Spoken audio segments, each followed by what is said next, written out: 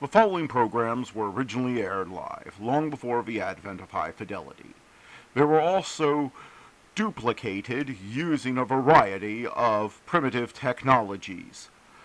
This, in addition to some of their nearly century-old status, has led to variations in audio quality as well as some episodes being incomplete. I hope, however, that these imperfections will not take away from your pleasure in listening to these, some of the all-time favorite shows.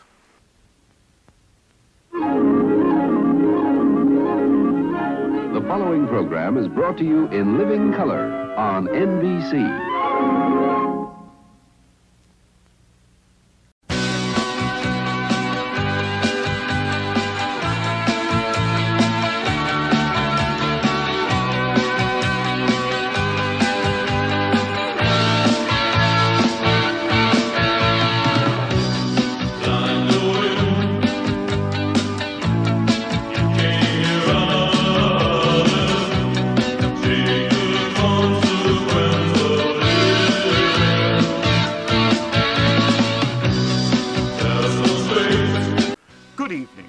From the past, welcoming you to another week of nightly old-time radio shows.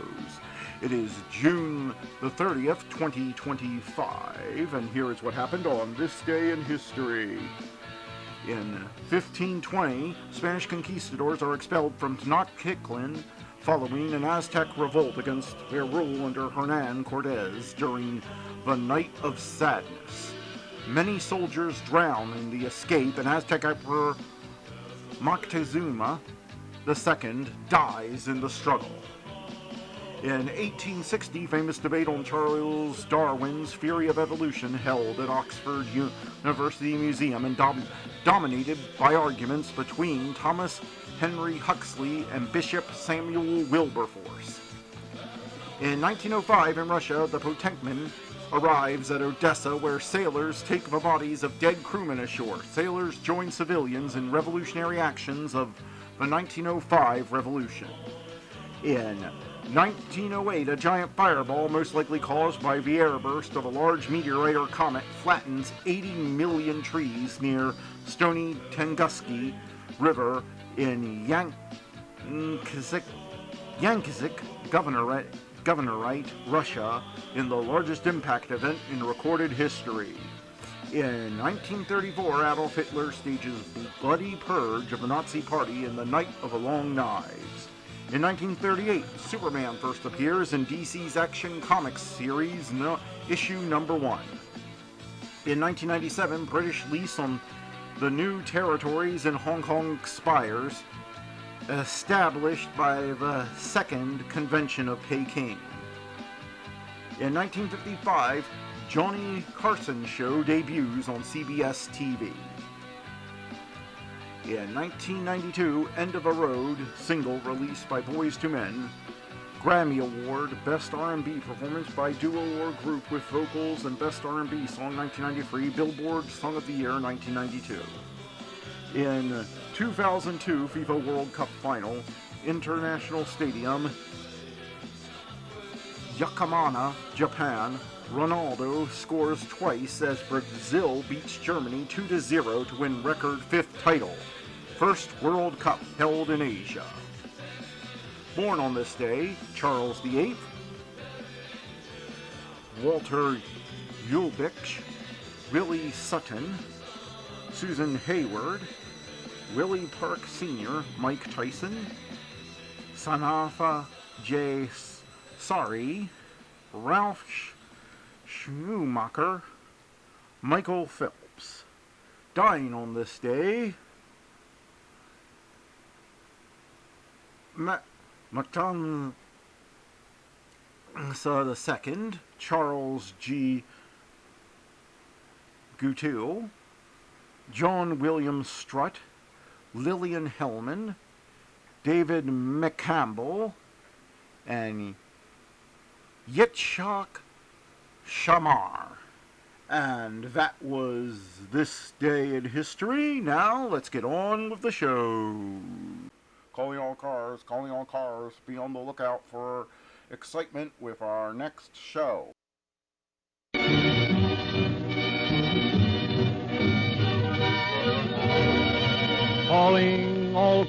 a copyrighted program created by Rio Grande. Los Angeles Police calling all cars. Attention all cars. Broadcast 236. Cooperate with the narcotics squad. That's all. Roles and questions.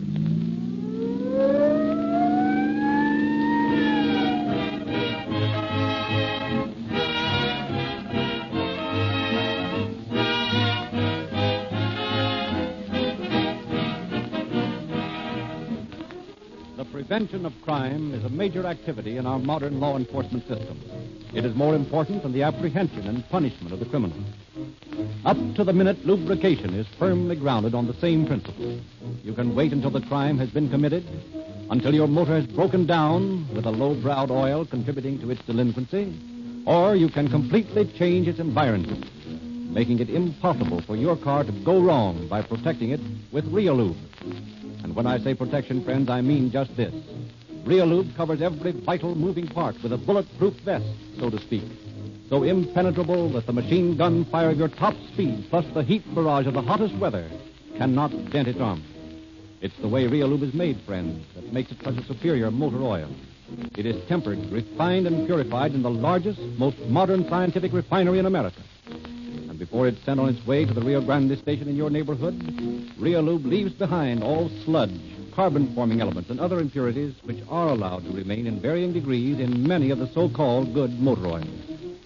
When you drive into your Rio Grande dealers and order a refill of Reolube at only 25 cents a quart, no more, mind you get the newest and finest motor oil in the West.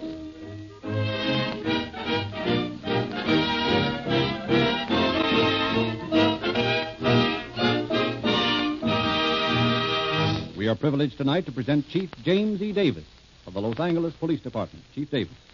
Good evening, ladies and gentlemen.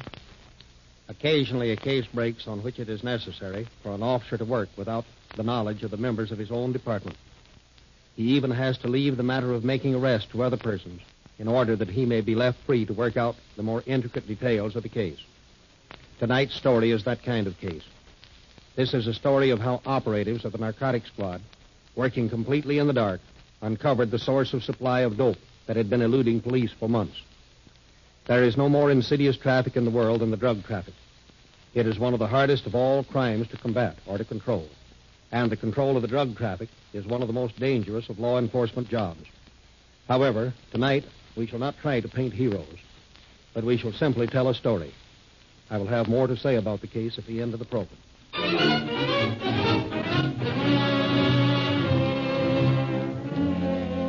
In one of the residential sections of the city, two members of the narcotics squad of the Los Angeles Police Department stand watching a house.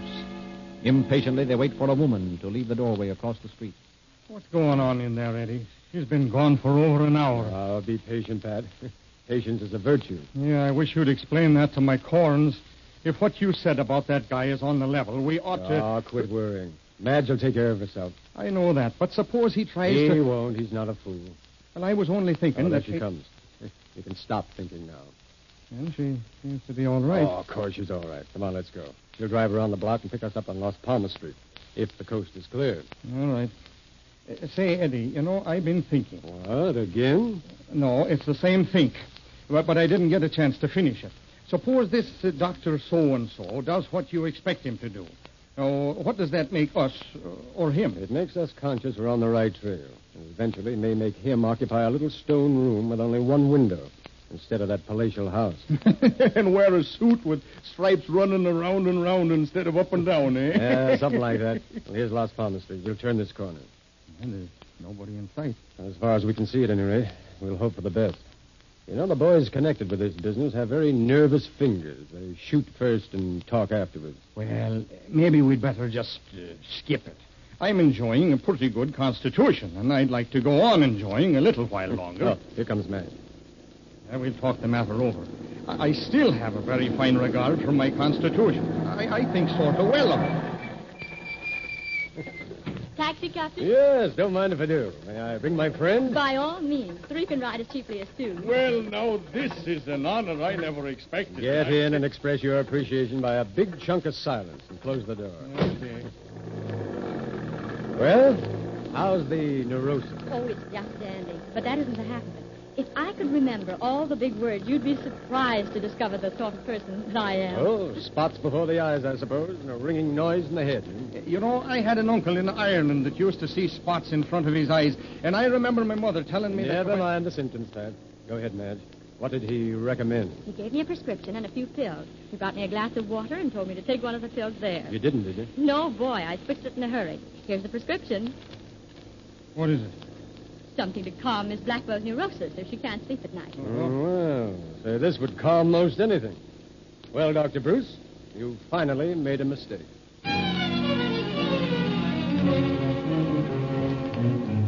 A prominent citizen, known for his civic interest, addresses a public gathering denouncing the traffic in drugs and pledging his full cooperation to eradicate the evil. And I say to you, gentlemen, a condition exists in this city that should not be tolerated under any civilization. A nauseous serpent of inconceivable destruction is creeping into our homes, our high schools, our universities. And, gentlemen, with your help, I'm going to stamp it out. My duty to the community demands that I exercise constant vigilance in the control of the world's most ferocious evil. And that evil, friends, is the traffic in dope. Poison. We've handled it with kid gloves. We've been afraid to face it because it isn't nice. Because we don't like to think it's a reality. But it is. And you can depend upon me as president of this league to do my duty. Yes, and more than my duty. To forever smash these vicious criminals who contribute to the cause of human demoralization. Thank you. Well, Brisson, that was a great speech. You're a man after my own heart. Thank you, Captain Chitwood. I feel the time has come when everyone must take up arms against such villainy. You're absolutely right. And speaking from my official capacity, I want you to know you can depend upon every cooperation from the police department.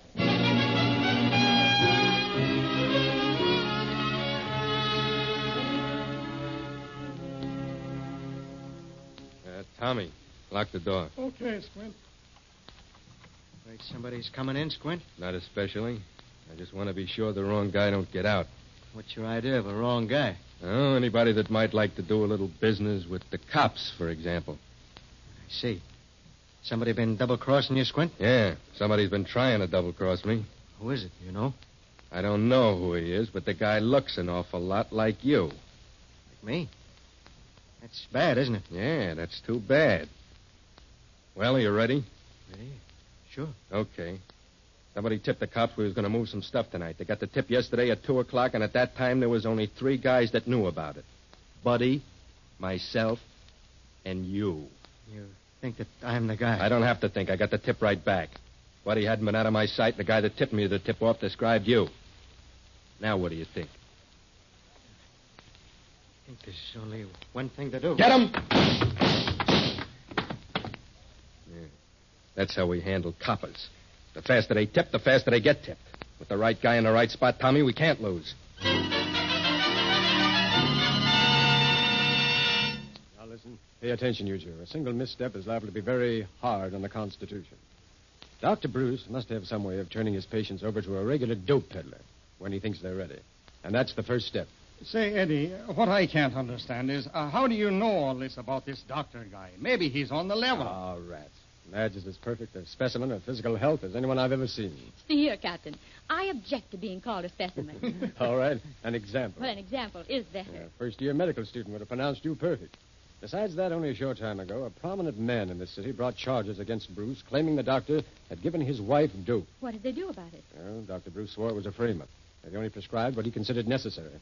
And then the case was suddenly and mysteriously dropped. Then you think he'll find some way of sending me to an ordinary dope peddler after a while, and he'll be the man we'll get. No, no. He'll be the man we'll leave strictly alone until he leads us to the top of the ladder, the brains behind this dope ring who, for all we know, may be none other than Dr. Bruce himself. You know, the more I think of this, Eddie, the more I think it'd be an awfully good idea to just skip it. That's just the trouble. Too many people are doing that already. Now, Madge, I don't suppose he has the faintest suspicion you're not Beth Blackwell. Oh, no, I'm sure he hasn't. He's questioned me about my family, Beth's family, that is. But I know more about her relatives than she does, so he's quite satisfied. Well, that's good. Of course, it would be fatal to our plans if he discovered who you really are. Huh, I don't suppose it would do little Madge any good. No, miss, it might be hard on the Constitution.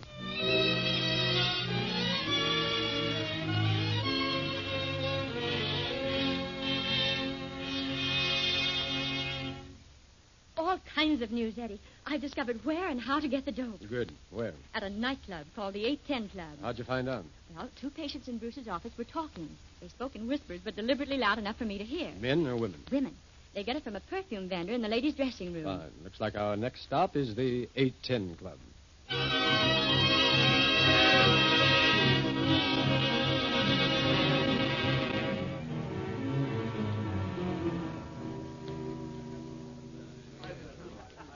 Your change, sir. Well, thank you. There you are. Thank you, sir.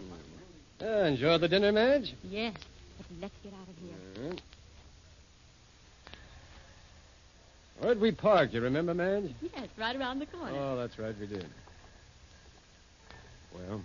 Well, Captain, here's your deck, as they call it.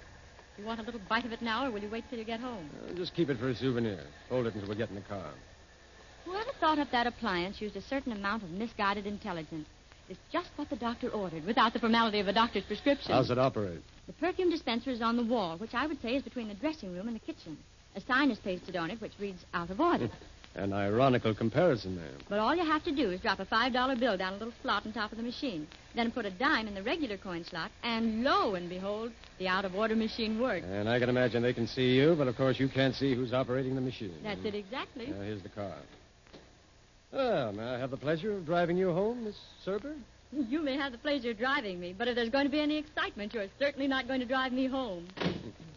There'll be no more excitement tonight. I don't think it'd do us any good to go back there and locate the passage to the wall behind that machine.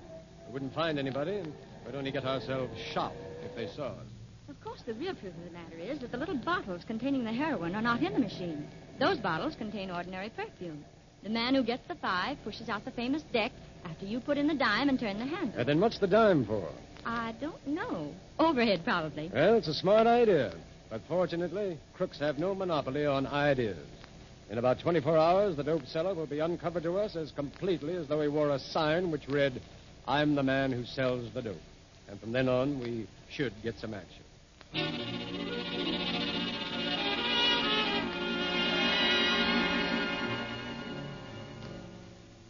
And the lad says to me uncle, he says, "Uncle, will you have another pick-me-up?" And me uncle says, "Thank you, I don't care if I do."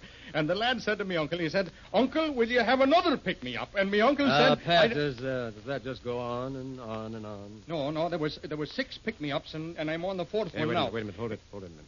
There comes another car. Yeah, but my uncle, he'll sober up while we're waiting. I'll have to start all over again. No, not yet. Hey, let me look through them glasses for a while. Did you know what you were looking for if you did? Sure. I'd be looking for the lad that sells the dope at that joint across the street. Would you know him if you saw him? No. Then you better let me keep the glasses. Okay. And so the lad says to me uncle, he says, "Will you have another pick-me-up?" And me uncle says, "Thank you, I don't mind if I do." Make this the 6th one, Pat. Okay. So my uncle was feeling a little dizzy by this time, you see, and he went out and he got into his buggy and started to drive home. Wait a minute, hold it. There's a V8 parking across the street, and it looks like... Yes, Pat. We got him. It's our friend, the dope seller. How in blazes can you tell? Never mind. That's our man, all right. Come on. You got that can of oil? Sure I got it. Okay, here we go. How about me poor uncle? We can't leave him sitting in the middle of the road. On the way out what happened to him. Yeah, all right. Now, the constable, you see, he says to him, "What's your name?" And me uncle says, "Well," says me uncle, "if me name's Michael Gilhooly, I've lost a darn good horse. But if it ain't, I've found a pretty buggy."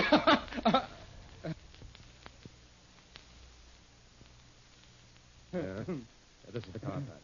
We got to get brake, too. Another car's parked right behind it. That'll give me a chance to work. Well, make it snappy, Eddie. Suppose that lad in there forgot something and comes out again. Won't take me a second. You stand right here and warn me if you see anyone coming. I'm going to tie this can of oil in here. Put a cork in the hole in the can, tie a string to the cork, and there we are. Yeah, all right. Go ahead. There's a pretty spot in Ireland. I've always loved... Oh, that's too high. There's a pretty spot in Ireland. Hurry up, Eddie, before I run out of spots here. There's a pretty Okay, all right. in... That's done. Huh? There's nothing to do but go back to the hotel room across the street and wait until Mr. Dope Seller goes home. Oh. Or wherever dope sellers go at this hour of the night.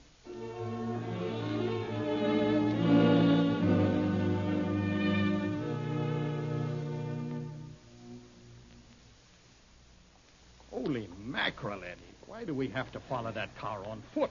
It's much safer, Pat. Suppose we followed in a car, and suddenly we came upon the car we were following.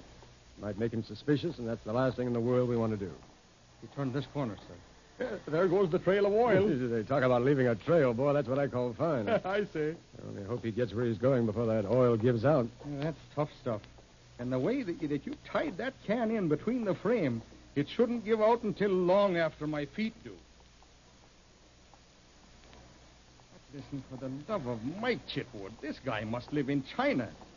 You got some good ideas, you have, but my feet don't think so. Come on. Cheer up, Pat. This looks to me like a great neighborhood for a dope smuggler's hangout. It sure looks like something. Ramshackle buildings, dark alleys, deserted factories. You know, that oil's getting very thin. Huh? Mm-hmm. What is it? Turned in this driveway. Don't look. Just keep going straight ahead. That's nothing but a driveway between two empty buildings. My guess is that somewhere in those empty buildings we'll find some pretty fair living quarters and probably a fortune in dope. Are we going in now? Oh, no. Too near daylight. Anyhow, we need some of the boys for this job. Yeah, and a couple of machine guns, if you was to ask me. Nothing of the kind. We're looking for some more important men than we'll find in there. So we'll use brains instead of bullets. Tomorrow night, we'll come back and put a dictaphone in that place or get shot. One or the other. Personally, I'm in favor of the dictaphone, a hot foot bath, and a box of corn plasters.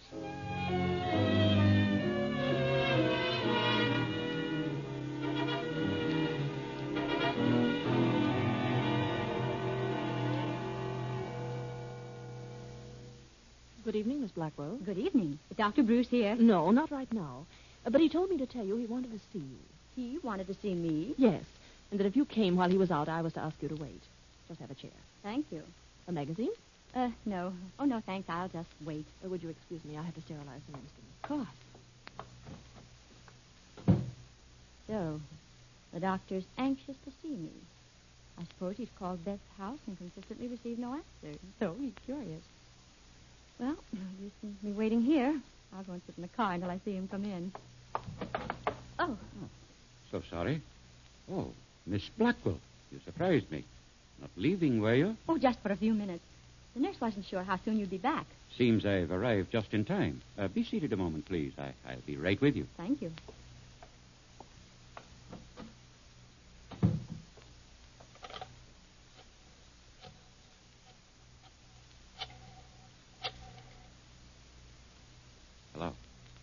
Hello. This is Bruce. That woman you were asking about is in my office now. Yes. Well, what shall I do? Yes, the woman who called herself Blackwell. You'll be right over? Yes. All right. I'll hold her here. Come in, Miss Blackwell. Oh, it really wasn't anything important. If you're busy right now, I can wait. No, indeed. There are a number of questions I want to ask you. Come right in and sit down. I want you to make yourself comfortable and feel right at home.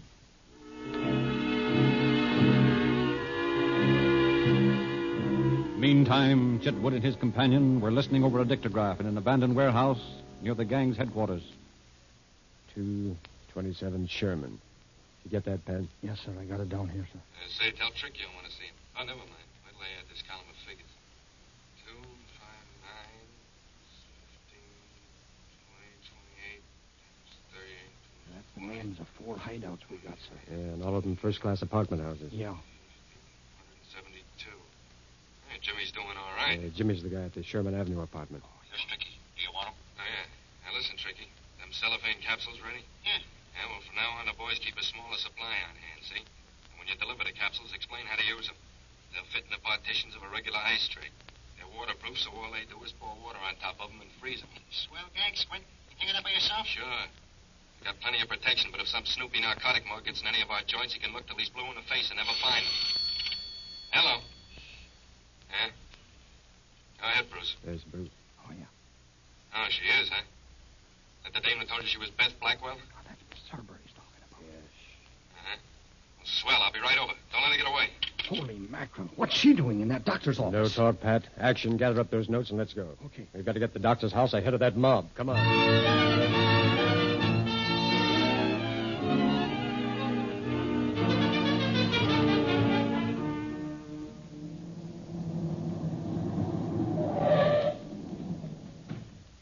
If the doc heard that, he'll think it's Squint. Come on. I'll ring the bell. If they don't answer in about 2 seconds, we'll kick the door down. I hope everything's all right, sir. Of course everything's all right. They're expecting Squid. Now, quick, someone's coming. Oh, good evening. Nice work, Pat. Don't let her go. I won't. You... Get him up, Dr. Bruce. Hurry up. Shut Shut up. Not a word out of you.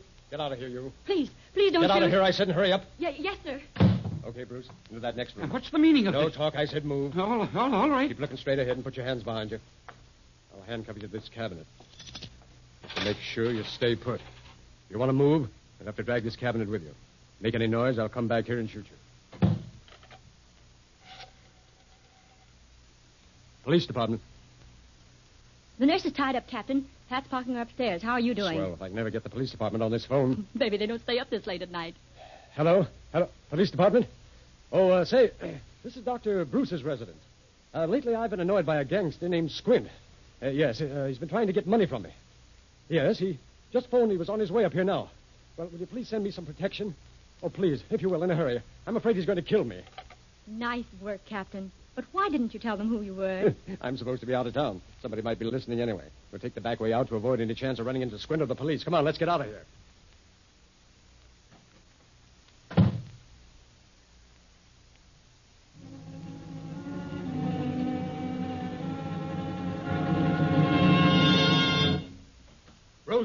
Bruce, where are you? Bruce, what?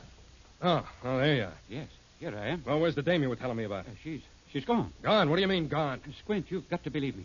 She was sitting here with me when a man entered, wearing a mask. I couldn't see his face. He forced me into my laboratory here, handcuffed me to this cabinet. Hey, you ain't been sniffing that stuff yourself, have you? It's the truth. Then, just before you came in, both of them ran out. Now, wait a minute, Bruce. You're drunk or something. I might go for the first part of your story, but that running out stuff. Put him up, Squint. Huh? We've got you covered plenty. Oh, yeah? What are you doing here? Are you Dr. Bruce? Yes, why? You the man that phoned police headquarters? A gangster named Squint was bothering you? Huh? Well, he won't bother you anymore for a while. Oh, you dirty double-crossing rat. So that's how it is Pipe it? down, Squint. You don't mean nothing to me, cop. I'll be out in a half an hour. But you, brother... Come on, save your breath. You'll need it.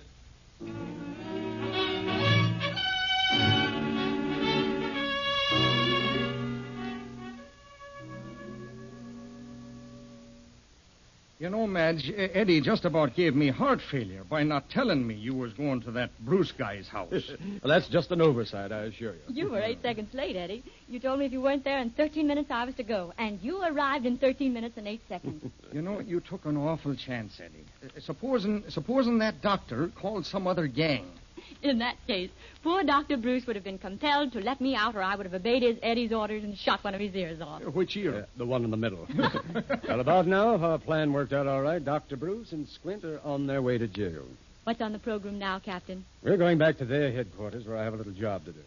Then you've got to get on the DA's trail and stick right to him until we find out who gets Squint out of jail. The man that does that will be worth our time and attention. Oh, it'll probably be some crooked lawyer who'll never let anybody know the man behind it. In that case, I have another plan. A general roundup will come sometime tomorrow. Then the next stop is the warehouse. That's right. Next stop's the warehouse.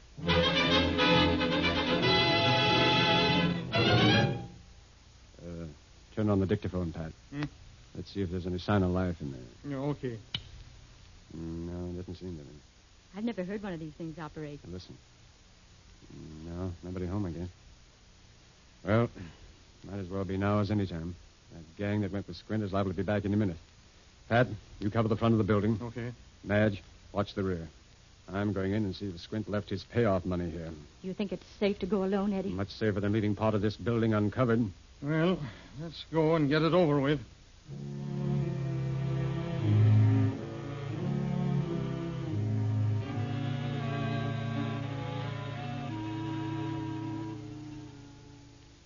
Chitwood, I've called to congratulate you and congratulate the police department upon the successful roundup of that gang of dope peddlers. Well, thank you, Mr. Britton. That speech you made at the banquet certainly was an inspiration to me. I am very happy. The other members of the League join me in extending our best wishes. But have you sufficient evidence to successfully prosecute those men? Oh, yes. Yes, plenty of evidence, Mr. Britton. That's very good. Very good indeed. I've heard it said that it was very difficult to prove anything against that type of criminal. Oh, it has been at times. Principally because some person of position has been accepting money from them for protection. That is what I would call positively outrageous. How did you find out so much about them, Captain Chitwood? How were you able to make such a complete roundup? Well, it started when we discovered dope was being sold at the 810 nightclub. Although no one saw the man who sold it, one of my detectives made a payment with a $5 bill, which had been treated with a violent irritant. A violent irritant? Yes, bacteria, in other words. The dope seller showed up the following night with a bandaged hand. By following him, my agent learned a sum of money was to be paid to the man who was giving them protection. Beautiful work, Jim. My agent then put a package of the chemically treated money in place of the money Squint had prepared for payment. Yes?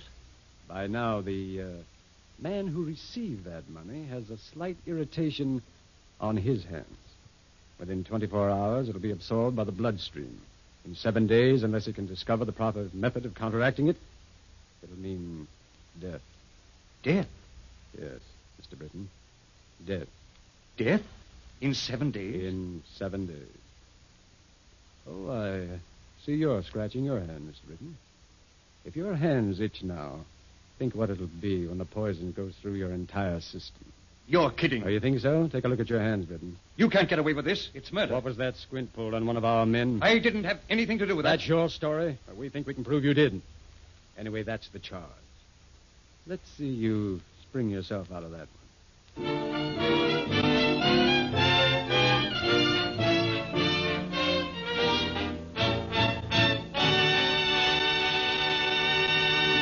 In just a moment, we shall again hear Chief Davis. Ladies and gentlemen, you and I are not engaged in the hazardous profession of tracking down dope peddlers or other dangerous criminals, but the pursuit of business or pleasure also is exacting. Punctuality, maximum performance, and minimum cost are demanded by the motoring legions, and tens of thousands are getting exactly that with celebrated Rio Grande Cracked, the gasoline that powers more police cars, fire engines, ambulances, and other public serving equipment wherever it is sold than any other brand. Rio Grande Cracked, gasoline used by your California state and United States officials to power their emergency automotive equipment. Yes, friends, you may not realize it, but your motor is at all times aware of and benefits by the equal to any emergency qualities of this superior gasoline. A quicker start, greater power, maximum speed, and real money-saving economy. All these are wrapped up in the matchless police car performance of Rio Grande Cracked, the gasoline most highly recommended by those who drive the most. Drive into the nearest red and white Rio Grande station in the morning. Take aboard a tank full of Rio Grande Cracked, and you, too, will begin enjoying the benefits of this noted police car performance gasoline. And now, Chief Davis. Britton was deceived by Chitwood's bluff. The fear of death unnerved him. It was impossible to prove Britton's connection with the murder of the undercover operator. But he was tried and sentenced for his part in the dope-selling racket, as was the doctor and the other men involved. All are now learning, to their sorrow, that crime does not pay. Thank you, Chief Davis.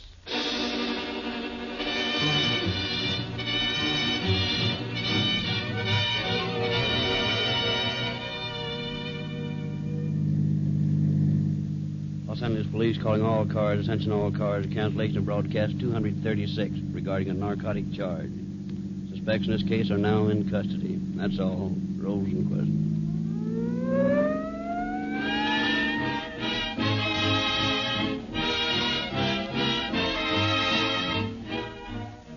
This is your narrator, Frederick Lindsley, bidding you good night for Rio Grande.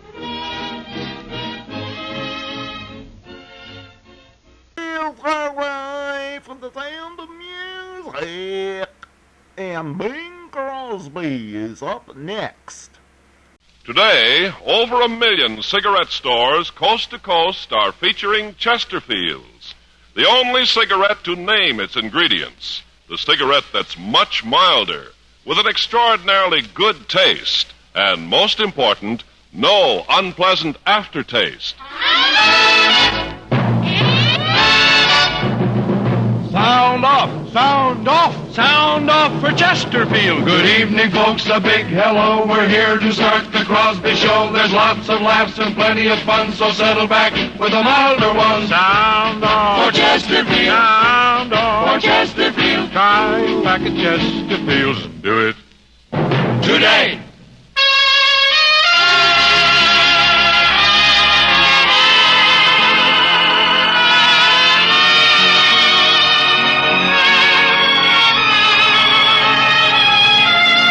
Someone waits for me.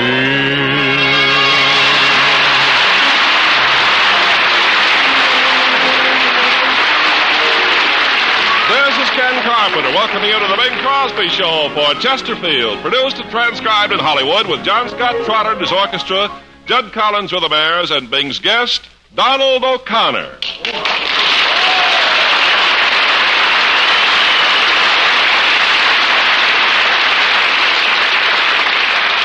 Well, ladies and gentlemen, next Saturday marks the annual running of America's great turf classic, the Kentucky Derby. So now, for an advance report on this great event, we present Colonel Bing Crosby. Thank you, sir. My friends, I've been attending the Kentucky Derby, man and boy, for 40 years. And this year, I'm going to see it. How come? I sworn off mint juleps. Well, tell me, Colonel... What's that, sir? Are those Kentucky mint juleps really so powerful? No, not really, son. A mint julep is merely a green salad. It's the green salad that's living a little. We drop this dialogue before we get some caustic mail from the South. Bing, are you running a horse at the Derby this year? No, Ken. I've given up my horses. Well, they gave up before you did. I never knew. No, you know, I did enter a horse in the Kentucky Derby one year, though. Really? Did you know that? Yes, a real Kentucky thoroughbred. He was raised on bluegrass, nothing but genuine bluegrass. How'd he do in the race? He blew. You know, Bing, the history of the Kentucky Derby, I was reading it the other evening. It's most interesting, yes. It was founded by Colonel M. Lewis Clark in 1875. Is that so? 1875? At that time, it was really just a contest between horses from the north against horses from the south. Now it's the north and the south and the east and the west against the mutual machines. Well, after all, this is the machine age. And if you fight those machines, don't think they won't age you. Incidentally, Bing, you know, the Kentucky Derby is going to be on television next Saturday. How can that be? I thought TV was finished.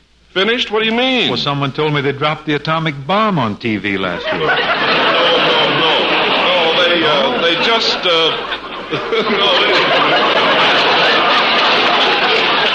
they just televised a picture of an atomic experiment. Oh, that's too bad. Well, so the Derby...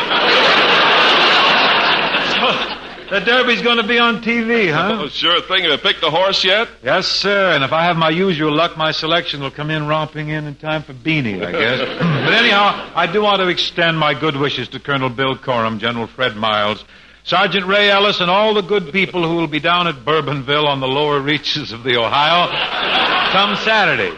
Now to our opener for this evening's little cantata. We have a song here. It's a bright little thing, real bouncy. It's called Am I in Love? This was written by Mr. Jack Brooks for the forthcoming Paramount picture, Son of Paleface, starring you-know-who.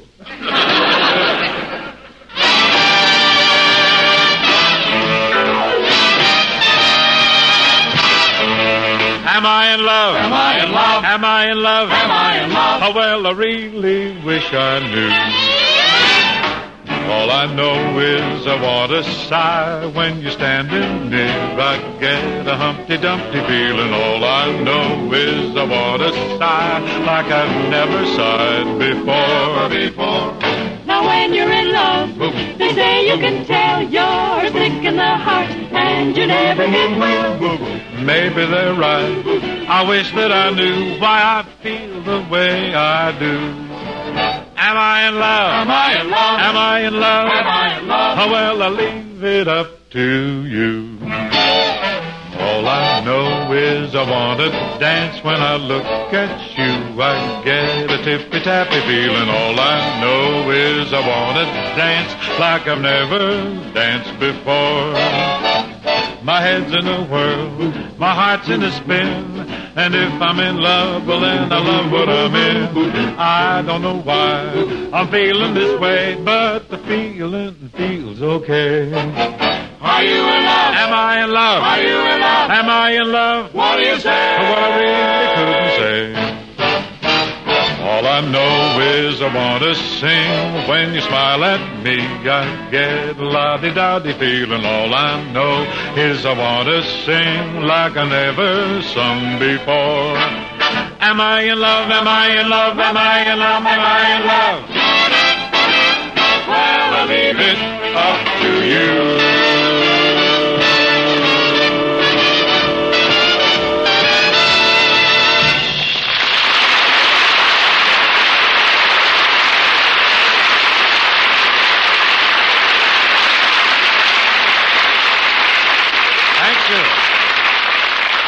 cards are on the table. Chesterfield is first to name its ingredients, because you should know what gives you the best possible smoke. Chesterfield uses the right combination of the world's best tobaccos, pre-tested by laboratory instruments for the most desirable smoking qualities, and kept tasty and fresh by tried and tested moistening agents, pure natural sugars, chemically pure, costly glycerol. Only these are entirely safe for use in the mouth, as proved by over 40 years of continuous use in tobacco products. And your Chesterfield is wrapped in cigarette paper of the highest purity, the best that money can buy. That's what Chesterfields are made of. The world's best tobaccos, pure, costly moistening agents, the best cigarette paper that money can buy, nothing else. Only Chesterfield names its ingredients, and they give you the best possible smoke. A smoke that's much milder with an extraordinarily good taste. And most important, no unpleasant aftertaste. Ask your dealer for Chesterfields. They satisfy millions.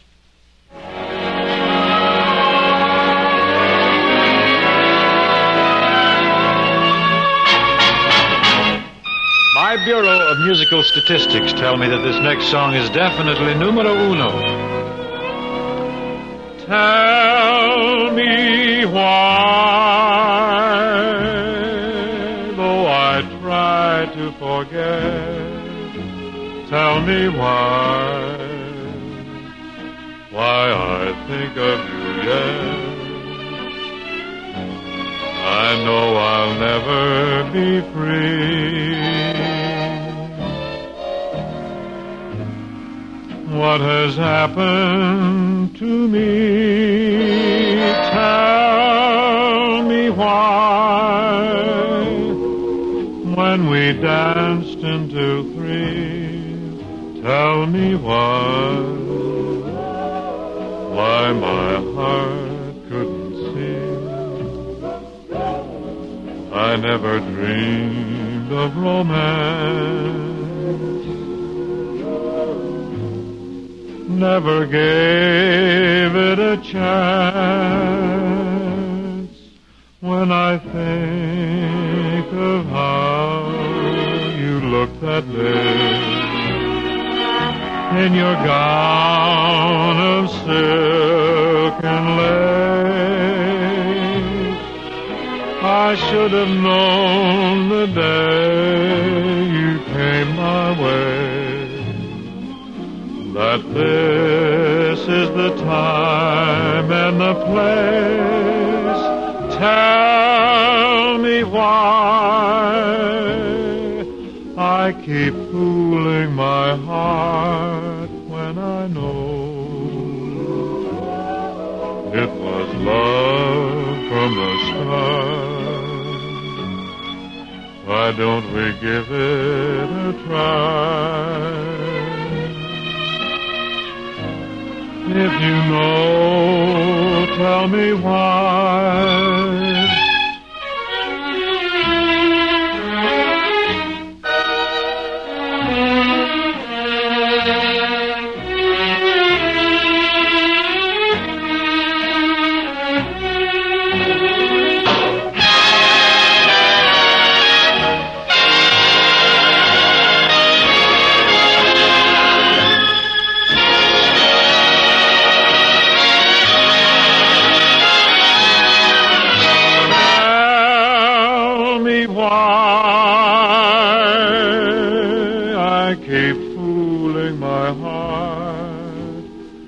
I know it was love from the start. Why don't we give it a try? If you know, tell me why. You know.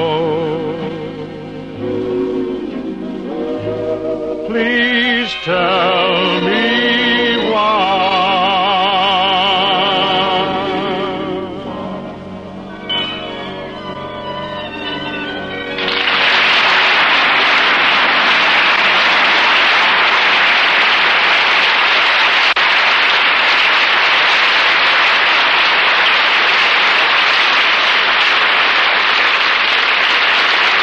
very much, folks. Now, ladies and gentlemen, I want you to meet a chap whom I consider the most versatile young performer in our business.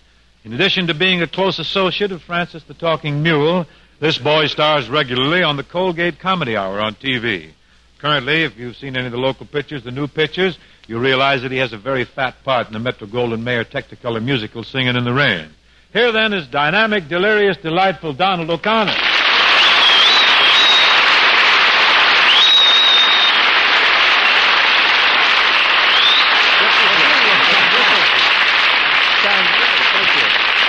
Well, thanks, Bing. That was really a terrific introduction, but you shouldn't have said all those nice things about me. After all, I don't deserve such a build-up. Oh, Donald, you attempting to be modest? Yeah, and it's killing me.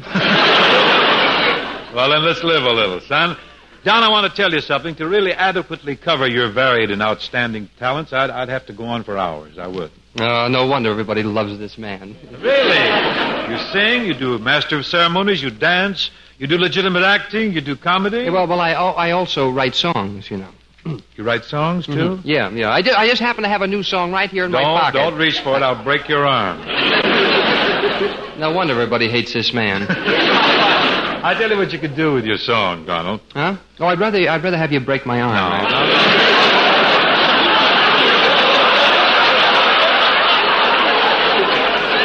No, there's no fractures necessary. I will tell you what you do, Don, on your way out.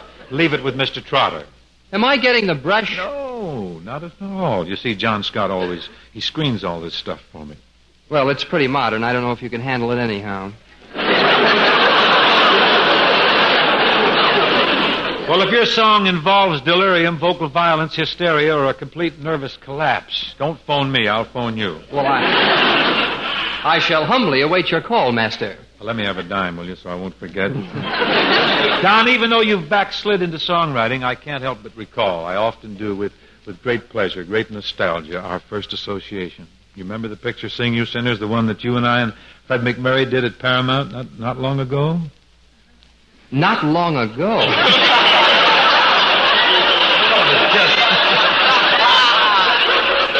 We did Sing You Sinners in 1938. Don't be a date dropper. Well, it doesn't bother me. I was only 12 years old then. Well, so what? McMurray was 17, I was 18. That's right. Yeah. Fred was 17 and you were 18. But not when that picture was made. That's what Fred and I get for giving a kid a break. You see, we get this kind of... Well, look, Bing, look, I was only ribbing, really. Now, you've always been my ideal and my idol. Despite which you seem to have accomplished something. Well, I learned singing from you, and I learned acting from you, and I even learned how to be a family man from you. Family man? Yeah. Say, that's right. You are a married man now with a little daughter. Yeah. Well, that I didn't learn from you.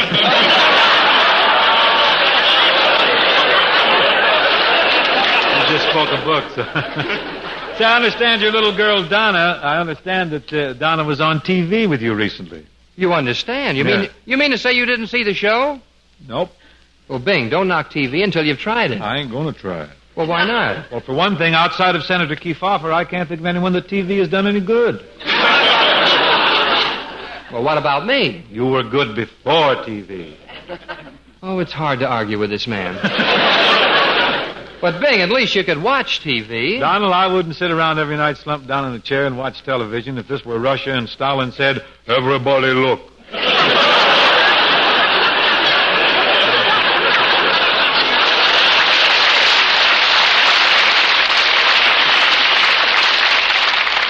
I'll bet you don't even have a set. Well, I'm trying to get one, really. I bought several raffle tickets. So far, nothing's happened.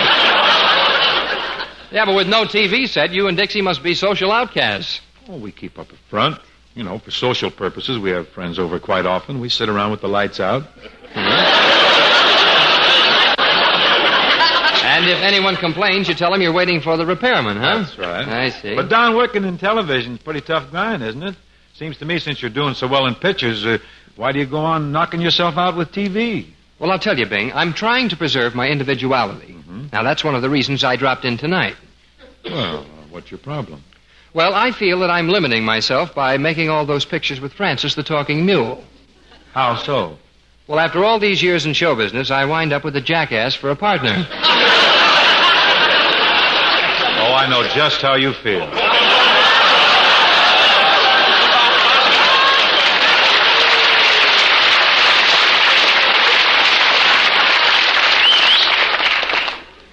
Oh, you mean Bob? No. No names, please. Yeah, but your problem's different than mine, Bing. I'm practically a nursemaid to Francis. Well, I have to nurse my mule along, too. Yeah, but with Francis, I even have to worry about putting on his nose bag. Oh, you got me there. There's no nose bag will fit this thing. Well, Bing, I can't believe that you're as concerned about Hope as I am with Francis. No, you can't. I want to tell you something. I really got my hands full of old tuba tummy. Well, that's hard to believe. From what I read, I figure you and Bob are the best of friends. That's merely a front to keep Luella happy. I shudder, Donald. I shudder to think what I've been through with that man. Road to Singapore, road to Zanzibar, road to Utopia, road to Rio. Now we're starting the road to Bali. Do you guys belong to the Screen Actors Guild or the Auto Club? When you work with Hope, you got to keep traveling. That boy's shiftier than Goose Tatum. Now, Donald, what do you say we eschew the dialogue for a while, huh, and get on to something musical? Oh, you're going to sing my song? Well, I thought perhaps we'd do Small Fry. After all, that's the song we did in Sing You Sinners. All right, if you want to take a chance with a hit. Say, I'll tell you something. I'll ask you something. You remember when we sang Small Fry? Your voice was so high that we called you Minnie. Little Minnie. Yeah, you were kind of high on those days Never yourself. mind. You know, I've dropped at least 2.5 octaves. Have you? Yes. I see. Tonight, what we ought to do with Small Fry, though, Donald, is bring the lyric up a little more current, make it a little more up to date. After all, nowadays, I can't bawl you out for not going to school and for kissing the neighbor's daughter. I don't know. You ought to see my neighbor's daughter. Am I still going to have trouble with you after all these years? Well, I think you can forget about me, Bing. After all, since the picture, you've got plenty of your own Small Fry to worry about. Oh, no worry at all about them. Our own boys are inclined to behave, and they act much the same as I did when I was their age. Mm-hmm. I assume you've turned them over to the proper authorities. I'll straighten them out myself. Now, let's get along with Small Fry, Don, and I'll try to give you some up-to-date advice. Well, I may give you some advice. Oh, you may, huh? Still battling me, this boy. Well, let's go, John. We'll fight it out here musically.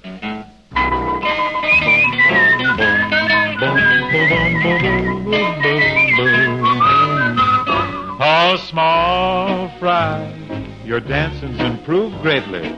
Well, thank you, Tall Fry. Say, what have you been doing lately? My, you haven't changed a bit. What's wrong? Still can't get britches big enough to fit. Say, about television now. Ouch. You ain't sympathetic? I'd rather have my appendix out without an anesthetic. Well, I don't know. It's been mighty good to me. That's right. I hear you're quite a catfish on the old TV. When you and I first sang this song, it boosted my career along. I thank you. It did. It certainly did. Now that we're singing it once more, fame may knock at your door. Enter fame. And you'll be a real success. Well, getting back to that TV, I think that I'll stay with records and the wireless. Well, you might be right. Those mediums require less. But watch out, the parade'll pass you by. Get here. Get with it. Mighty big advice from such Small Fry. Now listen, please, don't get me wrong. I just want to help you along. Ho me, ho why, Small Fry. And fella, please make no mistake. I just want to help you get a break. Ho me, nice try, Small Fry. Now, Bingo, don't you be misled. I think I ought to send you right up to bed. Goodbye. Goodbye. Small Fry.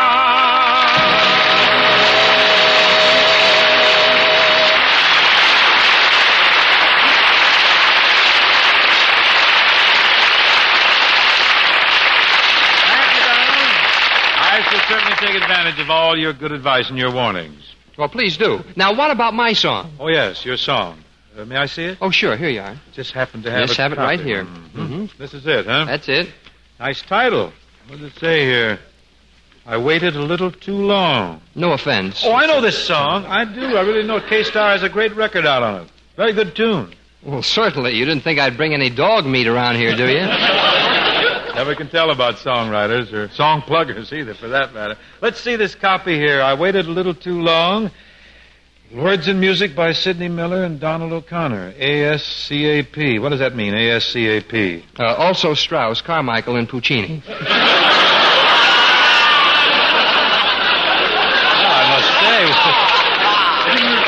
With you and Sid and all those other composers on it, this song's got a great chance. Yeah, it does have an impressive lineup, doesn't it? Oh, yes. Well, excuse me, Don. This will only take a minute. Okay. Oh, take all the time you want. If I run out of gas, you help me on the high ones, will you, Minnie?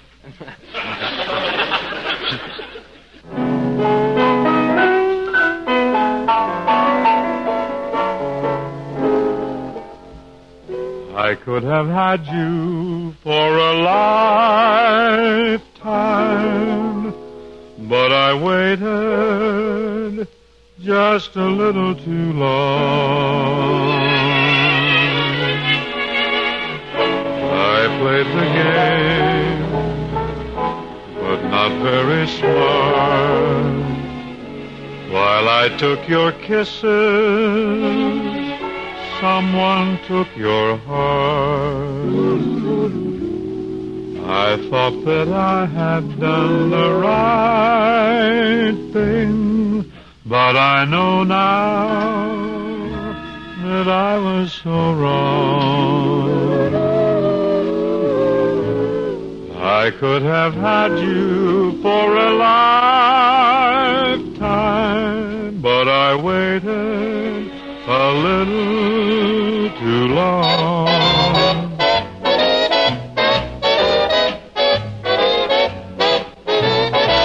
You could have had her for a lifetime, But I waited just a little bit too long. You played the game, but not very smart. While I took your kisses, honey, someone took your heart. Guess you thought you'd really done the right thing, but I know now that I was so wrong.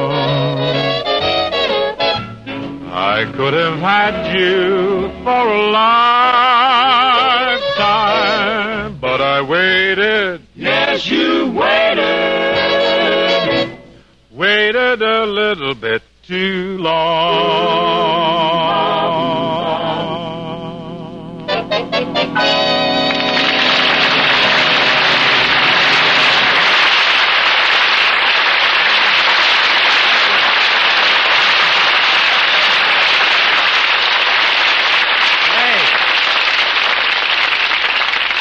That's a real torture one, huh? Ah, yeah. Gosh.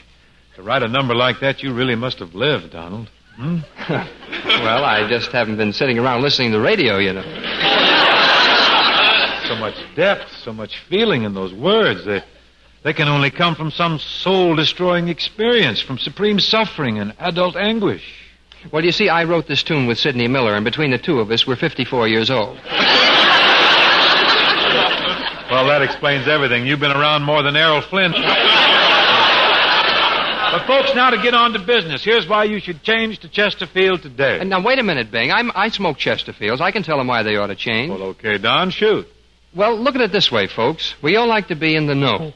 And Chesterfield puts you in the know by telling you what it's made of. Chesterfield is first to do it. Right, Don, right. Chesterfield is first to name its ingredients. Chesterfield uses the right combination of the world's best tobaccos, pure, costly moistening agents, cigarette paper of the highest purity, nothing else. Yes, only Chesterfield names its ingredients. Research tells you that these are the ingredients that give you the best possible smoke. Chesterfield Research Laboratories are the best in the business. Our chemists work with outside independent consultants, including scientists from leading universities. And don't forget, folks, that Chesterfield has the newest and most modern of cigarette factories. So figure it out for yourselves. Best factories, best research, best ingredients, All this to make Chesterfield the best possible smoke. Ask your dealer for Chesterfield today. Go, go, go, go! Go down to your dealer's hurry run and ask him for the milder one. Much milder with a better taste and no unpleasant aftertaste. Sound off. For Chesterfield. Sound off. For Chesterfield. Try a pack of Chesterfields. Do it. Today. Y'all great on today.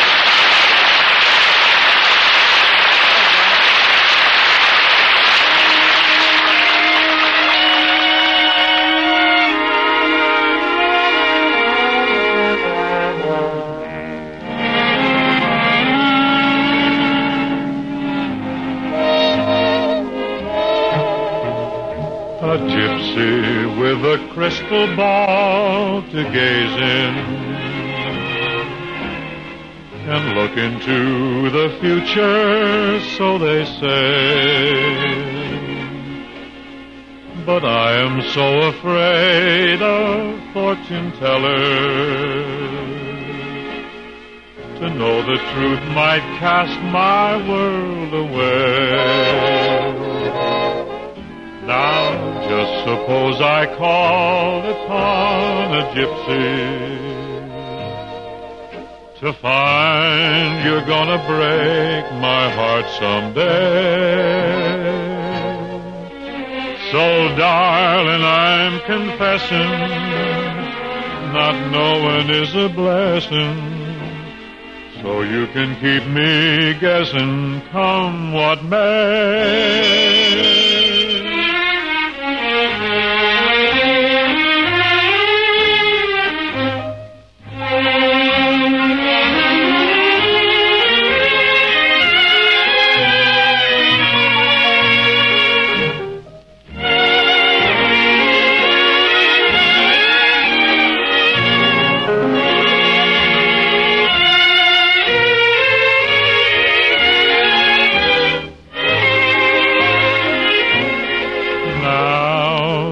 Suppose I called upon a gypsy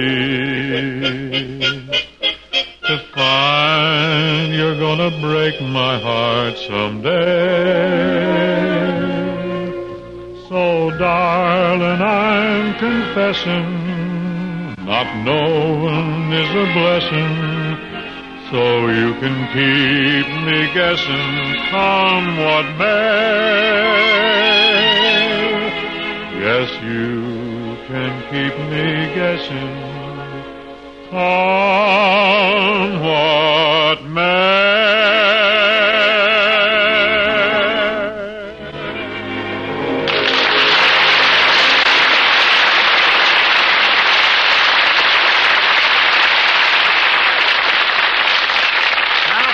Donald O'Connor for sort of brightening things up around here this evening. Well, thank you, Bing. Now, who's going to be with you next week? Next week, Donald, our guest will be Miss Marlena Dietrich. I'll bet that'll be a slinky, sultry one. Full of intrigue, very continental, you know. Well, Sid and I are writing a song called La Vie en Rose. We'll bring it by for you. Please. With a free translation, eh? Thank you. Goodbye, Donald. See you soon. Remember, friends, Chesterfields are much milder with an extraordinarily good taste. And most important, Chesterfield leaves no unpleasant aftertaste. The authority for that is a well-known research organization. So sound off for Chesterfield, friends.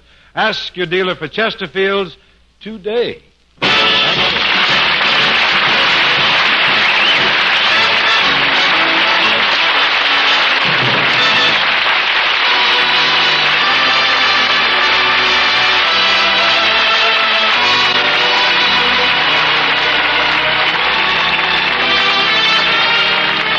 Crosby Show, presented by Chesterfield, was produced and transcribed in Hollywood by Bill Morrow and Murdo McKenzie.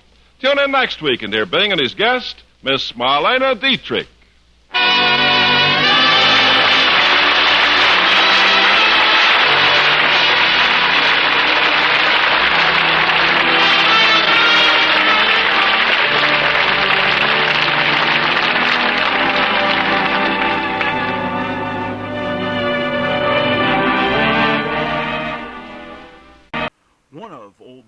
Radio's longest running and most popular programs, CBS Mystery Theater, is up next. CBS Radio Mystery Theater presents...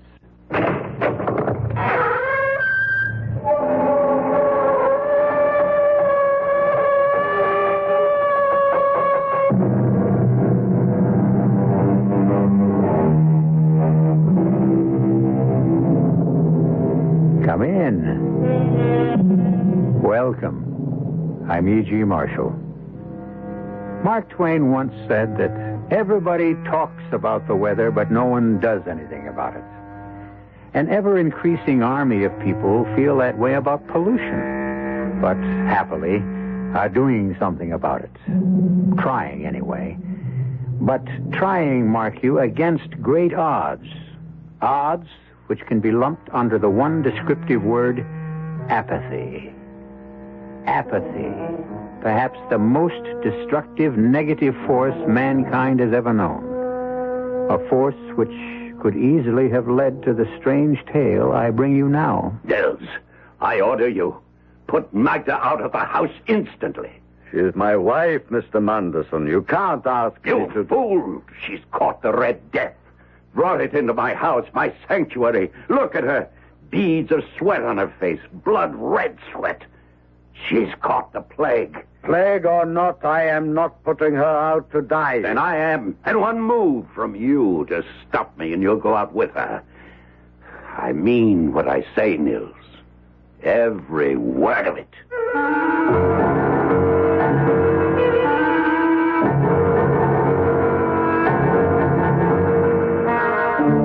Our mystery drama, The Mask of the Red Death, was especially adapted from the Edgar Allan Poe classic by George Lothar and stars Carl Swenson and Stats Cotsworth. It is sponsored in part by Sign-Off, the sinus medicines, and Anheuser-Busch Incorporated, brewers of Budweiser. I'll be back shortly with Act One.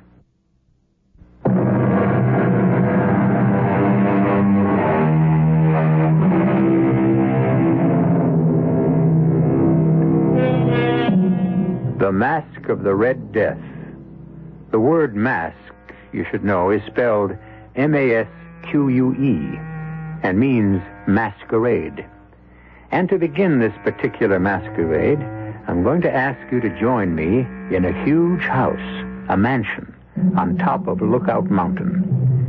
We're in a vast living room, one wall of which is made of plate glass, through which, in whatever direction the house turns, yes, you can turn the house by pressing buttons, can be seen miles on miles of country far below. There are others in the living room with us, including the multimillionaire owner of this luxurious estate. That tall, expensively dressed, gray-haired man over there, Milo Manderson. So just shut up, Jack. Once and for all, shut up. Milo, all I'm saying And is... I'm sick of hearing you say it. Flossie's sick of it. Doreen's sick of it. We're all sick of it. So shut up. Okay. But just let me point out one more thing. Please. Can't you see how upset you're making my father? You're talking as if he were doing something perfectly awful, when all he's doing is saving us from the Red Death. You ought to have a little more gratitude, Jack. Don't you understand? Any of you understand? Look out that window into the valley where the village is. The farmlands, dead animals in the fields, cows, horses, pigs, chickens, everything. Doreen, shut him up. Shut him up or I won't care if he is your husband, which is the only reason I brought him along. I'll throw him out. I'll make up your mind, Milo. You didn't bring me here. You forced me here. For Doreen's sake, not yours. You penniless hayseed, you farmer. Huh. Would you believe it? 1996. Here we are in the year 1996, and he's still farming like it was 20 years or 30 years ago. Not 20 years ago, Milo. Not 30, 100. I'm trying to bring the land back to what it was, trying to replenish the earth, to restore what fools like you took out of it with every pollutant you can think of. I'm trying to save... Now I've had it. I'm warning you for the last time. Doreen, talk to this fathead you married. Talk some sense into him. Milo, give Flossie a little drinky. A little martini. I could do with one myself. Now, you talk to him, Doreen. Jack, My father's right. With you, he's always right. Now, listen to me, honey. There's a plague out there, and it's spreading. It's spreading all over the country, and people are dying by the thousands, and all Father's trying to do is save us from it. I tell you, he can't. He can. Father has never failed, never, at anything he made up his mind to do. He spent weeks stocking this place with food and water, everything we'll need to stick things out until the plague's over. All those people dying out there, and we Well, why shouldn't we? They'd do the same if they could. Who wants to find himself sweating blood all of a sudden and dying in hours? Not me. I'm sorry for them, Jack. I really am. But that's no reason for me or you to go out there and die with them. There's such a thing as conscience, Doreen. Oh, Jack, you're impossible. What's that noise? Father? The helicopter. Here. Let me turn the house. You'll be able to see it coming in from the east. There she comes. The helicopter, Milo? Bringing in a couple I hired to do the cooking and housework. The Ostroms, Nils and his wife, Magda. I hired them through a New York agency and had my pilot fly them out. What about the plague, Father? They could be bringing it with them. I had them checked out, complete physical, and every precaution taken to keep them from any contact with people till they got to the chopper. Nothing to worry about. Oh, look at that gorgeous hunk of man getting out of the copter. That's Nils. Ooh, 6'4" if he's an inch. Long blonde hair. Oh, wow. You keep your eyes on me, baby. I'm the guy you're going to marry, remember, not him. How could I forget? You're the guy with all the money. Yeah. Okay, here they come. As soon as they get in the house, we lock the place up solid, and I mean solid. Nobody gets in or out till this plague is over. You're Nils Ostrom, that right? Yes, Mr. Manderson. And this is Magda, your wife. Yes, sir. I should tell you she cannot hear or speak. She is a deaf mute. A deaf mute? Well, how in Hades are we going to talk to her then? Give orders? She can read your lips. Excuse me, sir? Yeah, what? The pilot of the helicopter, he asked me to ask you, will you let him stay? No way. He is standing out there, sir, waiting for one sign or another from you. To motion him to come inside or wave him away. Well, he's going to get waved away. Wait a minute, Marlowe. What now, farmer boy? I'm going with him. Now, Jack, we've been through all this before. I'm sorry, Doreen. I love you. You know that. But I just can't save my own skin while others are dying. Not if I can do something to help. Marlowe, you forced me to come here. And I'm forcing you to stay. Father! Well, that'd defeat your own purpose, wouldn't it? To shoot me, Marlowe? Oh, no intention of killing you, Jack. Just a bullet through the leg to stop you, and I'll do it. I'm going to protect you from the plague whether you want it or not. Not for your sake, but for Doreen's. She loves you. You don't ask me why, but she does. That's the only reason I'm keeping you here. Nils, you and your wife start locking the place up. Yes, sir. Come, Magda. I'll wave that pilot off. You could have let him stay, Marlowe. You may be sending him to his death. And if it weren't for Doreen, you'd be going along with him. Now shut up and help get this place locked up.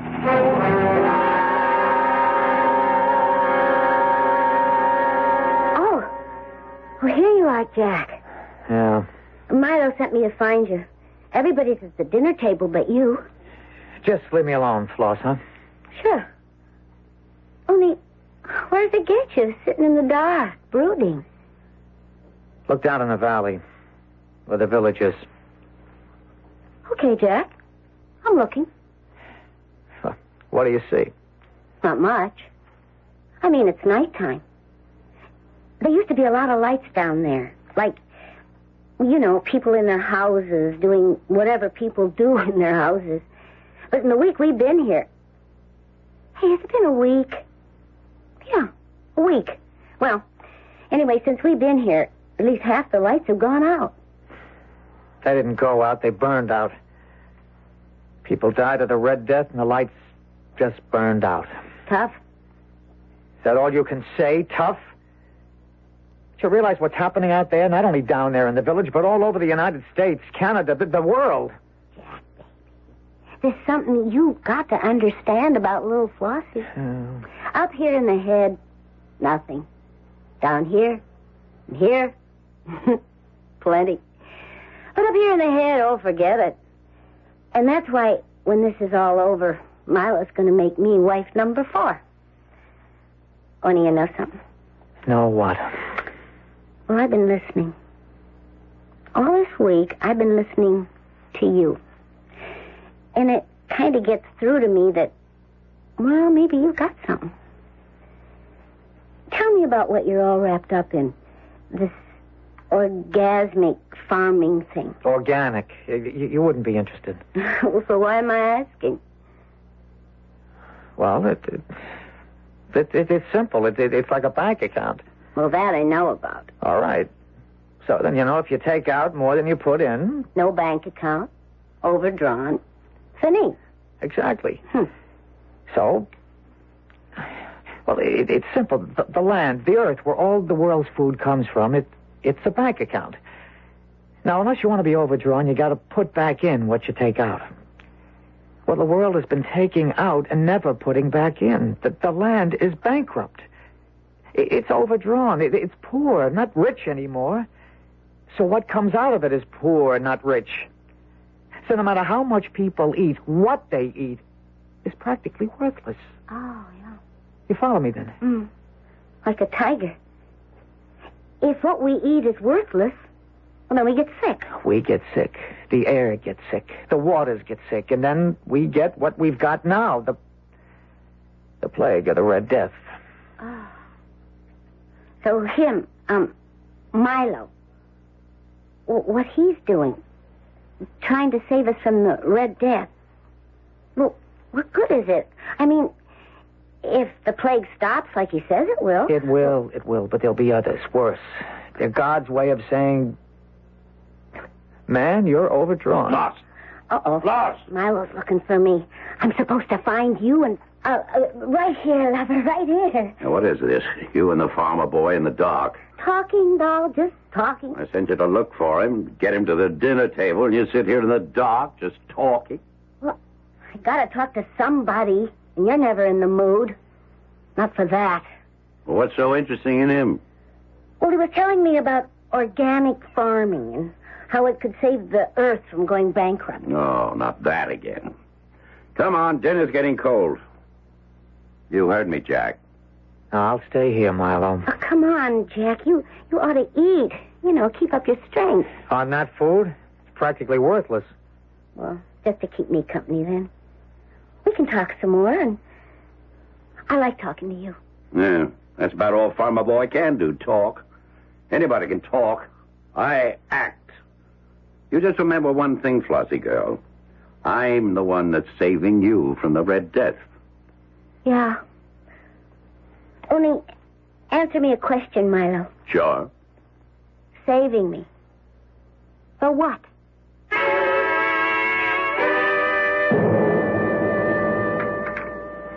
More souffle, Mr. Munderson. No. And I'll tell you something, Nils.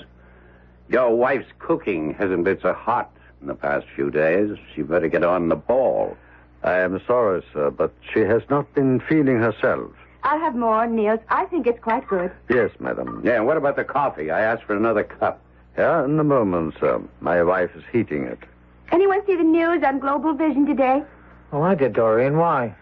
They say the plague is spreading, that it's shown up now in France, Italy, Spain, everywhere. Nothing surprising about that. I didn't say it was. I just said it was on the news. No need to take my head off, Doreen. There's no need for you to be sarcastic. I wasn't being... Oh, don't tell me. Look, all I said It isn't was... what you say, it's your attitude. I notice you don't take that tone with her. Me? How'd I get into this? You know how you got into it. Don't pull the innocent on me. If you're implying... Oh, skip it. Nils, where is that coffee? Here's my wife with it now, madame. Magna, let me help you with the tray. I don't intend to skip anything. If you're implying that I've been up to anything... Look, you little... Now stop it, the two of you. The last 2 or 3 days you've been at each other like a couple of alley cats, and I'm sick of it. Well, you just tell your girlfriend... You watch your tongue. Flossie isn't my girlfriend. She's my fiancée. What's more... What the devil? Sorry, sir. I'm very sorry. My wife, The tray slipped from her. Magda! Look out, she's collapsing. Magda! Oh, my dearest. Let me give you a hand with her, Nils. No, sir, stand back. But, Nils... No, get back, sir, get back. Don't come near her. Can't you see? See what? Her face. She's sweating blood. Yes, I'm afraid she has the red plague. It's worse than that. She's brought it here.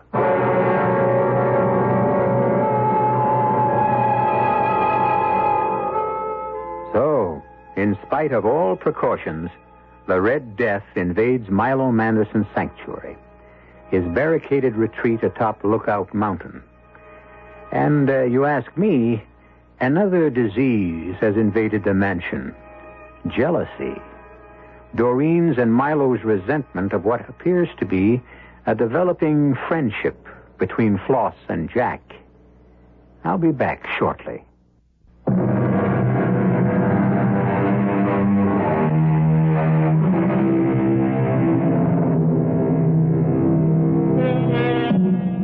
As ye sow, we are told in the Bible, so shall ye reap.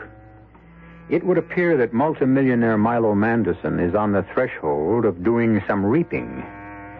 He thought himself and his few chosen companions safe from the plague of the Red Death, secure in his isolated retreat atop Lookout Mountain, the world and the spreading death in it barred from his door. Not so. Magda Ostrom, wife of Nils, the couple Manderson brought to do the menial work of the household, has just collapsed. Get her out. What? Get her out. Out of this room, out of this house. Oh, now cool it, Milo. The woman's dying. And we're not dying with her. Father! Don't start breaking The things. money I spent to protect us, the precautions I took, weeks of thought and preparation. To doctors. How many doctors did I send them to examine them and check them out, make sure that they were free with a price? Father, get hold of yourself. Now she comes down with it in my own house. This sanctuary, I nearly killed myself to make ready so we'd all be safe. Get her out of here. You can't ask me. Get her out. I will not. No, Mr. Manderson, I will not. Magda is going to die, but she is not going to die alone. Then die with her. Milo, no. Get out of my way. Give me that gun. Father! Yeah. Stop it. All of you, stop it. Oh, now you're giving orders. You. Shut up and listen. My wife is trying to say something in sign language. Yeah, Magda. What? No. How about my darling? Very well. What did she say, Nils? She said there is no hope for her, and there is no sense in two of us dying. What's she doing? Where's she going? Out of the house. To die alone. Goodbye, my dearest. Goodbye.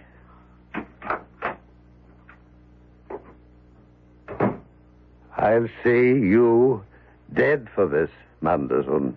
Mr. Manderson. And I'm not scared by threats. No threat, Mr. Manderson. A promise. Business has been brought to a virtual standstill throughout the world. Here in the United States, countless thousands who tried and are still trying to leave the congestion of the cities for what is considered the relative safety of rural areas. Shut that thing are off. blocked by military and local I said police. shut that thing Riots off. in the... Oh, look. His face. The Red Death. He's got it. His face. Red. With sweat. All right, I'll shut it off. The sight of death becoming too much for you, Mr. Manderson? Shut up. I'm sorry, sir. I thought perhaps the sight of my wife's body lying out in the patio where she collapsed and died. Nils, you'll go too far, I warn you. I'd shoot you now if we didn't need you. Need me? For what? Are you also incompetent, so helpless you can't do for yourselves? The ladies can cook. Me? I can't boil water. And I don't intend to. That's what you are paid for. You are so like your father, madame. You think everything can be bought, even life. Now, you look here. Since your wife died 2 days ago, you've been acting like anything but the servant you are. Now, you just cut it out. You just remember your place. Remember who and what you are. Do you understand me, Nils? Totally, madame. Is there anything madame wishes before I go to make up the beds? Not at the moment, but when there is, I'll let you know. Thank you, madame. Now, that's the way to handle a servant. Nice going, Doreen.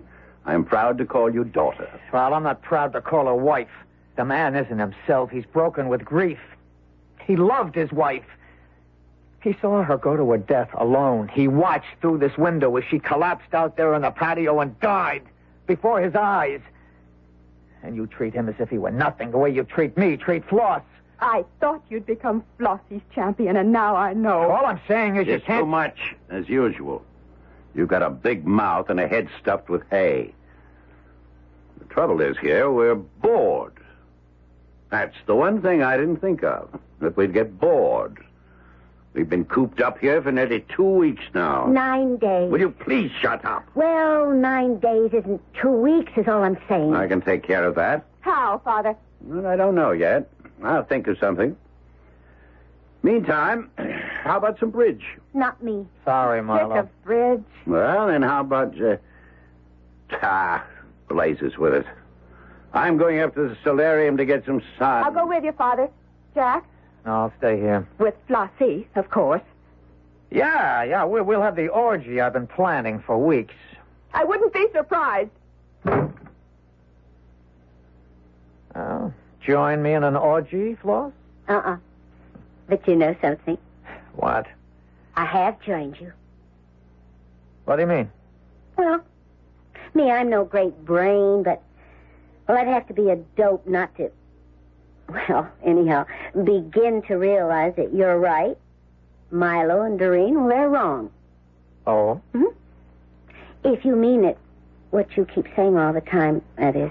You mean... Well, like the world's gone to hell. It's become a cesspool, you called it. Yeah, cesspool of corruption. But it can be cured, brought back to what it was once. Pure and clean and beautiful and healthy. You mean it when you say you want to get out of here and go out there into the world, right into the middle of the plague, whether it kills you or not, so that you can do all you can to help people build a brand new world? Yeah, I mean all that. But I can't get out. Milo's got the keys to every door. The windows are unbreakable. I could get the keys. Easy. You do that? You're with me, not him? I never was with him. It was a deal, kinda, you know. Yeah. So what do you say? Well? That means leaving Doreen. Oh. You still got a thing for her, huh? I never lost it. Oh. Well, you got decisions to make. Leave Doreen and do what you believe is right. Or don't leave Doreen and don't do it. A decision I don't think you need make, Mr. Reynolds. Not yet. Nils. I apologize. I overheard something of what you've been saying. Whatever your decision, it would be foolish for you to go out into the world right now, sir. You think so, Nils? I know it, sir. The plague is reaching its height. In a few days, it will begin to break and then recede. But right now, and for the next few days, it will be at its most dangerous point. But believe me, sir, leave here now and your death will be assured. And you are among a handful the world cannot afford to lose. Not at this time. Nils, you're something else. You know that? Sometimes you talk like you know all there is to know. It'll be fun, Doreen. A barrel of fun. Costumes. What about costumes? That's all taken care of. Hey, now, Floss, Jack, yeah, you, Nils. I got a great idea. You say you're bored. You say life in the Milo Madison hideaway holds no variety for you, no spice at all for you. Well, I tell you what I'm going to do. I'm going to give you a party. A party? Not just a party, Jack, the boy. A masquerade party. Are you crazy? What do you mean crazy? Party? A masquerade party? When out there the world is dying? Milo, it's obscene. You see, Doreen, I told you. Beat my brains out thinking of something to liven things up, to keep us from going nuts with boredom. Where do I get? Where? You don't go along with the story, and you don't. Well, I didn't at first. But then he changed your mind. What if he did? At least he's doing something. All you do is talk. That's all I can do. Locked in here, a prisoner. What more can I do? Something. I don't know, but something. Don't just talk. Do. All right, I'll do. Milo, you take your masquerade party and stuff it. I've decided we're going to have a masquerade party. And that's what we're going to have tonight. And you're going to be in it, you and Flossie. Floss, you go along with this? No. Now, look, you little... Tramp? Is that what you're going to say, Milo? Don't put words in my mouth. Don't you put thoughts in my head. Thoughts I wouldn't rather think. Look through that window. There's death out there. All around out there. A masquerade party. How could you think of it? How awful could you be to even think of it? We are going to have a masquerade party. And we're going to have it tonight. If it's the last thing I do. It will be. What? It will be the last thing you do. Now, what do you mean by that? I mean, I understand why you decided to have a masquerade party. 2 days ago, when I held my dying wife in my arms, I told you what I thought of you. And no servant, no lackey, ever told Milo Manderson the truth since the day Milo Manderson realized he had made his first million. Before that day, you, Milo Manderson, you, still retained some shreds of humanity. But on that day, and ever since, oh, God, I call on you. What has this mortal become? He's crazy. Look at him. Arms outspread. Looking up at the ceiling, calling on God like he knew him. He's out of his head. Hear me now, Milo. Miss Milo! Hear me. It's revenge you're after. I told you the truth of not what you are, but what you have become. God made you beautiful. You have made yourself ugly. You must learn you are wrong. And in learning, come back to God, come back to truth. You want revenge on me? You shall have it. And you shall learn the emptiness and the hollowness of it. Revenge is mine, says the Lord, not yours. Mine.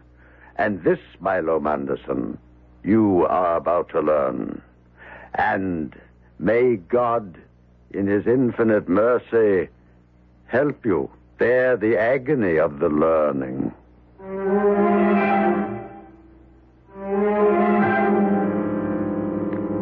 A strange speech, surely. Nils calls on God as if, as if he knew him as intimately as I know you. And we do know each other, you and I, very well indeed by this time, don't we? Ought to. Been together a long time. Pleasant time for me, anyhow. Hope for you, too. Back shortly with Act 3.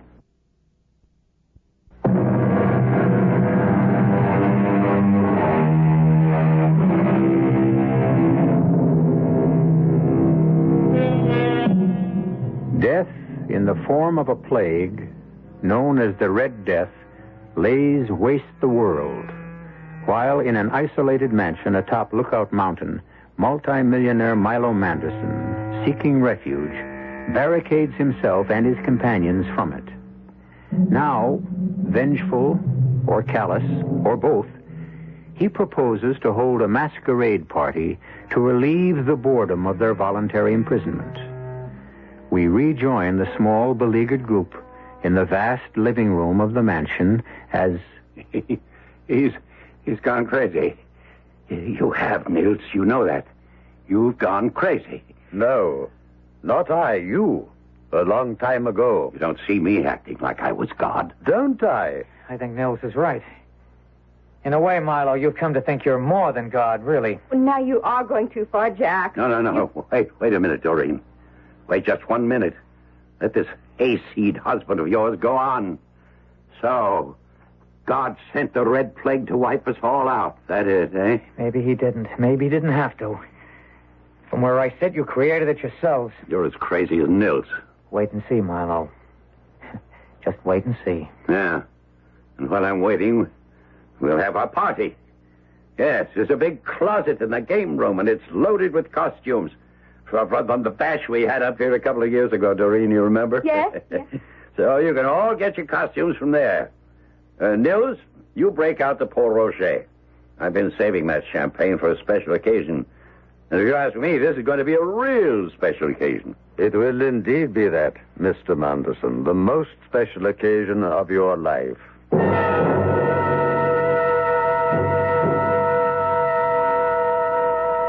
Jack. Yes, Doreen. Hook me up in back. This Marie Antoinette costume is hard to manage. Oh, okay. You look handsome. That black and white domino. What kind of mask? Black or white? Black. Oh, romantic as well as handsome. And sulky. Sullen. Worried is the word, Doreen. Very, very worried. Oh, now don't tell me that little act Nils put on, that performance of stretching his arms wide and crying out to God. Don't tell me it got to you. The way it got to you? To me. I thought it as laughably ridiculous as my father did. Your father He's only trying to save us from the Red Death, Jack. And it's about time you gave him some credit for it instead of insulting him every chance you get. I'm not insulting him. I'm trying to wake him up. I don't know why it is, no matter how I try to keep things pleasant between us, you always manage to start your eternal harping on pollution. I'm sorry, Doreen. Oh, you're always sorry. But that doesn't help. You ruin everything, just as you're trying to ruin my fun. Fun? How can you talk about fun? Because I need fun. That's why, because my father's right. We're going house crazy with boredom, and I don't see how a few hours of fun will change anything in that world you worry so much about, one way or the other. The music is starting. Oh, let's go down. Jack, please, please, for once, let's enjoy ourselves.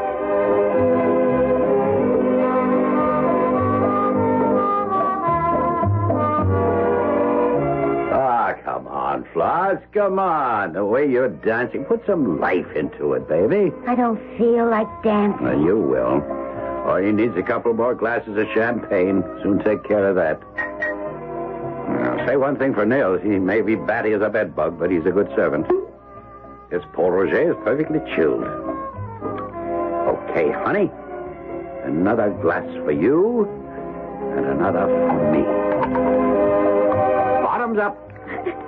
I can't.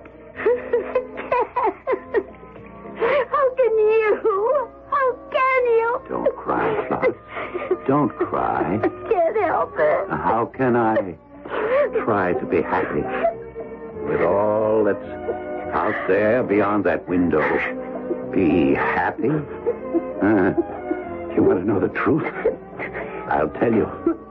The truth keeps crowding in on me, pressuring me, trying to suffocate me. But I push it away. Because if I didn't, it would suffocate me. Flossie, the truth is, way deep inside me somewhere, I'm scared. Scared?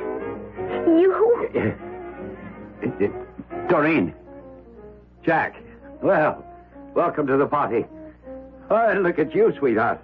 Dolled up like Marie Antoinette. Careful you don't lose your head tonight. And Jack, hey, you look terrific in that black and white. What's it called? Domino. Yeah, that's it. That's what it looks like. Oh, and say, you want to see something really terrific? Take a gander at Flossie, a fairy queen. You look lovely, Floss. But white? My dear, you in white. No, hey, come now. None of that. Not tonight. Tonight, even if it is just for tonight, we're going to stop sniping at each other. Hold it. Wait a minute. We need Nils. He's a guest, too. He's a kind of a serving guest, but still a guest.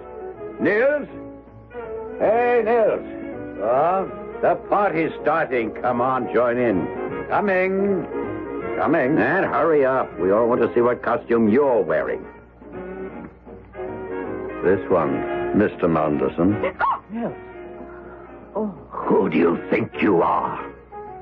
Who the devil do you think you are? I beg pardon, sir? Your costume, it's blood red. Suit, shirt, cape, the mask covering your face.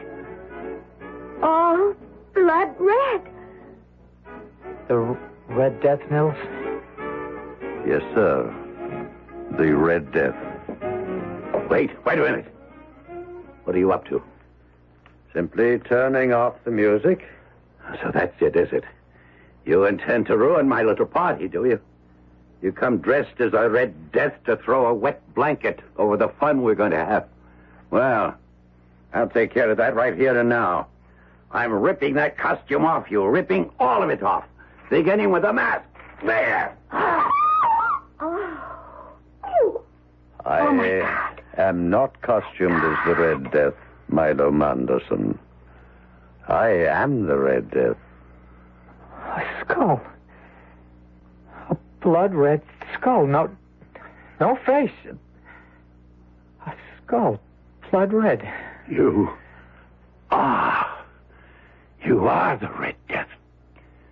God help me. God will not help you now, Milo Manderson. There comes a time when mortals must help themselves, and your time has come. What do you want of me? You may make a choice I will give you. You may make the choice for good or ill. Name it. I'll choose what's right, what's good. I swear it to you.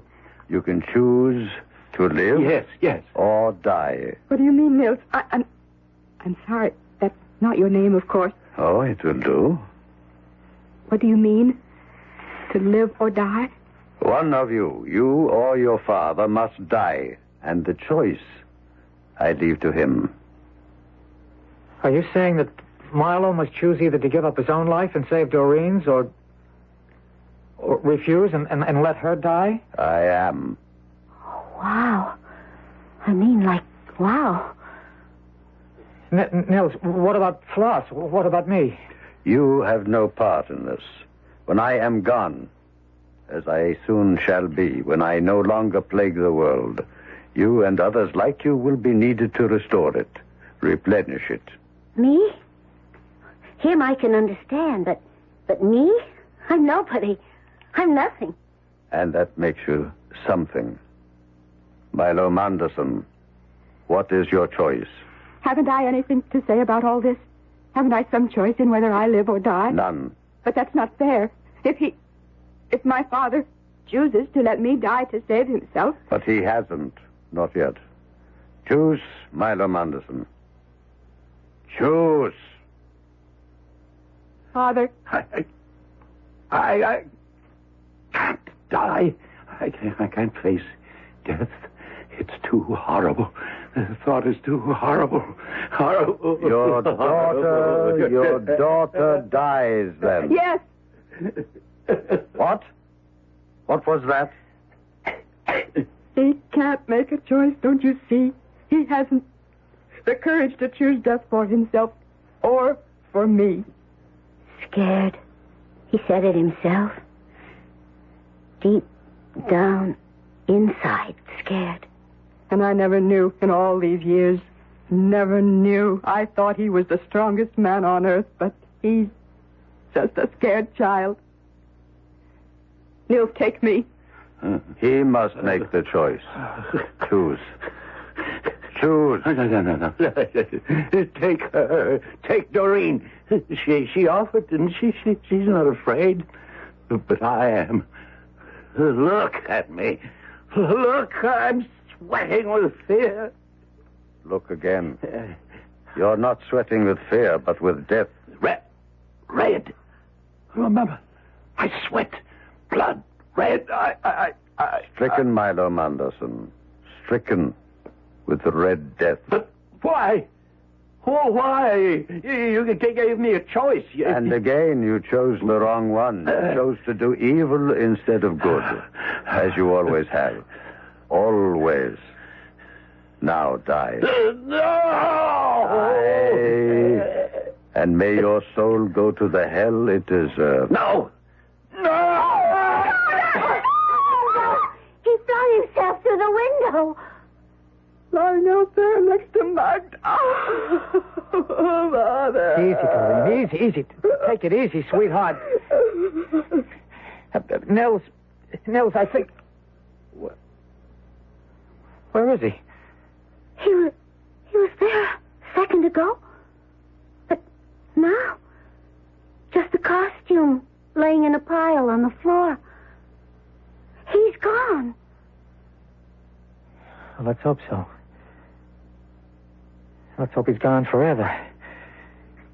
Not only from here, but from the world out there. What world? What's left of it? There are still some lights burning in the village. And everywhere else, I guess. Those that are left. Maybe God made a choice. And maybe we're part of it. Whether we are or not, the only choice we've got is to go out there and start helping. Start rebuilding, start creating another. And with God's help, a better world.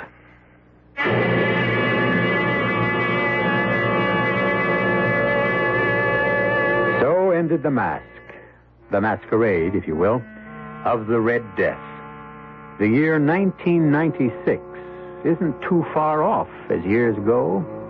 And as we know, there are men and women in the world today with the foresight to see what lies ahead if the pollution of our air and our water and the very earth itself isn't brought to an end. I'll be back shortly.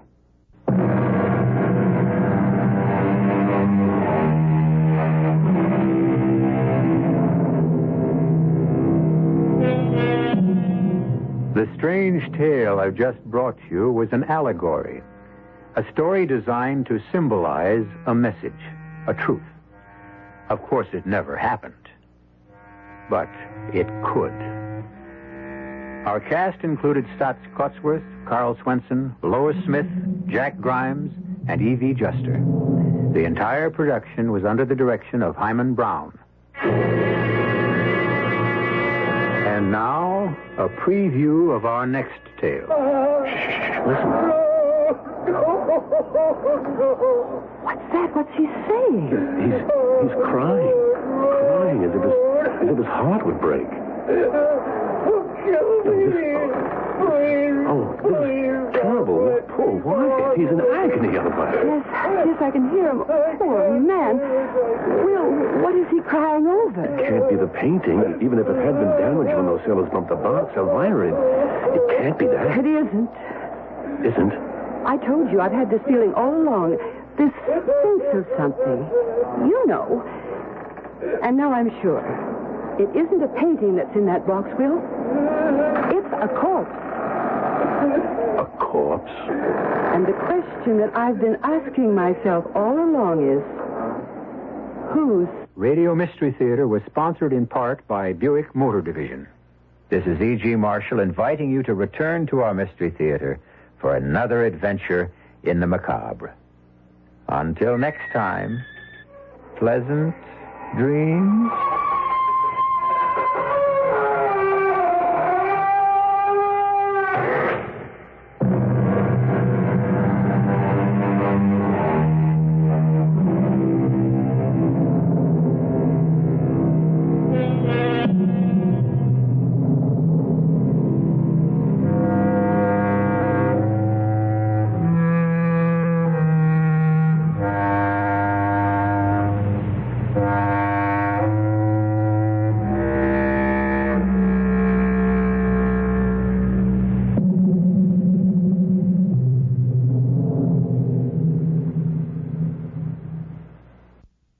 Up next in our prolific parade of programming, it is Eddie Cantor.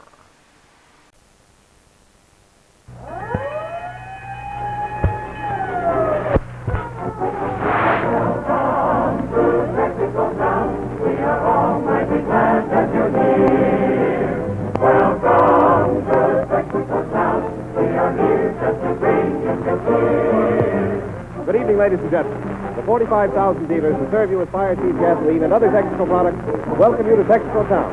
And they invite you during the coming weeks to drive in and ask for a Marfac job. M-A-R-F-A-K. With each Marfac lubricating job, your Texaco dealer includes many additional services. Ask about them. And now we present His Honor the Mayor, Eddie Cantor.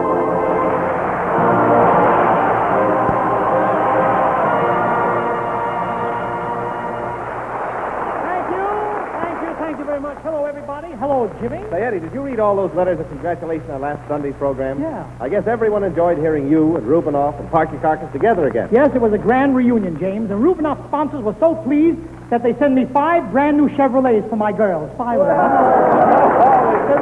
They really did, honestly. Wasn't that nice? You bet your life.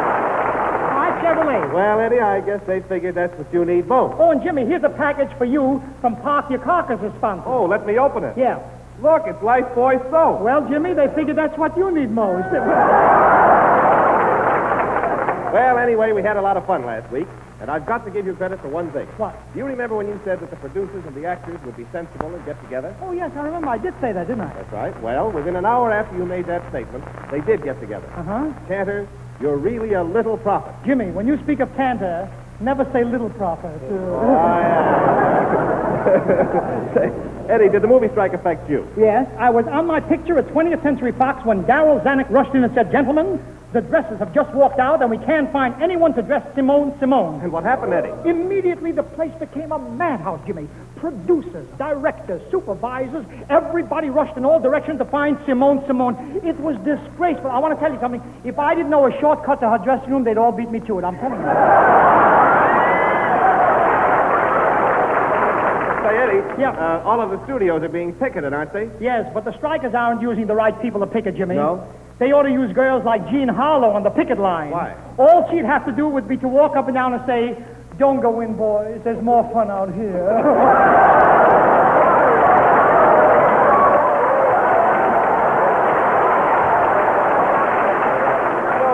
Jokes all the time. Eddie, you're always joking. Aren't you ever serious? Yes, Jimmy. In fact, I've just written a very serious book.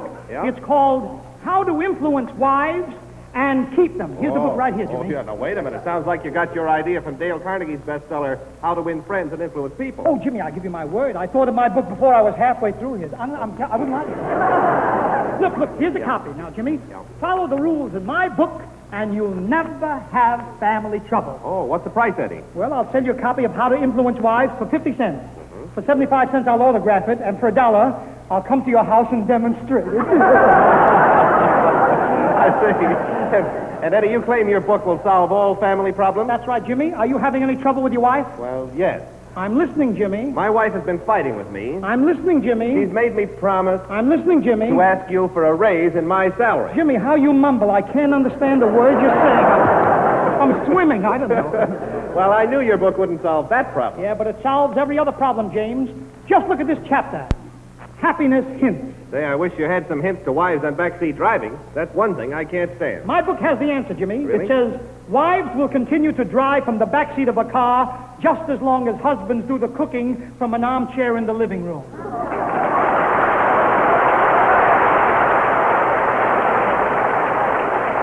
Well, Eddie, you ought to know I appreciate my wife. I know you do, Jimmy, but a lot of men take a couple of drinks and say, "My wife is the best little woman in the world."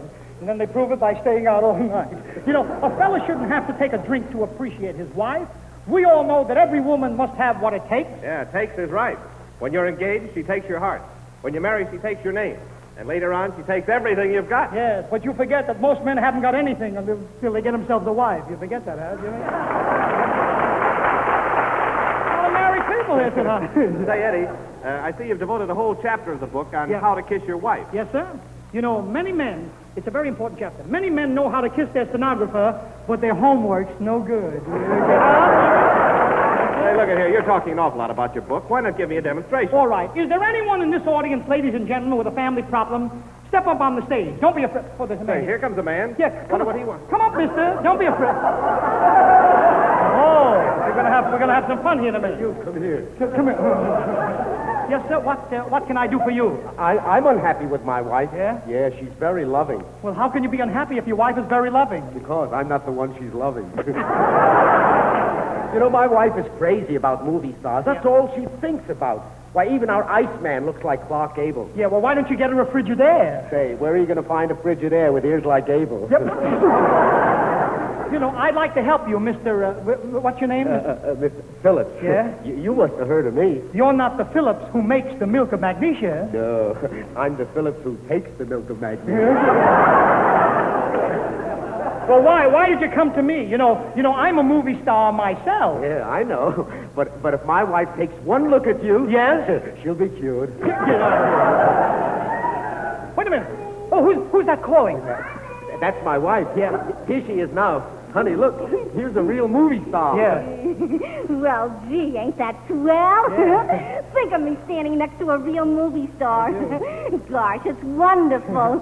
What's your name? What's my name? Look at my eye. I roll my eye. There, see? I'll give you a hint. Can. You get it? Can. Can? Oh, sure. Can of finish. Your Popeye the Sailor. No, I'm Eddie Cantor, the father of 5 daughters. I'm not even half a sailor. 5 daughters? You're a wholesaler. Yep.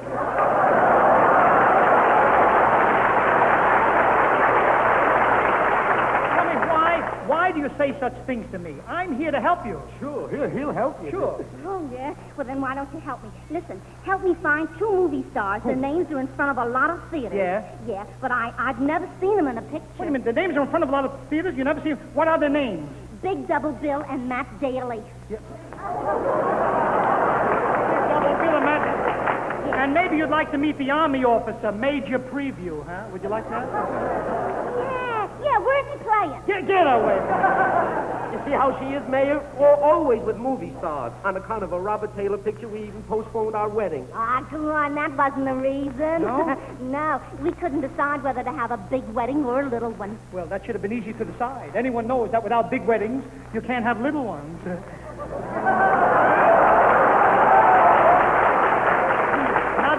Not bad, eh? How you ever sell gasoline, I don't know. Yeah. Get away from me. Mayor Cantor, you gotta make her love me, even if I ain't a Robert Taylor. Look, my book can fix that. Look, it says, put yourself in the other man's place, right here in this chapter. Now, here, put your arm around her like Clark Gable does. Now, go ahead. That's it. Now, don't wrestle with her. Leave her. Now, hold her close like Tyrone Power does. Uh-huh. That's it. Now, look in her eyes like Robert Taylor does. There. Lady, isn't that great? No, it's still my husband's foot. Get away. Oh, you're driving me crazy with those movie stars. My mind is blank tonight. Oh, a double feature. Eddie Cantor and Blank Night. I'll give you that. Get away.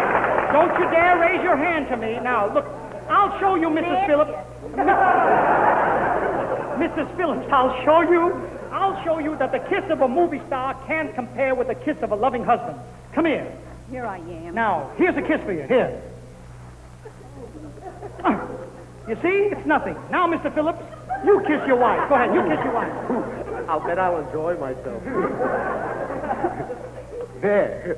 Oh, I think I've done it. I'm cured. Cured? Then you don't want Robert Taylor anymore? No. You don't want Clark Gable anymore? No. Good. Then you want me? No, I want Cantor.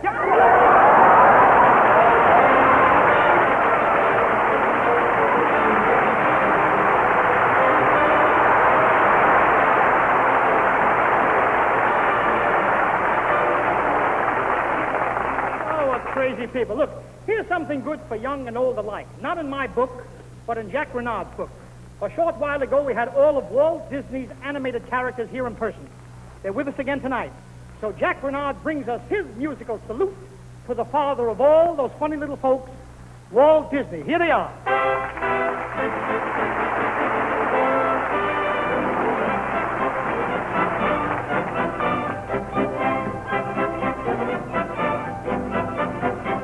I built my house as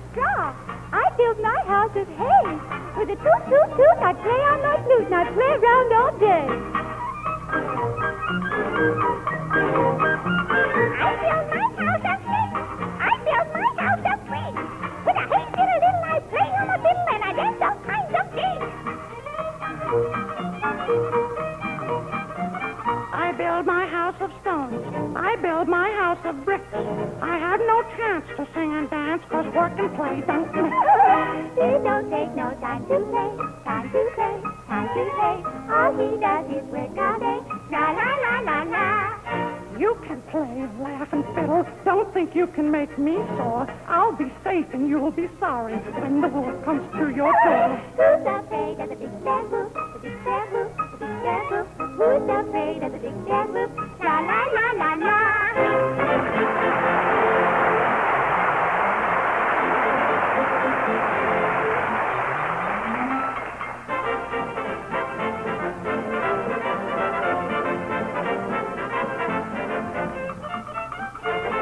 The cookbook says the Lord provides. There's food on every tree. I see no reason to worry and work no slur. Not me. Oh, the world owes me a living. Oh, the world owes me a living. I should soil my Sunday pants like those other foolish ants. Oh, come on, let's play and sing and dance.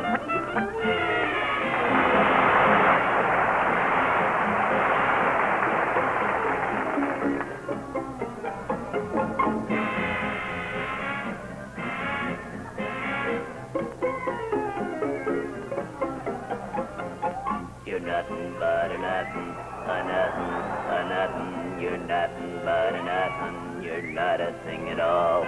To be a bat's a bum thing, a silly and a dumb thing. But at least if that is something, not a thing at all.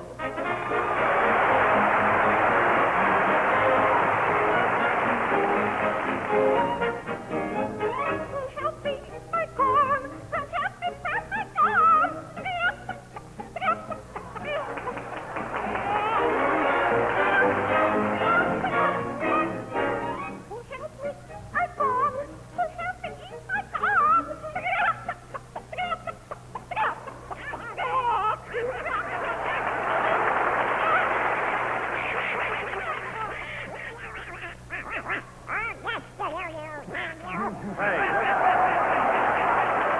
Donald Duck, what's the matter with you? What do you want to do?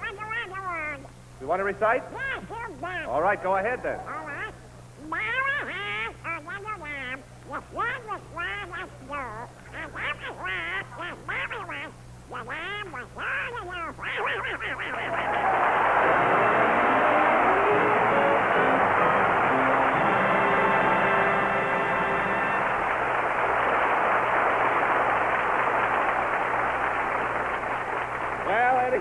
Well, you've been talking about your book. We've had something from Jack Renard's book.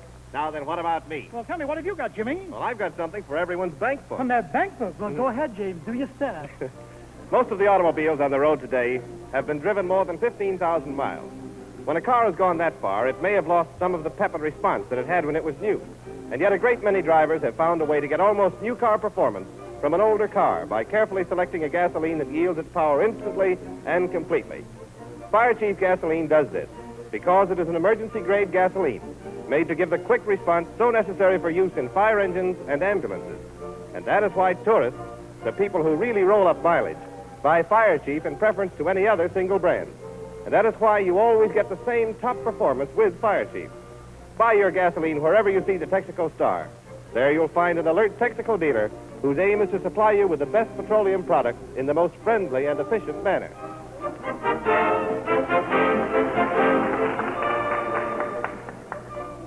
Oh, Eddie, what do you want?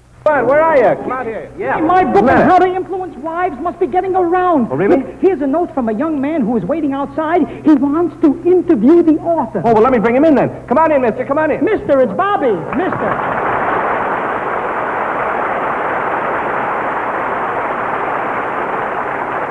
Hello, Bobby. Hello, Daddy. Listen, will you do me a little favor? Yes, son. What is it? Well, can I have my next week's allowance this week? But, Bobby, you took this week's allowance last week.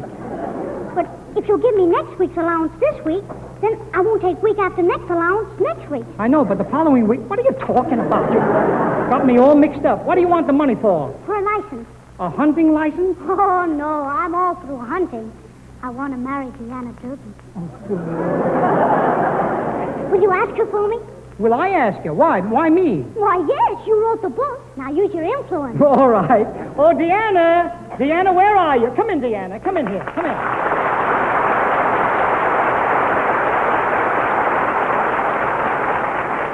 Hello, Deanna. Hello, Mayor Cantor. Deanna, Bobby wants to know if you will marry him. Tell him I'm too young. She says she's too young. Well, tell her I'm not ready for Social Security myself. Well, tell him I don't think he loves me enough anyway. She says you don't love her enough. Why, how can she say that? Why, how can you say that? I'll sing to her. Ask Mr. Canard to play. Canard? Mr. Canard? You mean Renard? Why, Canard is a big steamship line. Well, what is he, a small canoe?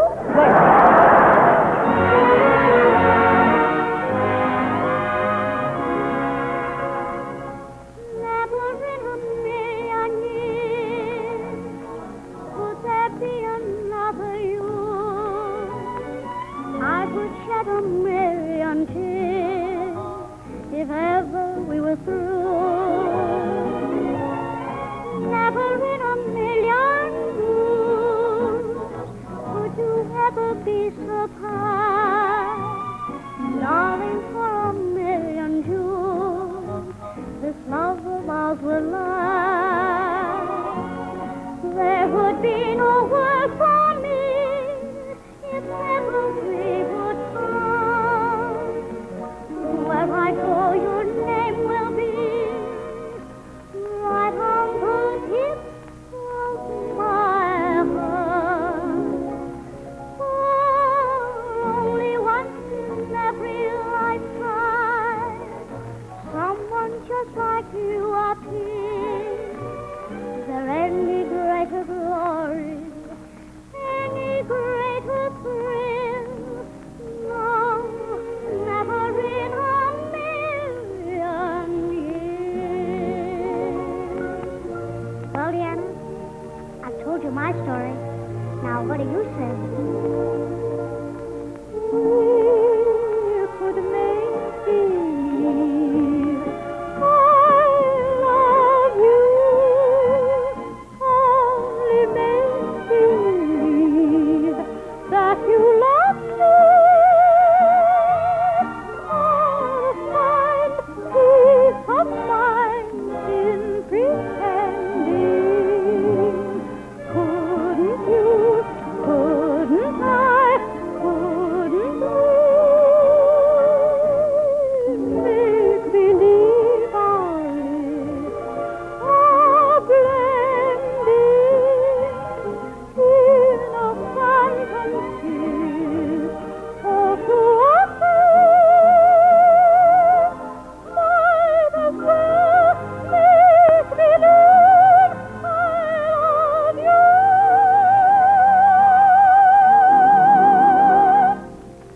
Oh, to tell the truth, I do. Well, Bobby, that's my answer. Only once in every lifetime, someone just like you appears. Is there any greater glory, any greater thrill? No, never in a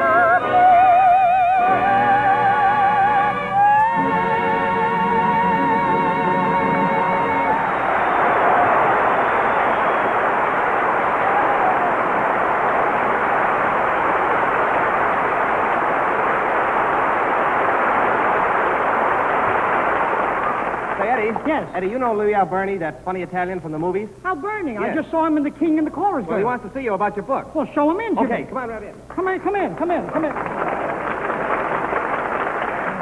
Excuse, please. Yes? You are the Cantor, the man who wrote the book about the wife? The man who wrote the book of... Yes. I wrote a book called How to Win a Wife. Oh, then I want to get a book on how to lose the wife. You lose a wife? Well, wait a minute. That means alimony. You know what that is, don't you? Sure. Alimony, that's like a game of Jack and Jill. Alimony is like Jack and Jill? That's right. If you don't pay the Jack, they throw you in jail. Yep. All right. If you're having trouble with your wife, my book will take care of it. Now tell me, what is wrong? Well, I tell you, my wife and I were very happy with our 17 kids. 17 kids, yes. Then she bring her relatives. Yes. 5 brothers, 3 sisters, Yes. 4 uncles, 6 cousins. Yes. Boy, that is a bunch, isn't it? We got to sleep at 13 in a bed. 13 in a bed? Yeah. Are you superstitious? Look, tell me what happens when someone gets restless and has to turn over? That's easy. Little Luigi, on the end of the bed, just raise up and whistle like this. Yep. Yeah. And they all flip over like a pancake. Well, tell me, what brought all these relatives to visit you? Is your wife such a good cook? She cooked the meatballs like nobody in the world. Yeah? First, she put in some garlic. Garlic. Then she cooked. Yes. Then she put in more garlic. More garlic. And she cook again. Yes. Then she put 2 times some more garlic. And you can't eat it? Eat it? You can get near it. Look. My book tells you how to make your wife do the things that you like. She won't do nothing for me. Nothing, huh? No, I asked her to make me a nightshirt. You asked her to make your nightshirt, Yeah, but she's too busy. Too busy. I asked her again. Yeah. So she's a crochet while she's cooking the spaghetti. She crocheted while she cooks spaghetti. Well, what's wrong with that? Plenty. When I put on my nightshirt, yes, it is a crochet from a spaghetti. Well, that's awful. That's nothing. In the middle of the night, my wife, she's getting hungry. Yes? Good night, shirt. Boy, are you having trouble? Trouble? I don't mind my wife when she fill up my house with the relatives. Yeah. That's okay. That's okay. When her brother Tony take my bed, that's okay too. Yes. When she let Tony put his horse in my bedroom, that is too much. Too much? A horse in the bathroom? That's no good. I don't blame you at all. I don't blame you. She let Tony keep his horse in your bathroom? Yes, but I'm going to make my wife take that horse out. That's right. Be firm. Yes, no matter what my wife says. Yes. This summer, I am going to take a bath.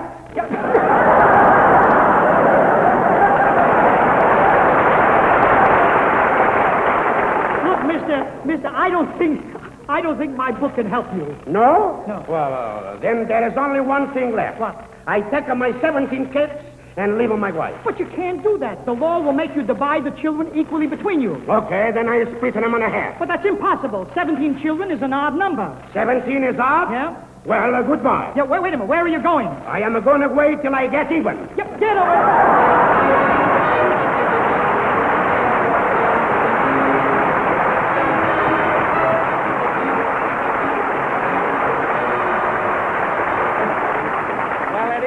Eddie, so far your book has been a failure. Oh, give me a chance, Jimmy. Look, there are 1,200 people in this audience, and I'm going to prove that the knowledge contained in this book will solve any domestic troubles. Will the married people in the audience please raise your hands? Raise your hands if you're married. Raise your hands. Look, Yeah. Eddie, there's a man down there holding up 2 hands. Mister, have you been married twice? No, only once. Well, why are you holding both hands up? I'm paying alimony, and if you don't think that's a hold-up... What are you going to do, Eddie? I'm going out in the audience and interview the people. Come on, Jimmy. Help me out. Let's go down to the audience, huh? Let's get all the people, right? All right, now, here we are. Now, has anyone here got a problem? Yes, right here, Mr. Cantor. Say, look, I've got a son, boy, about 21 years old. And he's pretty good looking, done a pretty good job, and his aunt left him a little money, you know. But I can't seem to find him a wife. Can you help me? You say your son is good looking, got a good job, and his aunt left him money? Quick, have him call up Hempstead 1080. Hempstead 1080? Yes, and Ida can tell you which daughter she wants to marry off next. Look, Eddie, there's a lady over here crying. What's the matter, lady? I've got husband trouble. Husband trouble, that's too bad. Have you got a mean husband? No. Have you got a jealous husband? No. Then why are you crying? Because I haven't got a husband.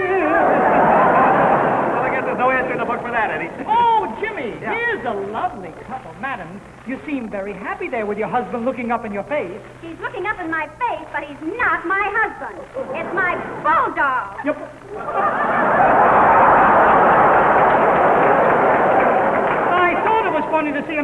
scratching his ear with his hind leg? Hey, Eddie, I think you better take my advice and tear up that book. Oh, you think I'm not an authority on marriage? Hey, well, I'll show you. Jimmy, pick any man in this audience, and I'll tell you whether he's happily married or not. All right, you're on. Now, what about this gentleman sitting right here? Well, I don't need a book to tell you about that man.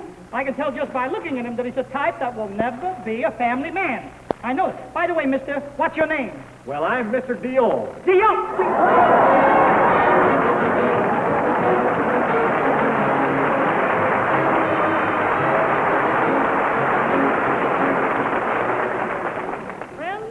Last week I sang an old song hit called How You Gonna Keep 'Em Down on the Farm, which I introduced in the Ziegfeld Follies of 1919. You seem to enjoy it. So tonight I'm singing another old favorite written by Russell Robinson, Benny Davis, and Conrad. All right, Jack, let's have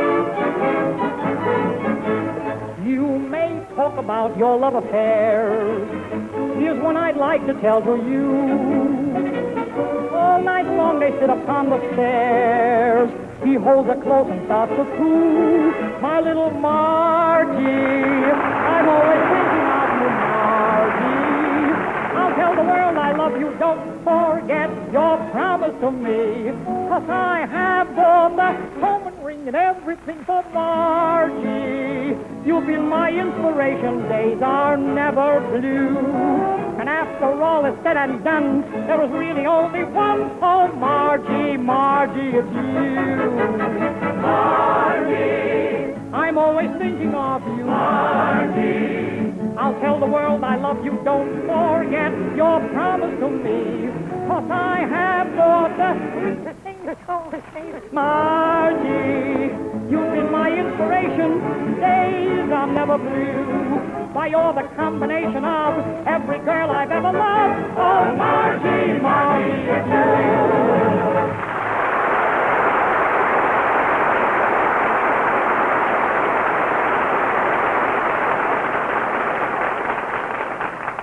At this time, ladies and gentlemen, I'd like to thank Block and Sully. That was Block and Sully who played Mr. and Mrs. Phillips. And Louis Alberni for contributing to our fun tonight. And now, until we meet again, I love to spend each Sunday with you. As friend to friend, I'm telling you just how I feel. I hope you feel that way too. Let's make a date for next Sunday night. I'm here to state, will be my delight to sing again, ring again, the things you want me to. I love to spend each Sunday with you. Good night.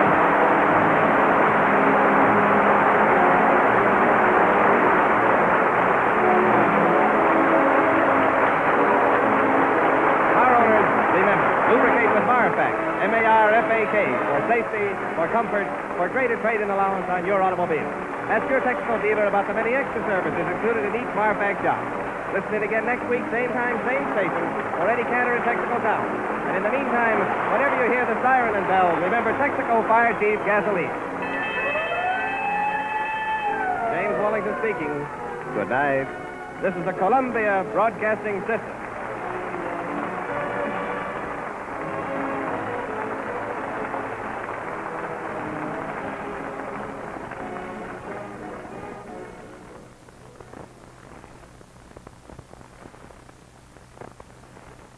Nine p.m. BULOBA. Boulevard.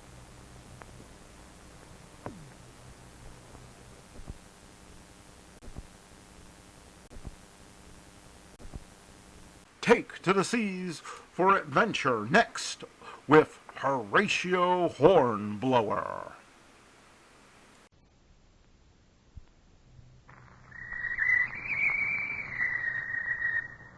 Call all hands. Beat to quarters. Run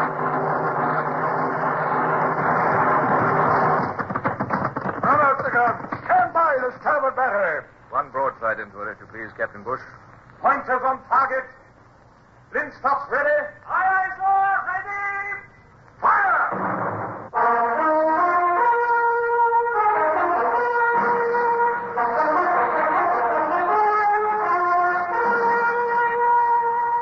Presenting Michael Redgrave as C.S. Forrester's indomitable man of the sea, Horatio Hornblower.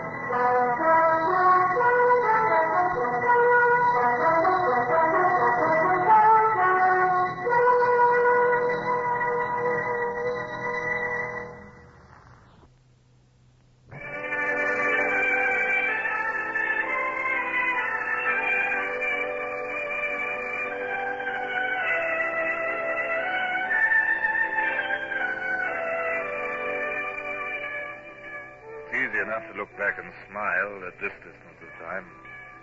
But as I paced my quarterdeck in the burning sun on that morning long ago, I was far from smiling.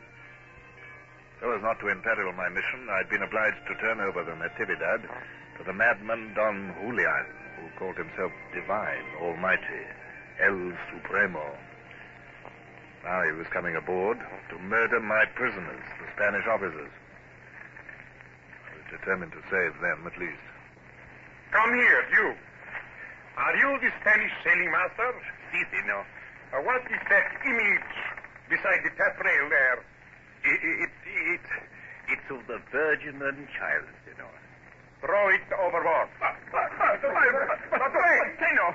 I prefer to have the pleasure myself.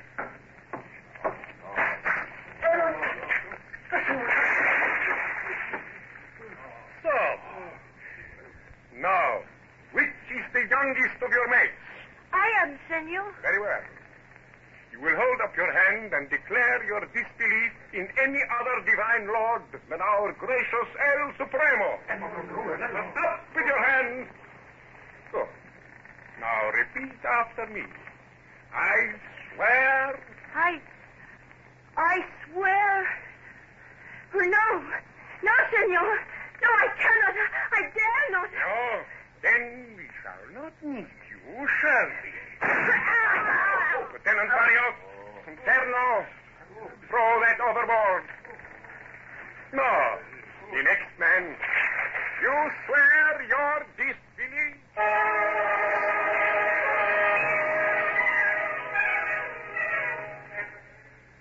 There was no further trouble from the officers. They took the new oath one by one, as indeed they must. You see, men... Then De Crespo spoke to the crew, a mixed collection of Spaniards, Chinese, Negroes, Indians. Sweeping the Spaniards from the dominion of America. Within a year, the whole of the land from Mexico to Peru will be at his feet. There will be an end of Spanish misrule, of brutal domination, of slavery in mine and field. There will be land for everybody. Freedom and happiness under El Supremo. You can join us all. The alternative you have seen. Now, who is for El Supremo? I am too. Thank you.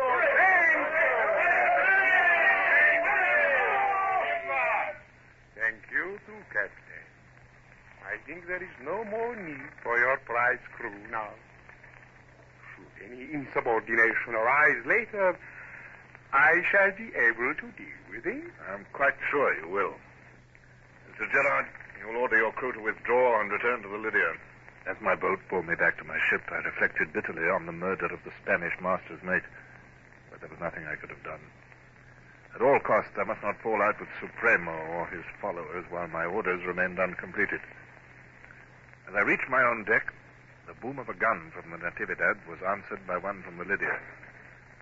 A new flag was flying from the peak of the Natividad, blue with a yellow star in the middle. Fire 6! If I hadn't been born a ruddy fool, I shouldn't be here. Fire 7! I've left my wife and I left my home, everything that's dear. Fire 8!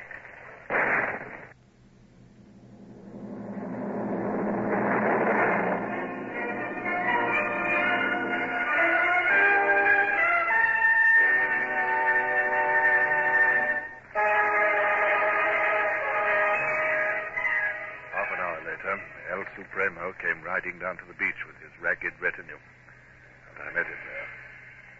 As we rowed out to the Lydia, I ran my eye over the ship to see that all was ready to receive our ally with full military formality. But before he mounted the ladder, he remarked, "The correct salute for me, Capitan, is 23 guns." Mr. Bush, pass the word to Mr. Marsh for 23 guns. Don't look so stricken, Mr. Bush. It's two more than His Majesty himself receives. It's entirely meaningless. Aye, sir. Dinner will be served shortly, El Supremo. Would you care to come below? I will dine here, alone. Let the food be brought to me. The misery and embarrassment of our makeshift dinner in the gun room, into which we crowded with Supremo's retinue, was mercifully cut short by the arrival of the officer of the watch. Beg pardon, sir, but there's a messenger from the shore. I can't understand a word he says. Very well, I'll come on deck. I think you'd better accompany me, Mr. Bush. Thank you, sir.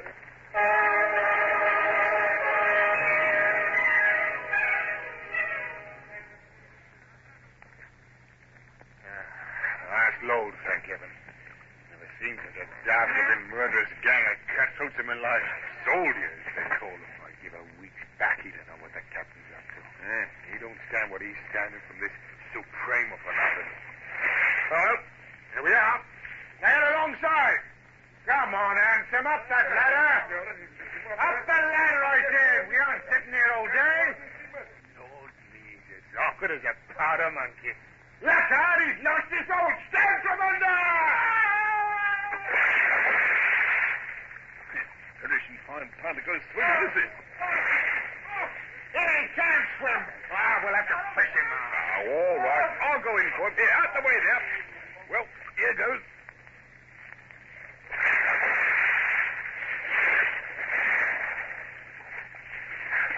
Hey, you can't just stop there wriggling or else I'll let you go. All right now. I got him. Come on, boys.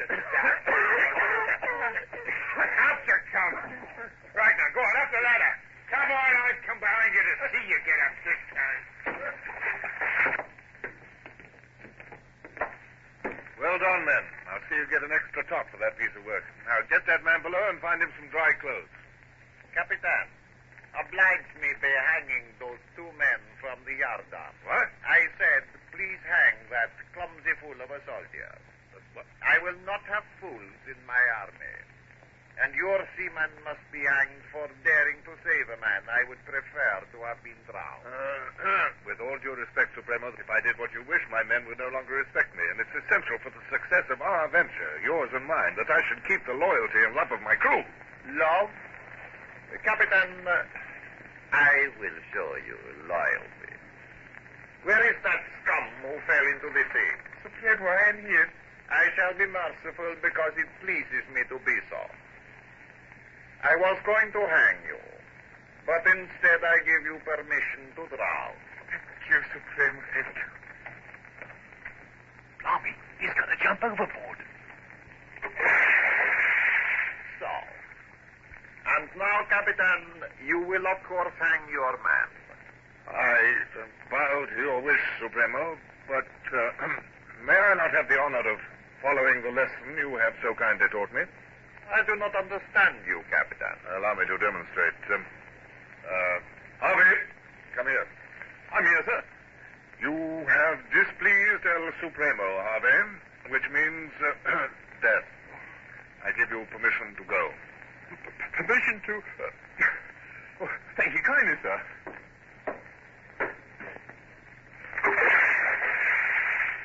And the vanity of Supremo was so colossal that it apparently never occurred to him that Harvey was probably the finest diver and swimmer in the British Navy.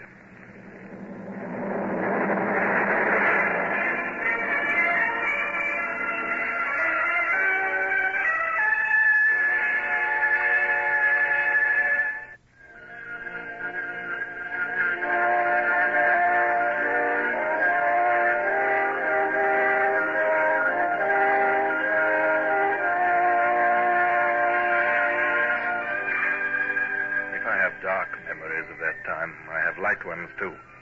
And I cannot ever remember such a feeling of relief as on the day when I landed my mad and cutthroat ally, El Supremo, at the port of La Libertad, and he disappeared with his murderous army in the direction of El Salvador. For a space I was free of him and all his works, and no longer under the necessity of pretending to pay him homage. The sky was blue, the sea was blue and silver. In my pleasure, I so far forgot myself as actually to converse with Lieutenant Bush. Well, it's pleasant to be at sea again, Mr. Bush, with our ship to ourselves. It's better than a tonic, sir. Harvey's glad to return to work, too, sir. He didn't like hiding in the cable tier after we picked him up. It mightn't be a bad thing, sir, if that fellow Supremo happened to get killed in the fighting. Well, I don't know, Mr. Bush. Hey-ho! Sail? Where away? On the port bow, sir! A two-masted lugger, sir! She's right to windward! Running down to us under all sail, sir!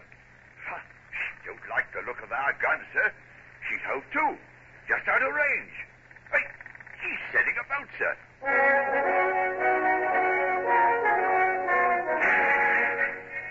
The dinghy danced jerkily across the water, and presently a man came scrambling up the ladder. So many strange figures had mounted that ladder of late. This new arrival wore the full dress of the Spanish Royal Navy, and his epaulets gleamed in the sun. He came forward and bowed. Captain Hornblower. I am Captain Hornblower. Captain Manuel Diaz at your service. I have to welcome you as the new ally of Spain. Ally of Spain? Is this a jest, sir? Sure, it is no jest, Captain. I've been seeking you for the past 4 days. Let me explain. Last month, Napoleon Bonaparte stole our King Ferdinand from us and has named his brother Joseph King of Spain. In consequence, the Spanish government has signed a treaty of perpetual alliance and friendship with His Majesty of England. Lest you doubt me, sir, I have here some letters. One from your admiral in the Leeward Islands, sent overland from Portobello. One from His Excellency the Viceroy of Peru. And one from the English lady in Panama. Oh, thank you. And be good enough to pardon me while I retire to study these documents. Mr. Bush, you will entertain Captain Diaz until my return. Aye, sir.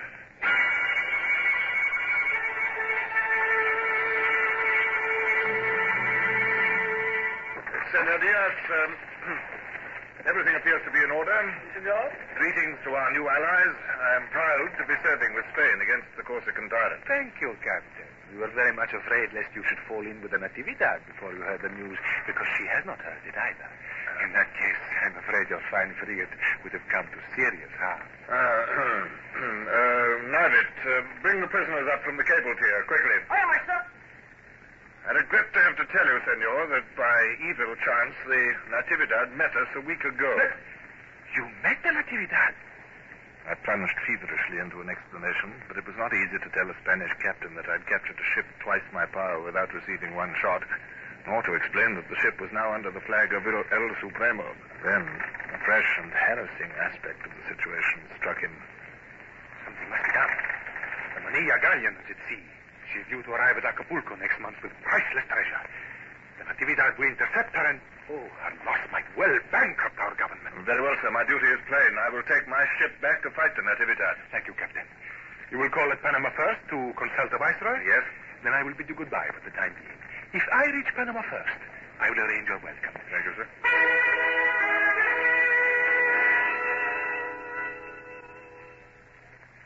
You see, Mr. Bush, the situation is complicated. So 'twas your fault, sir. After all, you've only obeyed your Admiralty orders. The Lords of the Admiralty will not allow such a small point to influence their opinion of a captain and his officers, who are the cause of such trouble, Mr. Bush. I feel you're right, sir. However, there's another and more pressing matter. Lady Barbara Wellesley is at Panama and desires a passage in the Lydia to Europe. Sir, how could we carry such a lady in the Lydia? The frigate is hardly equipped for comfort. That is what I shall have to point out to the lady. Though if she has the normal Wellesley blood in her, I suspect I shall be wasting my time.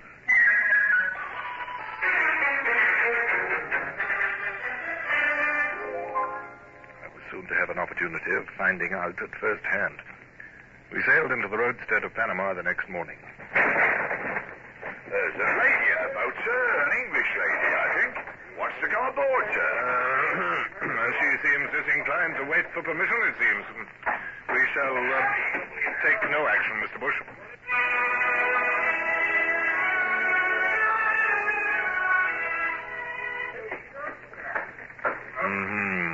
One of those masculine women. No real woman would catch and climb a rope ladder like that. Besides, what's an Englishwoman doing in Panama without a male escort? Mr. Midshipman, please be so good as to have my luggage brought up out of the boat. There's the captain, madam. Yes, so I see. But please have my luggage brought up while I speak to him. I faced an internal struggle. I disliked the aristocracy. I could not forget that as a doctor's son, I had had to touch my hat to the local squire. Yet it would be foolish for a poverty-stricken frigate captain with no influence to offend a member of such a family as the Wellesleys. For the present, I decided on icy formality. Are you the captain of this ship, sir? Captain Hornblower, at your service, ma'am. Well, I am Lady Barbara Wellesley. I wrote you a note requesting a passage to England. I trust you received it? I did, ma'am, but I do not think it wise for your ladyship to join this vessel. Please tell me why, sir. Because, ma'am, we shall shortly be in action with the enemy. Also, we shall have to return to England via Cape Horn. Your ladyship would be well advised to make your way to Portobello. From there, you could reach Jamaica and obtain a berth in a West India packet, which is accustomed to female passengers. I have informed you, sir, that there is yellow fever in Portobello. Yes, ma'am, but... 1,000 persons died of it last week. That is why I removed to Panama. May I ask why your ladyship was in Portobello? Because, sir, the West Indian packet in which I was a female passenger was captured by a Spanish privateer and brought there. I see. I regret, sir, that I cannot tell you the name of my grandmother's cook, but I shall be glad to answer any further questions which a gentleman of breeding would ask. Yes, but we are going out to fight a ship of twice our force. It will be dangerous. I would rather be on your ship, whomever you have to fight, than to be in Panama with a yellow fever. Well, what of Cape Horn, ma'am? Well, I have no knowledge of it, but I've twice rounded the Cape of Good Hope during my brother's governor-generalship, and I have never yet been seasick. Well, soon, Captain, I will come to think that I shall be unwelcome aboard. I can hardly imagine that a gentleman holding the King's commission would be discourteous to a woman, especially to a woman with my name. I was only doing my duty, ma'am, in pointing out the dangers to which you will be exposed. For myself, nothing would give me greater pleasure than your presence.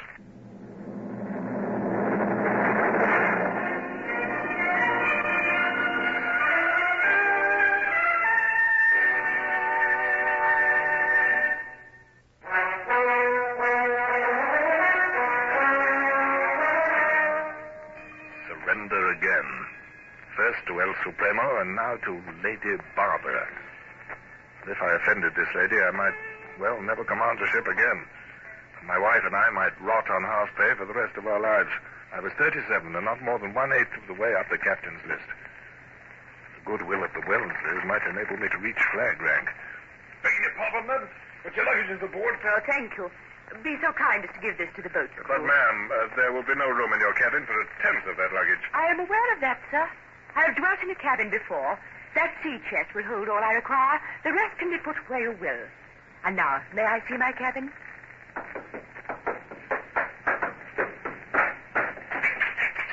You see, your ladyship, a frigate has few of the luxuries of an Indiaman.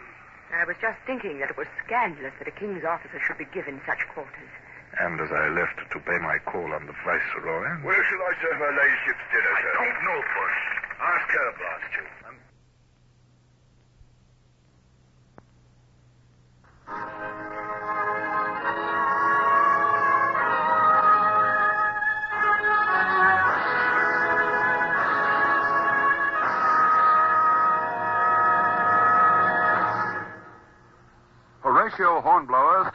Michael Redgrave is based on the novels by C.S. Forrester.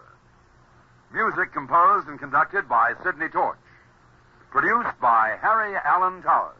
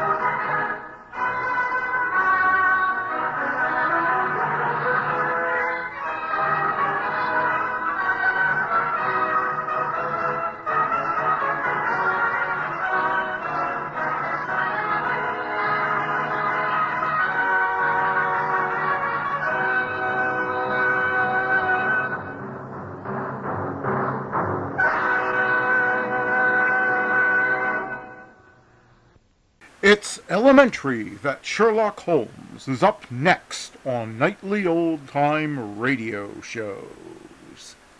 Petri Wine brings you Basil Rathbone and Nigel Bruce in the new adventures of Sherlock Holmes.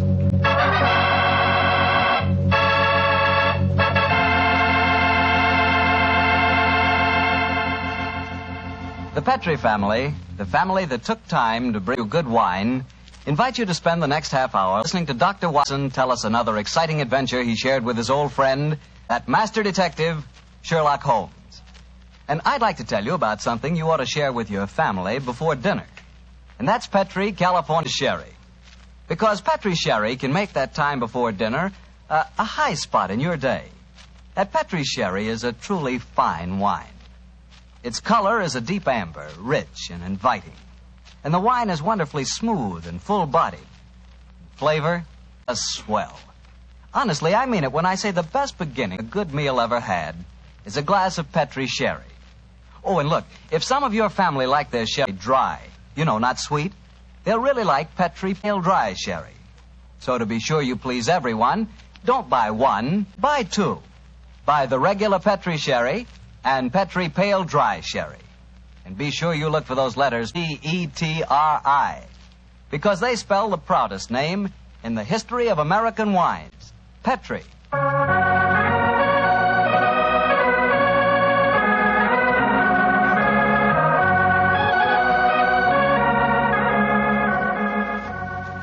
And now I know our good friend Dr. Watson's expecting us. Let's go in and join him. Come in. Good evening, Doctor. Good evening, Mr. Bartell. Say, how are you feeling, Doctor? All over that attack of flu you had? I'm feeling very much better, thank you, my boy. I'm still a little weak. We old fossils take much longer to get over that sort of thing than you young fellas. Well, you take good care of yourself, Doctor. You've got a lot of friends, you know. Oh, I'm very glad to hear that. Thank you, Mr. Bartell. And now settle yourself down, and I'll get on with tonight's new Sherlock Holmes adventure. Where did it take place? You may not be familiar with names of Jersey, Guernsey, Alderney, and Sark. But those are the four principal islands that make up the group known as the Channel Islands. Oh, yes, Doctor, I have heard of them. Somewhere in the English Channel, aren't they? Between the southern coast of England and the northern coast of France? That's quite right, my boy, though I very much doubt if you ever heard of the tiny island on which this story happened. It was the island of Garth, a minute but self-contained spot with a population of just under 1,000 inhabitants, subsisting, and from what I saw of the island in those days, subsisting very well on its dairy products. Was it under the rule of the British government, Doctor? No, Mr. Bartell, not exactly. You see, the island belonged to a family by the name of Horn. The head of the family, who was known as the Seigneur of Garth, was an independent ruler owing nominal allegiance to the King of England. That allegiance was expressed by one of those traditional ceremonies in which the Seigneur annually presented 1 pound of freshly churned butter to a representative of the British Crown. Times haven't changed much, have they, Doctor? A pound of butter is still worth a king's ransom.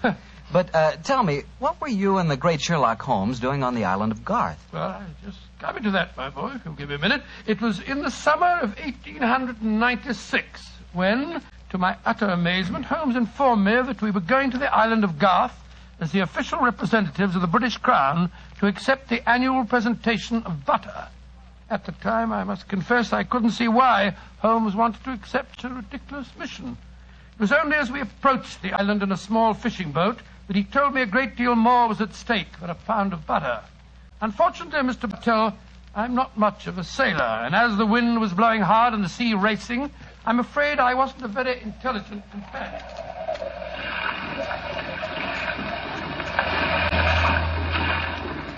Cheer up, Watson. We'll soon be there. I hope so. I feel wretched, Holmes. I must say the whole trip seems utterly ridiculous to me. Plunging and bobbing about in a little boat in a raging torrent just because somebody wants to give somebody else a pound of butter. Dear old Watson, you don't really think our mission is so innocuous, do you? Then why are we going to the island of Garth? We're going to the island of Garth at the express wish of its present ruler, Martha Horn. Martha Horn? I never heard of her. She's an extremely spirited old lady. And the only woman who dared tell a certain resident of Windsor Castle that she looked devilishly dowdy for an empress. Great Scott, you mean that Watson, that Martha Horn's behests are not lightly disregarded. Obviously, she wishes to see me urgently. Also, my brother Mycroft put pressure on me. He reminded me that a visit to Garth might be closely allied to this emerald tie pin I wear. Of course, you recall the origin of this pin. Well, naturally. That lady at Windsor Castle gave it to you after our little trouble last year over those stolen plans for the Bruce Partington submarine. Exactly, my dear fellow. But remember that the spy Oberstein had put those plans up for auction in all the naval centers of Europe. Some hint of their nature must have leaked out. It's even possible that other powers may be able by now to duplicate the pride of our submarine fleet. And whoever controls the channel, Watson, controls England. Well, they're dropping anchor, and yet we're still a quarter of a mile out from the island. Why do you think they're doing that? Here comes the skipper. He'll tell us. Here is as close to the island as we may approach, monsieur. We have already sent signals. A smaller boat is putting out for you. It will be here in a little while. Thank you. A smaller boat? Good Lord. Holmes, you were hinting at the naval significance of the island of Garth. Yes, old chap, I was. Well, what good would it be as a port if even a small boat like this can only come within half a mile of it? For a surface vessel, no. But we were speaking of submarines. Garth, I learned from the encyclopedia, boasts a magnificent interior cavern accessible only through underwater channels. Great Scott, an ideal natural harbor and dry dock for a submarine fleet. Precisely. And on the control of the island of Garth, Watson, may well rest the British Isles. Now, old chap, perhaps you see why Mycroft was so anxious for us to collect a pound of butter.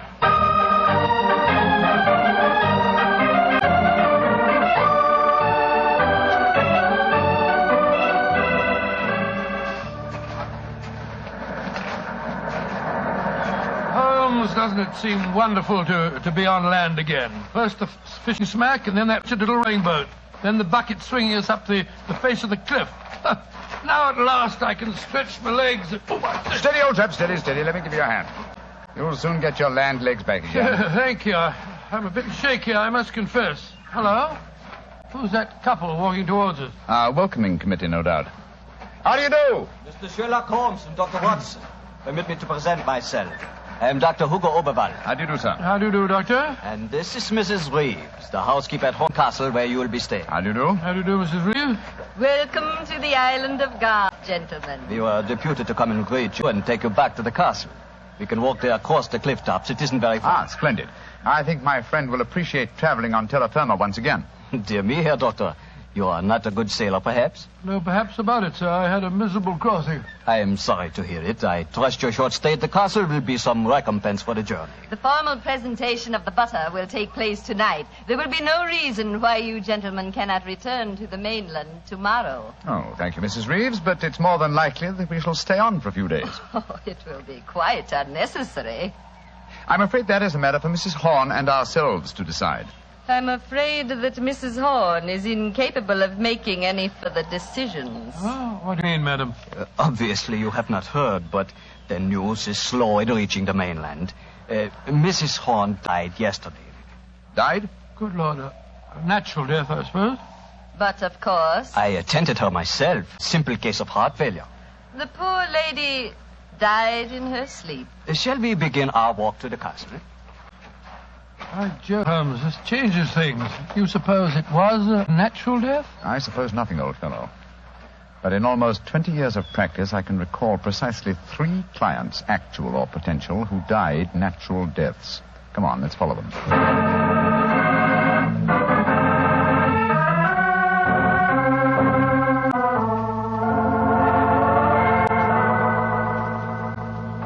Mr. Sherlock Holmes, Dr. Watson, this is Mr. Christopher Horn, grandson of Mrs. Horn and the new ruler of Garth. How do you do? Hello. How do you do, sir? Very nice of you fellows to come over here.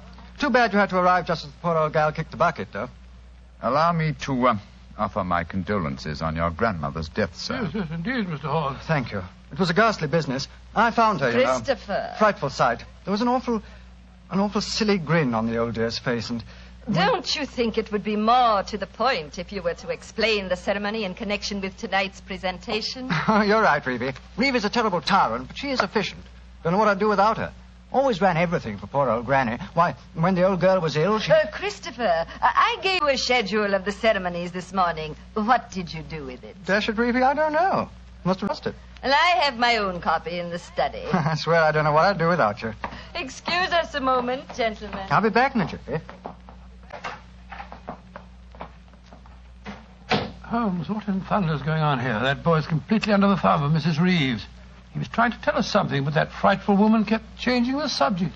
He spoke of an awful, silly grin on the dead woman's face. Didn't that suggest something to you? By Jove, that's one of the characteristic symptoms of strychnine poisoning. Exactly, old fellow.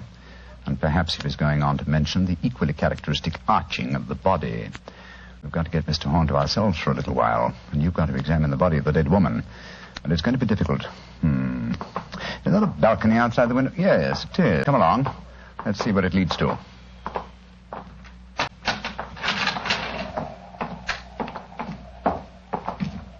The balcony seems to lead right round this particular wing of the castle.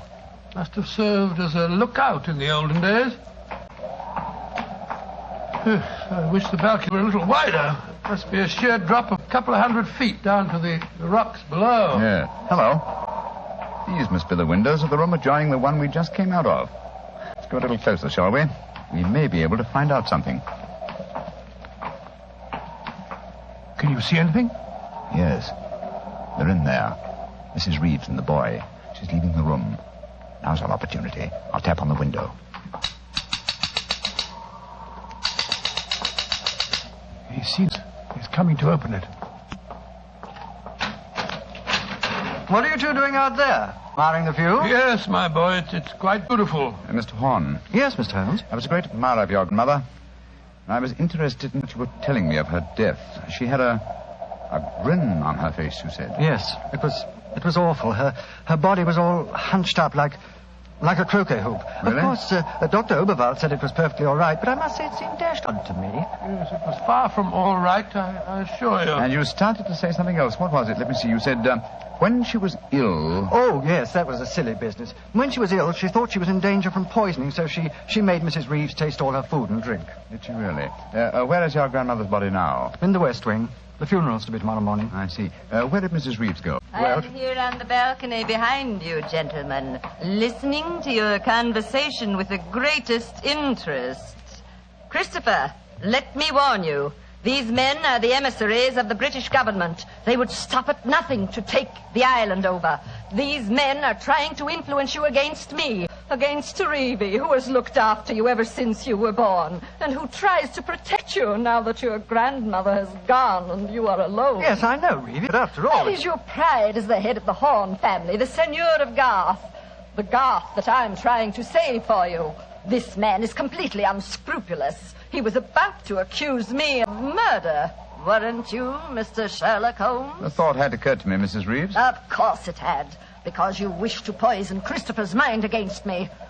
Well, Mr. Holmes, we have no police on the island of Garth. Our only law is the word of the Seigneur, and Christopher now holds that title. Seigneur, what do you say? Will you allow an Englishman to blind you by accusing me of being a murderess? Mr. Holmes, Dr. Watson, I shall meet you at the ceremony tonight. Beyond that, I don't care to see you again. Good day. A shame to spoil your plans, isn't it, Mr. Holmes? Well, upon my soul. Magnificent, Watson. Magnificent. A murderess who seeks to defeat me by accusing herself. Superb.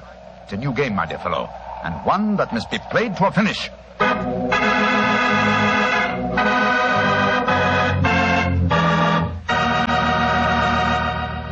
We'll hear the rest of Dr. Watson's story in just a second, so I'm just going to remind you that right now is one time you'd really enjoy a glass of Petri California Port. You couldn't ask for a more delicious wine. Petri Port, with its deep, rich red color and its heart-of-the-grape flavor, is one of America's all-time favorite wines. Petri Port is wonderful after dinner and perfect to serve when company comes. Try it. But just remember that when you want the kind of port I'm talking about, you've got to make sure it's Petri Port, because all Petri wines are good wines. Dr. Watson, this is certainly an unusual story you're telling us tonight. What happened after Mrs. Reeves left you and Sherlock Holmes standing on the balcony? We retired to our rooms and had a quiet and lonely lunch.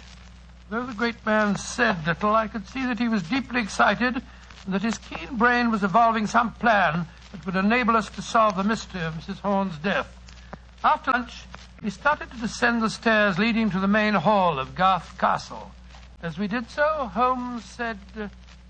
Watson, we're in no danger ourselves. Mrs. Reeves knows that we're here as emissaries of the British government. Yes, and if we didn't return with the butter within a few days, there'd be a British dreadnought here looking for us. However, I am in danger of one of my worst defeats. My professional pride is piqued. If only I could... Watson. Yes, Holmes?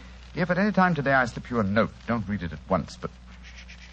Here comes Mrs. Reeves. Precisely, Watson. I entirely agree. If I do not make the test on Mrs. Horn's body within 24 hours of her death, it will be useless. I must make it by 3 o'clock this afternoon. Mr. Holmes. Oh, yes, Mrs. Reeves. I want to apologize for my behavior before lunch. I was intolerably rude. Oh, please, no. Whatever my quarrels may be with British politics, I at least owe to both of you the duties of hospitality. That's very gracious of you, Mrs. Reeves. I wonder, would your hospitality also include a personally conducted tour of the subterranean caverns for which this island has become internationally famous? Would they really interest Well, I'm afraid that my friend and I won't have the time. Oh, yes, not at all, Watson, not at all. We have plenty of time, as long as we're back here by 3 o'clock. I'm sure Dr. Oberwald would be delighted to join us. He has made quite a study of the unique rock formation. Oh, that's splendid. It should prove a most interesting excursion. But, Holmes, why do we want to go stomping around a lot of damp and smelly caves? Well, the exercise will do us good, old fellow. Will you lead the way, Mrs. Reeves? And please remember that it's most important that I return here... I remember, Mr. Holmes. You must be back here by 3 o'clock.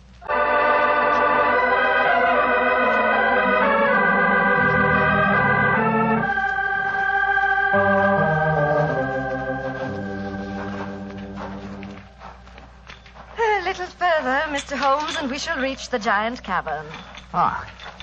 Most interesting. Watson and Dr. Oberwald seem to have lagged behind us somewhat. They will be here in a moment.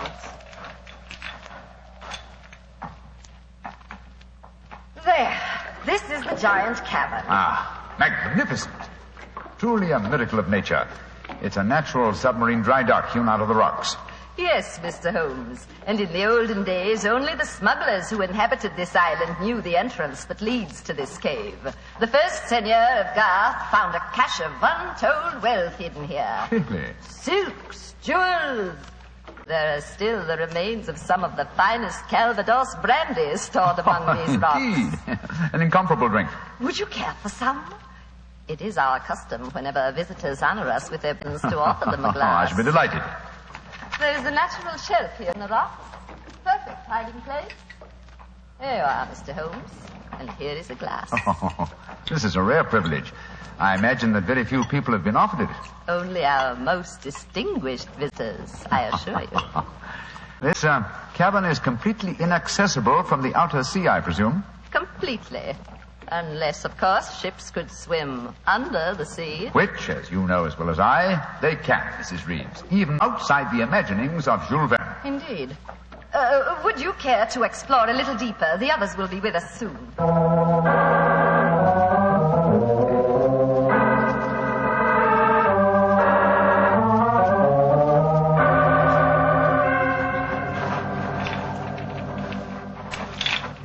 Dr. Oberwald, the others seem to be some way ahead of us. Yes, they do, don't they, Doctor? Holmes! Holmes! Where are you? Dear me, I'm afraid we cannot follow them. What do you mean? The next cavern is already cut off by the rising tide. Great Scott, you mean that they're cut off? I am afraid so. But do not worry here, Doctor. In a few hours, the tide will recede. They are in no danger. Just, shall I say, temporarily marooned. I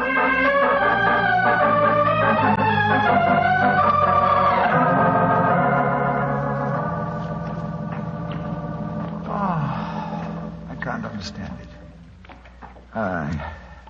I'm getting confoundedly sleepy. I'm so sorry. I'm afraid that we stayed here longer than I intended. I fear that we are cut off by the tides. Cut off? For the tides? We're in no danger. In a few hours, we should be able to return. But I'm afraid I cannot get you back at 3 o'clock, which was the time I promised. But it's vital. Absolutely vital that I can get back. I'm so sleepy. But please keep talking. I must keep awake.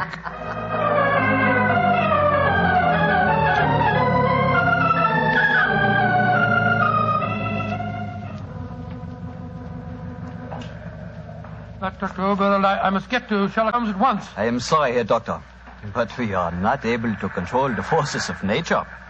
We cannot force the water to recede.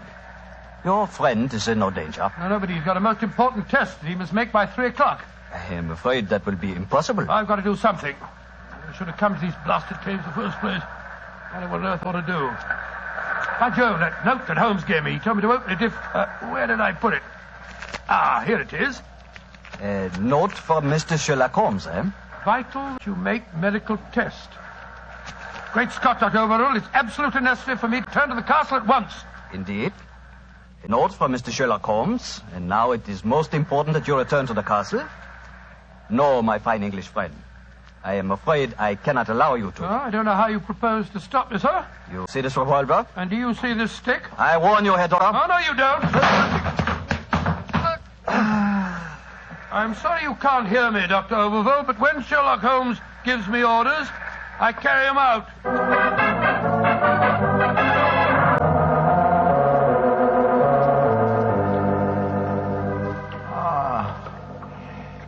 Mrs. Reeves, are we still trapped by the tide? What time is it? 5 o'clock. I'm afraid that you will be a trifle late for your important appointment. What a pity. You deliberately trapped me here. You drugged the brandy and kept me a prisoner. Did I? Now, why should I do that, Mr. Holmes? Because you're greedy of power. That's obvious in your domination of that pleasant though weak young man who is now Senior of Garth. I'm sure your beliefs would find support in certain ideologies now arising in Germany. Your choice of a German doctor as an accomplice in your plans would support that theory. And what might my plans be? I should say that you're determined to give Garth as a submarine base to Germany. With this island in their power, they could control the channel. Very interesting. And I suppose, as well as being a spy, I'm responsible for Mrs. Horn's murder? You and Dr. Oberval between you. She was too strong for you. You had to get her out of the way. You probably made subtle attempts on her life at first, the origin of which you did not realize. But it caused her eventually to send for me. My arrival forced your hand, and so you and Dr. Oberval resorted to the quite unsubtle expedient of poisoning her. All pure supposition, Mr. Holmes. The only law on this island is Christopher Horn. Do you suppose he'll believe you? No, I suppose he won't. You've outwitted me, Mrs. Reeves. I walked into your trap just as you intended me to. Then in that case, you may collect your pound of butter tonight and return to the mainland tomorrow. Mrs. Reeves, how much longer do we have to wait for the tide before we can make our way back to the castle? We can leave now. We could have left at any time. There's another secret entrance that is above the tide level. I merely had to make you overstay the hour of your test. I could not risk Christopher's seeing definite proof. Come now. I shall lead you back. You fool.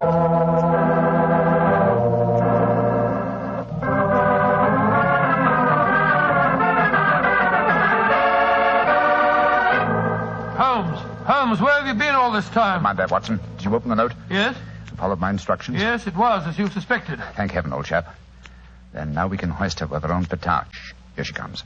I'm glad to see, gentlemen, that you have assembled here in the seigneur's room. The ceremony of presenting the butter traditionally takes place here. As soon as Christopher arrives, we will explain our customs in this matter. Dr. Watson, I trust that Herr Oberwald proved an interesting companion on your excursion this afternoon. Yes, indeed, most interesting. We had a discussion of the relative merits of the walking stick versus the revolver. I think I was able to make my argument fairly convincing. Where is Dr. Oberwald now? I imagine he's lying down. He had all the symptoms of impending headache when I saw him last. Why are you smiling, Mr. Holmes? What's been going on? I'm afraid, Mrs. Reeves, that your plans have misfired rather badly. As soon as Mr. Holmes arrives, I expect you will be under arrest for murder and high treason. Christopher would never believe you. Wouldn't I? Mrs. Reeves, you poisoned my grandmother. Christopher, what lies have these men been telling you? You're the one that's been telling me lies. I believed you when you said you'd been tasting the old lady's food. But when Dr. Watson showed me the results of his test this afternoon, it was as clear as daylight. But the tests could prove nothing after 24 hours had passed. You said so yourself, Mr. Holmes. A deliberate lie, Mrs. Reeves. I'm afraid that I invented that mythical 24-hour test. I knew that as soon as I mentioned it, you would attempt to prevent my carrying it out. So I was delighted when you fell into my trap. You thought that you were shanghaiing me, whereas in reality I was shanghaiing you. My job is to prove your guilt to the senor. With your dominant presence away from the household, it was easy for Dr. Watson to make his test. You devil. You knew all the time. Oh, of course I did. But I had to deceive you. I'm glad my performance was sufficiently convincing. By the way, Mrs. Reeves, the drugged brandy was dreadfully clumsy. You didn't drink it home? Well, of course I didn't. But it was very unflattering to me that Mrs. Reeves thought I might. Mrs. Reeves, you realize what this means, don't you? I'm going to ask these gentlemen to take you and Dr. Oberwald back to the mainland with them tomorrow. And stand trial in a British court? Never. I was born on the island of Garth. I have lived here all my life, and I shall die. What are you up to? Stop! She's going out on the balcony. One day, Garth will belong to Germany. One day, the whole world will belong to Germany. Goodbye, you meddling fool. Goodbye. Great Scott, she's gone. It must be a couple of 100 feet to the rocks below. What a dreadful thing. I still can't believe she was a murderess and a traitor. Now, it's shocking. A shabby finish to a shabby business. Mr. Horn, I suggest that we make sure Dr. Oberwald does not escape justice, and that we then perform the ritual presentation of the butter. Yes, Mr. Holmes. The island of Garth will still pay tribute to England, and I think it always will.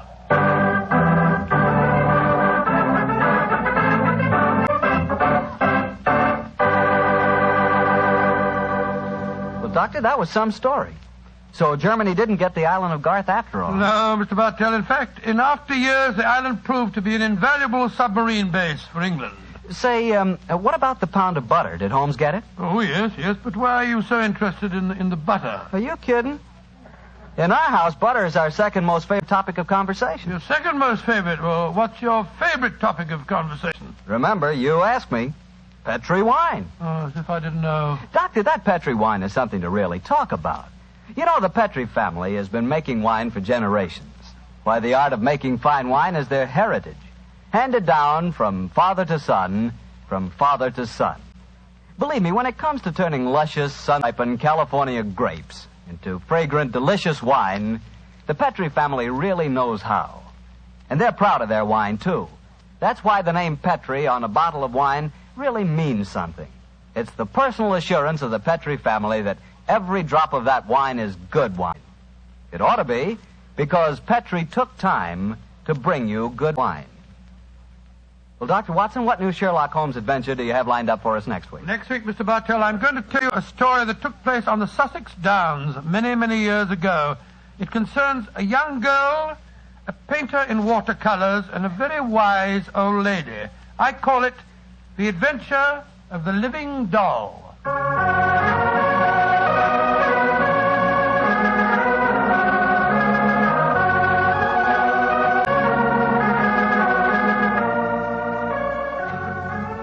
Tonight's Sherlock Holmes adventure was written by Dennis Green and Anthony Boucher and was suggested by an incident in the Sir Arthur Conan Doyle story, The Adventure of the Bruce Partington Plans. Music is by Dean Fosler. Mr. Rathbone appears through the courtesy of Metro-Goldwyn-Mayer and Mr. Bruce through the courtesy of Universal Pictures, where they are now starring in the Sherlock Holmes series.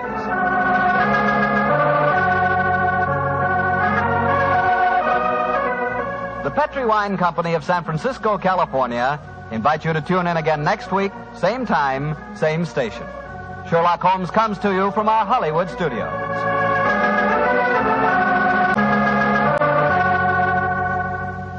This is Harry Bartell saying goodnight for the Petrie family. For a solid hour of exciting mystery dramas, listen every Monday on most of these same stations at 8 o'clock to Michael Shayne, followed immediately by Sherlock Holmes. This is the Mutual Broadcasting System. This is the Mutual Broadcasting System. This is the Mutual Broadcasting System. This is the Mutual Broadcasting System. This is the Mutual Broadcasting System. This is the Mutual Broadcasting System. This is the Mutual Broadcasting System. This is the Mutual Broadcasting System. This is the Mutual Broadcasting System. This is the Mutual Broadcasting System. This is the Mutual Broadcast. Chapter 20.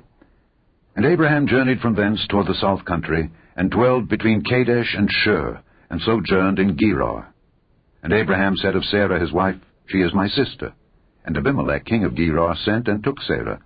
But God came to Abimelech in a dream by night, and said to him, Behold, thou art but a dead man, for the woman which thou hast taken, for she is a man's wife. But Abimelech had not come near her, and he said, Lord, wilt thou slay also a righteous nation? Said he not unto me, She is my sister? And she, even she herself, said, He is my brother. In the integrity of my heart and innocency of my hands have I done this. And God said unto him in a dream, Yea, I know that thou didst this in the integrity of thy heart, for I also withheld thee from sinning against me. Therefore suffered I thee not to touch her.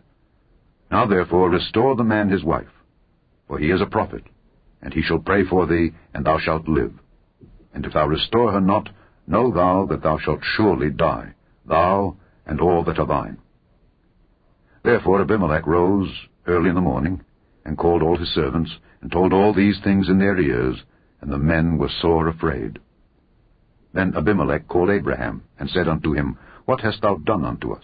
And what have I offended thee, that thou hast brought on me and on my kingdom a great sin?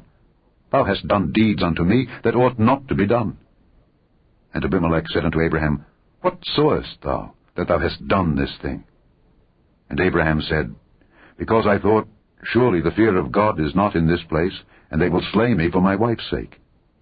And yet indeed she is my sister. She is the daughter of my father, but not the daughter of my mother, and she became my wife.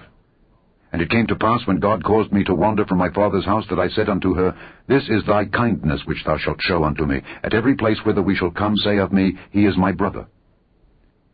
And Abimelech took sheep and oxen and men servants and women servants, and gave them unto Abraham, and restored him Sarah his wife. And Abimelech said, Behold, my land is before thee, dwell where it pleaseth thee. And unto Sarah he said, Behold, I have given thy brother 1,000 pieces of silver. Behold, he is to thee a covering of the eyes, unto all that are with thee, and with all other. Thus she was reproved.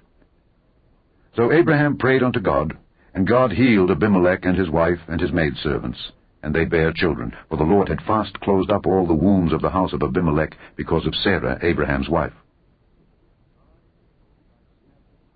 Hey, man, how about we check in with Fibber, Magee, and Molly next? That sounds good to me. The Fibber, Magee, and Molly Show.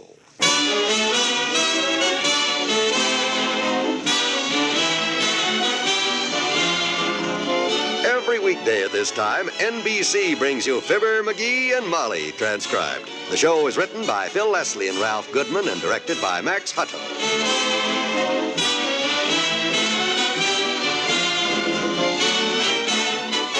We'll join Fibber and Molly in just a moment.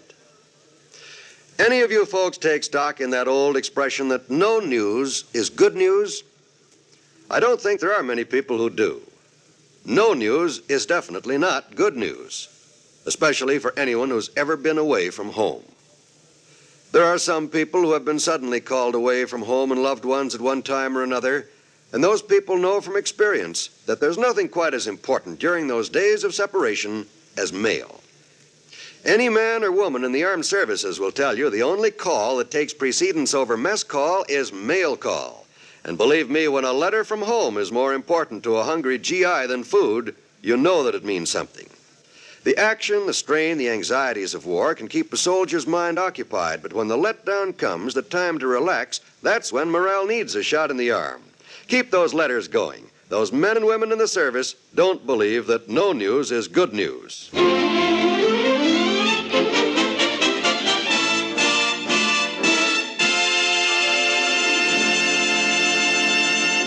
When the Wistful Vista Elks Club throws its big New Year's Eve show Thursday night, one of the star attractions will be Mr. Magee of 79 Wistful Vista in a revival of his famous, he claims, old vaudeville act. But like all great artists, he's having his troubles right now. And I tried Kramer at the drugstore and even old man McDonald at the Third National Bank, Molly. Gee whiz, kiddo, I don't know what to do. You still haven't found anybody brave enough to stand up on that stage with you and ask you who was that lady I seen you with last night, huh? No. I explained to him how it don't hurt him when I hit him over the head with this old felt hat so the joke gets a laugh. I even showed him. You showed them that, did you? Yeah, and that's when they all say they're too busy or they're going to be out of town or something. Well, don't you worry, dear. You'll find somebody. Say, did you try more tubes? More tubes? You think I'd do a class vaudeville act like I used to do with Fred Nittany? The guy that him and me used to do a vaudeville act together and got rave notices everywhere we played that if I hadn't lost my scrapbook, I'd show him to you with a no-talent, second-rate moron like more tubes. He said no, too, huh? Yeah, doggone it. I got to have a straight man, Molly. I can't do this act alone. It's not that kind of act. I know. Takes two people to tell them jokes, you know, like I showed you some samples of yesterday. Yes, I remember. One fella says, what kind of vegetables do you grow in a beer garden? And the other fella says, stewed tomatoes. Yeah, I'm not going to use that one. Everybody seems to know the answer before I finish the question. I'm putting in number 63 instead. 63? You mean you have your jokes numbered? Oh, sure. We kept all our jokes numbered so we could find one in a hurry. Like in case one joke didn't go over good, I'd slap on a sailor hat and sing Anchors Away while Fred ran back in the dressing room and look up another one. Oh, you thought of everything, didn't you? Look, dearie, I've got to run over to Monica Miller's and return her roaster. So if you're going to be around... Hey, wait, before you go, let me read you a couple of these gags. Here, look. Here's one Fred and I used to open the act with. We'd come out in cowboy hats and I'd say to Fred, "Hi, dude, I hear you just got married." And he'd say, "That's right, Tex, but don't call me dude anymore." And I'd say, "Why not?" And he'd say, "'Cause I'm subdued now." Oh, my. Very funny, dearie. Well, I'll see you later. Monica's waiting for me. Yeah. If you thought that was funny, listen to this. But, dearie... This one will murder you. Listen. Why is a mother-in-law... Say, Brother Bell, I'm going out the back way, dearie. You see who it is. Be back in an hour. Bye. But, boy, she sure was in a hurry. Well, come in. It's me, Mr. Magee. Oh, hi, well. I dropped by to return the book I borrowed last week while I was staying with you. Oh, well, I'm glad you did, Wimp. I've been looking all over town for you. I called your house 6 times this morning. I know. I heard the phone ring. Well, why didn't someone answer it? Well, Sweetie Face couldn't because she was out. Mm-hmm. I overslept, and she was having her breakfast at the corner drugstore. Well, what about you? Oh, I was locked in the closet, Mr. Magee. My, your Christmas tree is lovely. Yeah. Look, Wimp, you probably heard about how I'm going to do my old vaudeville act at the Elks Club New Year's Eve party tomorrow night. I guess everybody's talking about it. Oh, indeed they are, Mr. Magee. But don't you care. You do it anyway. It's a free country. Betcha. Are you really going to juggle Indian clubs? Sure. While sitting on the floor? Yep. And play the piano at the same time with your nose? Who said that? Mr. Toops. Ah. He's just sore because I wouldn't let him be in the act with me, that's all. You should have heard him beg and plead with me, Wimp. But I said, "I'm sorry, Mort. Get up off your knees, boy. You just ain't got what it takes." My goodness. To be a success in showbiz, Wimp, you got to have charm, personality, and a certain savoir-faire. You know, brass. No, I can imagine. So that's why I've been waiting for you, my boy. You ever been in showbiz? Me? Oh, why, goodness, no, I wouldn't know. Showbiz? You got just the personality for my act, boy. All you need is the kind of expert coaching I can give you. We'll go out there tomorrow night and murder him. My, that does sound exciting. What do I have to do? All you got to do is listen and do as you're told. Oh, that's easy. I've been doing that all my married life. Good. We'll go into rehearsal right now. I got all the props and everything right here. Molly will be back in an hour or so, and we can try out the act on her. Ah, showbiz. I've always wanted to... Now, look. Here's your funny hat and your baggy pants. You run in there and put them on. I'll get the record player set, and we'll put the music on.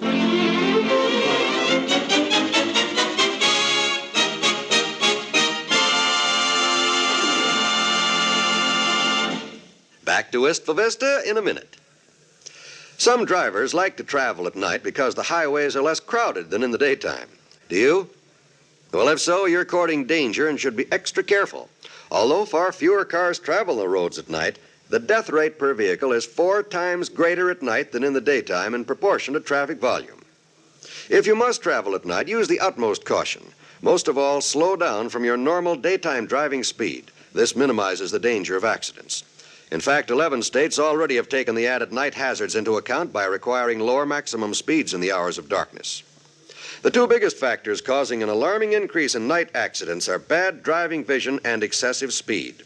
Safety experts say that more than 20 million motorists have bad driving vision at night, whether they realize it or not. About 3 million of these drivers have vision so bad that it renders them dangerous when they drive a car after dark. Avoid driving at night whenever possible, and at all times drive as though our life depends on it. It does.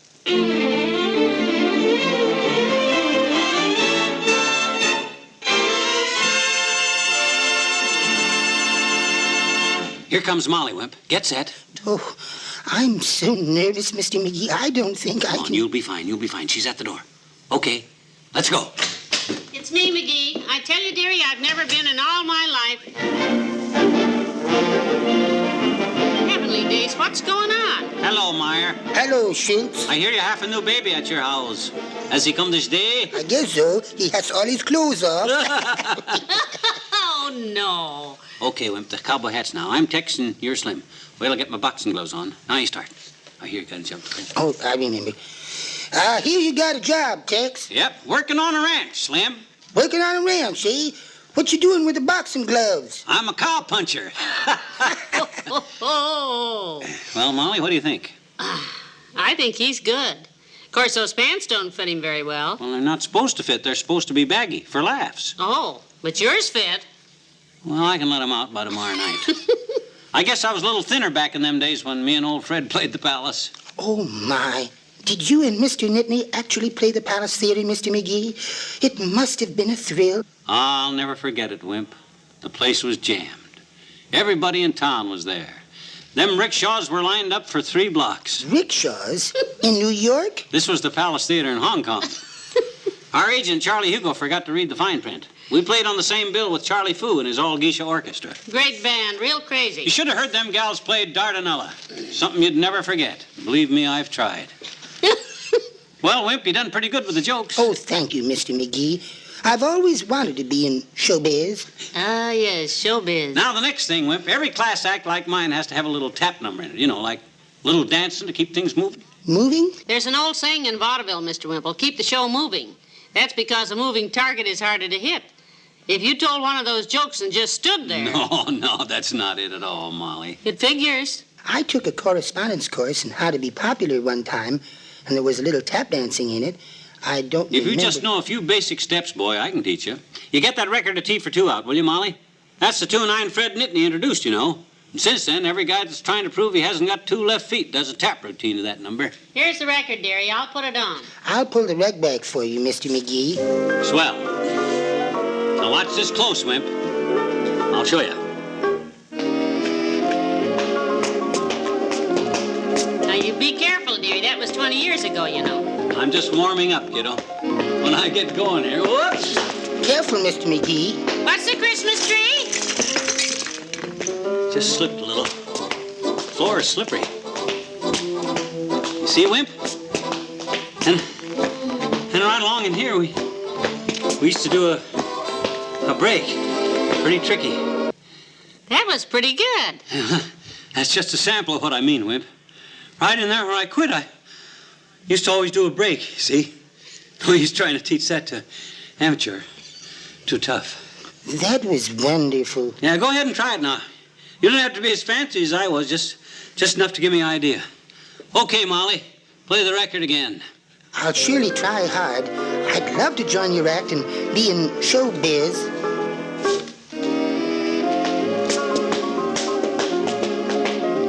Hey, that's pretty good, Wimp. My, isn't he graceful? I'm a little out of practice, but it's coming back to me now. Oh, goodness, McGee, look at that. Yeah. Heavenly days on one foot. Yeah, showing off, huh?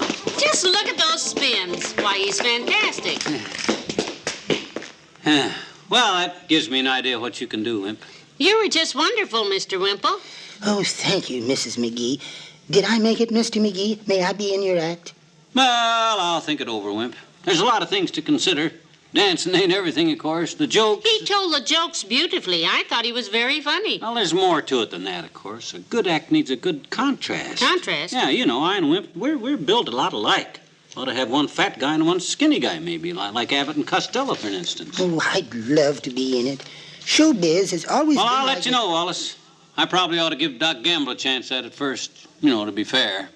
I'll let you know, though, Wimp. Yeah, I'll let you know.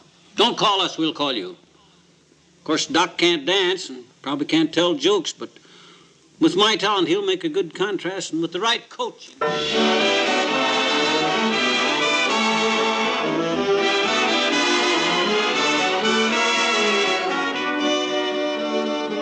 Fibber and Molly will be right back. Here we are almost at the end of another year. Probably a lot of you hearing my voice tonight were part of the progress of 1953. At NBC, we feel that 1953 brought even better radio programs into your homes, and we hope that you agree. Tomorrow night, we know you'll be ushering out the old year and seeing in the new.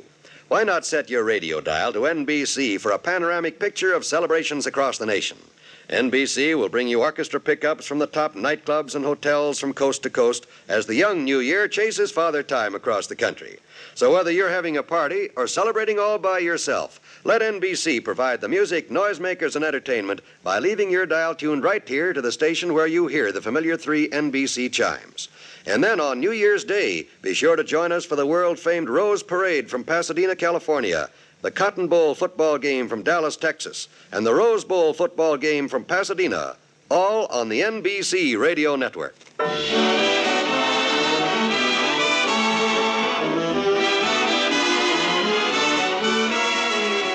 Did you talk to Dr. Gamble, McGee? Just on the phone, Molly. He was real excited about it. I'm going over in the morning and show him the act. That won't be a bit too soon to get yourself a partner. The show's tomorrow night, isn't it? Yeah, well, you run on up to bed, Tootsie. I'm going to read through these jokes again. All right. But now, if you wake me up in the middle of the night like you did last night with white as a chicken cross the road, this chicken is going to cross the road to Maple Toops's for the night. I won't. Good night. Good night, all.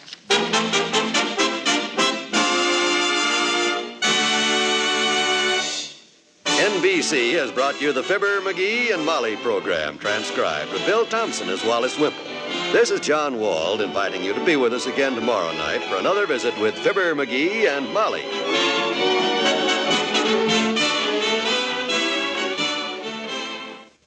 Tonight, hear Morgan Beatty and the news of the world on the NBC Radio Network.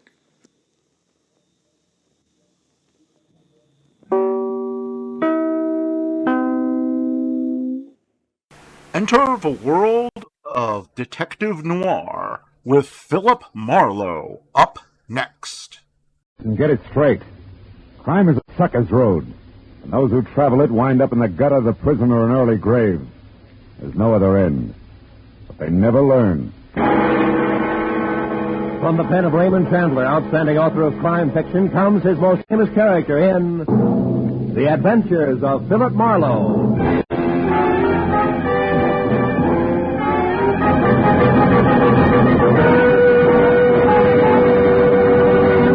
Now, with Gerald Moore starred as Philip Marlowe, we bring you tonight's transcribed story, The Fox's Tale.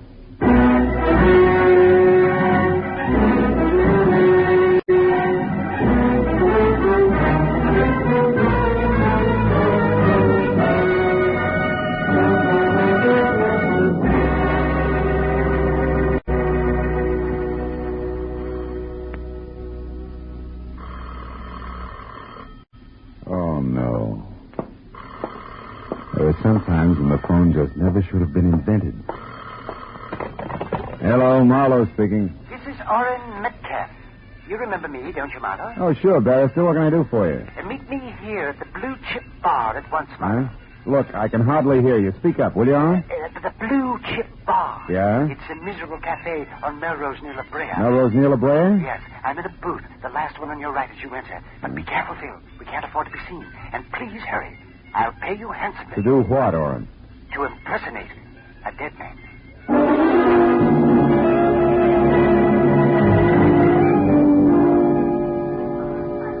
blue chip was an indelicate assortment of stale smells, surrounding pictures of lady Godivas, some without horses, and featuring low lights, lower clientele, and the lowest grade of bar whiskey. Against that backdrop, my new client stood out like a Dresden doll in a police lineup. Orrin Metcalf, in spite of the electricity in his voice, was only 5.5 feet tall. Couldn't have weighed more than 130 pounds, including the glitter of honorary fraternity pins that dangled from his watch chain. He was maybe 50, bald, wore glasses halfway down a long nose, and at the moment was as nonchalant as a 5-inch firecracker with a sputtering fuse.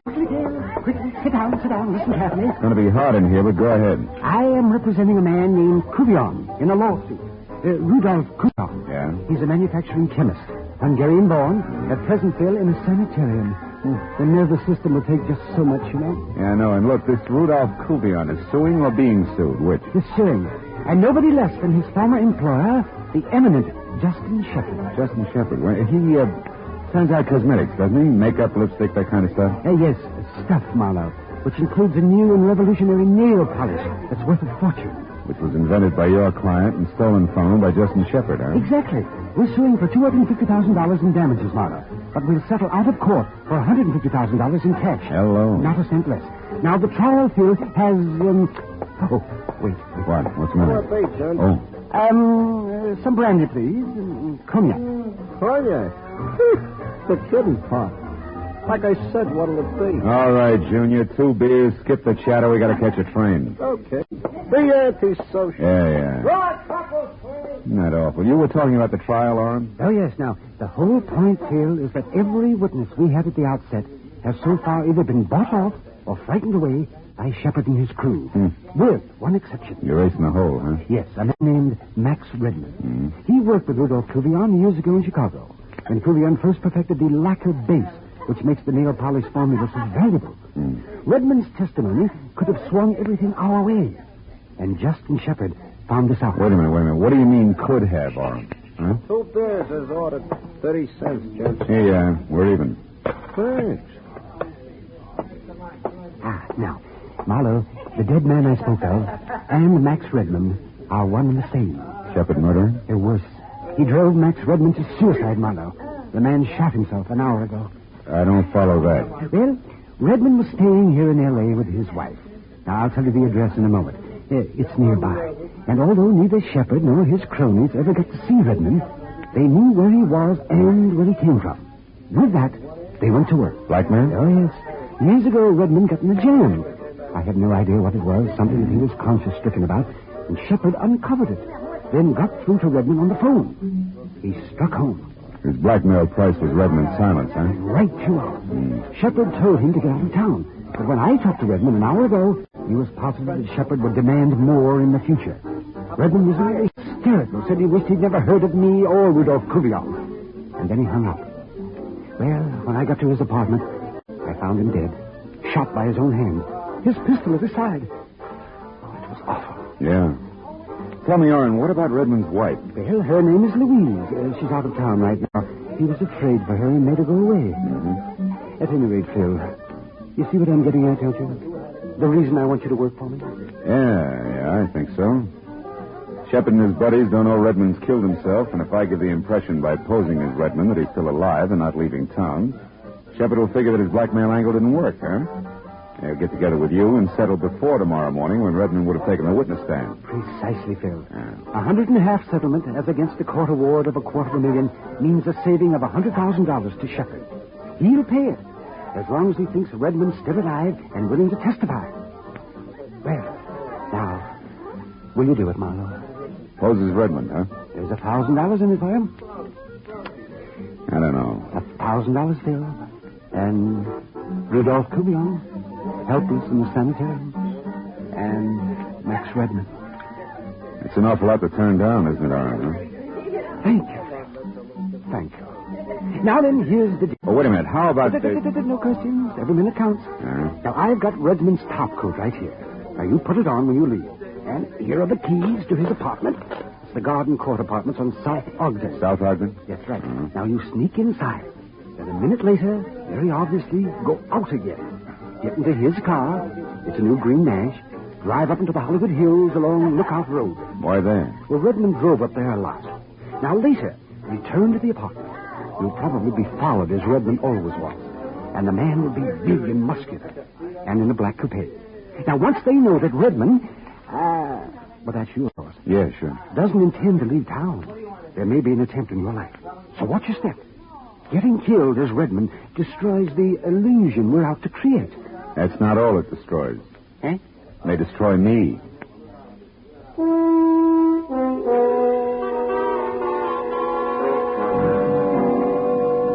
It played as outlined. A minute after I drove Redmond's car out of his garage and conspicuously signaled a left turn with a plaid sleeve, I picked up my escort. His headlights stayed in my rearview mirror all the way along Sunset Boulevard and then up into the hills along Lookout Road. I drove slowly until I cleared a hairpin turn and spotted a flat open lot about 100 yards ahead and to my right. It overlooked the city below and was dotted with cement bags, piles of lumber, and bulldozers that had gone to bed hours ago. I swerved off the road sharply, cut my lights, and parked close to the edge of the cliff.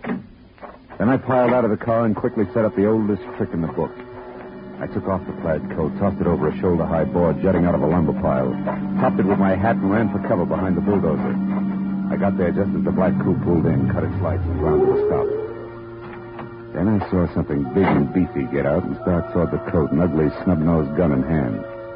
I reached for my .38 and slowly moved through the ankle-deep weeds until I was only a few feet behind him. When he fired at the coat, I was only inches away.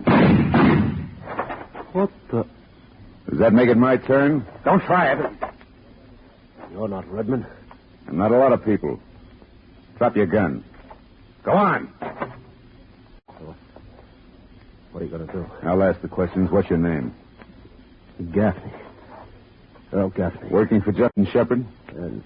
No. I was just... You're just a liar. That's nothing compared to what's in store for you. No, quit. I work for Shepard, all right. And you were tagging me, thinking I was Redmond, to see if I was going out of town. Yeah.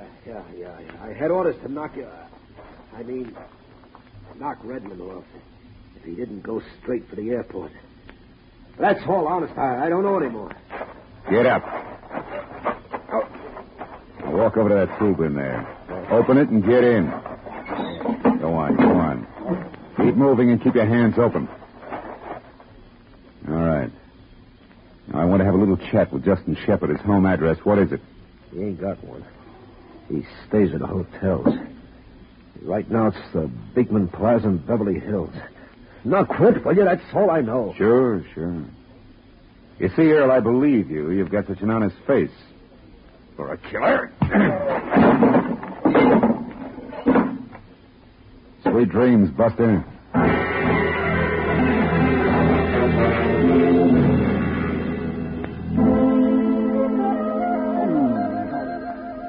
Dozen gladiolas and 1 dozen golden iris. Yes. And deliver them here to the desk of the Beekman Plaza Hotel. No, it's not in Santa Monica. It's in Beverly Hills. It has been for years. Goodbye. Stupid people. Yeah, they're just everywhere, aren't they? Indeed. Oh, may I help you, sir? Yes, I was looking for Mr. Justin Shepard. Is he in? Oh, yes, sir. You could almost reach out and touch him. No, really? Yes, that's he over there, reading the paper in the Louis XIV chair. The Louis XIV? Mm-hmm. You see him? The short, round man. To one side of that woman wearing that stunning taffeta. That what? Stunning taffeta. You see, it's applicated with those bright red roses. Oh, yeah, I couldn't miss him. Turn right at the stunning taffeta. Yes. Goodbye. You're quite welcome, sir. Welcome indeed. Goodbye.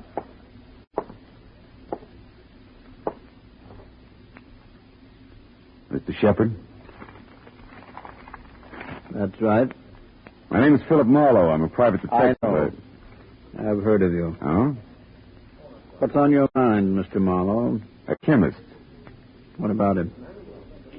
What does he have to do with me? Earl Gaffney. Who is Earl Gaffney? A louse who missed, like the rest of them will.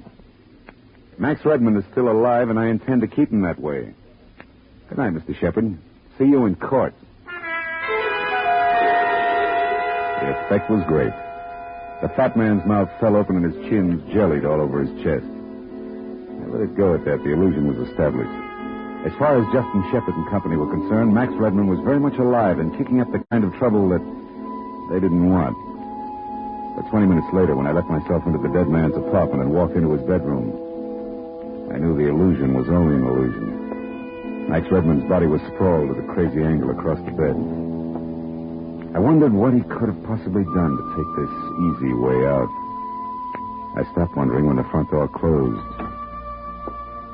It was a woman with the deepest brown eyes I'd ever seen. What are you doing here? Who are you? My name is Max Redmond. You're lying. Where is Max? Tell me, where is he? He's in the bedroom. You a friend of his? I'm his wife, and I'm going to speak to him. Don't try to stop me. I won't, Mrs. Redmond. Go ahead.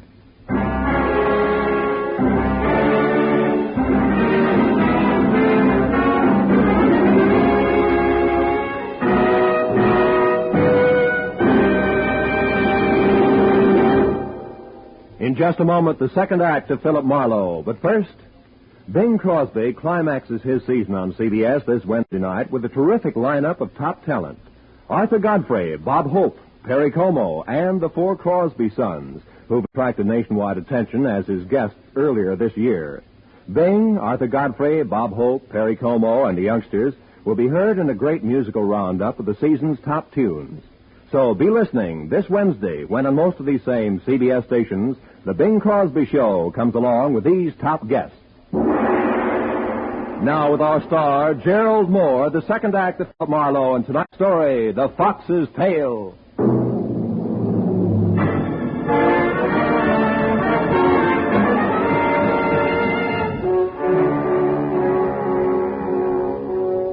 Louise Redmond's dark, troubled eyes stared at the bedroom door for an instant. Then she darted past me and inside. When she saw him, she froze, her eyes on the gun at the dead man's side. One hand trembled toward her mouth. Hang out of yourself, baby. Oh, Max. Max, why did you do it? Why? Your husband had proof that a fat buzzard named Justin Shepard swindled a fortune from Rudolph Kugian, an old friend of his.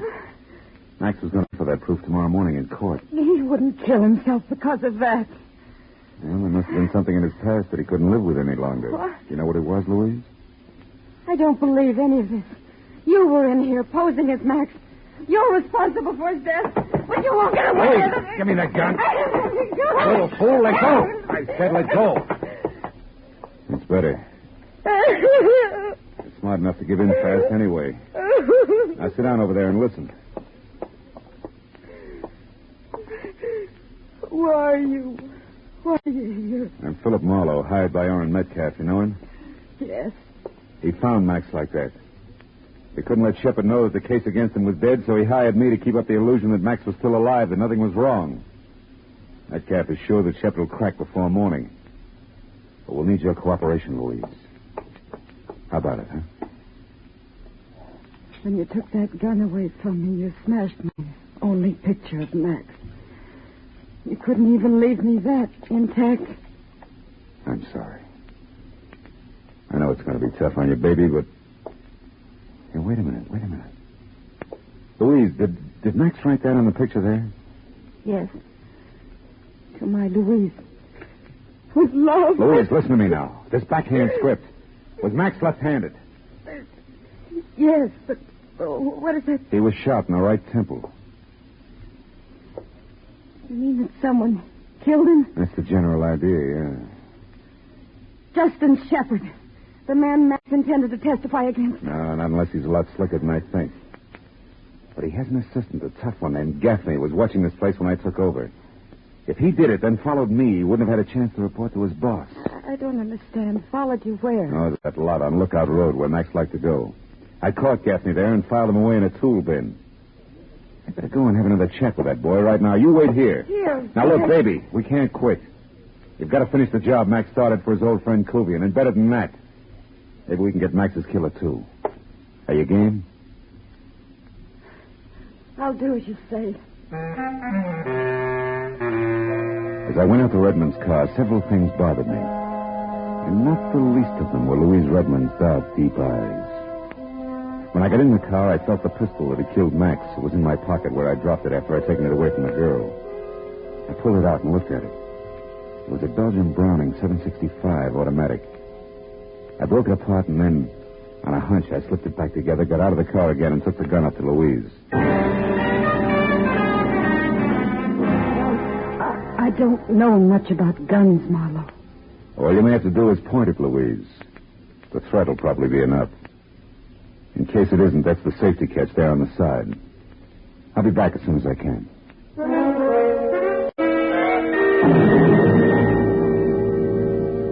When I pulled out onto the vacant hilltop lot, I centered the tool bin in the headlights. I was out of the car and wading through the foot-high foxtail grass before I noticed that the stick I'd shoved through the hasp was now on the ground. I ran the rest of the way and jerked the lid open. Gaffney was gone.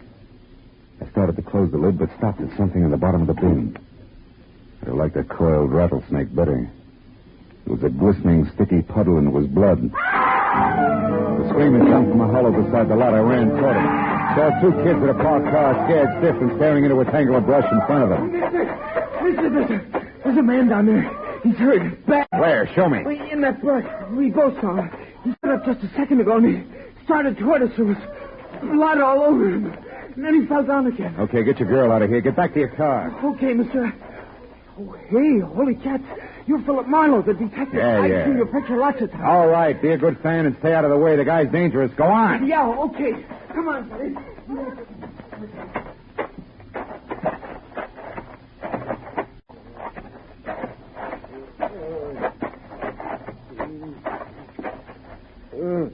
Gaffney. Who did it, Gaffney? It's afraid. Yeah? I knew I'd spill him. Who, Gaffney? Who knew? Who? Yeah.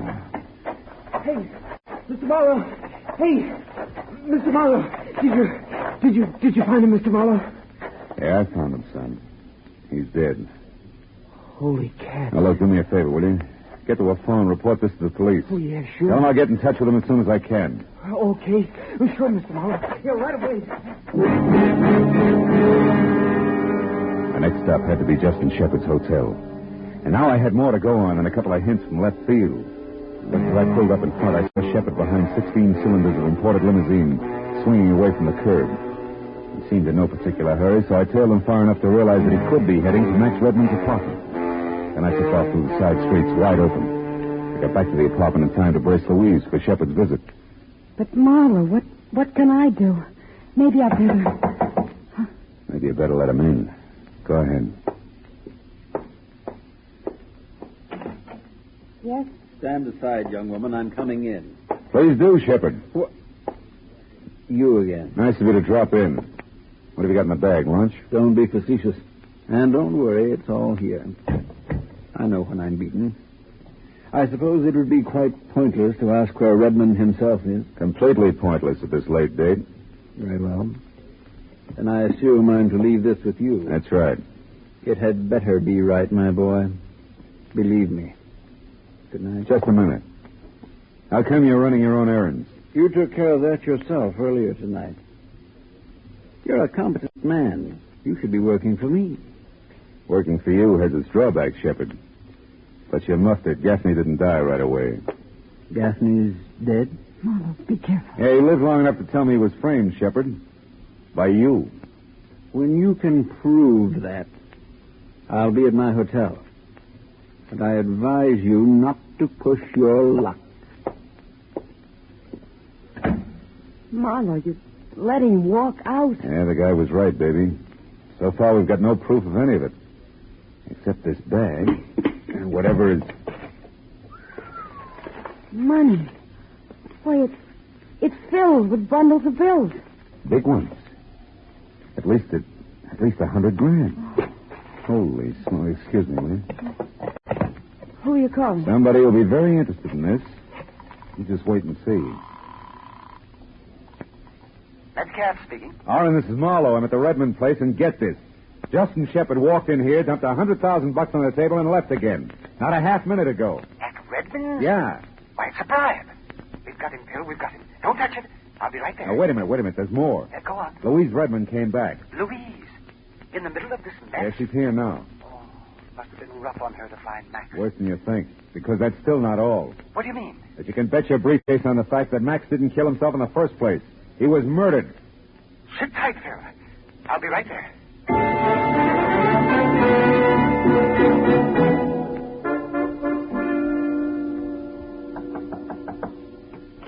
Come on in, Aaron. The money, Marlowe. Where is it? In the bag there on the table. Yes. Excellent. Iron-bound evidence. Best in the world. We'll have this impounded right away. And... Oh, Mrs. Redmond, I can't tell you how sorry I am, my dear. Thank you, Mr. Metcalf. But I'm grateful to you and to Mr. Marlowe here that Max's death wasn't entirely without purpose, at least. What about that, Phil? Can we prove he was murdered? Well, the bullet entered his right temple, but he was left-handed. That's about all we got. As simple as that. And yet it went by me completely. I doubt we can stick anybody for it. Why not? Well, because his killer may be already... Already what, Phil? Oh, already dead. Another killing? Well, what are you talking about, man? One Earl Gaffney, Shepard's gentle assistant. What? I locked him in a tool bin, but somebody found him there and shot him. Keep him quiet. Justin Shepard himself. Surely. Now, look. If we can't get him for Max, we'll nail him for Gaffney. Don't count on it. Listen. We've got that fat lizard right where we want him. Now, First of all, it won't fit, Oren. Why not? If Shepard sent Gaffney to get Max, then killed Gaffney, why did he bring all this dough here? To bribe a dead man? Well, yes, you're making sense, Phil. I knew you'd see it. Go on. Okay, try this for size. Max Redmond never intended to testify in court. He wasn't after a legal settlement because then the money would go past him to Rudolph Kuvian. This bribe here is all Max was after. But somebody was in it with him. You're crazy. How dare you say that? She's right, Marlowe. Now you're talking like a fool. Am I? Max, no doubt, got into a beef with his partner over the split of the bribe and was shot. That's a guess, Oren, but this isn't. Gaffney got it because Max's killer couldn't figure how much Gaffney had heard and seen in here. He couldn't take a chance, you see. But whoever killed Gaffney had to wade through the same weeds I did in that vacant lot to get to him. And most of the weeds up there are foxtail grass. You know the kind that comes off on your clothes that sticks in your socks like little darts. That's right, Oren. Take a look. Your argyles are loaded with the stuff. I don't have to look. You're a bright boy, Phil. Thanks. It went just as you outlined it. Up to this point. I'm sorry you got so much of it right because you can't think of everything. You might be surprised. Don't reach for your gun, Oren. I'll drop you. It was a filthy scheme. Come on, hand it over. Your gun. Why, sure. Here you are. Now you drop it, Marlowe. Go on. Well, the heartbroken little wife. With the very same gun you so generously gave me. That's what I meant, Marlowe. You can't think of everything. Louise and I are going away tonight together. And we're taking that money with us. Stand still, Marlowe. I know more about guns than I pretended. Sure you do. Sure. I had a hunch about you early tonight, baby. Your homecoming was too pat. And you know what? You didn't bring back so much as an overnight bag. And what's more, when I took that gun away from you, you practically handed it to me. You were acting all the way. I'm not now. I'll kill you, Marlowe. Louise, shoot him. Shoot. I can't. Shoot. The gun, Oren. It won't fire. Oh, Poland. I took one of the parts out before I gave it back to you, sweetheart. You couldn't make that go off with a blow. Oren, help me. That's right, Oren. Help the lady. No. Oren. Believe me, sister, you'd get the same thing right now, but for one good reason. I'm going to need you intact in that court tomorrow morning.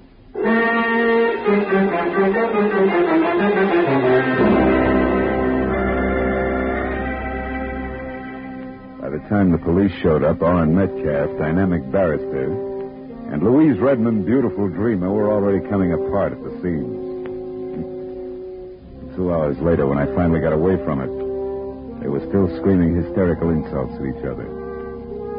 Well, before I went home, I stopped by the sanitarium just long enough to shake hands with Rudolph Kuvian, who turned out to be a nice, quiet, thoughtful old guy. And I assured him of a fair shake that was long overdue. I guess it made him happy. It was hard to tell. Because the look on his face said that maybe the real price, in things other than money, had been much too high. Well, that's the way it is with some characters. They're human.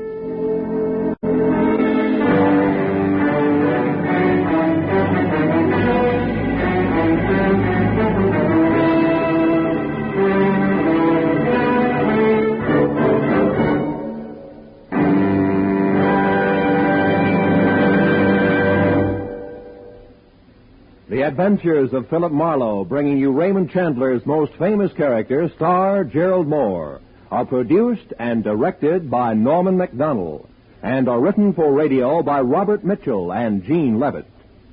Featured in tonight's transcribed cast were Howard McNear, Lou Krugman, Rick Vallon, Parley Bear, Georgia Ellis, and Hugh Thomas. The special music is composed and conducted by Richard Orant. Be sure and be with us again next week when Philip Marlowe says...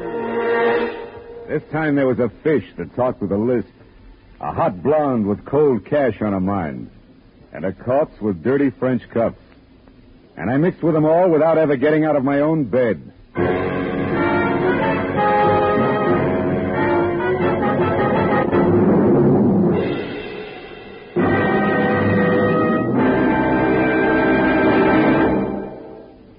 This Wednesday night on CBS, Dr. Christian will bring you the prize-winning script in this year's nationwide contest. CBS cordially invites you to hear Dr. Christian starring Gene Herschelt every Wednesday on most of these same CBS stations. This is Roy Rowan speaking.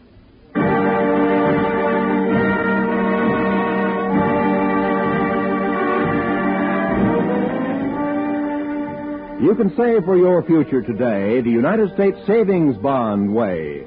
Savings bonds are one of the surest, safest investments you can make because they're backed by Uncle Sam himself. You are sure of getting back $4 for every $3 you invest when the bonds mature in just 10 years.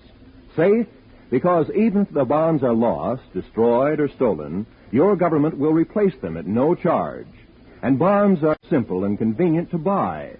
Ask your employer to set aside an amount of money from your pay, the amount you decide on. Automatically, systematically, you'll purchase savings bonds. If you're self-employed, have your bank purchase a bond a month for you regularly. Save for your independence. Buy United States savings bonds. This is CBS, where Burns and Allen are heard every Wednesday night, the Columbia Broadcasting System.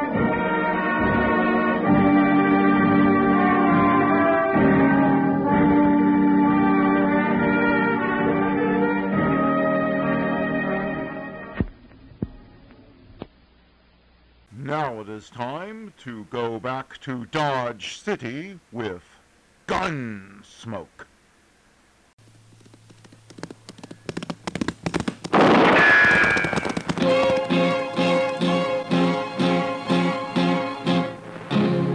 Gunsmoke, brought to you by Chesterfield. Chesterfield packs more pleasure because it's more perfectly packed, thanks to Accuray. They satisfy the most. Around Dodge City and in the territory on West, there's just one way to handle the killers and the spoilers, and that's with a U.S. Marshal and the smell of Gunsmoke.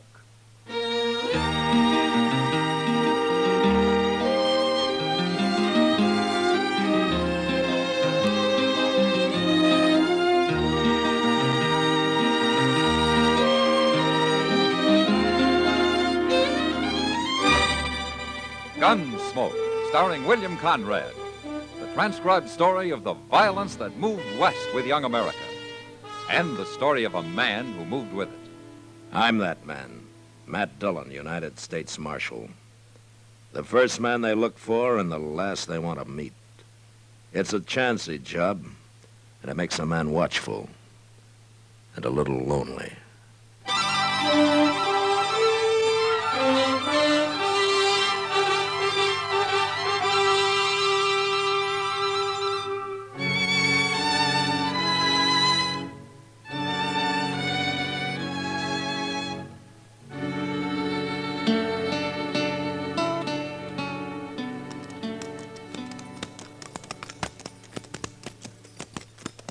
You know that man, Shelby? No. Looks like some kind of tenderfoot to me.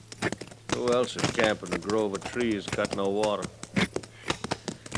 You have a little talk with him.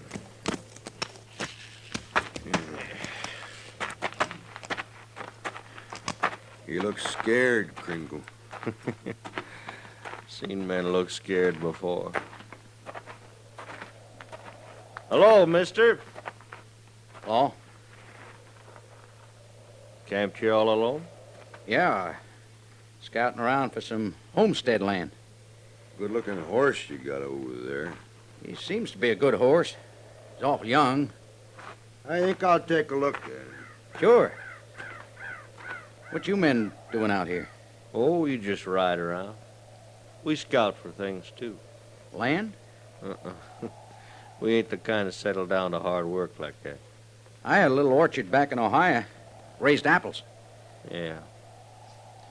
Yeah, apples are fine. Wished I had one now. Hey, Kringle. Yeah?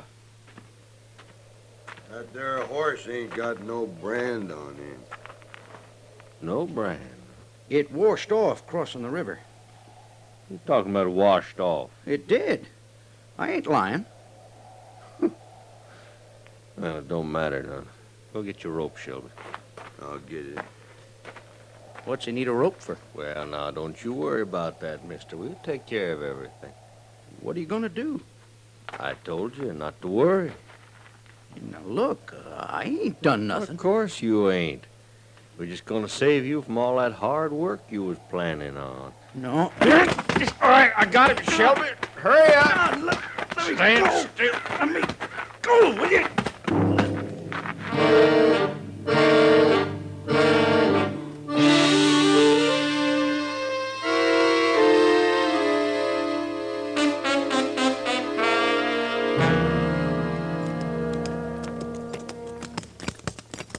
Maybe there's water in this grove, Mr. Dillon. Well, if there is, somebody's dug a well, Chester. Oh, you been here before? I've passed by. I swear I'm going to start toting me a water bag. That's the easy way, Chester. Bet it is. Yeah, somebody's had a campfire here recently. Yesterday sometime, I'd say. Yeah. That big rain last night washed out all the prints. So. It sure did. Doggone it, there's got to be a spring here somewhere. I'm going to take a look. You're wasting your time, Chester. I don't mind. I never saw a man who needed the comforts of home more than he does.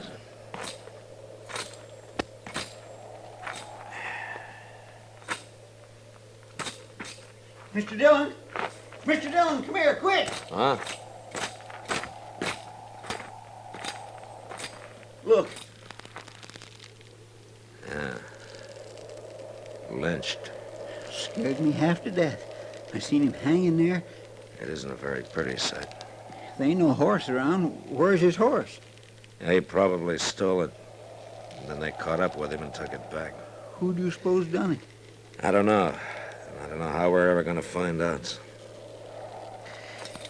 Now, come on. Let's cut him down. And get him into the ground.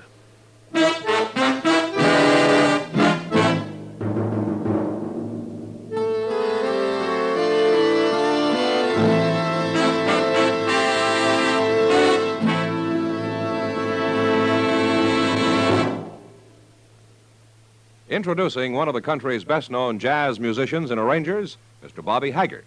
How about whistling along with him?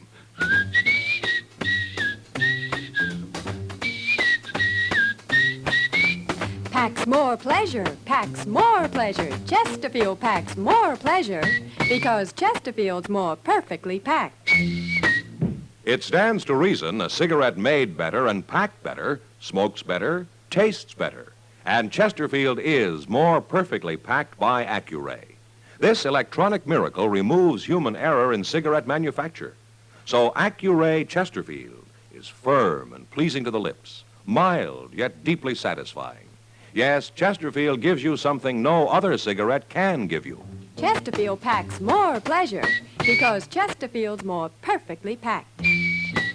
To the touch, to the taste, Chesterfield packs more pleasure because it's more perfectly packed. by Chesterfield. Mild, yet they satisfy the most.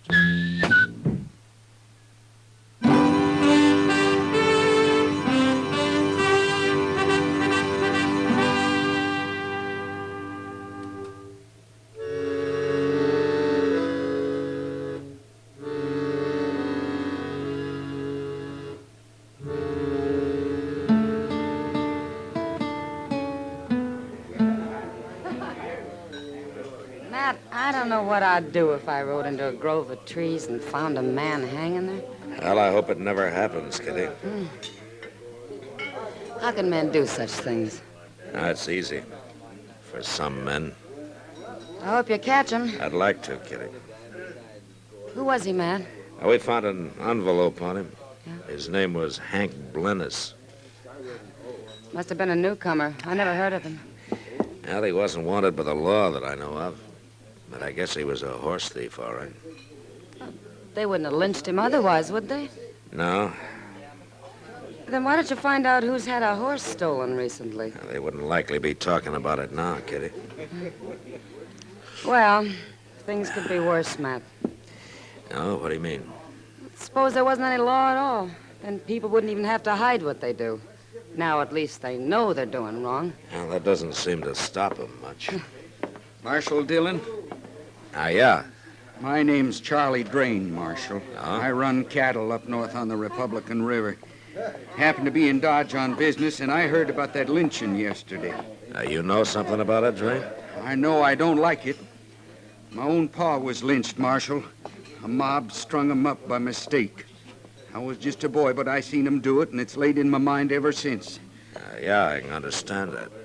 But what about this lynching? It's a big thing with me, Marshal. I can't endure seeing no lynchers get off free. Well, I don't like it myself, Drain. Then you do something about it, or I will. Now, Matt.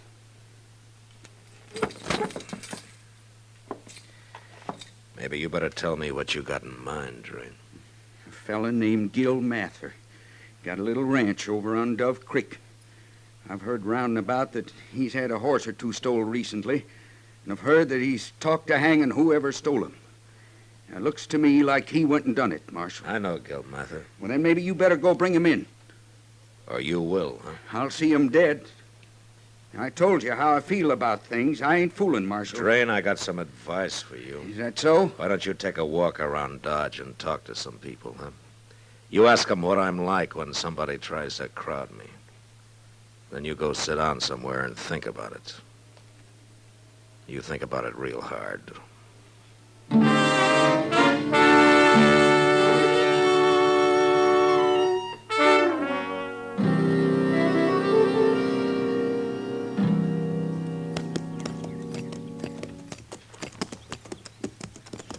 I didn't know Gil Mather was married, Mr. Dillon. He isn't, Chester. Well, then who's that boy in the corral yonder feeding his horses? That's Billy Driscoll. He works for Mather off and on.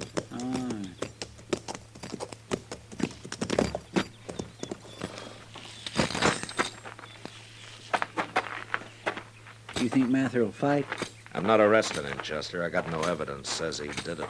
Well, what if he admits it? And it's not often a man admits to a crime, Chester. Guess not. Hello there, Marshal. Chester. Oh? How are you, Mather? Oh, fair to middling, Marshal. What brings you out here? I was told that you've lost some horses. I didn't lose them, Marshal. They was stole. 3 of them now. Any idea who's been doing it? If I knew, there'd be a man hanging from a limb somewheres. There was one, Mather. Right? About 20 miles north of here, a man called Hank Blennis. Was he a horse thief? Probably. Who hung him? Some people think maybe you did. No. No, it wasn't me. But horse thieves has got to be hung, Marshal. Mather Blennis was lynched Thursday. Where were you then? You questioning my word, Marshal? Where were you? Marshal, you got any evidence, you come arrest me. Meantime, I got work to do. Contrary, ain't he, Mr. Dillon? Yeah. It sure looks to me like he's hiding something. Well, I can't arrest him for that. Come on, let's get back to town.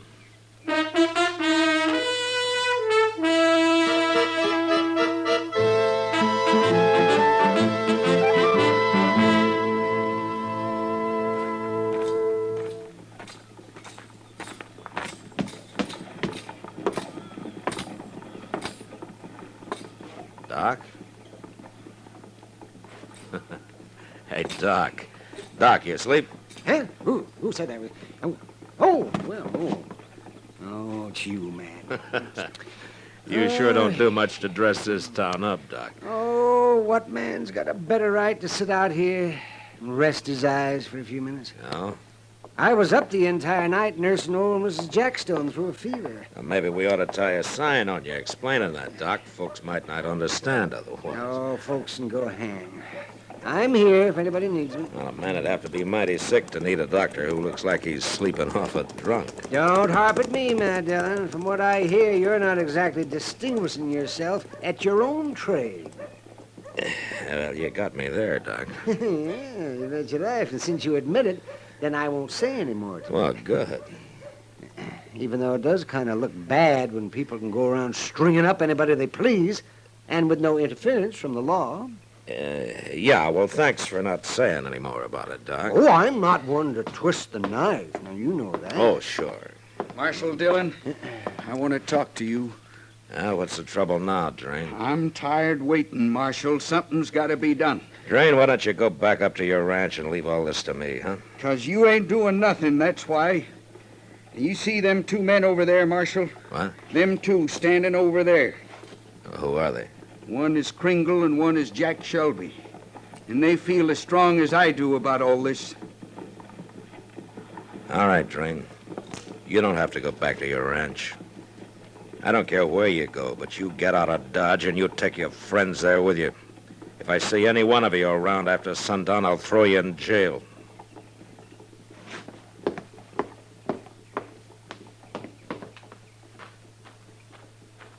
I take it back, joking you, Matt. You are kind of up against it. You know, Doc, I just thought of something. Yeah? What? That fella Blennis was obviously a dude. He wasn't even wearing the right kind of clothes for a man who'd been out here very long. Maybe he wasn't a horse thief at all.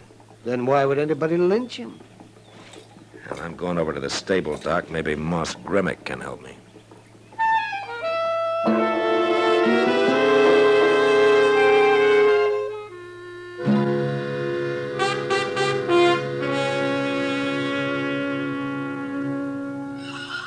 That's the fellow, Marshal. That's him. That's what he looked like. What kind of a horse was it, Moss? A little 3-year-old bay. Real young, but plumb gentle. Had 4 white stockings, Marshal. Yeah, that gives me something to go on. There's another thing, too. That horse wasn't branded. What? Well, I raised him myself, and I just never got around to putting no mark on him. Except for the no good stuff I bought. What stuff? Oh, a fella sold it to me, some kind of chemical powder. You wet it and then kind of paint your brand on with it and supposed to take the hair off. But it don't work. I tried it on another animal. It just washed right off. Ah. And whoever's got that little bay of yours could put his own brand on him, huh? I'm a real fool, Marshal, believing you can brand a horse rubbing a little chemical powder on him. Well, we all get taken sometimes, Moss. I stopped Gil Mather from getting took, though. Oh, you did? Yeah. He come in here the other day, asked me about it. I told him. What day was that, Moss? Thursday. Him and the boy, Billy Driscoll, they come to town every Thursday, Marshal. Come in early, spend the whole day. Why? Something wrong? Hank Blennis was lynched Thursday.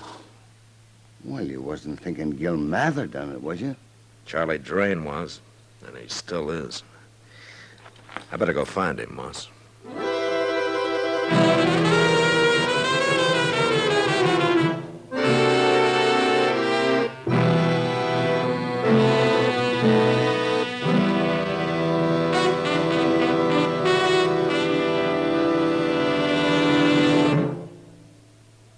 Say, where are you listening to Gunsmoke? In your car? Getting ready for dinner? Oh, I see. Just relaxing in your favorite easy chair.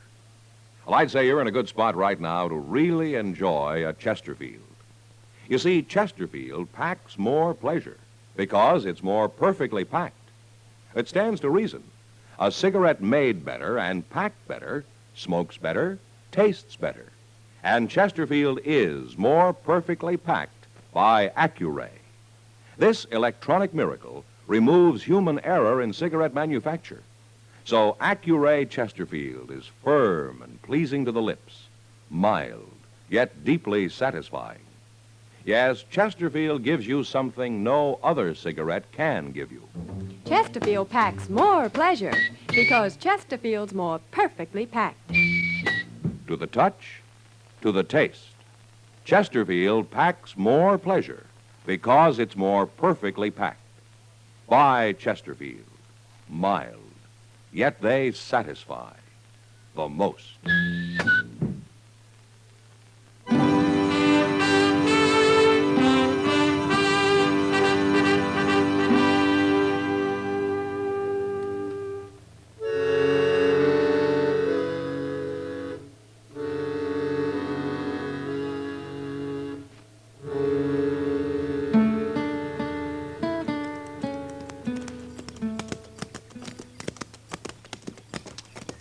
I don't see nobody around at all, Mr. Dillon. Maybe they're in the house, Chester.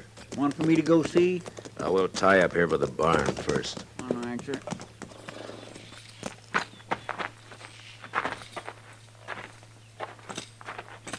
Could be Mather and the boys eating their dinner, Mr. Dillon. At least you hope so, huh? Well, any man gets a little hungry now and then. Wait a minute, Chester. Why, there's Charlie Drain. Yeah. They was in the barn. Them other two fellows, they must be Kringle and Shelby you told me about. Yeah, that's them. What are you doing out here, Marshal? I'm looking for Gil Mather, Drain. He ain't around. Chester, Yes, sir. see if he's in the barn. I said he ain't around, didn't I? Go ahead, Chester. Yes, sir. And don't any one of you try to stop him. Now, which one of you is Kringle and which is Shelby? I'm Kringle, he's Shelby. Why? And it's my job to know who people are, that's all. Well, now you know. Yeah, now I know. If you ask me, it's your job to punish criminals, Marshal. You're right, Drain. Well, you ain't been doing very good at it. I'm kind of slow sometimes. You're too slow. Mr. Dillon. Mr. Dillon. They're in there. Gil Mather and the boy, both of them. Don't stand in front of me, Chester. They're dead. These fellows went and hung them, both of them. Keep your hand away from that gun, Kringle. But you can't blame me. Me nor Shelby. It was Drain's idea. He paid us to come along with him, is all. Billy was just a kid. Why'd they have to hang him for? So he was a kid. He was keeping mighty bad company, now wasn't he? Drain, both the boy and Gil Mather were in Dodge the day Hank Blennis was lynched. Are you sure of that? There are witnesses. I don't want no more part of this. Come on, Shelby. Hold it, Kringle. Well, you ain't stopping me, Marshal. Is that your bay horse over there? With the 4 white stockings? What about it? It's pretty smart of you to lynch a man rather than shoot him when you go to steal his horse. What are you saying, Marshal? They hung Blennis, Drain. I guess they figured helping you with Mather and the boy would put everybody off their track. So they lynched him. They done it. Why, you dirty dogs!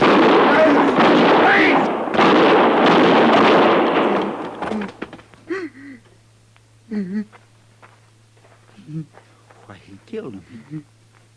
He killed both of them. Sure, I killed them. They had it coming now, didn't they? Give me that gun, Drain. I said give it to him. Lynchers. All the time there was nothing but a couple of dirty lynchers. He's crazy, Mr. Dillon. I hate them. What do you think you just did in the barn there, Drain? I made a mistake. I can't help that. I only wish I could have hung these two. They deserved it. Just like them fellas that lynched my pa. I ain't never seen a man so mixed up. I hate lynching. Sometimes a man can hate too much, Drain. Sometimes it can twist him till he gets where he doesn't really belong. I don't know what you mean.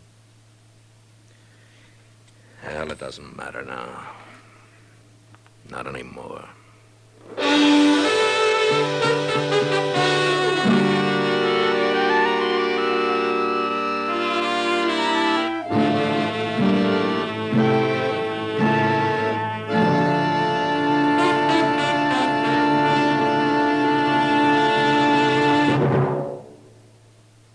In a moment, our star, William Conrad.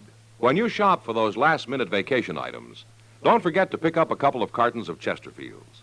You'll find it mighty convenient to have a carton or two along in your suitcase. Or, if you're driving, right in the glove compartment.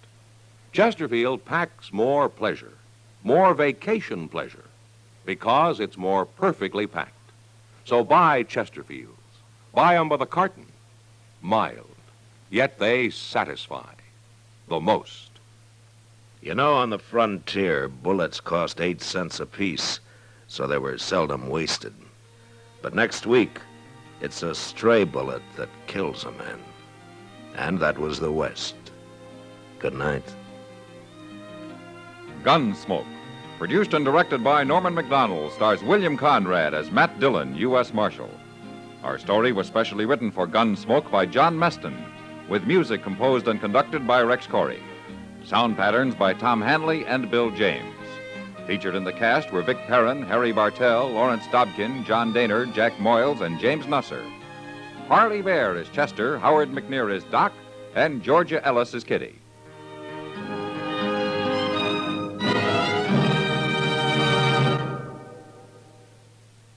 Live modern. Smoke L&M. Live modern. Change to L&M. Yes, have an L&M. No other cigarette you can buy, plain or filter, gives you the full, exciting flavor you get through the pure white L&M Miracle Tip. Through the modern Miracle Tip, L&M tastes richer, smokes cleaner, draws easier. So light up, free up, let your taste come alive. Live modern. Smoke L&M. Join us again next week for another specially transcribed story on Gunsmoke.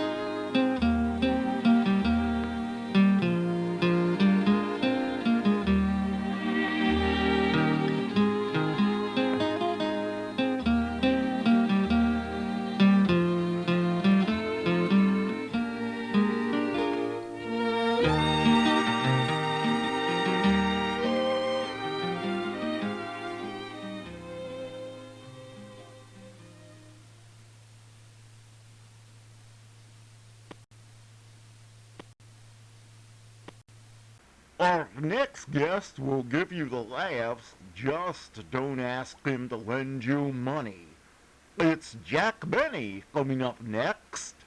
The Jack Benny Program, presented by Lucky Strike.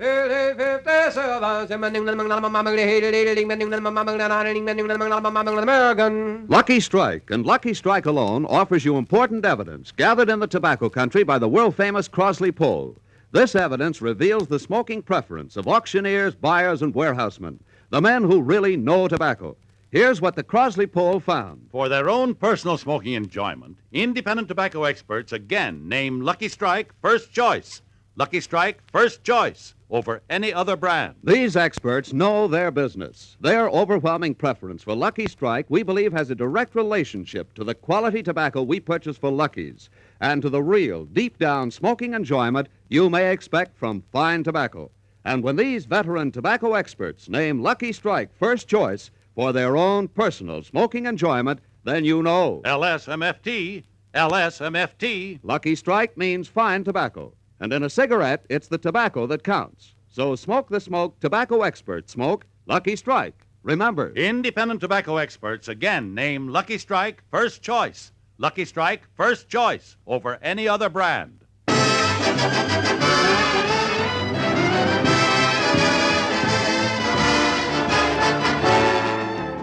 The Lucky Strike program starring Jack Benny with Mary Livingston, Phil Harris, Rochester, Dennis Day, and yours truly, Don Wilson.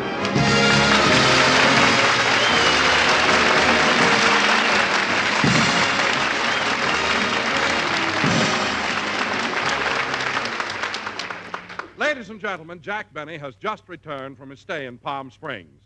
So let's go out to Jack's house in Beverly Hills. It's morning, and we find Rochester in the kitchen. I'm overlooking a sink full of dishes that I overlooked all week. There's spoons and there's saucers and dirt on the floor. Oh, good morning. Good morning, Rochester. Oh, good morning, boss. Did you have a nice night? Oh, pretty good, Rochester, but as you know, I had a difficult time falling asleep. I counted 3,000 sheep. 3,020 to be exact. Was it that many? Yeah, and boss, tonight when you go to bed, why don't you take a little pill? No, Rochester, I prefer to count sheep. I know, but I feel so silly putting on that white coat and jumping back and forth over your bedpost.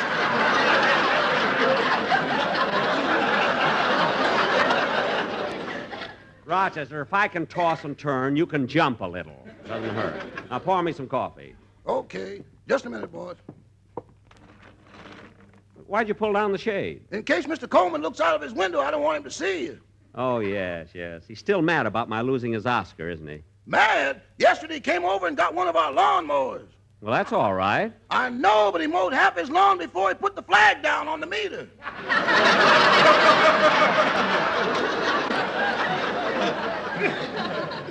Gee, Rochester, if Mr. Coleman finds out I'm back from Palm Springs, no telling what he'll do. But I have to go to the studio. How am I going to get out of the house without him seeing me? Well, let me see. I know. What? Get down on all fours, I'll throw the bearskin rug over you and lead you out of the house on a leash.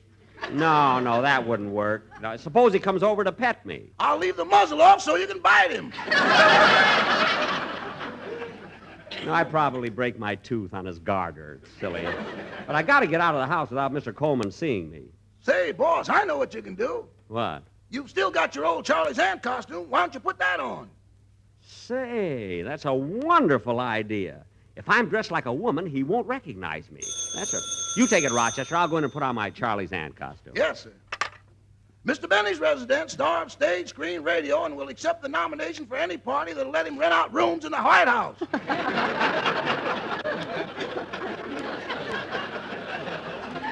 Hello, Rochester. This is Miss Livingston. Oh, hello, Miss Livingston. How did you enjoy your 2-week stay in Palm Springs? Oh, wonderful, Rochester. I was on the golf course with Mr. Benny every day. I know, and Mr. Benny said you owed him $4.35. That's right. I didn't know he could beat you. He didn't beat me. He caddied for me. Oh. By the way, Rochester, how does Mr. Benny feel now? Much better, but when he got home from Palm Springs, he was green. What made him so sick? Well, he stopped at an orange juice stand that said all you can drink for 10 cents, and we had to roll him back in the car.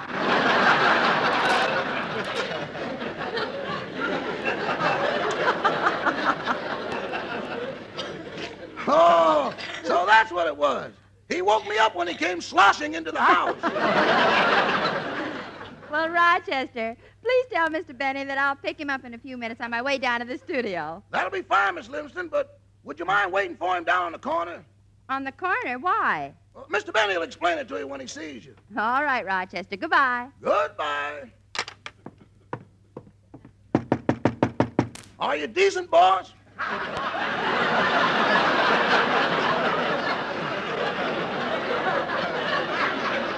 Yeah, come on in. Rochester, how do I look in my Charlie's Aunt costume? Well, let me see. You've got the wig on straight, and your curls tumbled down over your forehead in a tantalizing manner. Thank you, Rochester. Your mascara is just heavy enough to accentuate the blue in your eyes. Good. Your lips have the red glow of a summer sun as it slowly sinks into the peaceful Pacific. Well. And your... Uh-oh. What's the matter? You better pull up your shoulder straps. Your hair on your chest is showing.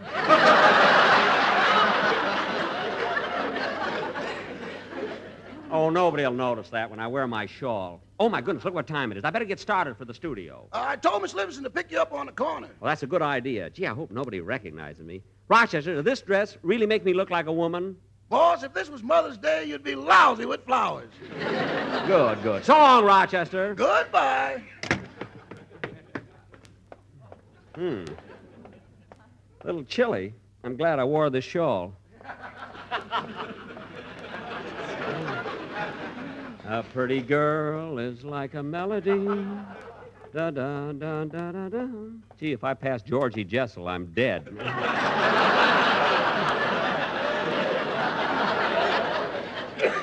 But it'll be interesting. Oh. Well, as soon as I get in Mary's car, I'll take off this dress and... Uh-oh. Oh, my goodness. Here comes Ronald Coleman walking this way. I just put down my head and crossed the street. Gee, that was close. Better be careful, lady. Huh?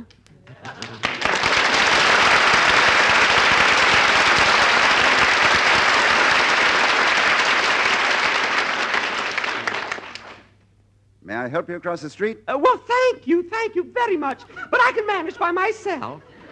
Well, let me take your arm. Well, all right.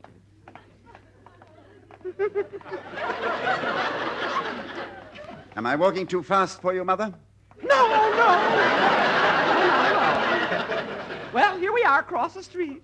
Yes, now watch the curb. Up's a daisy. Thank you. Thank you very much, Mr. Coleman. Oh, you recognize me? Yes. Now I have to run away. Would you like my autograph? Oh, not now. I'm in a hurry. No, only take a minute. I'm sorry, but I don't have a pencil or a paper. I really haven't. Oh, I don't need pencil and paper. I have them written out on little cards.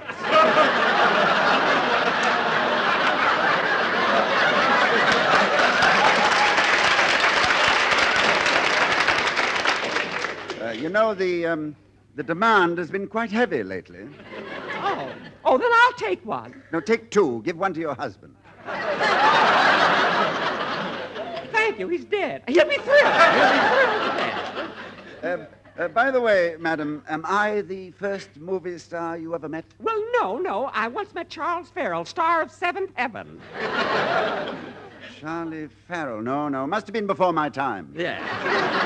Well, thanks again, Mr. Coleman. You're my favorite actor. You're my favorite actor. What was that? Goodbye. Goodbye. Thanks so much. Goodbye.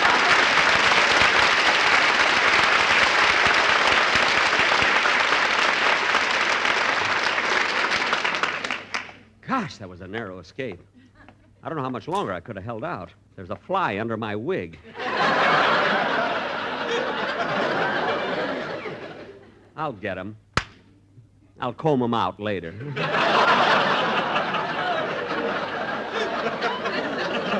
Now, let me see. Rochester said that Mary would pick me... Oh, here's Mary's car over there.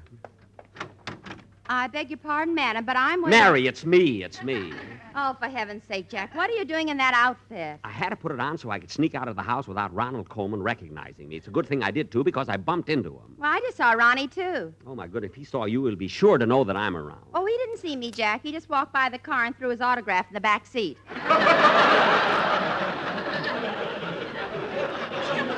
The back seat? Oh, yeah, here it is. Well, what do you know? This one has glue on it so you can stick it on your windshield. Come on, Mary, let's go. Jack, you're not going to the studio dressed as Charlie's aunt, are you? No, Mary. I have my suit on underneath. I'll slip the dress off while you're driving. No, Jack, don't take it off. I want to remember you just the way you are. What? The way your curls tumble down over your forehead in a tantalizing manner. Say, Rochester said the same thing. And your mascara is just heavy enough to accentuate the blue of your eyes. That's funny. He said that, too. And your lips have the red glow of a summer sun slowly sinking into the La Brea tar pits.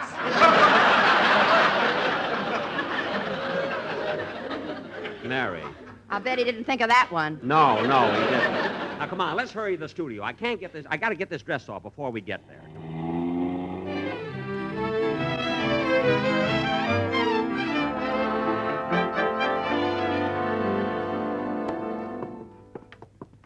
Jack, I'm going into my dressing room. Call me when you start the rehearsal, will you? Okay, I'll see you later.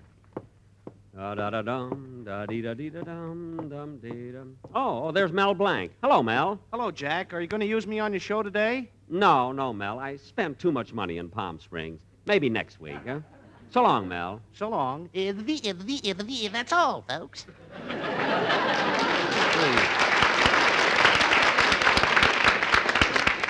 He's a clever guy. It's a shame he won't work cheaper. Oh, well, da-dee-da-dum, da-dee. Hiya, Jackson. Long time no see. Oh, hello, Phil. Hi.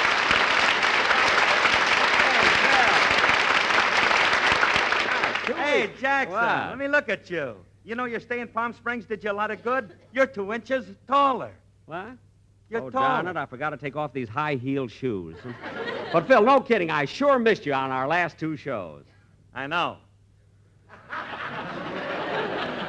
What? You need me, Jackson. You need me. What do you mean? I got big laughs, didn't I? Yeah, you got laughs, but there was something missing. You know, your program without me is like a Persian rug. It looks good, but it just lays there. Phil. Look, Jackson, you tried it without me for 2 weeks. Now, have you learned your lesson? What? If you can't take the talent with you, stay where the talent is.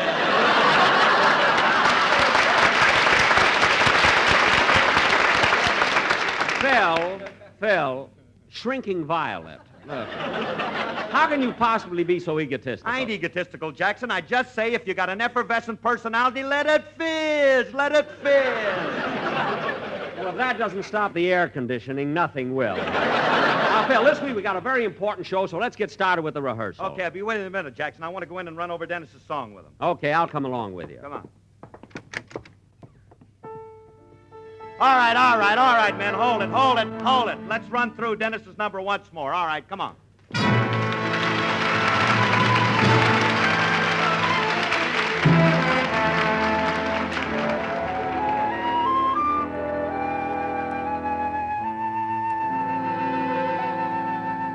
There was a boy, a very strange, enchanted boy. They say he wandered very far, over land and sea.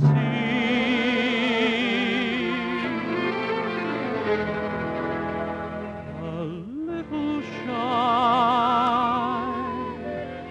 and sad of eye, but very wise was he.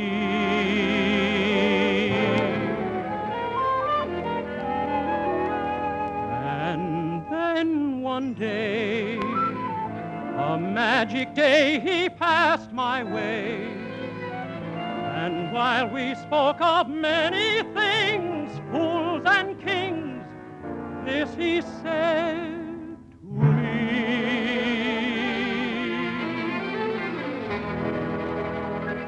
The greatest thing you'll ever learn is just to love and be loved in return.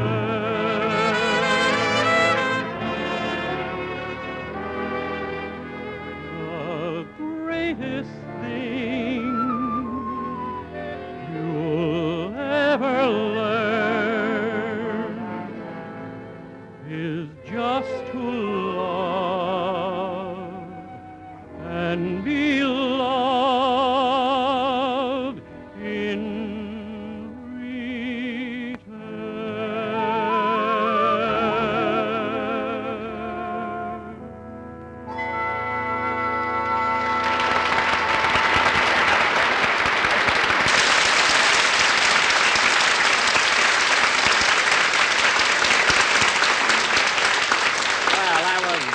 Very good, Dennis. That song sounded swell. Thanks, Mr. Benny, but I think the orchestra should have played it with just a little more rhythm.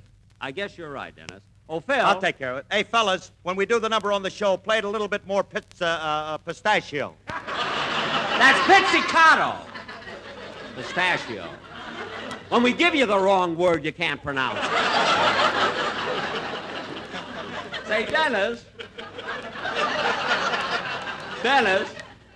Say, Dennis, what time, Dennis, what? Say, Dennis, what time did you get home from Palm Springs Sunday night? Oh, I didn't get home Sunday. I got home late Wednesday and almost missed my own show. But you left Palm Springs Sunday night. What took you so long? Did your car break down? No, but I ran into a lot of traffic in Salt Lake City. Salt Lake City? Dennis, why did you go from Palm Springs to Los Angeles by the way of Salt Lake City? I wanted to avoid the traffic light in Banning. Well, that's logical. But that wasn't the only reason. I also wanted to break in my new car. My mother gave it to me for my birthday. Hey, congratulations, kid. When was your birthday? Last week, and I had a swell party, too. Refreshments and dancing and games like post office. Well, who was there? Just me. Just you. Dennis, how could you dance and play games all by yourself? It's done with mirrors.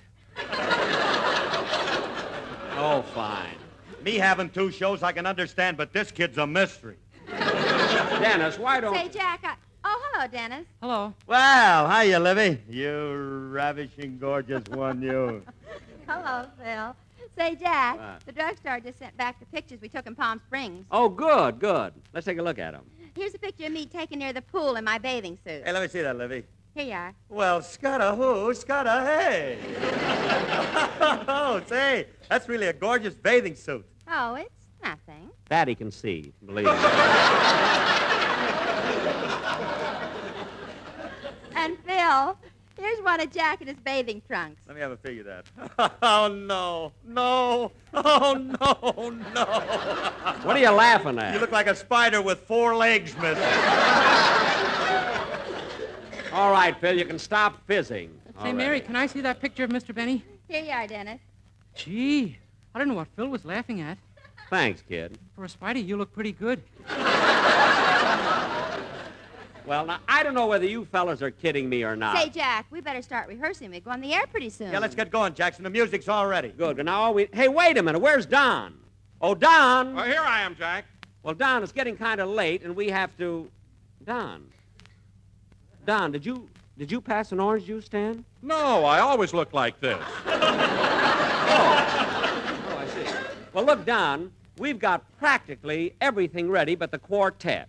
Did you rehearse them? Oh, yes, Jack. I've got a great surprise for you. A surprise? Yes, for weeks now, your quartet's been rehearsing an operatic number, but they needed a soprano for the lead. Uh-huh. So I took the liberty of asking Miss Dorothy Kirsten to come over and join them. Well, I think it was very... Dorothy Kirsten? You don't mean Dorothy Kirsten of the Metropolitan Opera? Yes, Mr. Benny, and here I am.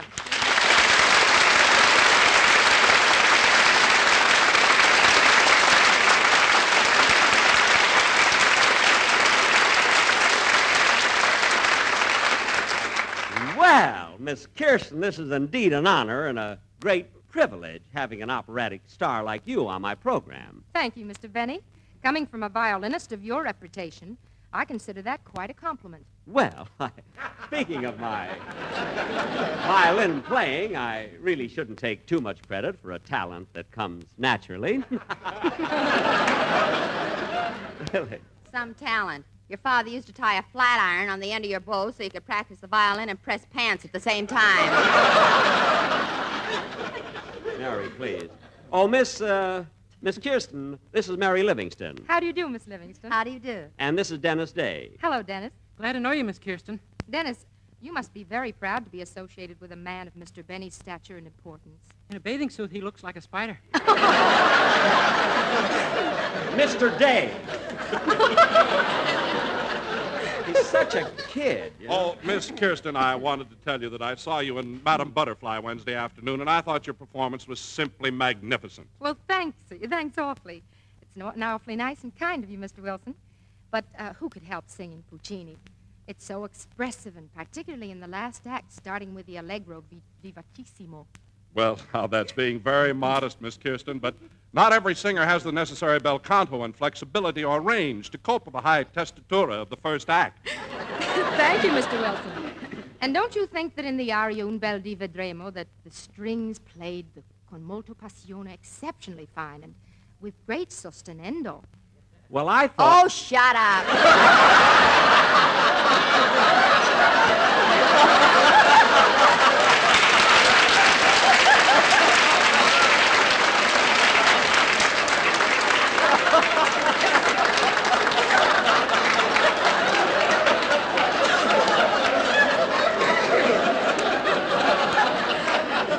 Mary, that's not cricket.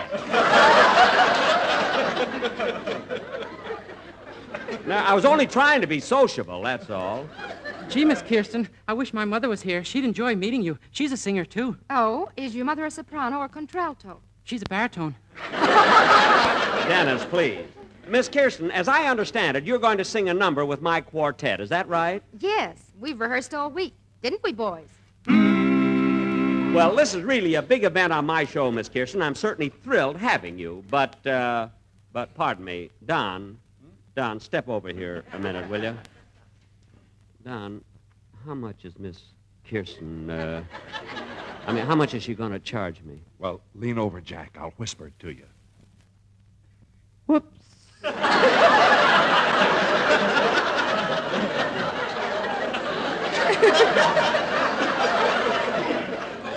She gets more than Mel Blanc. Well... Mr. Benny, I hope you're not concerned about the financial arrangements. Oh, no. That is, I'm not worried for myself. I'm worried about the rest of my cast. They'll have to take a cut, you know.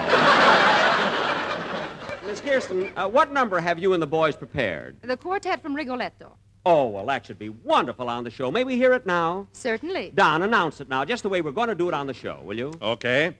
Ladies and gentlemen, tonight we have the privilege of bringing you the quartet from Rigoletto with the Sportsman Quartet, and starring Miss Dorothy Kirsten of the Metropolitan Opera.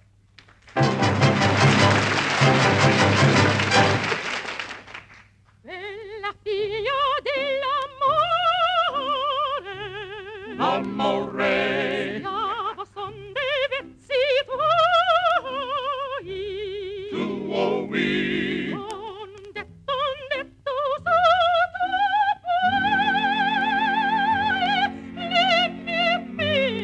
le mie pene consolo. Rido bene core che te fai costa un poco. The hockey strike means fine tobacco. Quanto valga il vostro gioco nel vedete sorpresa. I prefer Lucky for my cigarette. Tacci e piangere non vuole. E piangere non vuole.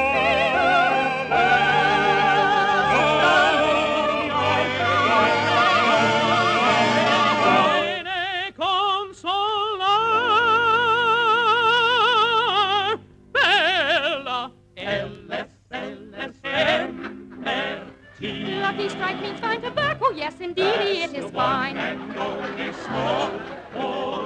All the men who know tobacco say that Luckies are divine. And fully packed, and they're so very free and easy on the draw. Oh yes, oh yes, oh yes, oh yes.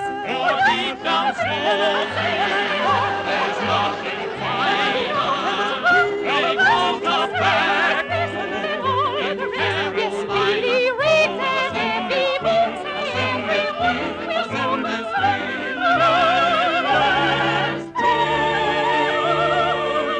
We all know that quality of product is essential to success.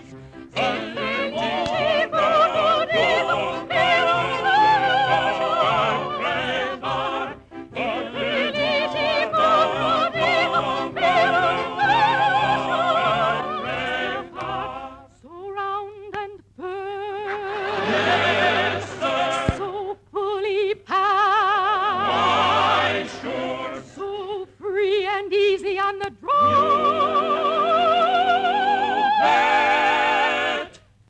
Smoke Lucky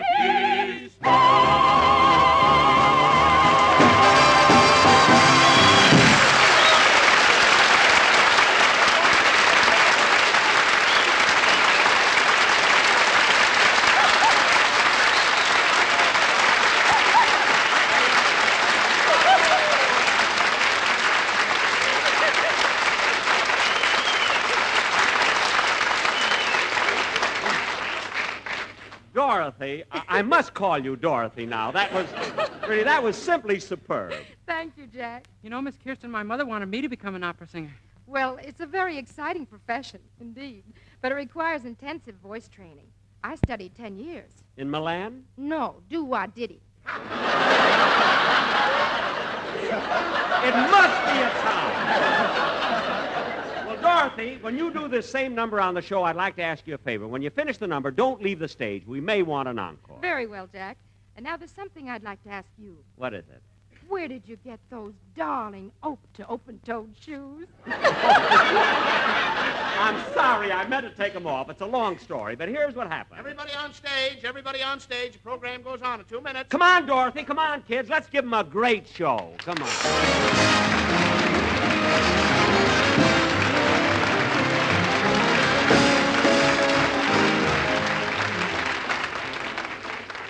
Ladies and gentlemen, the majority of American hospitals now have patients waiting to be admitted, and the situation in many areas is growing steadily worse because of insufficient nursing personnel. All young women between the ages of 17 and 35 who are high school or college graduates are urged to apply for admission in any one of the 1,300 accredited schools of nursing. Apply to the one nearest you.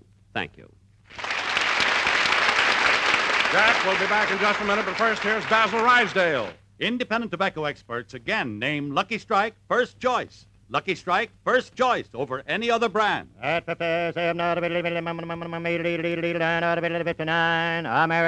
The famous Crosby poll has just completed an impartial survey in 11 southern tobacco states. This poll, taken among tobacco experts, reveals the smoking preference of the men who really know tobacco. Yes? For their own personal smoking enjoyment, independent tobacco experts again name Lucky Strike first choice. Lucky Strike first choice over any other brand. These are the experts, auctioneers, buyers, and warehousemen, and we believe their overwhelming preference for Lucky Strike has a direct relationship to the quality tobacco we purchase for Lucky's. You've heard the poll results. Now listen to what Mr. Fernie Simmons King, independent buyer from Lexington, Kentucky, recently said. Season after season, I've seen the makers of Lucky Strike buy real fine tobacco. Ripe, light tobacco that makes a swell smoke.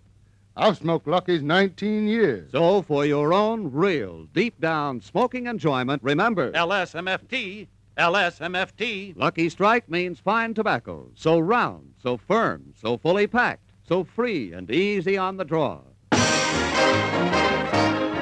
Be sure to listen to the Phil Harris Alice Faye Show on Sundays and A Day in the Life of Dennis Day on Wednesdays. I want to thank Miss Dorothy Kirsten of the Metropolitan Opera for helping us out tonight. I also want to thank Ronald Coleman for helping me across the street.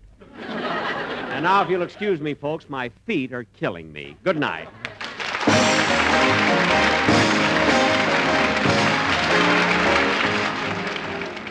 This is NBC, the national broadcasting company.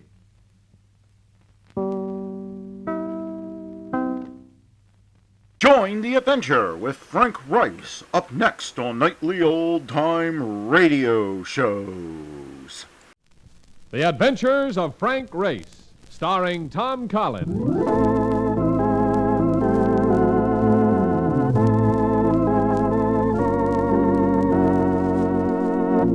The war changed many things, the face of the earth and the people on it. Before the war, Frank Rice worked as an attorney, but he traded his law books for the cloak and dagger of the OSS.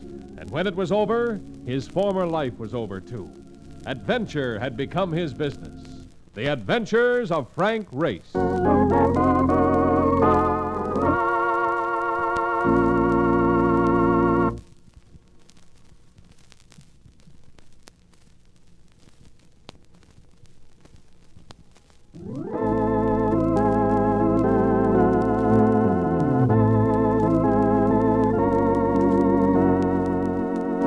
And now we join Frank Rice for the adventure of the Talking Bullet. Jones Beach and a portable radio. That's the only logical escape from a sultry summer night in the breathless heat of a Manhattan apartment. Lying there on the sand with Mark Donovan, I took my comfort and solace from the radio via one of the classic-minded stations, which featured a fine pianist addicted to Beethoven.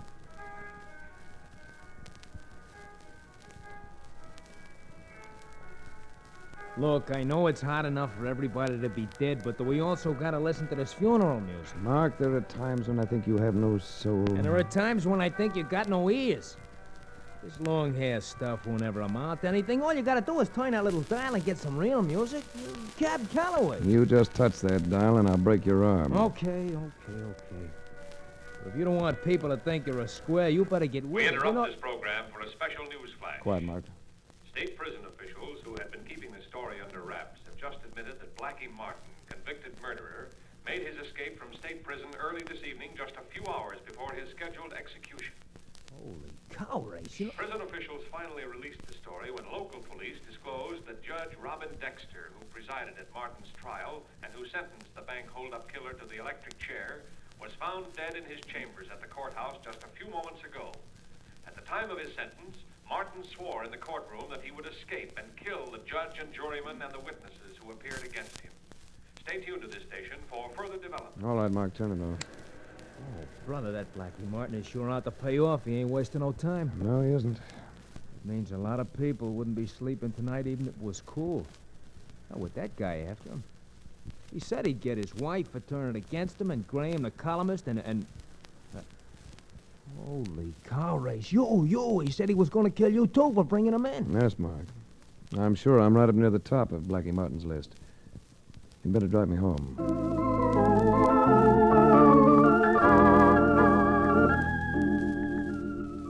A man already convicted of murder doesn't have much to lose. I kept thinking of that as Mark drove me back to town. Martin had strangled a bank night watchman, and another life or two either way wasn't going to make much difference to him. But by the time I got home, most of my thoughts concerned the pleasure of sleep. Welcome home, Race. My uninvited guest was seated comfortably in an armchair near an open window. He appeared to be completely relaxed, except for his right hand. It was clasping a .45 very tightly, and I could see the blue veins pulsing in his clenched fist. Surprise, Race? Well, not exactly, Blackie. The radio has been giving your exploits complete coverage. I didn't like it up the river. You shouldn't have been so impatient. You were going out tonight anyhow. I'm the lazy type. I'd want to walk that last mile. It's too warm to be electrocuted. You may find it even warmer here. There's a dragnet out for you, all over town. I'm not in it yet. And stop bedging near that desk. If you want to sit down, sit over there. Where I can watch you. Thanks for the hospitality, even if it is my own home. I want some information, Race. Where's my wife, Lola? I don't know. I haven't seen her since your trial. Now, she isn't singing at any of the clubs around town, not any of the ones she used to play. I've been checking them on the phone while I'm waiting for you. I got something to settle with that dame. I understand she plans to get married again, Blackie, after you're eliminated. Married to someone else? What are you giving me? Well, she's been seen around with Walker Graham, the columnist who covered your trial. Oh, so that's it? That's why she spilled the story of that bank job to the yellow paper he works for. What's that? Don't get jumpy with that gun. It's only the phone. All right. I'm used to the sound. There's no phone service at that hotel up the river. All right. Answer it. And be careful. Hello. Hey, Ray. Did you hear the latest news report? Yeah, no, Mark. What is it? Well, I just want to let you know so you could sleep good, see? You don't have to worry about Blackie Martin. That's very interesting, Mark. The cops have got the courthouse district bottled up tight, see? And they're sure he's still in there someplace, so don't you worry, pal. You're safe. Yeah, thanks. I'm feeling a bit faint until you reassured me. But tell me, Mark, did you ever finish that mail order course you were taking on hypnotism? Well, yeah, sure. Why? I was just wondering if you could give me some instructions on how to hypnotize a man with a .45 automatic in his hand. Oh, well, you're looking right. I warned you, Race. Hello? Hello, Race, hello. Race!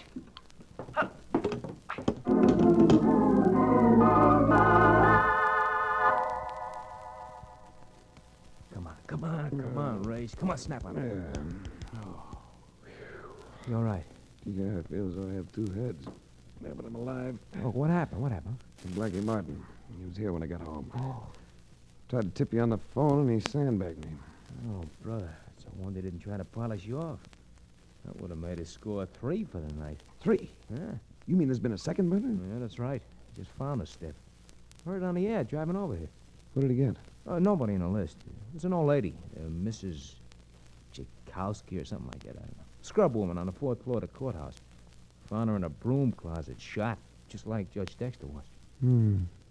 Well, she must have heard the shot in the judge's chambers and went in to investigate. Oh, she saw the killer in a hall, and he knocked her off before she could raise a howl. Hey, Mark, call one of the news commentators and find out where Mrs. Tchaikovsky lived and if she had any family. Then you can drive me out there. But, Ray, she wasn't connected with the trial. She was just an innocent bystander who got it in the neck. I know, Mark. That's why I'm curious. Very curious.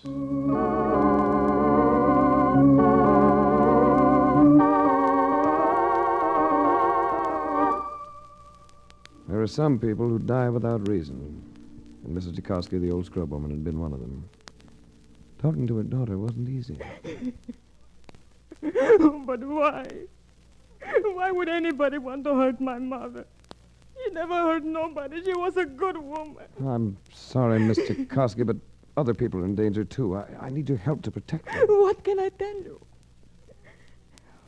What do you want to know? All about your mother. Who she knew, any friends or enemies, anything.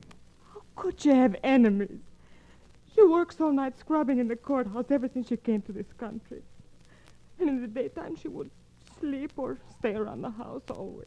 Well, she had no friends at work? I don't know. Nobody who ever came here. I don't think so. Why not? Well, she couldn't speak no English.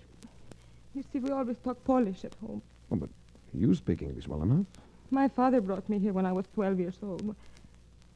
My mother, she only came from the old country 4 months ago. Only 4 months ago, huh? Yes. When my father died, I sent her his insurance money to come here. Then she went to work in the courthouse.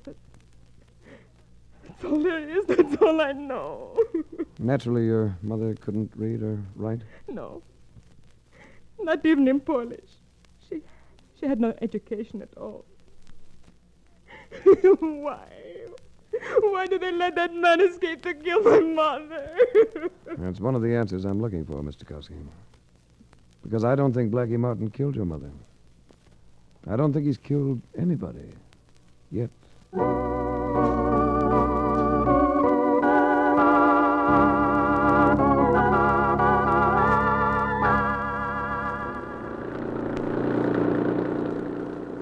Now, look, Grace, it's all right for you to have a hunch, see?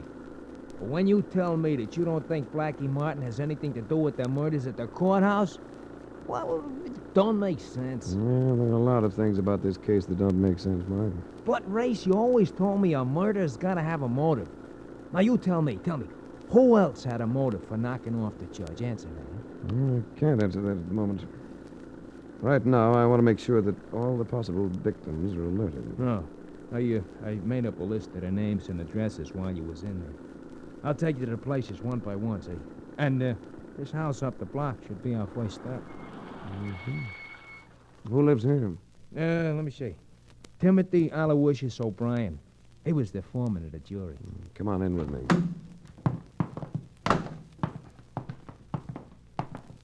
The house is dark, Race. It's, midnight, you know. Well, just the same, O'Brien should go to the police and ask to be taken into protective custody until this is over. Here, ring the bell. Yeah, all right.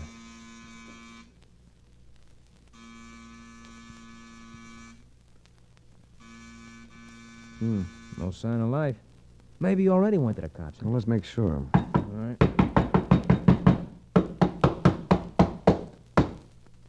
Hey, that did it. Look.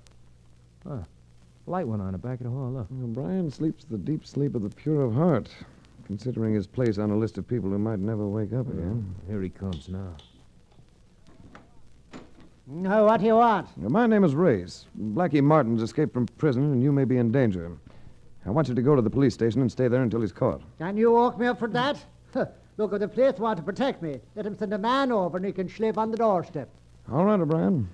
I can't force you into it, but don't open the door so easily if anybody else should come calling tonight. I'll be so sound asleep I won't even hear him. And good night. Good night. Good night. He's Irish.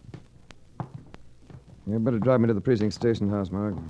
I'll ask them to send a man over right away. I wish I knew where to find Blackie's wife, Lola, though.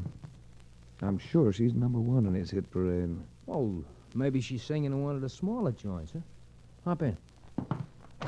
We can make the rounds of a few spots later on in. Hey, what's that? Shots inside the house. Come on. Knocking won't help this time. Smash it in. Right. Better must be back here where the light went on before. This must be it. Yeah. Light a match, will you, Mark? Yeah. Was it bad, Race? Right through the chest, Mark. He's dead. Hey. I heard something move. Douse the match. Right. Keep your eye on that drape at the window while I... Look out, Mark!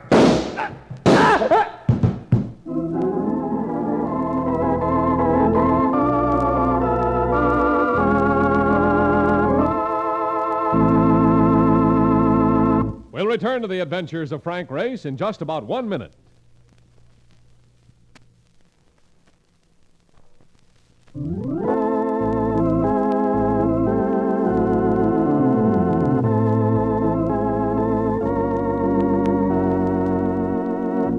And now, back to the adventures of Frank Race.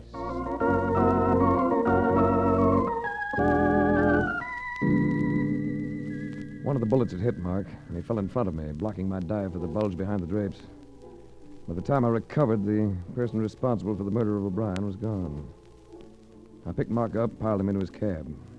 My speed picked up a cruising motorcycle cop, and in a matter of seconds, he was transformed into a flying escort for City Emergency Hospital. I'm sorry you stopped that bullet, Mark. It was meant for me. It's all right.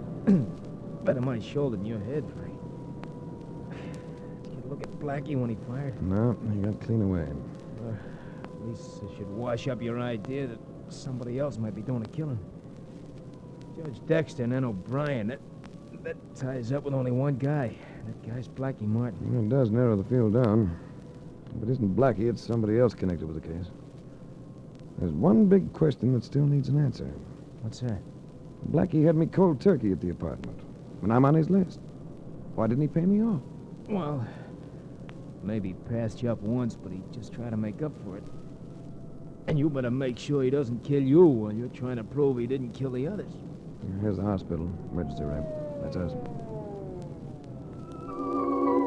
With the aid of the motorcycle cop and a young doctor, I got Mark into the operating room. I showed the cop my credentials and explained the setup. He left to make a report while the doctor went to work on Mark. Hey, lay off the eighth if you can, Doc, will you? Makes me sick. All right, we'll try a local. That ought to help, son.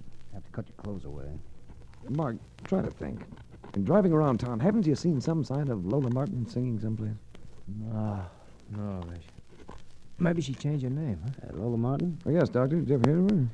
No. There is a girl named Lola singing at the Tiger Room. It's a hangout that the interns frequent over on 10th Avenue. Yeah, redhead? On the, curvaceous side? On the curvaceous side, all right. But a blonde. That could be peroxide, though. Ready for the needle? Yeah, I'm ready if you are. It'll take hold in a second. We can probe for that slug. Oh, brother. That's Lola at the Tiger Room, Race. You better get going. You still got some time. No, wait until the doctor finishes with you. How's the shoulder feel now? Numb. Good. It's gonna hurt you some anyhow. Yeah, go ahead. All right, almost got it. Hold tight. There it is. Mark boy. He's passed out for a minute, that's all. Here's a slug. 38 caliber. Well, so it is. My hunch is paying off. What's that? The last I saw of Blackie Martin, he was carrying a .45. Tell my friend that when he comes to.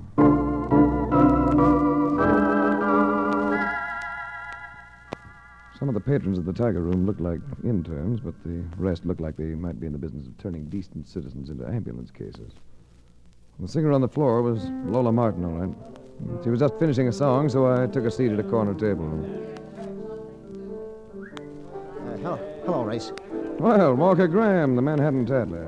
What brings an ace columnist to this den of iniquity? I'm worried about Lola with Blackie on the loose. You ought to do some personal worrying. The tip you printed was one of the things that helped send Blackie on that one-way trip. At least it was supposed to be one way. I know it, but what about you? You brought him in. Yes, but I didn't start wooing his wife as soon as they threw him in the cooler. Well, I can't leave Lola without protection. I'll see that she gets home safely. Would you, Race? Sure. I hope you don't think it's yellow of me to take a powder. What I think of you isn't important. She'll be back here in a moment. Tell her I got an important call, will you? Sure. I'll tell her you went to play ping pong with Blackie. Yeah. Well, thanks, Race. Don't mention it. Well, Mr. Race, how nice. Where was Walker heading in such a hurry? I think he heard the Grim Reaper swishing his sickle. Won't you sit down? Thanks. Order me a pink lady, will you? Waiter. Pink lady for the lady. And now, a cigarette. Here you are. Light. Would you like my wristwatch? Walker Graham usually takes care of these little things. Not that you aren't a pleasant substitute. You flatter me. Walker became quite attentive after Blackie's trial. But you're the one I was hoping I'd see again. If you want to see anybody again, you'd better take yourself out of circulation until Blackie's taken back into custody. I can't. Want me to tell you why? All right, Race. Why? Because the money that Blackie stole was never recovered. You and Walker Graham have it stashed away someplace. And you've got to be out moving around to make sure that neither Blackie or the police get to the money. You're smart, Race. But this town is too hot for Blackie to be on the loose much longer. There are a lot of people he wants to get to. I'll take a chance that he doesn't get to me before he's caught. I've got news for you, Lola. You're Blackie's #1 target. He isn't going to bother with anybody else until he gets to you. That isn't what the news reports tell me. He's kill crazy. If you mean Judge Dexter and O'Brien count Blackie out, he didn't kill him. Who told you that? A murdered scrub woman. Because if Blackie had killed the judge, Mrs. Jackowski would still be alive. Why? Suppose she caught him there. She could be a witness against him. A man already convicted of a murder wouldn't be afraid of a witness to a second murder. Mrs. Jackowski wasn't even in this country when Blackie was convicted. What are you trying to prove? That she wouldn't have been able to even recognize him. She couldn't read. So she couldn't have read about him. So? So whoever she saw leaving the judge's chambers was somebody she'd seen before. Somebody she knew. Like me, for instance. You saw Judge Dexter after the trial. You'd visited him a couple of times, had dinner with him. There's no law against that. No. But you were known around the courthouse. I don't have to listen to you, Race. And only a moment ago you were so happy to see me. I hope Blackie sees you next. I really hope so. Good night, Mr. Race. Lola Martin stalked out of me before I could stop her, so I called Ed Levis, police lieutenant friend of mine who happened to be in charge of the manhunt for Blackie Martin. I told him where he could locate Lola, and I went home and turned in. I slept fitfully until... Come on, Race. Wake up, will you? Well, you look happy, my perforated friend. How's your shoulder? Fine. And I am getting a chuckle out of having the laugh on you for a change. Look at this newspaper extra which I just picked up. Oh, you know I can never focus my eyes before breakfast. What's it say? It says that you are wrong about Blackie Martin. He shot and killed his wife Lola in the Times Square subway station at 2 a.m. this morning in front of 20 eyewitnesses. Let me see that, Mark. Yeah, sure. Have at it. So he finally paid her off. That's what it says, Maestro. And furthermore, there was just a flash on the radio. The police have Blackie staked out in an empty warehouse over by the waterfront. Well, look, let me jump into some clothes and you can drive me over there.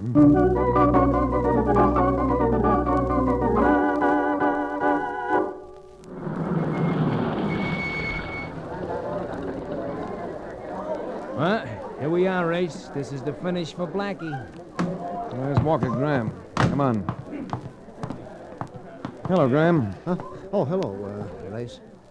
Well, you got Lola after all. I know. I'm sorry. We're going to be married. I guess this winds it up, though. Won't hurt anybody else. Where is he? In the cellar of that building. It's full of storage bins, and he's got the doorway covered. They've sent for equipment to smoke him out. Who's in charge? Lieutenant Levis. Here he comes now. Hello, Graham. Race? Hello, Lieutenant. Hello, Ed. Looks like you're having a little trouble. Oh, I could get him if I had to, but why should I risk losing a man? He can't get out. What are the orders? Shoot to kill? I don't like it, but that's it. He's dangerous. Ed, I want you to do me a favor. Pull back your police line to the other side of the street and let me go in after him. You tired of living, Race? Oh, you know I'm not an idiot, Ed. I'm playing a hand. Well, All right, Race. I'll chip in with you. Say, Sergeant, come on, move those men back. All right, move back there.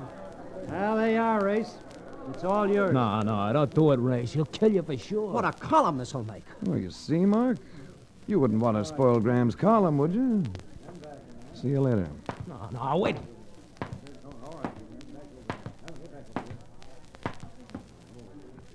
This is Frank Race, Blackie. I'm coming down to talk to you. Come on.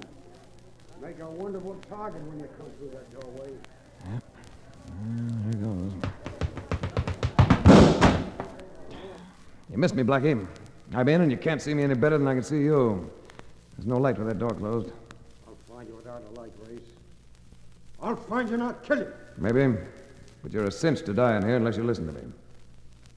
All right, Race. I'm listening. Go on, talk. Here's my proposition, Blackie. I want you to...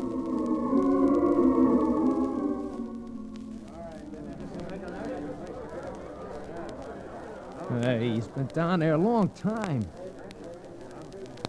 I'm afraid Blackie got him as he went through the door. Smoke equipment is here now. Hey, more shots. Hey, look. Cellar door, it's moving. Keep that door covered, man. Hold your fire up there, Ed. Race. All right, nice work, Race. Come out. Hold that crowd back there, man. Hey, look. Look, he got Blackie's carrying him out. Let's get this body into the warehouse office, Ed. Right. Come on, Donovan. You can come in, too, Graham. And call your paper. Yo, this boy's heavy. I'll dump him here until the wagon comes.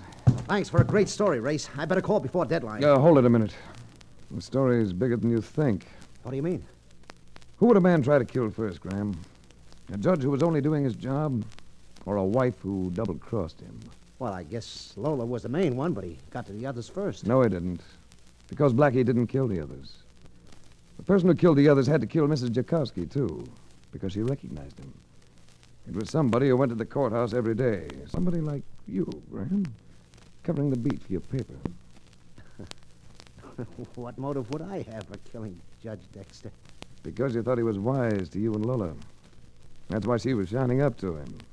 And you figured the other murders would make the police redouble their efforts to get Blackie and shoot him on sight. You haven't got a shred of proof, Race. Not yet. But I think you have the proof on you. A .38 caliber gun, the gun that killed 3 people. See, Blackie Martin's gun was a .45. All right, genius. Here's that gun.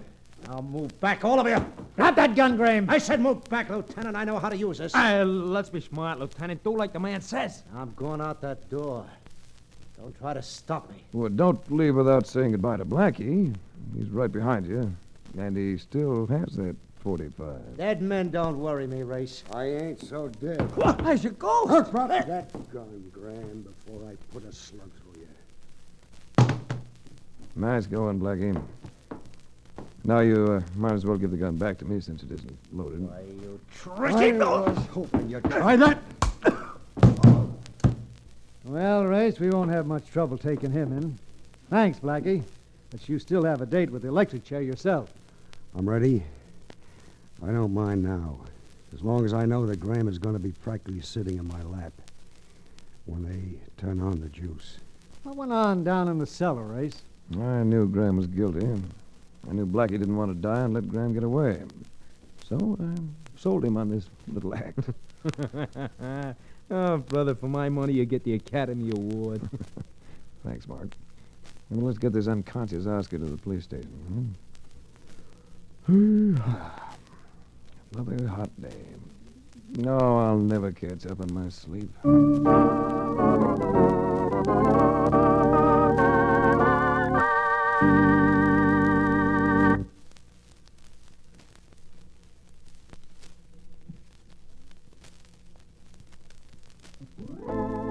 The Adventures of Frank Race, starring Tom Collins with Tony Barrett as Mark Donovan, comes to you from Hollywood. Others heard in tonight's cast were Lillian Baeff, Michael Ann Barrett, Mark Lawrence, Lou Krugman, and Dick Ryan. This series is written and directed by Buckley Angel and Joel Murcott. The music is composed and played by Ivan Ditmars. Be sure to be with us again this time next week for another dramatic chapter in the Adventures of Frank Race. Art Gilmore speaking. This is a Bruce Ells production.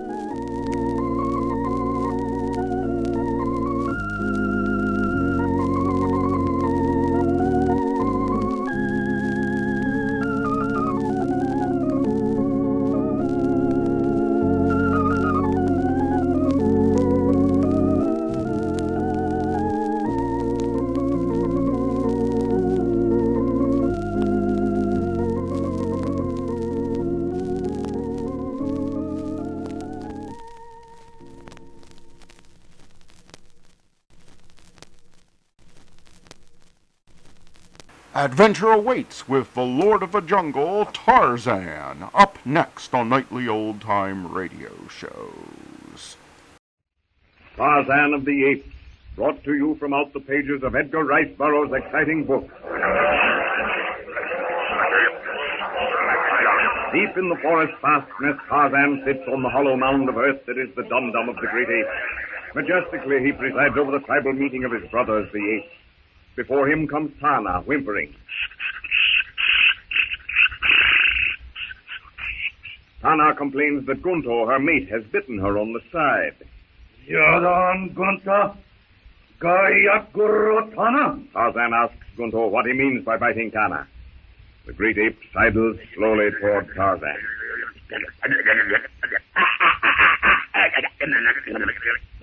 Gunto complains that Tana is lazy. She will not bring him beetles, will not scratch his back. She's gone from the tribe for hours at a time. In short, she's not paying sufficient attention to the mate who protects her in times of trouble. Ambalaho Kapopa, Gunta Mitas Yatak Tana, Tana Grega Gunta, Afim Katembo. Tarzan lectures them both on their duties toward one another. Tana must mend her ways, and Gunto must not bite Tana anymore, or else Tarzan will give him a taste of the gleaming knife the apes fear.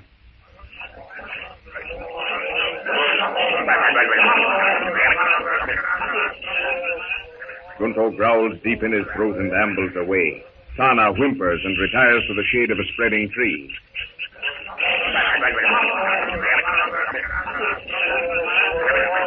Before the feet of justice shuffles Mungo, an old ape whose fighting days are past. Through toothless gums, he mumbles that Takla, the sullen, brooding ape who recently killed one of Bolgani's tribe, is missing from his haunts. Ludon Magor Bolgani. Tarzan questions the old fellow, but Mungo can give no further information. Malud Takla Wakambi Bolgani. Malud Takla Wakambi Bolgani. Tarzan calls aloud to the tribe, asking for information of any who know of Takla's whereabouts, but none can tell him. Tarzan's brow wrinkles in meditation. Once before, Takla had run amok and left a trail of devastation in his wake. The apes are silent as they see their leader lost in thought. Quickly, Tarzan dismisses his thoughts and signals the next complainant to step forward.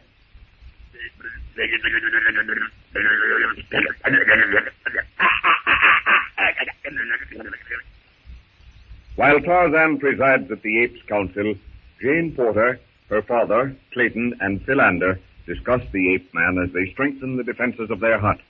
I think this is the most extraordinary thing I ever saw or even heard of. It certainly is. The ejector jammed on my rifle just as I was ready to fire the second shot at the boar. Well, the brute charged. I caught my foot in the vine, and before the boar could get to me, this fellow, whoever he is, landed on the animal's back. And in 30 seconds, it was dead. But the thing that puzzles me is, why did he bring it here? I felt like a fool trying to talk English when all the time I knew he didn't understand me. So I pointed to the boar, then opened my mouth and made pretense of eating. Rather sensible, I'd call it. Then what? Then he pointed in the direction of the hut, picked up the kill, and disappeared in the trees. I had been inside the hut, doing I don't remember what, and I went to the door to see if you were coming. Well, there, I found the boar, and in about 10 minutes you arrived. Did you see him? I can't be sure. I suspected, and I can't say why, that our jungle friend had brought it. I looked up into the trees, and for a moment I thought I saw a face. But an instant later it was gone, so I couldn't be sure. In all probability, it was him you saw. Evidently, while he doesn't mind helping us, he objects to being seen. That, I think, is natural. We've invaded his retreat, and while he doesn't altogether like it, he tolerates it. Yes, Jane, I think you've hit the nail on the head. By the way, where's your father? Mr. Philander closed up the chinks in the hut, as you suggested, and then he and Daddy went off to fetch water. They ought to be back any minute now. Did they take rifles? They took a rifle. I suggested that one act as a lookout. I was afraid that if they both took rifles, they'd both get shot, if that is possible. Oh, really?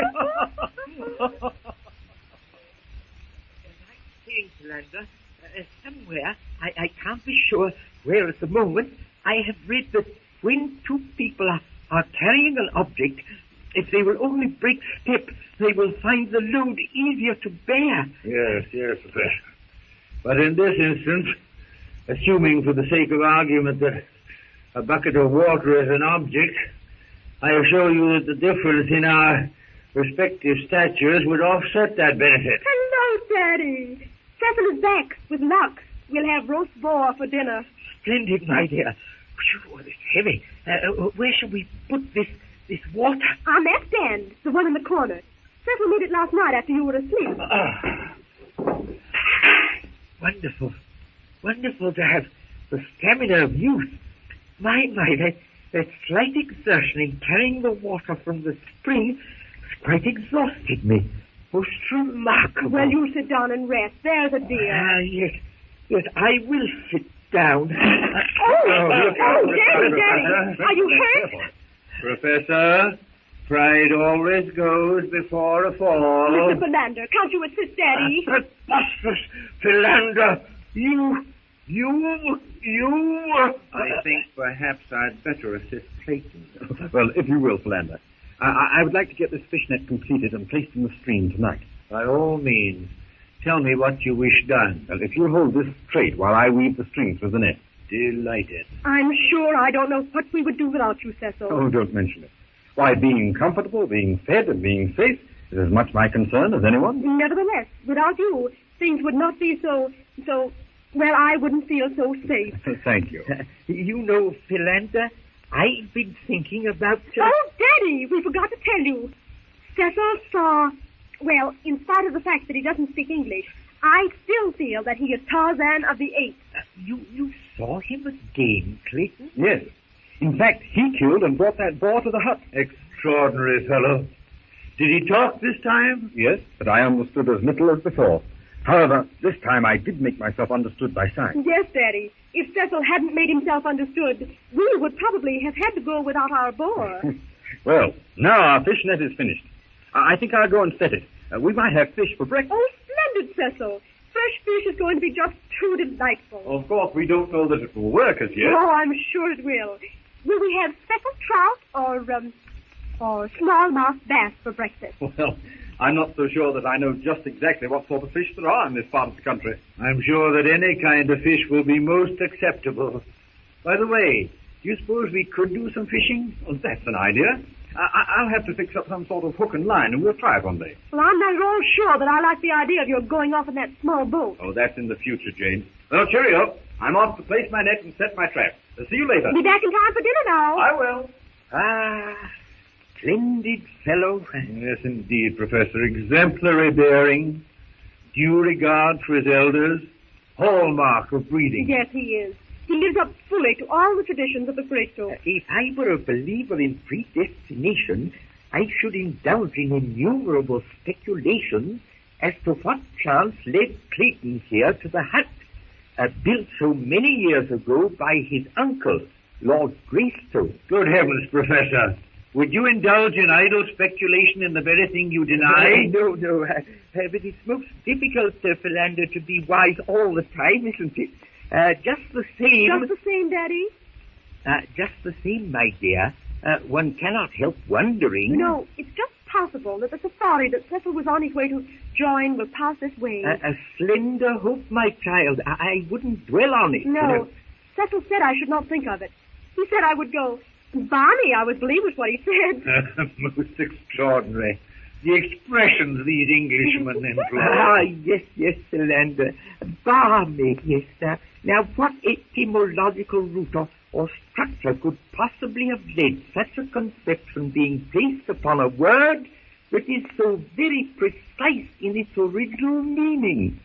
Barney. Just the same. The word conveys what it is meant. And after all, that's the important thing. Yes, of course, Jane, of course. Now, we need some fruit. You know, I think I'll pick some while Cecil is setting his net and trap. Perhaps your father and I had better go with you. I know you don't have to go far, but still... Very well, then. Come along. Just a moment, my dear. Now, where did I put my helmet? Where did I put my sun helmet, eh? Now, where did I put my helmet? Did any of you see my helmet? Why, it's on your head. Why, so it is. Come along, Daddy, and close the door. We don't want to find a lion in the hut when we get back. As Jane Porter, her father, and Philander go in search of fruit, Turquoise, a bull ape, banished from the tribe by Tarzan, watches. For days, Turquoise has wandered aimlessly, nursing his spite and looking for some weak thing upon which to vent his pent-up anger. Swinging from tree to tree, the man-like beast sees Jane Porter a few steps in advance of her father. Silently, the hairy brute moves out on a low-hanging limb. Noiselessly, he drops to the ground in front of Jane. With one sweeping movement of his hairy arm, Turquoise gathers Jane to him and loops into the trees.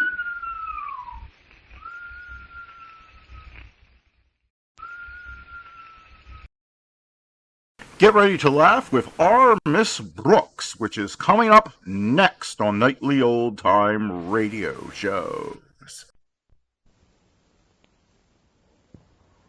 Colgate Dental Cream to clean your breath while you clean your teeth and help stop tooth decay, and Luster Cream Shampoo for soft, glamorous, caressable hair bring you Our Miss Brooks, starring Eve Arden. It's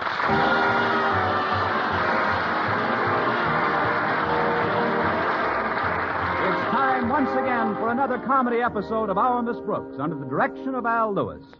Well, after putting in a good day's work at school, most teachers are content to spend a restful evening at home. But our Miss Brooks, who teaches English at Madison High School, is so popular that she's often called upon to share in the neighborhood social life. And a gay round of activity it is.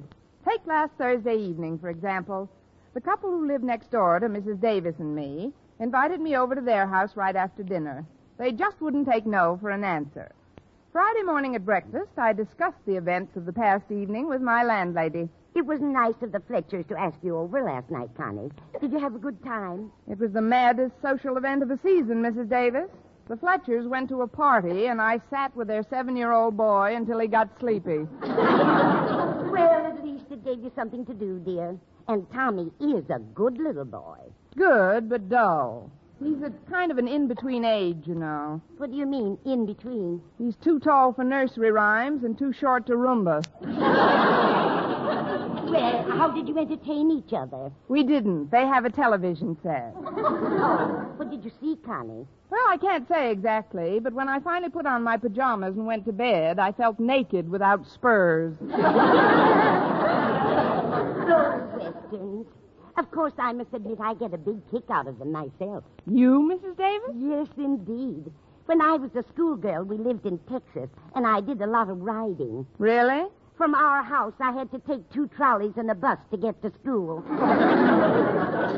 But tell me about Tommy. Did you have any trouble getting him to bed? Well, a little at the beginning, but fortunately I found a book by Dr. Gregory Enton, the famous child psychologist. I just applied his method, and Tommy was in bed 5 minutes later. What method does Dr. Enton recommend? Pulling the plug on the television set. You know, I was pretty relieved when his folks got home, though. Tommy didn't look too well last night. What was wrong? I don't know. His eyes were kind of red, and he seemed a little warm. Could be a cold coming on. Oh, he probably was run down. Colds are all a matter of resistance. That's why I like you to eat a good breakfast every morning. Now, here, eat this cereal. I crushed some fruit in with your Popsies this morning. Oh, no wonder these Popsies were so peaceful today. Usually they crackle, bark, and snap at me. What kind of fruit did you put in? 2 kinds. I just can't seem to remember what they were, though. Mrs. Davis, you are the most absent-minded person I've ever met. Oh, I don't know. There must be somebody worse than I am. Oh, of course there is. I was just exaggerating. I wouldn't hurt your feelings for the world. You know that. Of course I do, Connie. Hurt my feelings about what? About anything as trivial as some fruit. Fruit? There are 2 kinds in my cereal this morning. Good. That's the best way to eat it.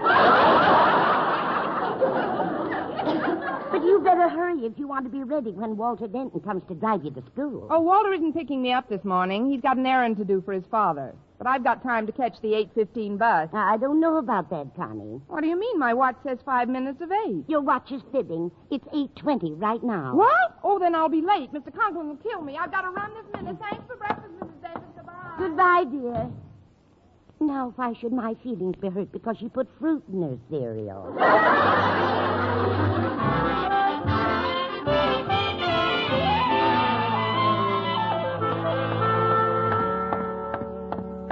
Wait up, Miss Brooks. Yeah. Oh, Walter, why are you coming to school so late? Well, I might ask you the same question. Well, don't. Besides, I've got a good excuse. I can blame it all on the 8:15 bus. Well, what happened to it? It was on time. They'll do that every now and then. But I'm afraid you won't be able to kid old Marblehead out of... I mean, Mr. Conklin's a bug on punctuality. I hope he doesn't catch you. Catch me? What about you? You're just as late as I am. Over 2 minutes. Yeah, I know. I had a flat. Well, let's get going, Miss Brooks. We might as well march to the guillotine together. Fine. We couldn't ask for a nicer day for a double-header. Now, just be as quiet as possible after we get up the steps. Let's go in, Miss Brooks. Now, if we can just sneak past Mr. Conklin's office. Yeah, here it is. Let's tippy-toe. Right. Gosh, I'm scared to death. Oh, relax, Walter. We're only a couple of minutes late. That could happen to anybody. You certainly are calm in our time of danger, Miss Brooks. Well, it's the only way to be, Walter. There's no sense in getting panicky. But what if Mr. Conklin comes out of his office? If Mr. Conklin comes out, I'll merely smile and say, "Good morning, Mr. Conklin." Well. Good morning, Mr.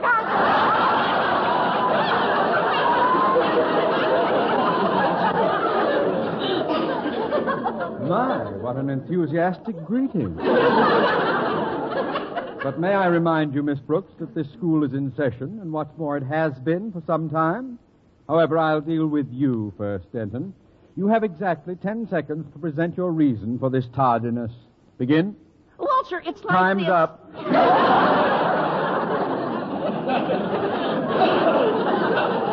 Now that you've had a fair trial, I'll mete out your punishment. You, sir, will report to the athletic field after school today, and you will bring with you a long plank and a penknife. What are they for? You're going to fill the high jump pit with shavings. The hard way. But, Mr. Conklin... Case dismissed. Now go to your class at once. Yes, Mr. Conklin. Bon voyage, Miss Brooks. And now, it's your turn. My penknife's all rusty, Mr. Conklin. Besides, I should be in my classroom. I've appointed my daughter Harriet as monitor of your class, so there's time for your punishment. Miss Brooks, by a rare coincidence, I've written, in longhand, a 10-page speech entitled The Early Bird. You will type it up neatly in triplicate and have it on my desk by noon today. You want me to type 10 pages in triplicate? I don't chew my cabbage twice. Me either. If it's cooked enough once, there's usually plenty. Please pay attention, Miss Brooks. At 12:30 today, I am addressing the Goodfellows Monthly Luncheon, a group of which I have recently been elected Best Fellow. Oh, congratulations, Mr. Conklin. It isn't every fellow who can be elected Best Fellow of the Goodfellows.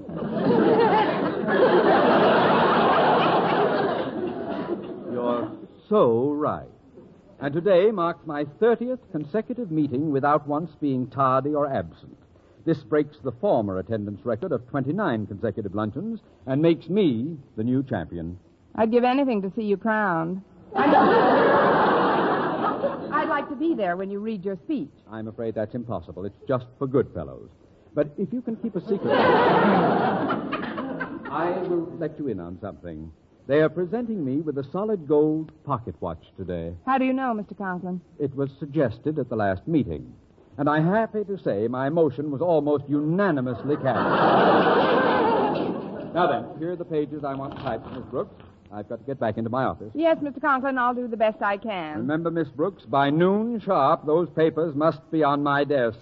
And let this be a lesson to you. Good morning. It's a dandy. Oh, hello, Miss Brooks. Hello, Mr. Boynton. Now, I just stepped out of the lab to get some things in the supply room. Did you just step out of your class? No, I haven't stepped in yet. I was a little late today, and Mr. Conklin just caught me arriving. Well, what did he say? Quite a bit. But boiled down to an hour, it adds up to my having to type a 10-page speech for him in triplicate. He's got to read it at his club meeting today. Well, that isn't fair. I don't approve of disciplinary measures that relieve him of work that's rightfully his. I agree that it's a great imposition, but there's nothing I can do about it. Well, it certainly is an imposition. My goodness, I've got some biology papers that have to be typed by tomorrow morning, and I'm a poor typist. I wouldn't think of asking anyone to do it for me. Huh? It wouldn't be fair for me to expect another teacher to stay after school and work with me on my notes in the biology lab. Of course it would. In fact, it would be an imposition for you not to expect someone to help you. But you just said... Who are you going to believe, what I just said or me? Mr. Boynton, I know of a teacher who'd love to type those notes for you. But it would mean staying here quite late. Uh-huh. Well, the office in my lab is terribly small. I hear you talking. Oh, we'd be jammed in there for hours, and the lighting is pretty bad, too. Yum, yum. I couldn't ask anybody to put up with that, could I? Don't hesitate a minute. Do you really mean it, Miss Brooks? Do you honestly think I should ask someone to help? Ask. I'll do it. I'll go ask Miss Enright to give me a hand. Oh, Miss Enright can't possibly do any typing. She's letting her fingernails grow. It's for a part in a dramatic club sketch. She's playing the role of Fu Manchu's mother. Well, say, I don't like to mention this, Miss Brooks, but while you were talking, I noticed that your face seems quite flushed. You got several red spots on your neck. Don't tell me I'm blushing in polka dots. I don't want to alarm you, but I'd like to take you to the infirmary right now. Why, Mr. Boynton, this is the first date you've asked me for in weeks. No, I want the nurse to take a look at you. Have you been exposed to anything contagious lately? Just Mr. Conklin. That is, what do you think I've got, Mr. Boynton? Measles. Measles? Where could I possibly catch a childish disease like measles? I haven't been around any kids since last night. Last night? Tommy. Who's Tommy? There's no time for details, but he's the author of Hop Along Brooks Hops to the Infirmary.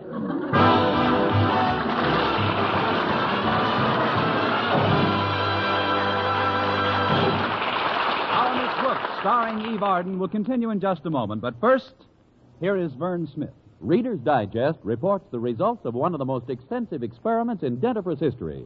Yes, Reader's Digest reports the very same research which proves brushing teeth right after eating with Colgate Dental Cream stops tooth decay best. And here are additional important facts. Over a 2-year period, the Colgate way stopped more decay for more people than ever before reported in dentifrice history. Yes, the Colgate way of brushing teeth right after eating stopped tooth decay best. Better than any other home method of oral hygiene. Even more important, there were no new cavities whatever for more than 1 out of 3 who used Colgates as directed. No other dentifrice, ammoniated or not, has proof of such results. The best results ever reported for a dentifrice of any type. And you should know that Colgate Dental Cream, while not mentioned by name, was the only toothpaste used in the research reported in July Reader's Digest. Yes, Colgate Dental Cream, and only Colgate Dental Cream, was used in this research. So always use Colgates to clean your breath while you clean your teeth. And when you follow the Colgate way, Colgate Dental Cream stops tooth decay best. Well,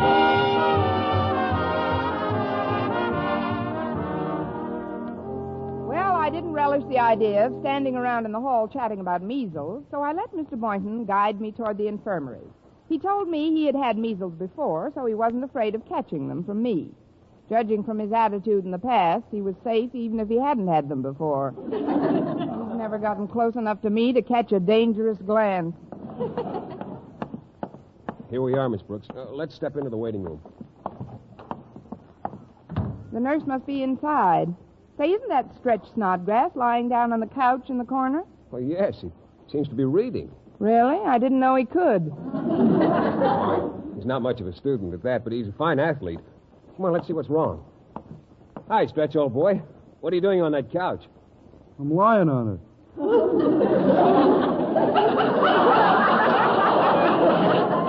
I like an answer like that. It has integrity. Where's the nurse, Stretch? She's in the back room with an emergency case. An emergency case? What's the trouble? Well, we were having a little early practice today, and there was an accident. The nurse is trying to patch things up temporarily, but it don't look so good. So far, she's had to take 12 stitches. Oh, that's terrible. Who's injured, Stretch? Our football. It's all busted up. But the nurse says she can straighten it out pretty good. She's had some experience in plastic surgery. Great science, plastic surgery. Well, I'm going to get up now. Nurse Fenton ought to be about done with the ball. Oh, don't get too close to Miss Brooks, Stretch. There's a chance she has the measles. Oh, that's all right. I can't catch him. I had the measles when I was just a punk. Stretch, I had the measles when I was just a punk. Well, how could you get him again? You know, I could do without today very nicely. Here you are, Stretch. The patient recovered beautifully. Hey, swell. Thanks a lot, Nurse Fenton. Well, I got to be going now. You better take a look at Miss Brooks. Hope you get better real quick, Miss Brooks. Thanks, Stretch. Hello, Miss Brooks, Mr. Boynton. What seems to be the matter? Oh, I don't think it's anything really, but I Wait just... a minute, Miss Brooks. Look at that face. What's wrong with it? Those little blotches. It looks like measles to me, Nurse. You may be right, Mr. Boynton. You're a little warm, too, aren't you, Miss Brooks? Just a little. Well, that could come from any number of things, like being in such close proximity to Mr. Boynton here. But we better take your temperature, just to make sure. Now, put this thermometer under your tongue. There. How's that? That's fine. Good. Now, just sit there and be still for a minute. Okay. Well, Mr. Boynton, we don't see much of you down here in the infirmary, do we? No, I'm a pretty healthy specimen, I guess. I'll say you are. How do you keep yourself so fit? Oh, I don't know. Clean living, I suppose. And considerable exercise. I play badminton whenever I get the chance. Do you really? Now, isn't that funny? I just adore badminton. You do? I bought badminton, too.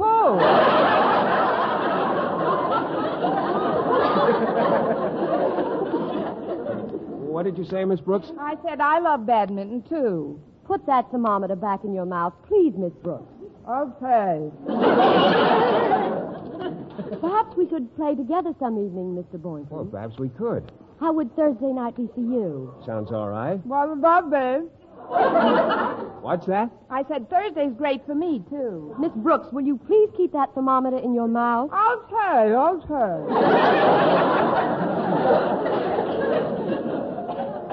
I'll tell you what, Mr. Boynton. Why don't you come over to my place for dinner Thursday evening? Well, I'm sure I'd enjoy that very much. About what time? How's 6:30? 6:35 for big.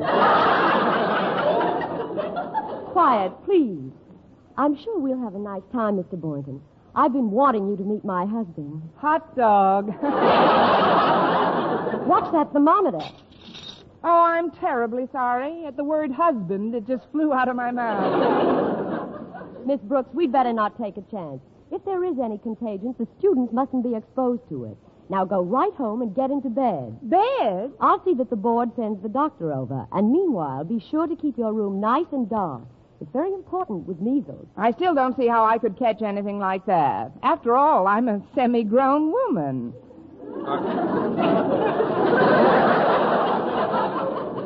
Are you absolutely certain that you never had the measles when you were a child, Miss Brooks? Positive. We were very poor.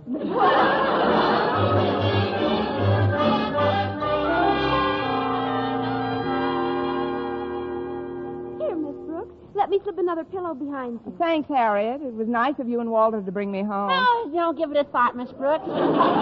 It beats staying in school. And don't you worry about your condition, Miss Brooks. There's nothing to it. I had measles when I was a kid. Thanks, Granny. I brought you a box of marshmallows. It's just something to keep you company while you're in bed. That's nice, Mrs. Davis. We'll chat for hours. Before we go, Miss Brooks, I want you to know that the whole class chipped in to buy you a little present. Oh, they shouldn't have done it, Walter. Wasn't that sweet, Mrs. Davis? What did they get me? The afternoon papers. Just what I've always wanted. I'm afraid Miss Brooks won't be doing any reading for a while. I made sure of that by removing all the bulbs. Oh, but Mrs. Davis... I know you, Connie. Give you an inch and you'll read all day. Harriet, please pull that window shade down. All right, Mrs. Davis. Well, this is clubby. Gosh, it's so dark in here you can't see 2 feet in front of you. So what? Who wants to sit around looking at feet all day? I'll have to ask you children to leave now. I want Miss Brooks to get some rest. Okay. We have to get back to school anyway. Hurry up and get well, Miss Brooks. Goodbye, Miss Brooks. Goodbye, kids, and thanks again for everything. It certainly was thoughtful of them to bring you the newspapers, wasn't it, Connie? Yes, it was. Do you think I could just light a match and see what Terry and the pirates are doing? Absolutely not, Connie. Come in. Oh, it's Mr. Boynton. Oh, hello, Mrs. Davis. Hello, Miss Brooks. Hello, Mr. Boynton. Goodbye, Mrs. Davis. You must excuse me, folks. I've got some things on the stove. Oh, certainly, dear. Sit down, Mr. Boynton. Oh, thank you. I'll close this door first. We don't want any light to get in, do we? Uh-uh. Now, let's find a chair and... Oh! Here's one. Say, this is comfortable. Where did you get this new sponge rubber chair? Sponge rubber? Mr. Boynton, get up. What's wrong? You're sitting on my marshmallows.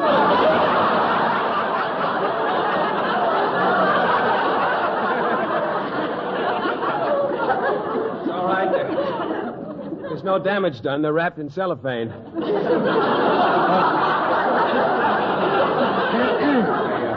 Just stopped by to see how you were feeling. I feel fine, Mr. Boynton. Oh, good. Then I can get right back to school. I feel terrible, Mr. Boynton. Maybe you'd better take my pulse. Well, how? I can't see your wrist. Wait, I'll send up a flare.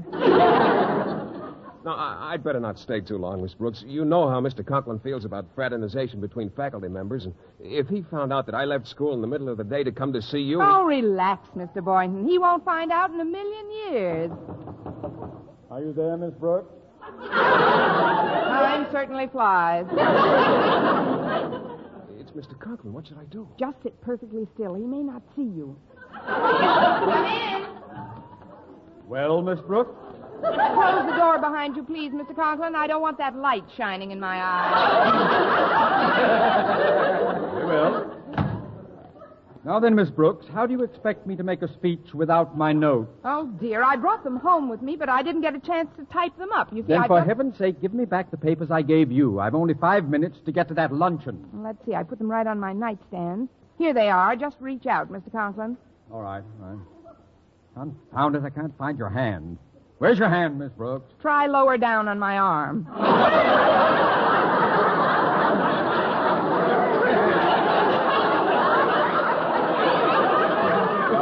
There. I've got them. Good day, Miss Brooks. What are you doing in bed in the middle of the day? Oh, haven't you heard, Mr. Conklin? I have the measles. Oh, well, I'm sorry to hear that, Miss Brooks. If there's anything I can do to... Measles! Wait, stop! I've never had them before. I'd better get out of here. Oh, just a minute, Mr. Conklin. You can't leave now. Gad! It's affected her voice.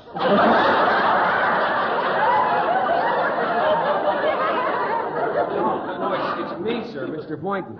At the risk of incurring your displeasure, I must request that you don't leave the premises. Now, I'd better close this door. What's that?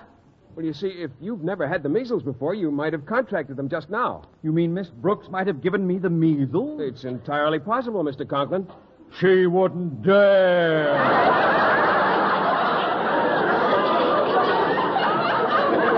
Well, it isn't my fault, Mr. Conklin, but Mr. Boynton's right. After all, measles are contagious. You wouldn't want to start a panic in the streets. There's no reason for any panic. The good fellows are waiting for me with the gold pocket watch. I want that watch, and I mean to get it. Now, no one knows that I've been in this room except the three of us. I'm glad he doesn't hold my mortgage. Now, look, Mr. Conklin, just to get a little gold watch, you wouldn't want your fellow good fellows to get the measles from you. Boynton, no one has ever gotten anything from me. You can say that again. No, I'm sorry, Mr. Conklin. In the interests of civic welfare, I can't allow you to leave this house and expose the community to measles. Old man, how would you like a brand new Bunsen burner for your biology laboratory? Careful, Mr. Boynton. He sounds like he's edging toward the door. Yes, sir. A nice new Bunsen burner. Eh? Sorry, Mr. Conklin. I advise you not to try to leave here until... Oh! He got away. I don't think he'll get very far. He ran into my closet.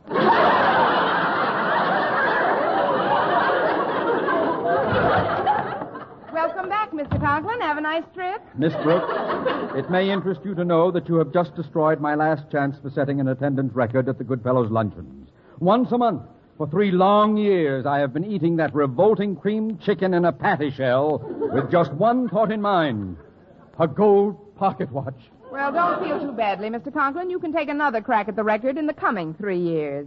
Oh, Connie, your school nurse is here to see you. Come right in, Mrs. Fenton. Well, what's all this? Visitors? I am no visitor. I'm a prisoner of war. Oh, hello, Mr. Conklin. The doctor's out on a case, Miss Brooks, so he asked me to take another look at you. Would you lift that shade, please, Mr. Boynton? Oh, certainly.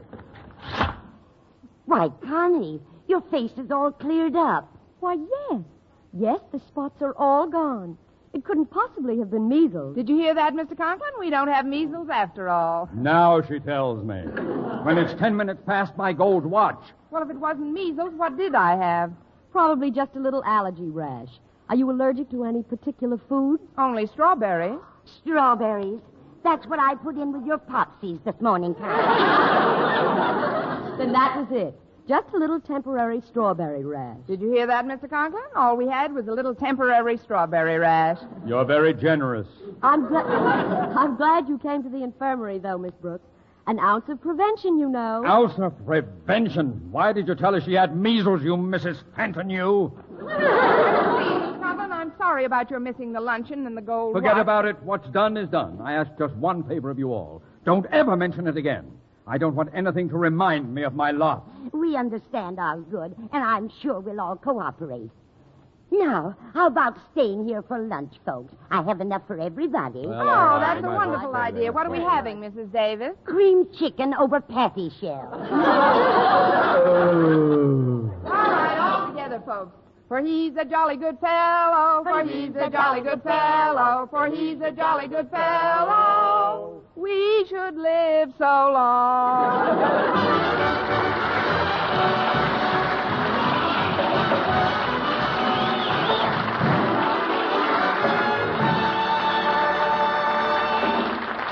As our Miss Brooks returns in just a moment, but first... Dream girl, beautiful luster cream girl. Tonight? Yes, tonight, show him how much lovelier your hair can look after a Luster Cream shampoo. Luster Cream, world's finest shampoo. No other shampoo in the world gives you Kay Daumit's magic blend of secret ingredients plus gentle lanolin. Better than a soap, better than a liquid. Luster Cream is a dainty cream shampoo. Leaves hair 3 ways lovelier. Fragrantly clean, free of loose dandruff, glistening with sheen. Soft, manageable. Even in hardest water, Luster Cream lathers instantly.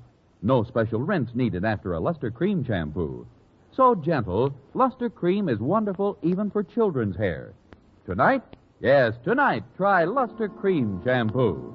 Dream girl, beautiful Luster Cream girl. You owe your crowning glory to a Luster Cream shampoo. And now, once again, here is our Miss Brooks. Well, we all had lunch and were just finishing our coffee when Mrs. Fenton put down her cup and leaned toward Mr. Conklin. Pardon me, Mr. Conklin, but there seems to be several small blotches on your face and neck. Blotches? What kind of blotches? Big red ones, like I had. Correction, Miss Brooks, like you have. They seem to have come back. Come back? Mrs. Davis, were there any strawberries in that cream chicken? Oh, this is absurd. I've never been allergic to anything in my life. Well, you're never too old to start, Osgood. It might have been those patty shells. I'll get it. This thing has me worried. Some of my friends have allergies, but nothing like this has ever happened to me. I don't know why it could Hello? possibly be. Yes, this is Miss Brooks. What? Oh, I see. Well, thanks for calling. Well, we don't have to worry about any allergies, Mr. Conklin. We don't? No, sir. The lady next door just called to tell me that the little boy I sat with last night is in bed with a bad case of measles. Next week, tune into another Our Miss Brooks show brought to you by Luster Cream Shampoo for soft, glamorous, caressable hair and Colgate Dental Cream to clean your breath while you clean your teeth and help stop tooth decay. Our Miss Brooks, starring Eve Arden, is produced by Larry Burns, written by Al Lewis, with music by Wilbur Hatch. Doctors prove palm olive soap can bring you a lovelier complexion in 14 days. Yes, 36 leading skin specialists proved in tests on 1,285 different women that palm olive soap facials, using nothing but palm olive, brought new complexion beauty to 2 women out of 3. Just wash your face 3 times daily with palm olive soap, each time for 60 seconds, massaging palm olive's beauty lather onto your skin. Then rinse and pat dry. So start your palm olive facials today. Remember, doctors prove Palmolive soap can bring you a lovelier complexion in 14 days. Be with us again next week at the same time for another comedy episode of Our Miss Brooks. Bob Lamont speaking. This is CBS, the Columbia Broadcasting System.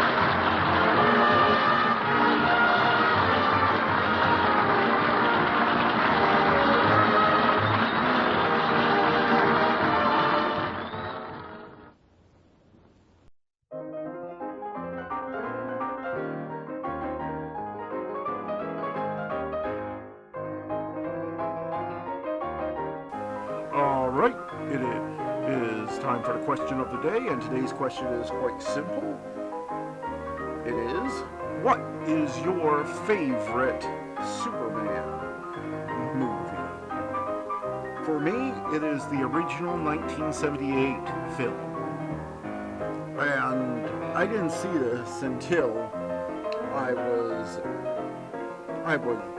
18, so I didn't grow up with this movie, but I don't think any other superhero movie has had so much hard work and just plain respect paid to it, and it is so well put together. I find something new to like in it every time I watch it. And it is, without a doubt, one of the classic, not just superhero films, but one of the classic films of the 1970s, period. Richard Donner and his team and the entire cast are just perfect for this material, and it's a shame they didn't get to continue the series in this tone. Anyway, what is your favorite Superman movie? Let us know in the comments below, and now let's get back to the shows.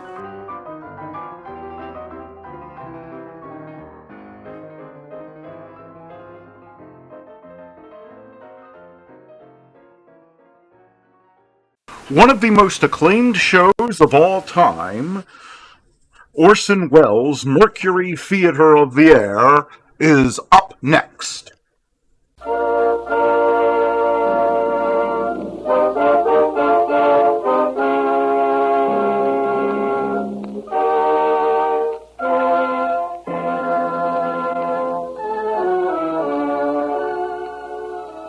The makers of Campbell's Soup present The Campbell Playhouse. Orson Welles, producer.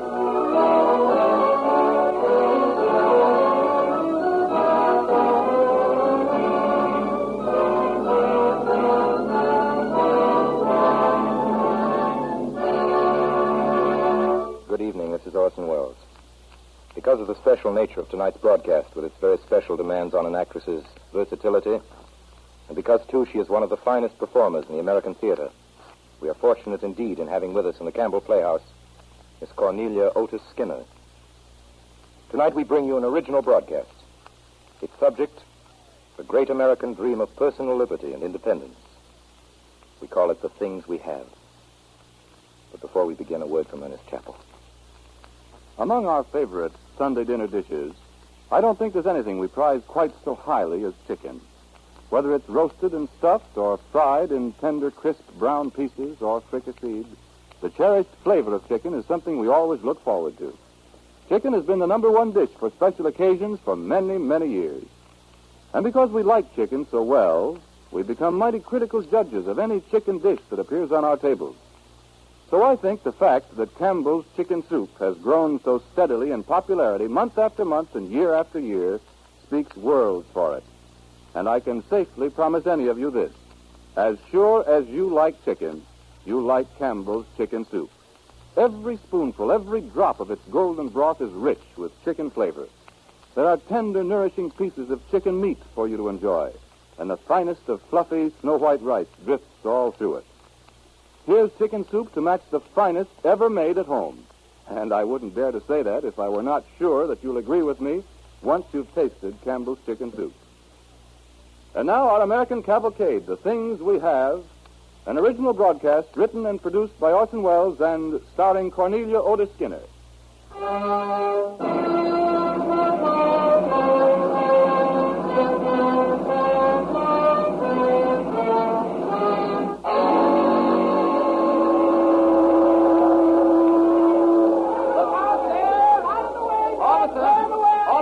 tell me what the third class is. Right down the pier, last gangplank. How long's the ship been in? Oh, about 20 minutes, sir. Oh, heavens, they told us that the steamship officer wouldn't be in till noon. Bar cleared, I guess. Came in sooner than they expected. They haven't come off yet, have they? Only the first class. You meeting someone in third? That's right. Citizen or alien? Alien. Well, you got plenty of time. They have to wait till everybody else is off. Thanks, officer. Oh, officer, how will he know we're here to meet him? Oh, you just wait around, ma'am. After a while, they'll call out your name. Then you can go on board and get him. Maybe quite a while, though. Thanks, officer.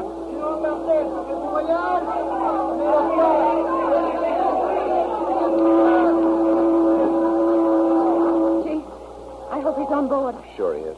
They'd have cabled if he wasn't. Well, everyone else seems to be off. I guess it takes a while going through their papers and all that. Nervous? No, I'm not nervous. Just that I'd like to see him. I wonder what he's like. You're not sorry we're doing this. Of course I'm not. But you can't blame me for feeling a little scared. Gosh, Mary, do you think we're doing the right thing? Of course, Jim. Of course we are. I hope it works. Mr. and Mrs. Scott? Oh, yes, that's us. Mr. and Mrs. Scott? Jim, Here we are. Mr. and Mrs. Scott? That's right. You the couple meeting a party by the name of Lang? Yeah. You can go on board now. Thank you. Mr. and Mrs. James Scott, citizens? Yes? You're here for Simon Lang? That's right. Call Simon Lang. Simon Lang! Simon Lang! Look, Jim. That's him. Gee. Look at him. Are you Simon Lang? Yes, sir. Simon Lang. Mr. and Mrs. James Scott, you have declared your intention of legally adopting this child.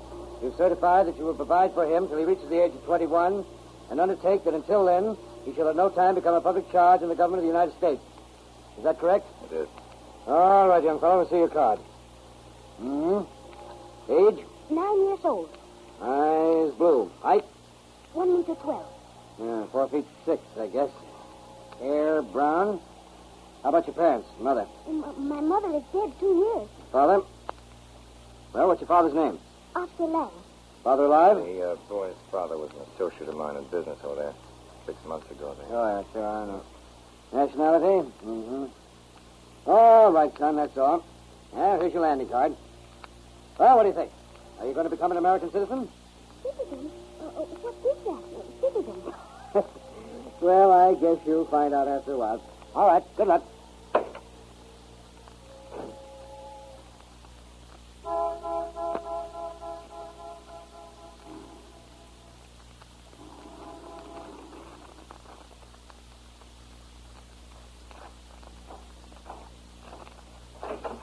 Hello, Jim. Sorry, Mary. Couldn't make for dinner. Work kind of piled up on me at the office. Everything all right? Fine. Where is he? Oh, he looked pretty tired. I put him to bed right after dinner. He said to say goodbye to you. Happy, darling. Oh, Jim, he's awfully cute. Is he? When we sat down to dinner tonight, he helped me into my chair. Every time I walk into the room, he stands up. What'd you do with him all afternoon? Took him shopping? Did he say much about his home, about his father? No. I guess at that age, kids forget pretty quickly. Yes. Do you think it seemed very strange to him? What are you laughing at? Oh, you can ask the dumbest question. Yeah?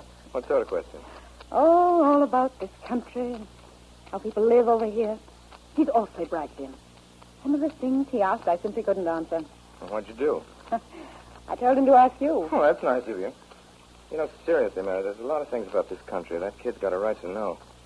Things he'll have to know before he gets into school. It's up to you and me to tell him. Yes, I guess you're right. Say, Mary, let's go and take a look at him. Oh, Jim, you'll wake him up. I won't. Besides, hasn't a man got a right to have a look at his son? Hey, listen. Jim, I believe he's crying. I guess he is. Oh, Jim. Poor little guy. Hello, son. What's the matter? What's wrong, dear? Oh, it's nothing. Come on, move over. That's it. Sit down. Quite a jump, isn't it? Yes, sir. Well, son, it's a jump folks have been taking for a long time now. Why, for more than 300 years, people have been packing up and leaving everything they know about and coming to America. I guess the first day they landed, no matter how much they wanted to come, most of them felt about the same as you do. Yes, sir. You see, Simon, this country's made up of people like you. People who came over here on boats just the same as you. But why did they do that? Were they obliged to leave their homes? No. I guess they came because they wanted to. Well, anyway, I guess they all had reasons of their own. But you know, son, get right down to it. We all came here for just about the same thing. Freedom. Freedom? Yeah, that's the word we used.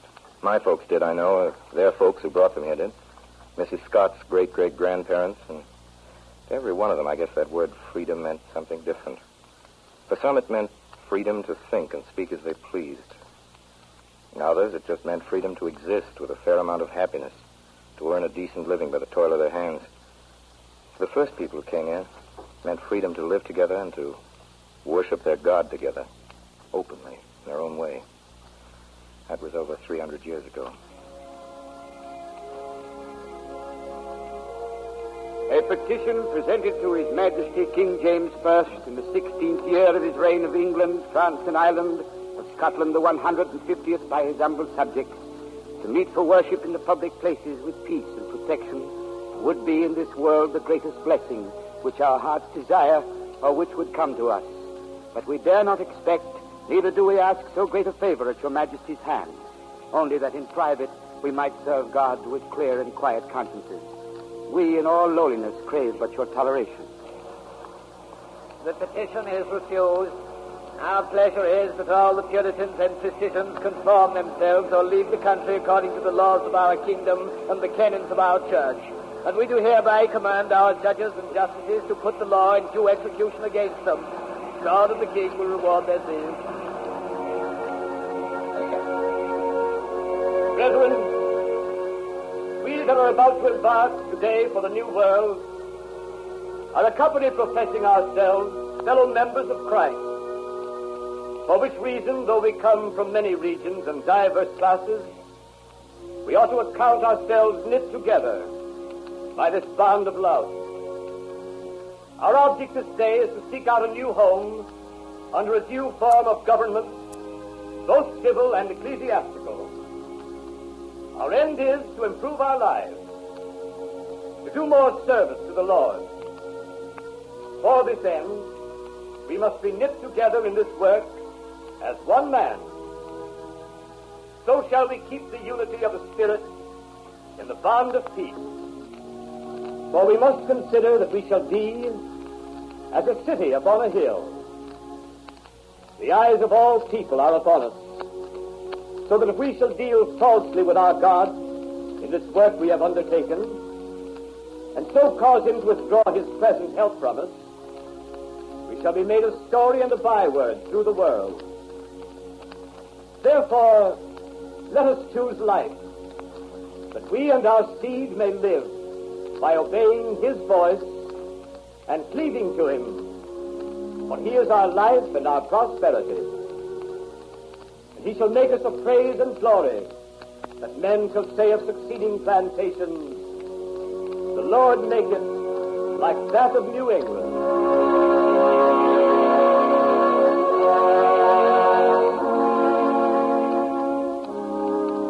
They were the first to come, Simon. They came in little wooden ships with their wives and their children, and then afterwards others came.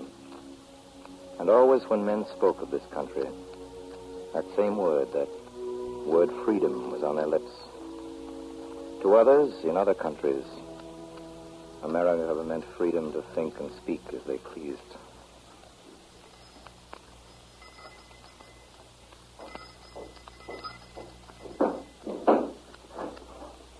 Yes? What is it? Lives here Professor Heinrich Schurz. Yeah? Who are you? I am his wife. You will give him this paper immediately. Immediately. Heinrich! Heinrich!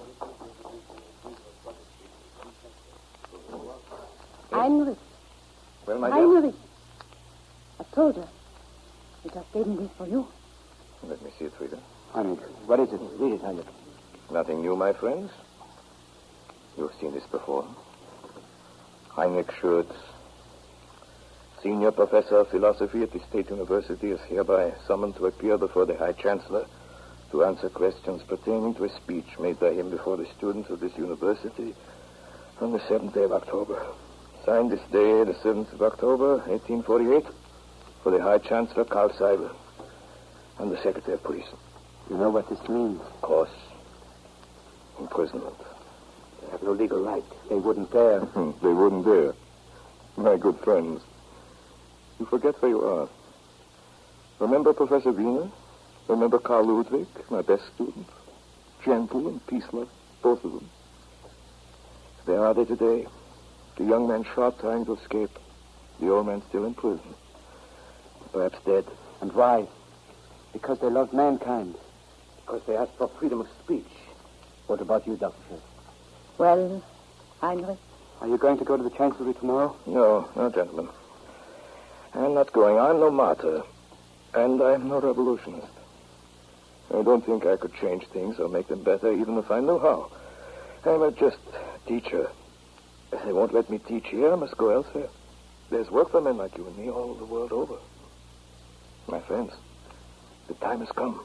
Tomorrow, perhaps it is already too late. Who knows how many of you have got similar orders waiting for you at your home? Heinrich, what do you mean? What are you going to do? We're going to leave our country, Frida. You and I and the children. Then we must go at once. Arrangements are made. Our friends will help us reach the border. And then?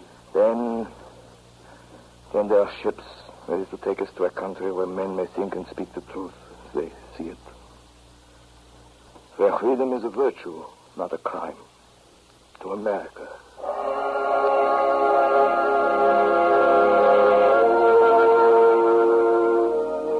There are a lot of people who came here to whom the name America was nothing but a word in a foreign tongue.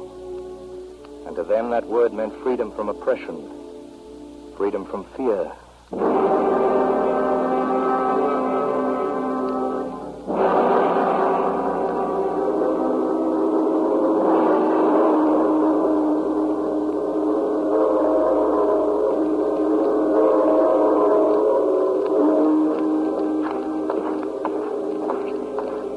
They're marching. There are the soldiers. I knock you down. Keep away from the window. I want to see the soldiers, Mama. Yes. If they see you, they'll cut you into pieces with an axe. Don't talk to the children like that.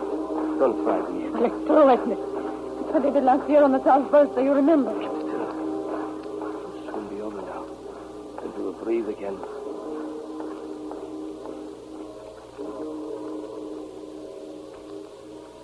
Mama, they've stopped. Keep down. It looks like they've stopped at Ivan's house. They have no flag out. They have no money to buy a flag. Get on the passage.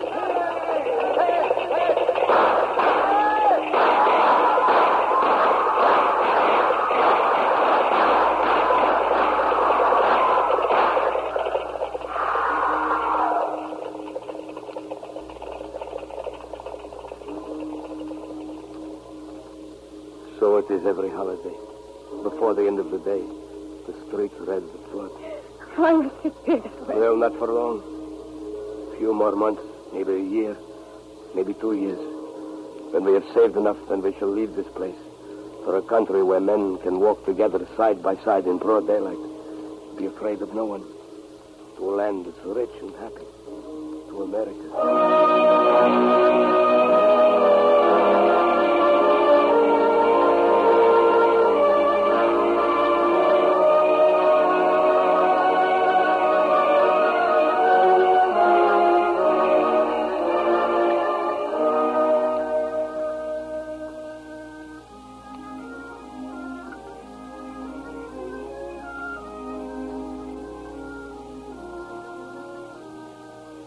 And there were still others to whom the word America came to mean life itself. Just life and the chance to earn the things that maintain it. Life in a new country across the sea, without foreign rulers, and where there was always enough to eat.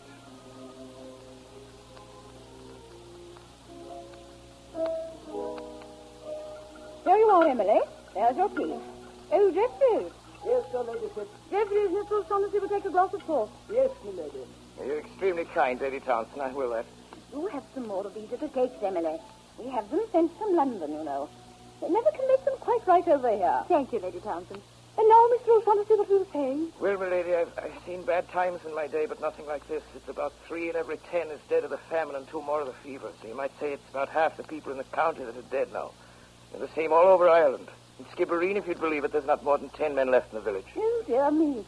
Emily, isn't that dreadful? What are they going to do about it? That's what I'd like to know. And they're burying them, Lady Townsend. That is to say, that there's any left alive to be doing the digging.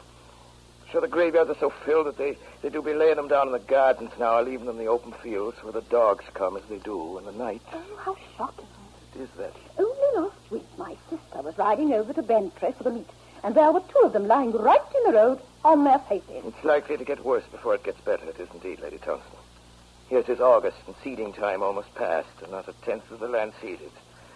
You know what that means, I'm certain. No. It means no potatoes, your ladyship. No potatoes at all for another year, surely. Potatoes? Oh, that's hard for the Irish to go on eating potatoes. Well, your ladyship, potatoes is about all the land's fit for. To say what land in Ireland the country people are permitted. Oh, well, then I suppose they can't help it. And then there's the rinse, my lady. Yes. Sure, I had a hard time of it last year, your ladyship, and this year I don't know how I'm going to be going about it. What do you mean? Well, they're hard to approach, your ladyship. They've gotten mean with a hunger. That's absurd. A rent is a rent. They must pay. I'll do my best, your ladyship, but I can't go getting blood out of a stone or money out of a dead man. Well, they're not all dead. You just said they're not all dead. That's entirely true, your ladyship, but of them that's alive yet, there's a lot that do be leaving the country. Every day now you hear of them going off from their land, nobody left at home to work it. What do you mean going? Going where? America, your ladyship. America? How dare they? I'm sure there's no law against that, your ladyship. They do say there's food to be eaten there and work to earn it with. Pat Mernan's brother, you know Patrick, your ladyship, it's one of your gardeners. Well, his brother went away to America only 2 years ago, and we hear now he's doing famously. He's digging the Erie Canal, he is, and making his fortune. Oh, there's opportunities in America, your ladyship. It's a fine free land, it is. Well, at least I mean to say, jobs there, your ladyship. At any rate, ways to keep alive, if you know what I mean. Your ladyship. Yeah, well, anyway, it's a big country.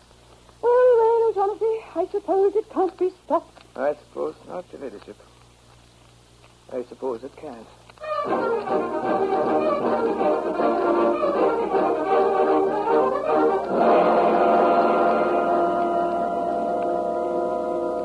And then sometimes they've come here simply for the right to keep alive.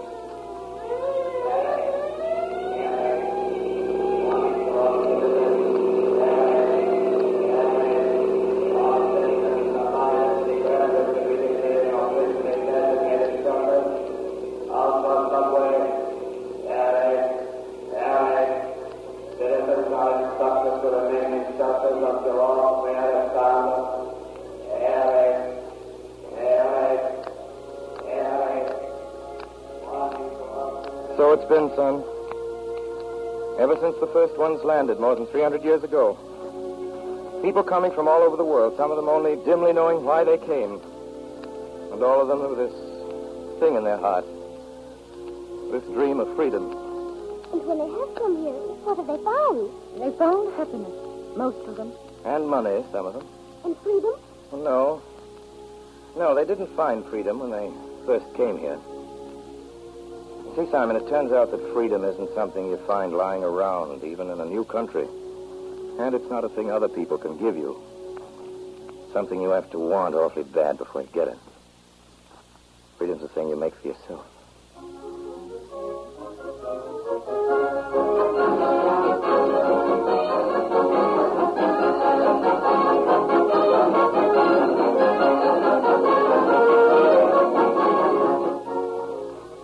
You are listening to the Campbell Playhouse presentation of our American Cavalcade, The Things We Have, an original radio drama starring Orson Welles and Cornelio de Skinner.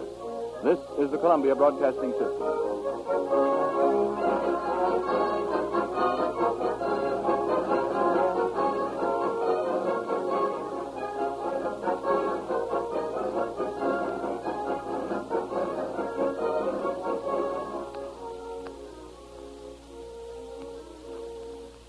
This is Ernest Chappell, ladies and gentlemen, welcoming you back to the Campbell Playhouse. In a moment or two, we shall resume our presentation of the American Cavalcade. A great deal of historical research went into the preparation of the story for tonight's broadcast. Right down from revolutionary times, the customs and manners of succeeding generations were closely studied. And to me, the most interesting sidelight of all this study was the evidence that appeared again and again to show that all of our ancestors were just as fond of eating chicken as we are today. As early as July 1746, the London Magazine published these observations of a traveler in Virginia. I quote, All over the colony, a universal hospitality reigns, full tables and open doors, unquote. And among the favorite dishes, he mentions fowls, boiled or roasted. In 1756, a Miss Anna Maria Dandridge was celebrated for her recipe for chicken surprise. And Mrs. Mary Randolph's book, The Virginia Housewife of 1831, features a delectable fricassee of small chickens. Chicken wings a la Perigord were the entree of a great birthday dinner given for General Grant. And so we find that our present-day liking for chicken is a heritage, that we come by it naturally. Well, as sure as you like chicken, you like Campbell's chicken soup. Every ounce of the good meat of plump, tender chickens goes into this good soup to fill it to the brim with chicken flavor. This is a chicken soup our forefathers would have enjoyed enthusiastically, and one that their good wives would have approved wholeheartedly. How about you? Have you tried Campbell's chicken soup? Now we resume our Campbell Playhouse presentation, starring Orson Welles and Cornelia Otis Skinner.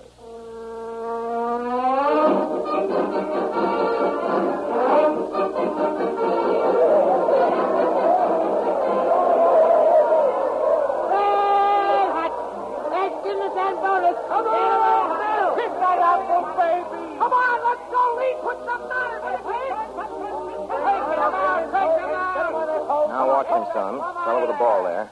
See? Now then watch him.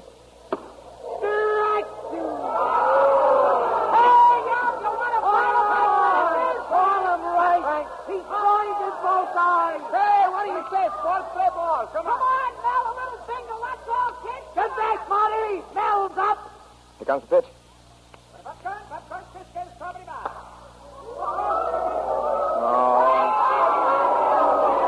Simon, there goes the ball game. Is it over now? After that Homer Mel knocked out, certainly is. There is no more now? No, not for today. Come on, son. Let's get out of here before you get caught in the crowd. Oh, Father, those men, are they soldiers? What men, son? Where'd you see soldiers? The ones in the coach with the big buttons. Oh, no, son. Those are just ushers. We don't have any soldiers here. Oh. Don't you like the ball game? Oh, yes, it was fine. We can come again sometime. Maybe I understand better. As often as you like, son. Well, here we are. Here's your car. Hey there. What's the hurry? Oh, this your car?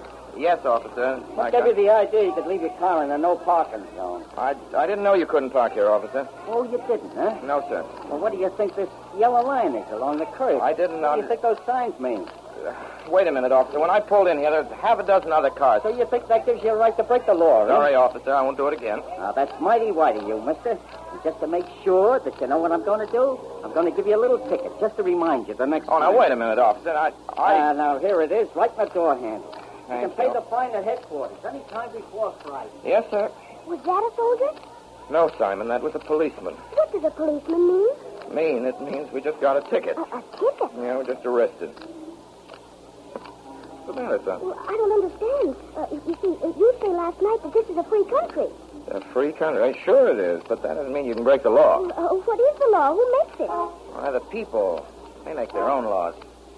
That's what you mean when you say it's a free country. Well, then, why don't you make a law so that you can put your motor car wherever you want to in the street? Can't do that exactly, Simon. I can't make a law just for myself. Laws are made by everybody, for everybody. Well, how do you mean everybody? I mean the people of the United States. They're the government. Government of the people, for the people, and by the people. Do you know who said that, son? Well, no, sir, I don't.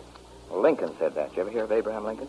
Did you ever hear of the traffic court? Oh, excuse me, officer. We'll just go. Come on. I've seen Lincoln's picture. He was a great man with Yes, a beard. Hey, do you mean to tell me you never heard of Abraham Lincoln, the father of our country? What's wrong with the kid? Has he been to school? Well, not over here, officer. He's just been here 2 days. Yeah? Say, buddy, didn't they teach you nothing about Lincoln in Europe? No, sir. I only know he was born very poor and that he was always very honest. He was the president of this country.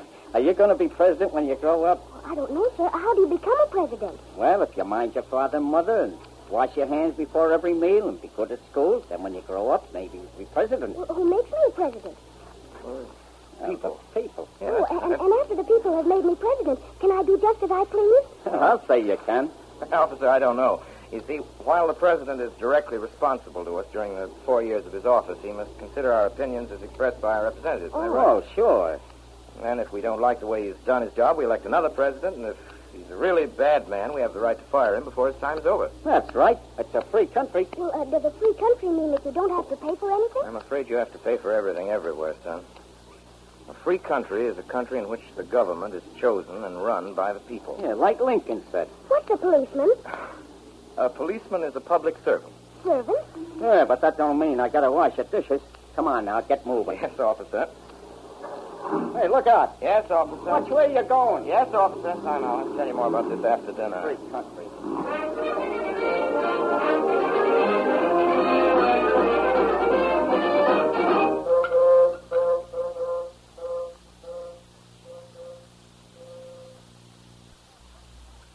Oh, that's the last dish.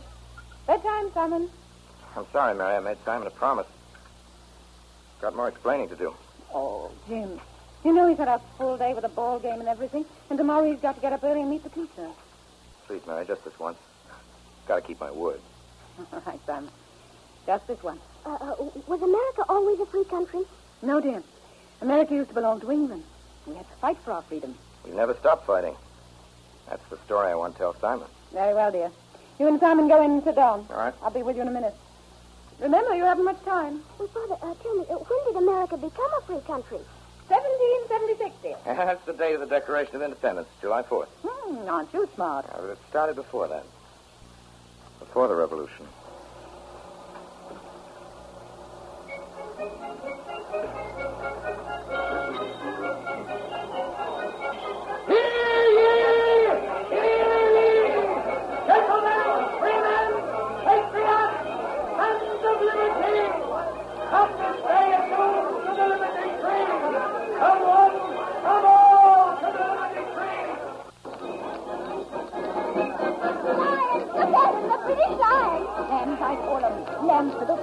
Dirty red coats. I'd like to see him trying puppets now. Friends, I propose a resolution. I propose...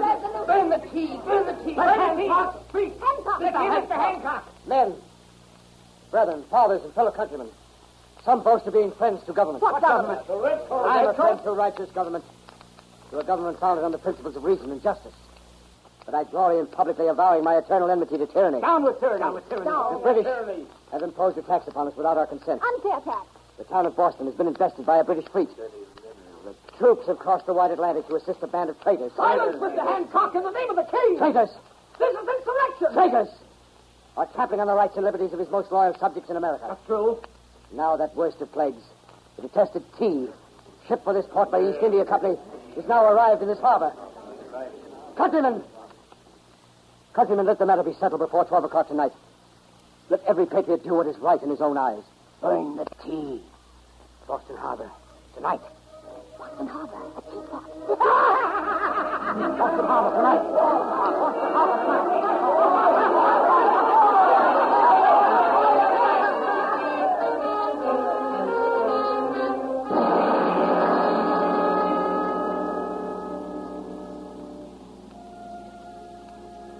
And after that day, then they were through?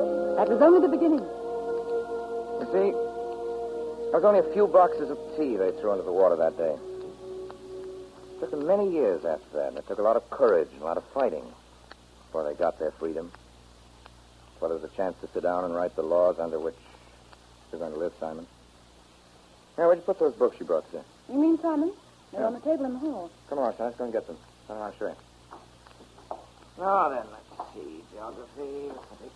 Here we are. Simon, you read English pretty well. I try. Of course he does. Okay. All right, then. There's something I'd like you to read us. Oh, yes? After you've been in school for a few days, they're going to make you learn this stuff by heart, and you and the other kids are going to start it over and over again until you get awful sick of it. That's a shame, because it's good stuff. That's why I'd like you to read it to us now for the first time. Come on over here and sit down by the light. Okay? Oh, yes. Now then, here it is. See? Yes, I see.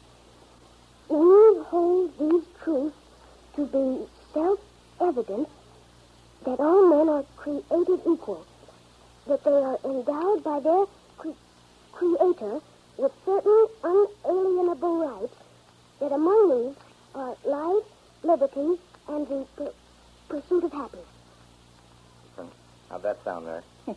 It sounded good. But, Jim... Yes, ma'am. After all, Simon doesn't start school till tomorrow. Put that book away, Simon. Too much like work. Come on, Jim. Tell us about the Indians. Oh, yes, the Indians. The Indians. Well, there aren't so many of them left now. But they used to be, as the Bible says, like the sands of the desert. There were great men amongst them. Chiefs like Pontiac of the Ottawas, the Cantor of the Seminoles, White Ghost and Little Crow of the Sioux, Logan of the Mingos, Black Hawk of the Sacs. Leaders, most of whom led their people against us. Warriors who earned their glory in another fight for independence.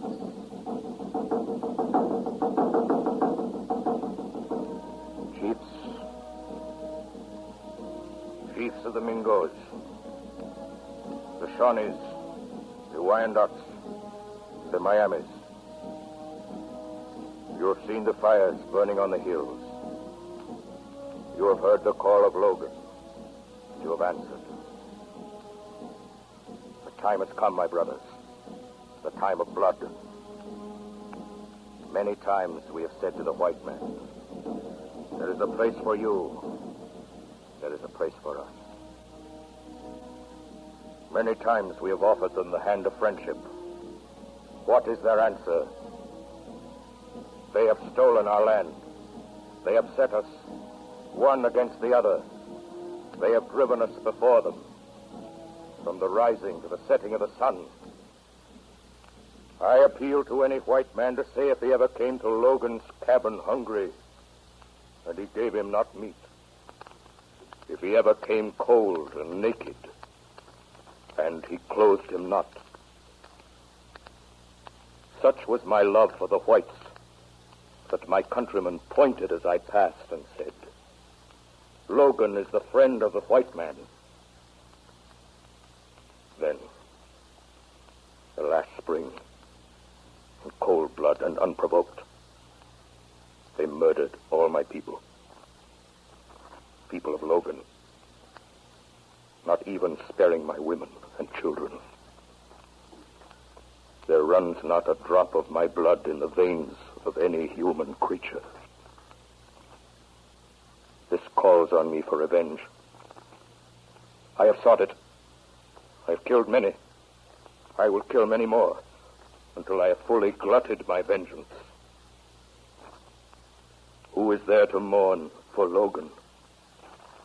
Not one.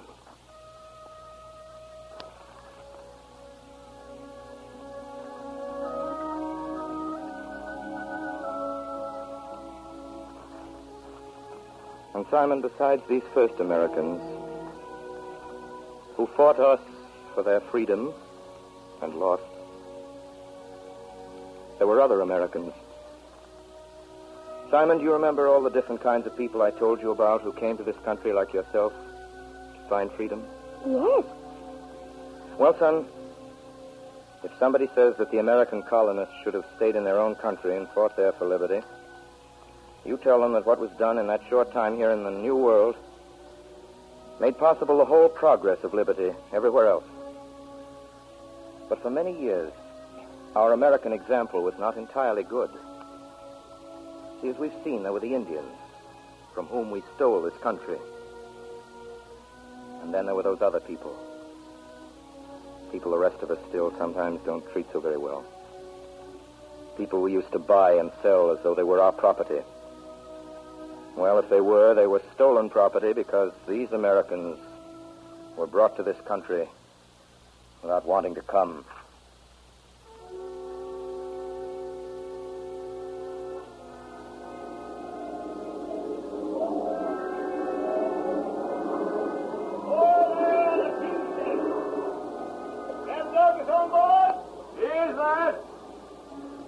Coming on board, sir. Very well. Come aboard, sir. You're very welcome. Yes. Had a good time, Captain Douglas. We did, sir. 41 days from Sierra Leone. Good winds most all the way. Well, Captain Douglas, you got your manifest? Yes, sir. Shall we go below? I wouldn't go below if I were you, sir, not to this cargo. Here's the manifest, sir. Brought it up. Thank you. Everything tally? How many aboard? 326 blacks, sir. 96, rather. This morning's count, 161 males, 192 females, the rest children. Manifest states 405 blacks. I can account for everyone, sir. Overboard the storm, the Bahamas, 4 males, 3 females, 2 children. Died of disease and exposure, 35. Total lost cargo on voyage, 44 blacks. That's an average, sir. Yes, so it is. The underwriters will thank you for that, Captain Douglas. Yes. Haven't been doing so well lately. Vespers came in 10 days ago, less than half a cargo. Mutiny and disease. Those foreigners never did know how to stow their blacks. Well, Captain, here's your orders of consignment. Thank you, sir. You've got 3 ports of call. At Charleston, you'll unload 100 males, the best you got. At Norfolk, 30 males, 40 females. The rest of cargo to Northern. Oh, and, Mr. Douglas, sir. Yes? There are 2 new ones. 2 born on the voyage. Shall we keep them with their mothers? The buyers want them, certainly. They're all their own way. I mean to say, sir, admitting they're savages, pray don't misunderstand me. Do you follow? Yes, sir. They are humans.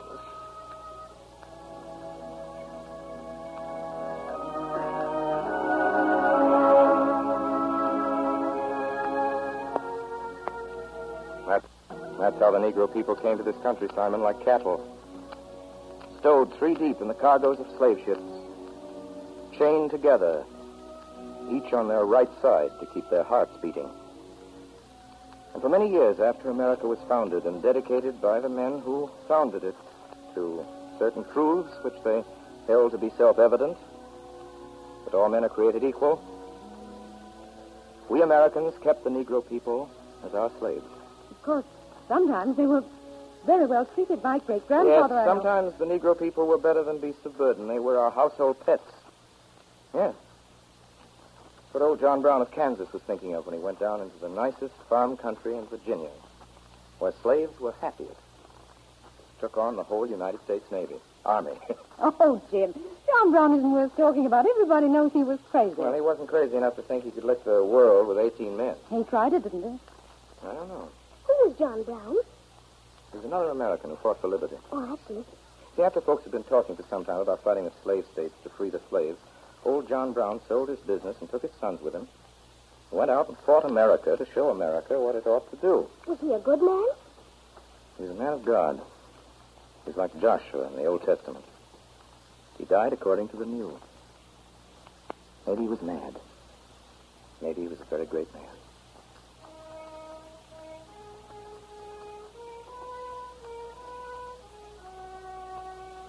Your name, prisoner? My name is John Brown. I have been known as Old Brown of Kansas. 2 of my sons were killed here today, and I'm dying too. We are abolitionists from the North, come to take and release your slaves. You consider yourself an instrument in the hands of Providence? I do. On what principle do you justify your acts? Upon the golden rule. I pity the poor in bondage that have none to help them. The oppressed and wronged that are as good as you and as precious in the sight of God. That is why I'm here. This court acknowledges, as I suppose, the validity of the law of God.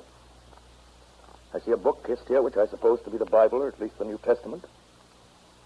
That teaches me that all things whatsoever I would that men should do to me, I should do so even to them. I believe that to have interfered as I have done in behalf of the despised poor was not wrong, but right. Had I so interfered in behalf of the rich, the powerful, the intelligent, the so-called great, or in behalf of any of their friends, either father, mother, brother, sister, wife, or children, or any of that class, and suffered and sacrificed what I have in this interference, every man in this court would have deemed it an act worthy of reward rather than of punishment. Now, if it is deemed necessary that I should forfeit my life, the furtherance of the ends of justice, and mingle my blood with the blood of millions in this slave country, whose rights are disregarded by wicked, cruel, and unjust enactments, I submit. So let it be done.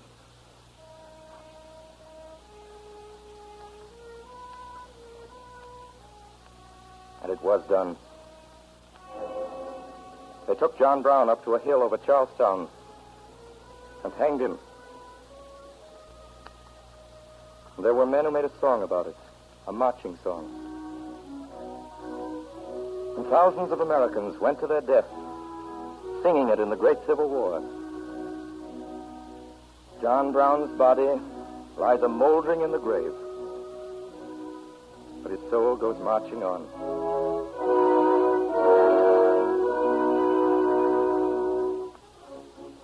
The Civil War was fought between the North and the South, Simon, to determine states' rights. What's that? The South believed that each state had a right to quit the whole union of states if it wanted to. And the North said no. America must stick together. It's a wonderful story, this story of the Civil War. Filled with brave and gallant heroes, but it's a sad story, too, because both sides were fighting for freedom. And how did it turn out? Well, the North took a lot that was good from the South in that war. But in the end, there was still the United States of America. And there were no more slaves. An amendment to the Constitution of the United States of America, passed by both houses of Congress and signed this 20th day of March, 1870, by Ulysses S. Grant, President of the United States. The right of the citizens of the United States to vote shall not be denied or abridged by the United States or by any state on account of race, color, or previous condition of servitude.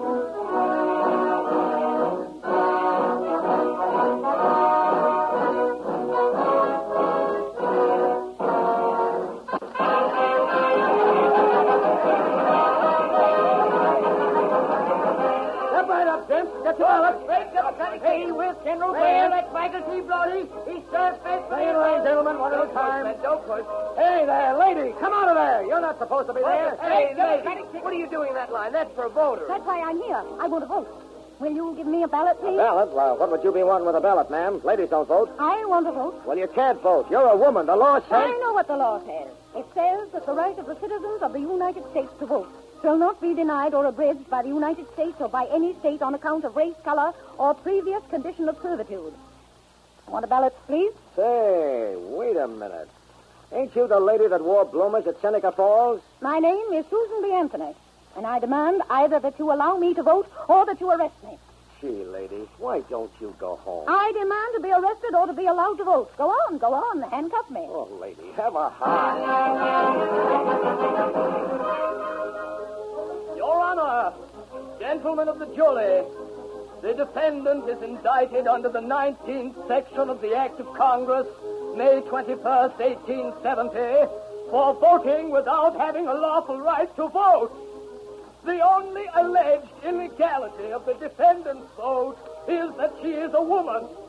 If the same act had been done by her brother under the same circumstances, the act would have been not only innocent, but honorable and laudable. But having been done by a woman, it is said to be a crime. It is the belief of this court that the 14th Amendment, under which the defendant claims the right to vote, is a protection, not to all our rights, but... Oh, I direct the jury to bring in a verdict of guilty. The jury is now dismissed. Your Honor, I wish to take an exception. The jury has not spoken. Exception denied. Has the prisoner anything to say why sentence should not be pronounced? Yes, Your Honor. I have many things to say. For in your ordered verdict of guilty, you have trampled underfoot every vital principle of our government. My natural rights, my civil rights, my political rights, my judicial rights are all alike ignored. I am degraded from the status of a citizen to that of a subject. The prisoner will sit down. Your Honor, I demand to be heard. The prisoner will sit down. Sit, madam, sit. Of all my prosecutors, from the corner grocery politician who entered the complaint, to the United States Marshal, Commissioner, District Attorney, District Judge, Your Honor, on the bench, not one is my peer, but each and all are my political sovereigns. And had Your Honor submitted my case to the jury, as was clearly your duty, even then I should have had just cause of protest. But not one of these men was my peers.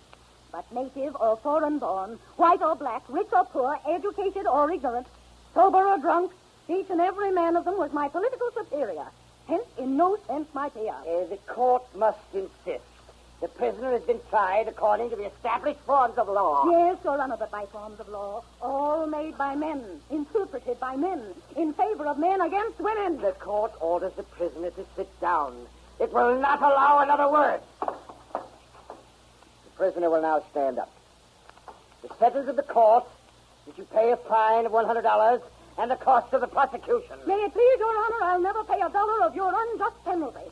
And I shall earnestly and persistently continue to urge all women to the practical recognition of the old revolutionary maxim, resistance to tyranny is obedience to God.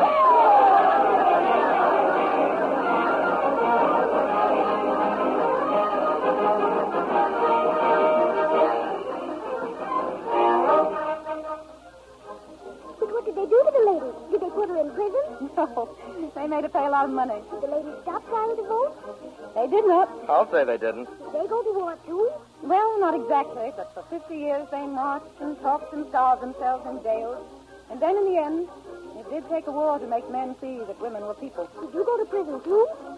I was too young, or I might have. Jim, what are you laughing at? Remember how your mother got that congressman from Maryland to vote for the amendment?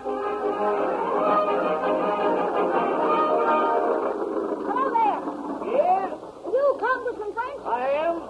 What can I do for you? Mr. French, I've come out here to ask you to vote for the woman suffrage amendment. Well, missy, certainly picked a hot day. I'd like to talk to you, but my neighbor here wants to get his wheat in before that thunderstorm breaks. Anyway, it wouldn't do any good. I can't see that suffrage is right, so I can't vote for it. Did you think the war was right? Well, of course. And why did we go to war? To get democracy. Exactly. And didn't President Wilson say that democracy was the right of all those who submit to authority to have a voice-known government? Now, look here, missy. I believe women are superior beings to men, and if they were to vote, they'd have to be equal. Now, look at this haystack. Why, you could no more pitch hay... Will you lend me your pitchfork? Well, sure. Here you are. You want a hand up? No, thank you. Well, I'll be jiggered. Labor's scarce. Now I know where to look for it when I need it. What I came to you for your help, your vote. Will you give it to me? Well, I guess one good turn deserves another. I don't know why, if you can pitch hay like that, man, you shouldn't vote.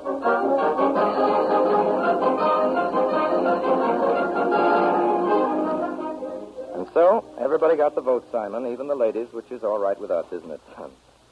And after that, of course, everybody lived happily ever after. Hi, Jim, what do you mean? Well, everybody, that is, except a few millions of American citizens who haven't worked for years. Of course, those several hundred thousands on the land who don't own the homes they live in, nor the fields they work in, nor the crops they grow. Those several hundred thousands are almost too poor to live at all. Those folks have a vote, too. Maybe that isn't quite enough for them. Maybe they still want that freedom their folks came here for. That freedom everybody's been fighting for in this country all these years. Maybe some of them might settle for the wrong kind of freedom. Maybe some of them might trade their vote for a decent meal. That's bad, son. Whose fault is this? I've just been looking at this book again. I'd like to read you a few more sentences. George Washington said this when the Revolution was won.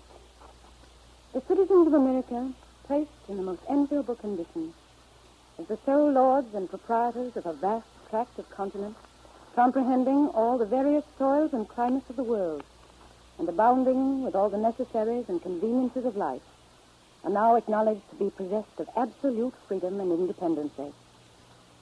The foundation of our empire was not laid in the gloomy age of ignorance and superstition, but at an epoch when the rights of mankind were better understood and more clearly defined than at any former period.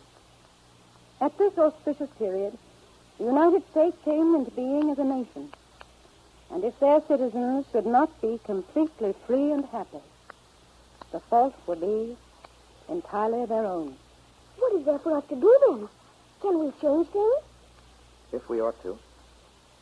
No quotation that covers that. It goes like this. This country, with its institutions, belongs to the people who inhabit it. Whenever they shall grow weary of the existing government, they can exercise their constitutional right of amending it, or their revolutionary right to dismember or overthrow it. Oh, Jim, who said that? Abraham Lincoln. Well, if Simon's going to start changing things in America, he'd better get some sleep. Come on, son. We've got a full day tomorrow.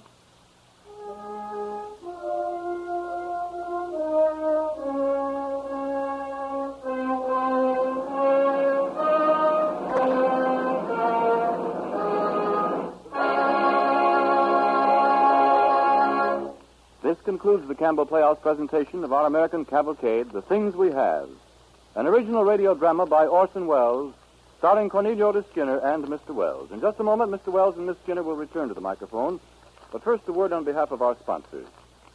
As sure as you like chicken, you like Campbell's Chicken Soup. I mentioned that a little while ago, and I'm repeating it now because I want to impress it upon you. I'm pretty certain you like chicken, so I'm anxious that you try Campbell's Chicken Soup and find out, as so many thousands have, how delicious it is.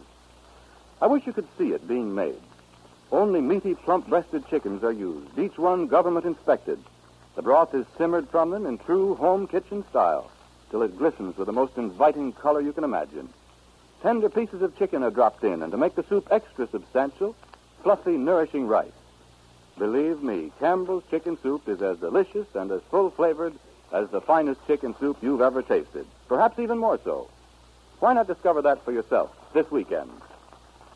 And now I think Orson Welles has a special message for you. Ladies and gentlemen, this, too, is a part of the things we have here in America. All winter long, disabled veterans have been making poppies, slowly and patiently with their own hands. Tomorrow is Poppy Day, a day when grateful citizens will wear the little red symbol of Flanders Field. It is more than a tag to show that we've contributed to these disabled veterans, their families, and the families of the World War dead. It's a token of our continued devotion to those ideals for which they stood so nobly.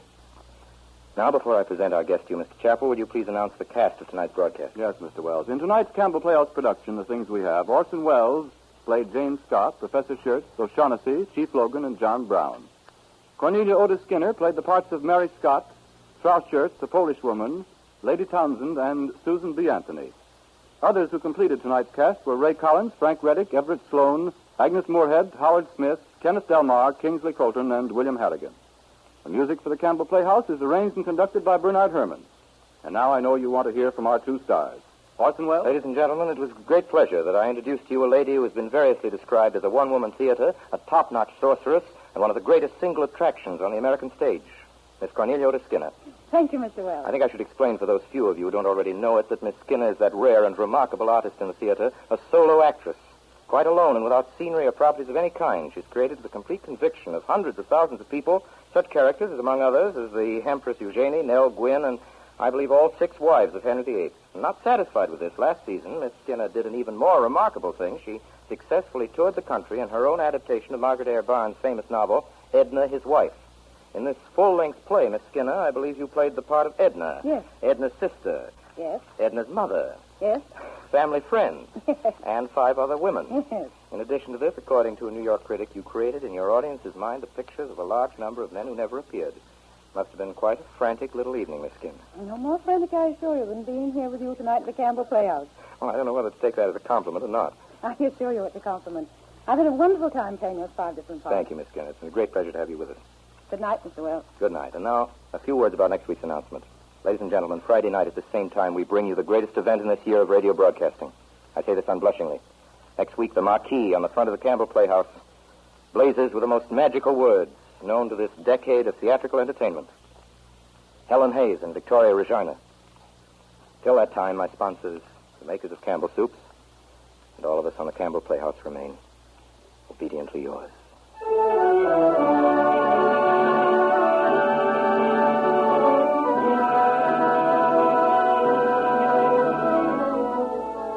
The makers of Campbell's Soups join Orson Welles in inviting you to be with us at the Campbell Playhouse again next Friday evening when that star of stars, Miss Helen Hayes, pays us a second visit. Our play will be Miss Hayes' latest and greatest stage hit, the phenomenally successful Victoria Regina. This will be its first presentation on the air. Meanwhile, if you have enjoyed tonight's Campbell Playhouse presentation, won't you tell your grocer so tomorrow when you order Campbell's Chicken Soup? This is Ernest Chappell saying thank you and good night. This is the Columbia Broadcasting System.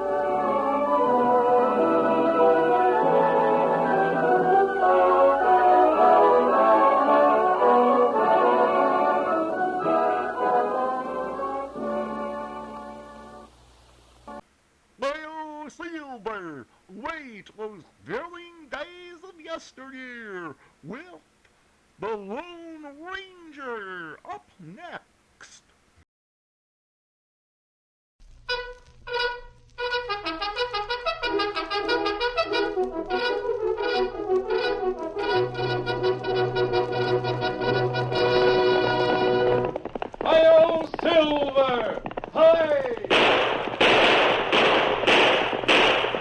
A fiery horse with the speed of light, a cloud of dust, and a hearty hi-yo silver, the Lone Ranger.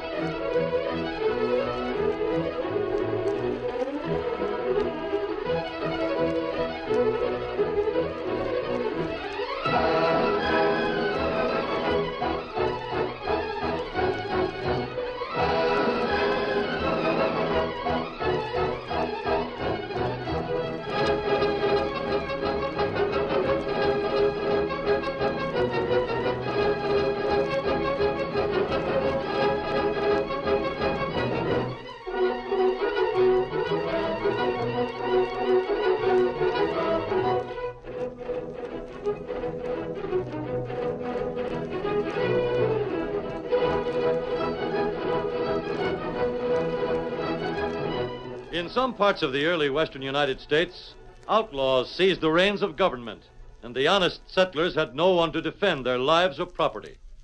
It was in these sections of the new territory that the masked rider of the plains did his best work in the cause of justice. Single-handed, he fought crime and criminals, and finally brought law and order to the lawless frontier. Return with us now to those thrilling days of yesteryear. From out of the past come the thundering hoofbeats of the great horse Silver. The Lone Ranger rides again. Come on, Silver. We're heading south for the range country. Battle's waiting for us. Hi-yo, Silver!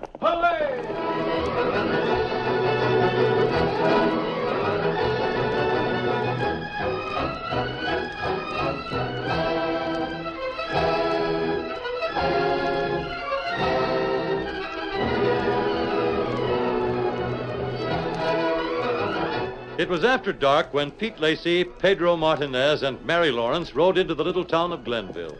They headed straight for the cafe. But as the two cowboys started to rein up, Mary stopped them. Red's office is in back. We can go in the back door without going through the cafe. Lead the way, Miss Lawrence. You will let me do the talking, Pete. I got a few things to say to the skunk myself. I'm afraid it won't do any good. We will see, Senora. Run up here. There he is, sitting at his desk. It's better if you stay out here. Oh, no, I'm coming with you. The door is unlocked. We walk straight in. Senor Bannister, we have business with you. Who are you? What's the idea of busting in like They're this? friends of mine, Red. Maybe they came here to make trouble. Maybe we did. If it's about the mortgage, I hold on your You have rights. guessed it, senor. We would like to see that paper. The sheriff's seen it. That's all that's necessary. He served you notice, didn't he, Miss Lawrence? I don't believe that my husband ever borrowed money from you. He never told you, huh? Never. And Dick never kept a secret from me in his life. He was a friend of ours.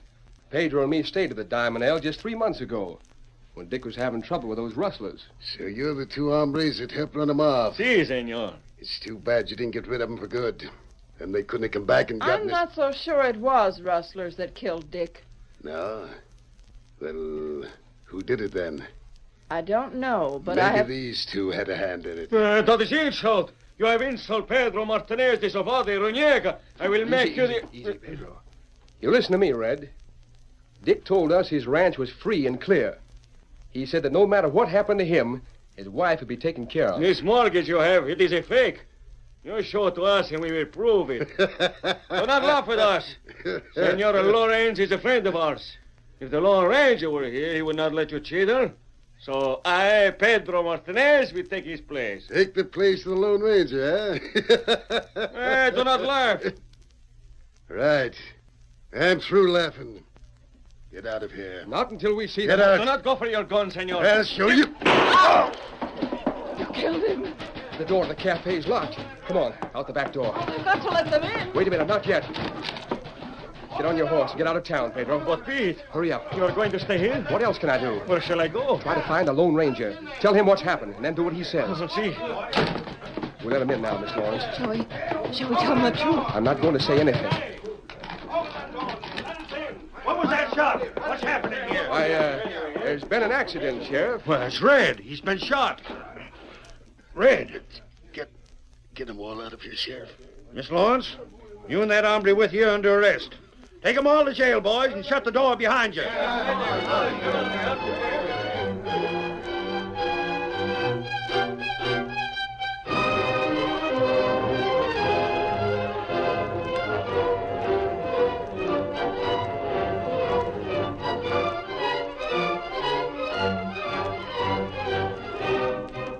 When Pedro Martinez raced out of Glenville, he headed straight for the Padre, who was an old friend of the Lone Ranger. The Padre was able to tell him where the masked man could be found. And on the second night after the shooting, Pedro told his story. Well, that is all, senor. Me plenty bad. You're sure he's dead? I shoot if fall. I do not mean to kill him, senor. I shoot for his gun, like you, but I do not have your skill. And Pete and Mrs. Lawrence stayed behind. Si, senor. Pete tell me to find you and tell you what happened, and now I am to do whatever you say. There's only one thing to do, Pedro. Give myself up. We'll ride back to Glenville with you. Si. Right away, Pedro. Here, Silver. Here, Scout. We should be able to get there by morning. But before you give yourself up, we'll find out what's happened since you left. Into the saddle. Ready, Tonto? Tonto ready. Come on, Silver. Get him up, Scout. Get up there. Hi-yo, Silver! Hi!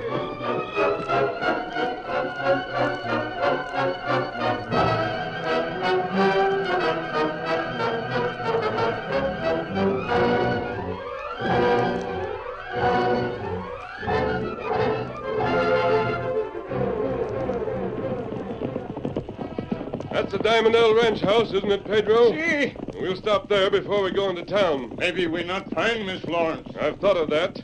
The sheriff may be holding both her and Pete. He cannot arrest him. They have nothing to do with his shooting. And Pete's your best friend. He could have taken the blame for it. No, Pedro will not let him. That woman in front of the house. Is it Mrs. Lawrence? Si, senor. Good. Come on, Silver. Pedro! It is the senora, but where is Pete? It is not right for him to take the blame.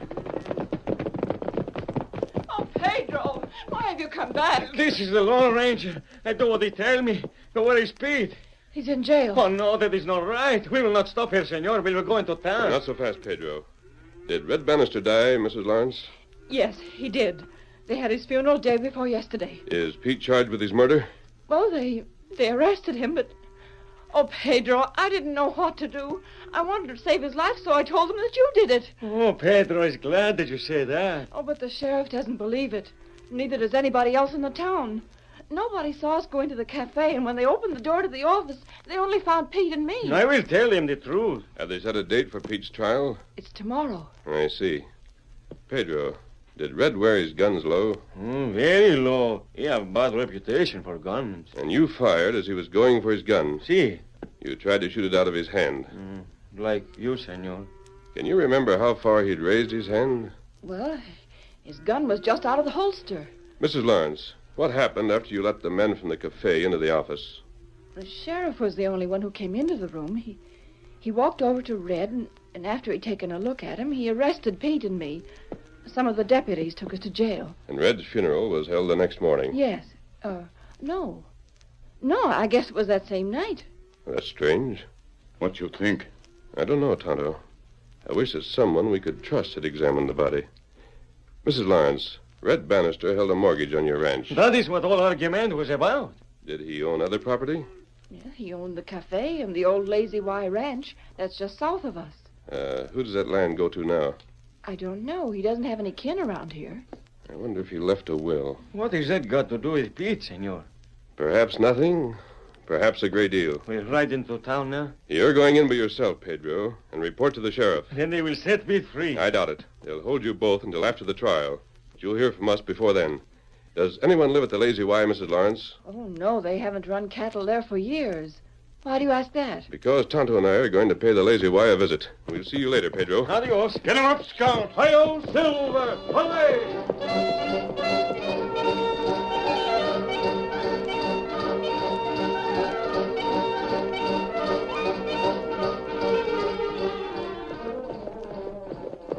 There's the ranch house. Nobody lived there in a long time. It looks ready to fall down.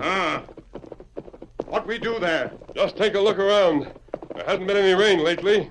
There might be some tracks near the corral. That rifle shot. From the house. We can't go any closer, Tonto. Not while it's daylight, at any rate. Whoever's in there means business. Come on, Silver. Get him out, Scout. We come back tonight. Our first call will be on the sheriff. Faster, Silver, faster.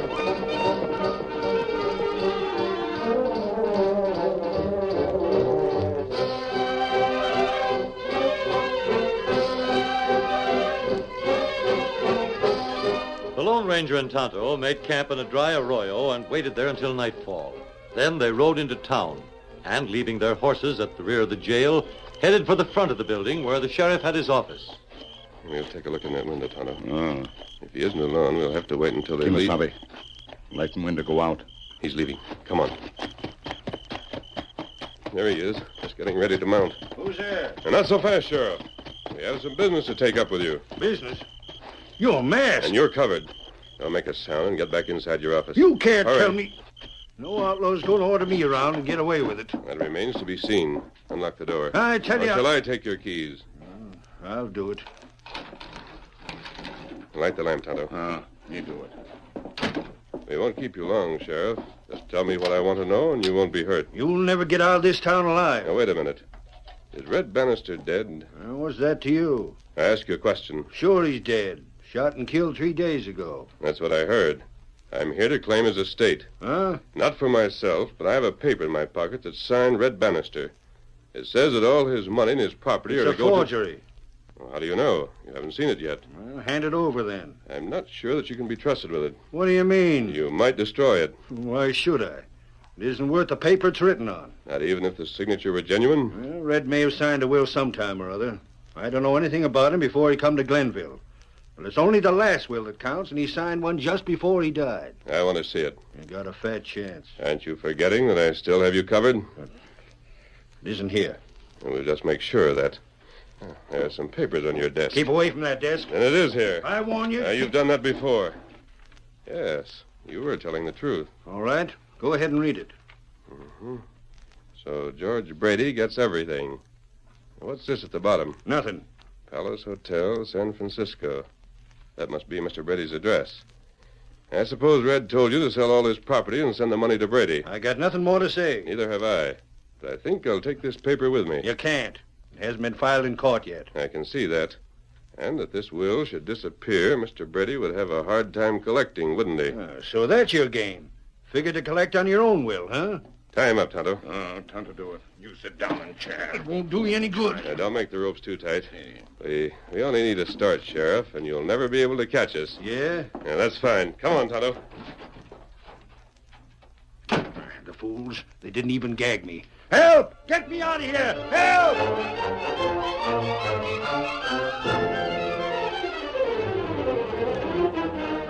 Plenty danger. Stay here. Why we not ride? I want the sheriff and his posse to follow us. We'll lead them out of town and lose them. Then what? And we'll come back here. It may take a little time to get Pete and Pedro out of jail, but we have to do it. There are plenty men out front now. Nearly all the men in town. Good. Here's where we draw them away from the jail. Come on, Silver. Hit 'em up, scouts. Hi-yo, Silver! Hooray!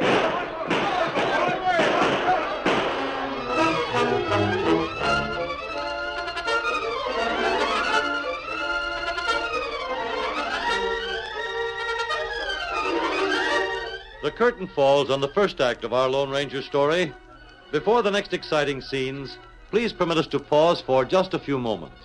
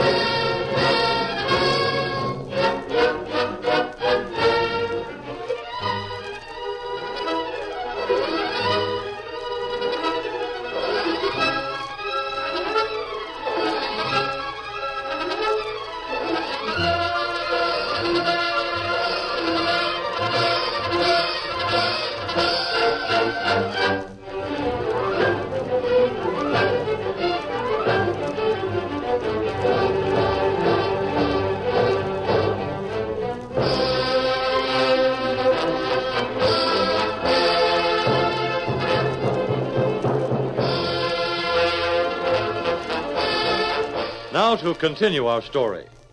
From their cell, Pete and Pedro had heard the Lone Ranger's shout and the answering gunfire of the posse. Then, as the sheriff and his men rode out of town, the night became silent once more. Pedro stood at the barred window. Pete sat on the cot, his head bowed. Got away, of course. Yeah, there's no horse in the West who can catch silver. I wonder why the posse don't come back. Who knows? You figure he was trying to see us? It's what they tell me. We'll see us before the trial. Tonight is his last chance. The night ain't over yet. Pedro is very sad. All this trouble is his fault. You were only trying to help Miss Lawrence. It's much better if we get Lone Ranger in first place. I do not mean to kill a man. He was a no-good skunk. Even so, it's right that I should hang. No, it ain't. He drew first. But they must not do anything to you. Pete, you will let me say this. You tried to stop me. Listen. Hey, Pedro, here. There are horses stop out in front. Can you see? No. The masked man? Whoever he is going to office. He said that he would save us, Pete. We know that we can trust in his word. But if he only wanted to talk with us, he could come here to the window. Perhaps he'll let us out. I don't think he would. After all, he don't... That is the door from the office to here. They break it off. Senor. Oh, it's sure good to see you, masked man. Hello, Pete. It's going to take us a long time to break this door down. Come to find keys and hang on the wall. Yeah, that's fine. You let us out, senor? I was willing to bet that you wouldn't. I don't know Red Bannister myself. I need the help of someone who does. What is that? We'll ride out to the Diamond L. You can pick up some horses there, and then we're heading for the Lazy Y. You'll find something today? No, Pedro, but I think we will tonight. Come on.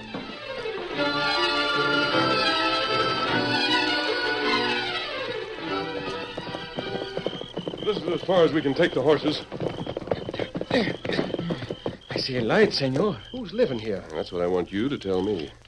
Pete, if you would know what Pedro is thinking now, you would think Pedro is go crazy. I know what you're thinking. It is impossible. You could not.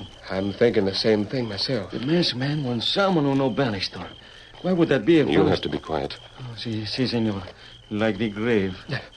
You have to say that. Keep down. Here we are. Right underneath the window. Take a look, Pete. Yeah. Well?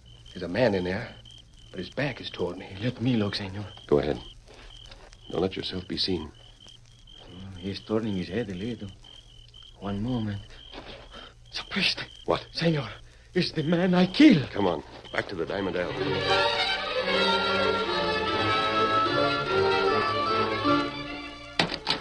I heard you ride up. Come in. Senora Lawrence, it is the happiest moment of Pedro's life. I am not a murderer. What do you mean? Red Bannister's alive, ma'am. What are they talking about, masked man? It's true. He's hiding out the Lazy Y. But we saw him fall in the funeral. The sheriff took charge of that. Red is only wounded, senora. That is all. I am a curly wolf, and it's my night to howl. Yahoo! It isn't time to celebrate yet, Pete. I still don't understand it. Why should he pretend to be dead? Was it just to get us in trouble? He must have had another reason, Mrs. Lawrence. I'm going to tell you everything I found out. The only thing Pedro cares about is that he is alive. I want you to look at this paper. It's a will. Now, according to the sheriff, Red signed it just before he died, or pretended to die. That was after Pete and Mrs. Lawrence had been taken to jail. Yeah? It leaves everything to a man named George Brady. Now, I have an idea that Red planned to go to San Francisco and assume the name of Brady. The sheriff would sell all his property here and send him the money. Oh, it doesn't make sense, though. Why would he go to all that trouble? We've got to find the answer to that question, Mrs. Lawrence. Why should Red Bannister want people to think he's dead? He's afraid of something. What is it? I don't know, unless he committed some... Boys. Si, senora. Dick, my husband. That is it. Mister, my husband was dry gulched. The coroner's jury brought in a verdict of murder by person or persons unknown. Everybody around here figured it was rustlers, but it wasn't. Rustlers, nothing. It was him. It was Red Bannister. Now, wait. Why should he want to kill your husband? He must have had a motive. It was right after that the sheriff served me notice to clear off the ranch. With Dick out of the way, Red could claim that he borrowed money from him. Don't you see? I wouldn't have any proof that he didn't. They could have forged his name, and with the sheriff and Red working together, what chance would I have? I believe you're right, but that isn't enough. We still have to have the answer to the question, why is Red afraid? The sheriff must know. He isn't afraid of the sheriff. They're still working together. Think, Mrs. Lawrence. You're the only one who can help us out here. Who else might know that Red was guilty of murder? Well, he has a lot of men working for him in the cafe, but I can't believe any of them would be a party to murder. Not Al or Whitey. Couldn't be Shorty. Go on, think hard. Well, Slim, Billy Vernon. It might have been Jose, but he isn't here anymore. What's that? A breed called Jose. He was run out of town months ago. And he never came back? I haven't seen him. You remember Jose, boys. Dick had some trouble with him the last time you were here. That little weasel? I wouldn't put anything past him. Do you know where he is now? No, I don't. But he's the only possibility you can think of. I'm afraid so. Then there's nothing more to be done until we find him. Pete, Pedro. And you can't stay here. You'd better come with me. Are we not going to tell everybody that Red is alive? We'll tell no one. Let them go ahead with their plan. Red won't leave for San Francisco until his wound is healed. By that time, we may be back with Jose. Oh, it might take you months. We know where Red can be found. If he isn't here when we get back, we'll follow him to Frisco.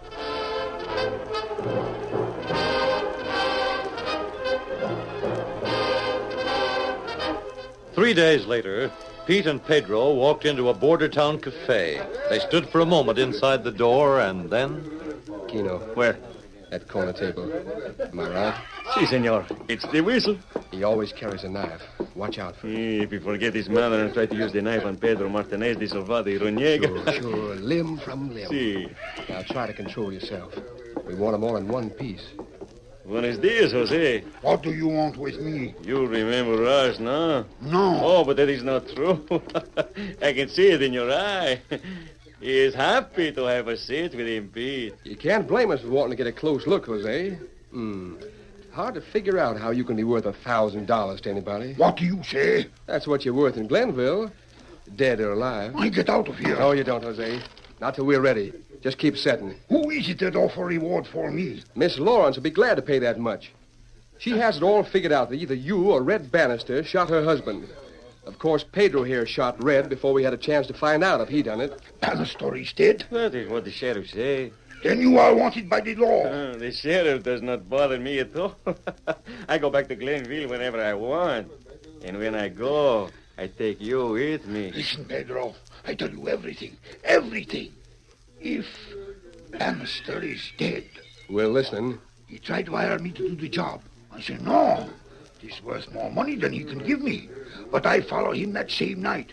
With my own eyes, I see Red Bannister kill Dick Lawrence. He knew you saw him, too, didn't he? That makes no difference. He gave you money? It was money that he owed me. You go back to the sheriff and tell him that I am innocent. You're going to do that yourself. What is the use? If Bannister is dead, it is all over. We go, Jose. Ah, it is a trick. He is not dead. You feel this gun in your ribs? I will not. Come on, out the side door. And do not yell, Jose. We got a couple of friends waiting for us. We're leaving here pronto.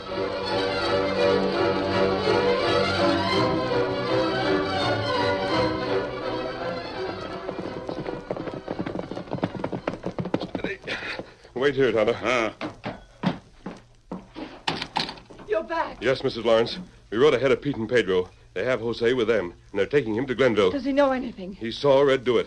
I want you to ride into Glenville yourself. Get all the men in town together and lead them to the sheriff's office. And wait there for the boys. I will. There's just one thing more. Is Red still at the Lazy Y? I saw smoke from over there this morning, but I haven't dared go near the place. You were wise. We'll see you in town. Be careful. He must be well by now. If he's still there. Come on, Silver. Get him up, Scout. Hi-yo, Silver. Hooray!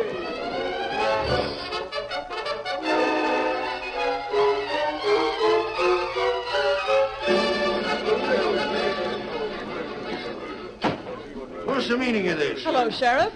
We're just waiting for somebody. Waiting for who? Well, it might be those two friends of mine you jailed for murder. If they ever come back here, I'll shoot them on sight. And that masked hombre, too. We'll have something to say about that, Sheriff.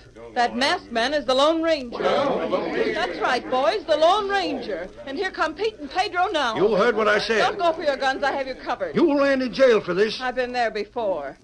Now take a look down the street. Look who they're bringing with them. It's Jose. You guessed it.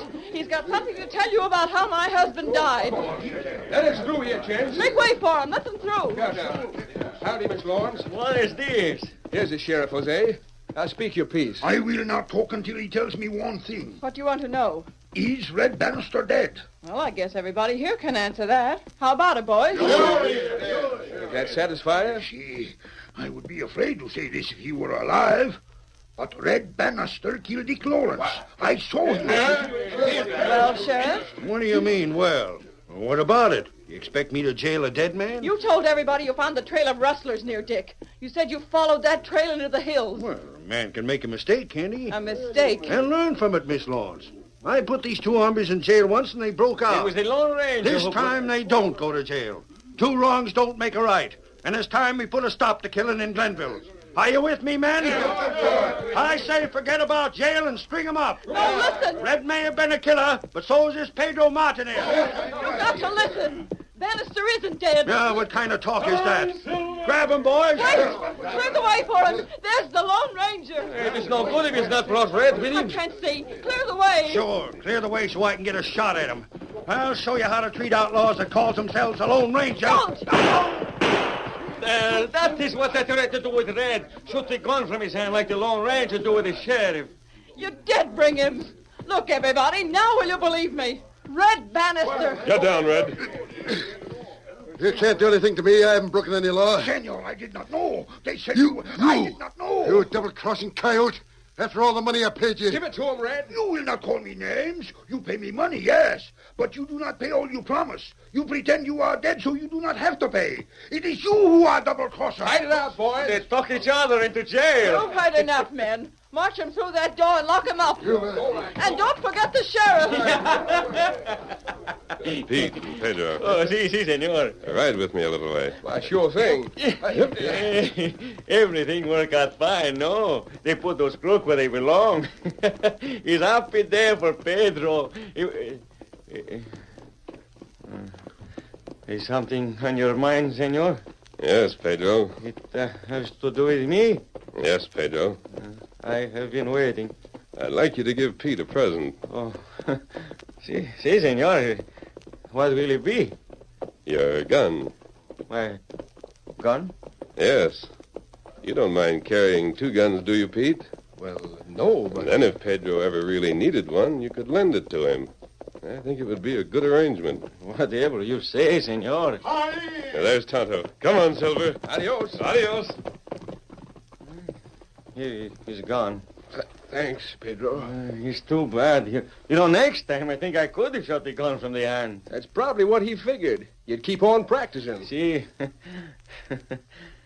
It is what Pedro Martinez de Salvati Runiego always say. The Lone Ranger is one smart hombre.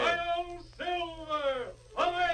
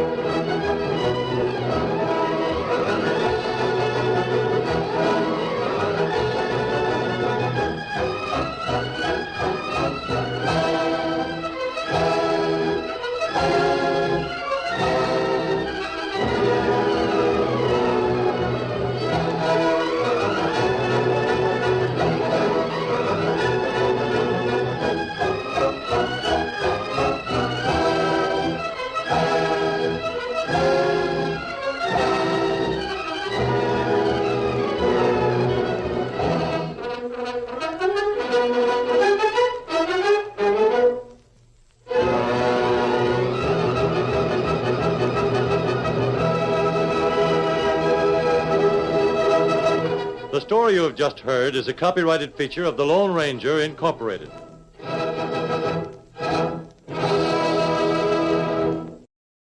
Up next on Nightly Old Time Radio Shows, enjoy the adventures of Nick Carter, Master Detective. Old Dutch Cleanser, famous for chasing dirt, presents Nick Carter, famous for chasing crime.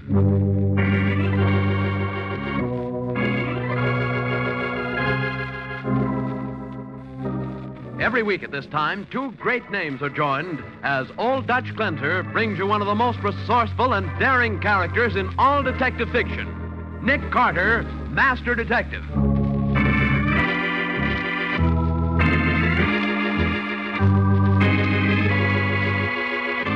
Patsy, get every boy belonging to the club into the gymnasium. Why? What's up, Nick? I've got to make a speech to one of them. To one? Then why make it to 120? Because one of the boys knows the killer in this case. And I don't know which boy it is.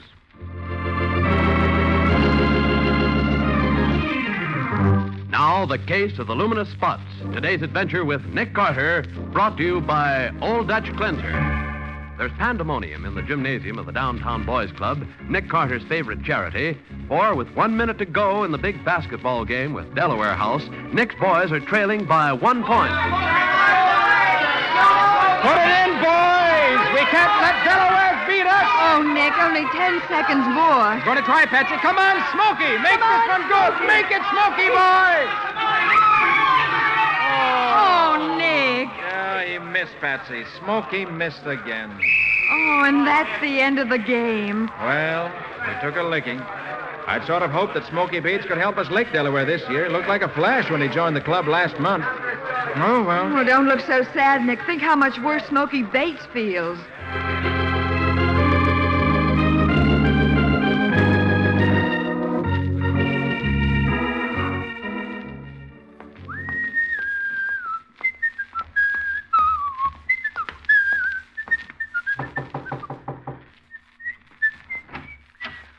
Oh, hiya, Smokey. I've been expecting you. Come in, come in. Hi, Noonan. Why? Nice little joint you got here, fella. Yeah. Place upstairs used to be a dance hall. This is the basement. Costs us $3 a month rent. Hey, who's the dame? Oh, that's Fran Hollis. Hey, Fran. Yeah. This here's Smokey Bates. Oh, hello, Smokey. Hiya, Fran. Nice game you played tonight. Thanks. Say, which reminds me, here's your dough, Smokey. $25. Nice pay for just missing a few baskets now and then, huh? Yeah, I'll say so. We cleaned up pretty good on the bets, too. Made some nice dough. Yeah, boy, this 25 feels good in the pocket. Ah, that's pin money, kid. Peanuts. We could cut you in on some real dough if you want to play ball. You mean throw another game? Wake up, kid. Wake up. Life ain't all basketball games. But if you're the kind of guy that's got nerve and brains and likes plenty of excitement, you could make plenty of dough. Yeah, Jerry and Jean from your club joined up with Noonan last month. Yeah? Well, what do they make a week, Noonan? Oh, $40, $50 easy. What do you say, Smokey? I think maybe this is just what I've been looking for. You can count me in, Noonan. Good, it's a deal. Meet me here tomorrow morning at 7:30, Smokey. Bring 20 newspapers and a screwdriver. What's the papers got to do with it? Look, Smokey, here's the pitch. You and me's gonna make like we're newsboys in case we get stopped. Oh, I get it. We make like we're on a delivery route. That's right. Only we don't work for no pikers, though, like regular newsies do.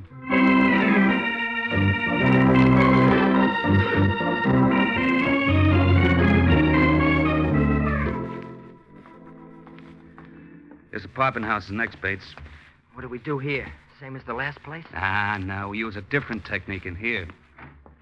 It's the first apartment on the right. Ring the bell. You kidding? Ring it, I said. This is another of the joints I've been casing. Like I said, it's a cinch to look into first-floor apartments and get the dope. The guy lives here alone. Goes to work every morning at 7. That's why you rang the bell? Yeah, just to make sure. Well, he ain't in. Give me that screwdriver, kid. I'm going to show you a fancy way to open locks. Light a match. I want light. Okay. This guy keeps his dough in the kitchen. In a sugar can. He's... Watch it, Smokey. What are you kids doing there? Nothing, mister. We're just delivering papers. Who do you think you're fooling, Mac? I saw you working at the lock of that screwdriver. You're a couple of sneak thieves. Oh, no, you don't get away, Sonny. Get your hands off me. Cheap little tin-horn gangsters. You got us wrong, mister. We ain't crooks. Watch out, Smokey. Get out of the way. Don't try nothing funny, son. What do you got in your hand there? It's a gun, mister. That little toy pistol. Don't think I'll fall for that, Sonny boy. You're falling for it, but good, Grandpa.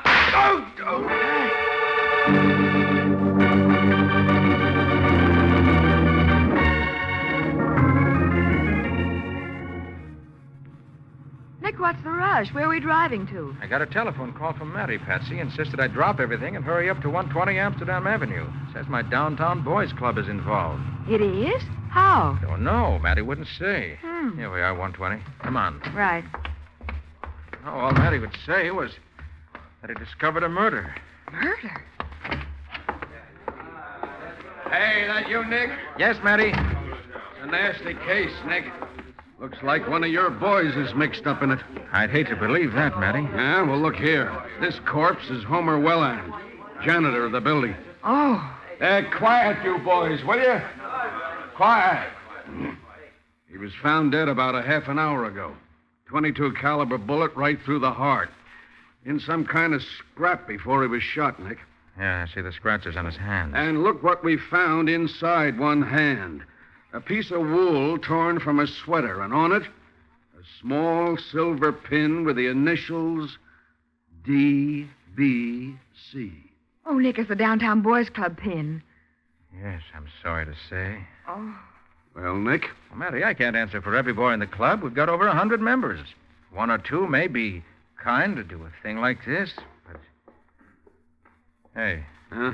Who belongs to this screwdriver? Well, I figured it was the janitor's, but I don't figure all these newspapers. What happened is obvious. Some boy came in here this morning carrying these newspapers, probably to disguise himself as a newsboy. Yeah? Tried to jimmy open the apartment door with the screwdriver. Oh, wait, Nick. How can you tell? Screwdriver's brand new, Patsy. And there are flakes of metal on the end of it that match the metal of the door lock. Oh. See the fresh scratches on the brass? Holy smoke, I didn't... The boy used matches for light. You can tell because there's several burnt paper matches on the floor. Also the match book, which was probably dropped in the scuttle. Well, that's right. And the janitor interrupted him. There was a fight, and then a murder.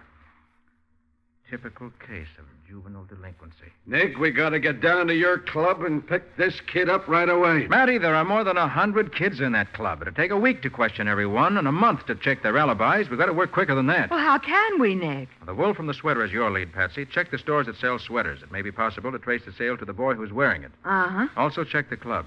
Someone may be able to identify the sweater there. Right. Now, what are you gonna do? This matchbook is my lead, Matty. It's got the address of a candy store on Sherman Avenue on it, near the old Sherman dance hall. You know the place. Yeah. Gang may be operating from around there. They are. I'll find them.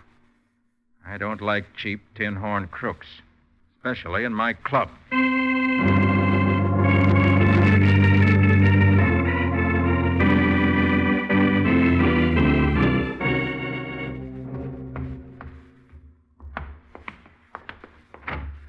Close the door, Smokey. Okay, Noonan.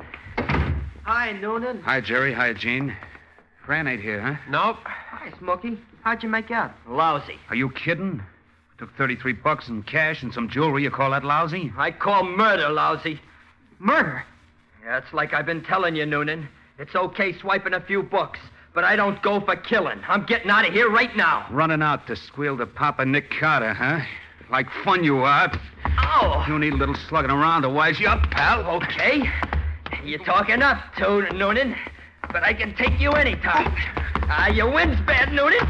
You're weak. Why don't you play a little basketball, huh? Easy, Smoke, easy. You'll knock his head off. Watch out, Smoke. He's reaching for his pistol. Noonan. Yeah, I dropped him. He'd have squealed on me sure as anything. Listen, Noonan. Now, look, you guys got to help me get rid of the body. Yeah, get rid of it yourself. I'm getting out of here. Me too, and don't wave that gun at us, Noonan. It only holds one shot. We'll be gone before you can reload it. You're in on this killing, too. Remember that. We're in, but we're getting out. Like Smokey said, bucks is one thing, but murder's something else. If you guys start to We talk... ain't gonna squeal, Noonan. Don't worry about us. Just start worrying about Smokey. He'll do more talking dead than it ever done alive.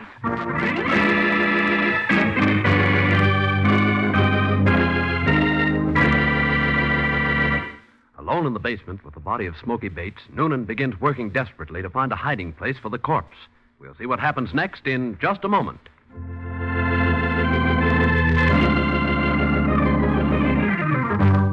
Now, back to the case of the luminous spots. Today's adventure with Nick Carter, brought to you by Old Dutch Cleanser. An hour after the murder of Smoky Bates, Nick and Matty cautiously descend the steps leading to the basement of the Sherman Dance Hall.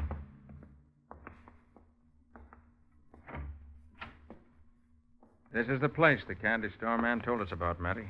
Gang of kids use it for a club. Maybe, but it's empty now. Well, there's a smell of fresh cigarette smoke here. Also... Hey, wait a minute. Huh? There's water on the floor. Pitch dark in here. I can't see a thing. Look, Matty, where I'm flashing my light. What? The rest of this place is a shambles. But somebody's been trying to scrub this part of the floor. Wonder why. Spring house cleaning, maybe. I doubt it, but we'll find out. I'm going back to my car to get my portable lab kit. While I'm doing that, you get some policemen. What for? To watch the entrance of this cellar. Tell them to let anyone in, but not to let anyone out. When I come back, I may have something interesting to show you.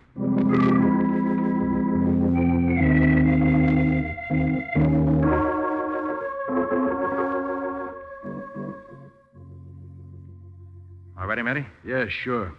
Hey, what's that thing you got there?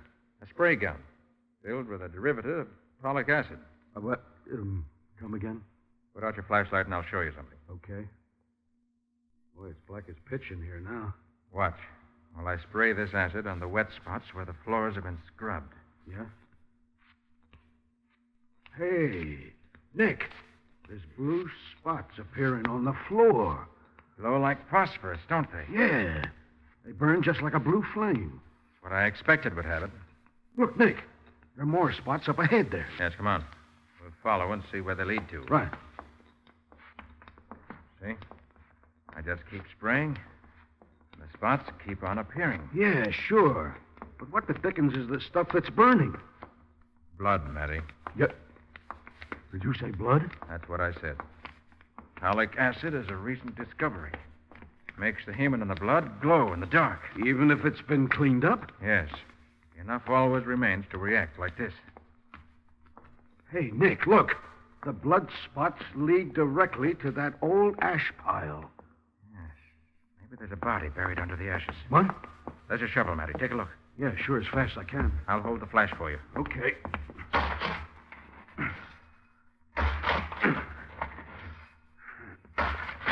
Come on, Matty. Hurry. I am.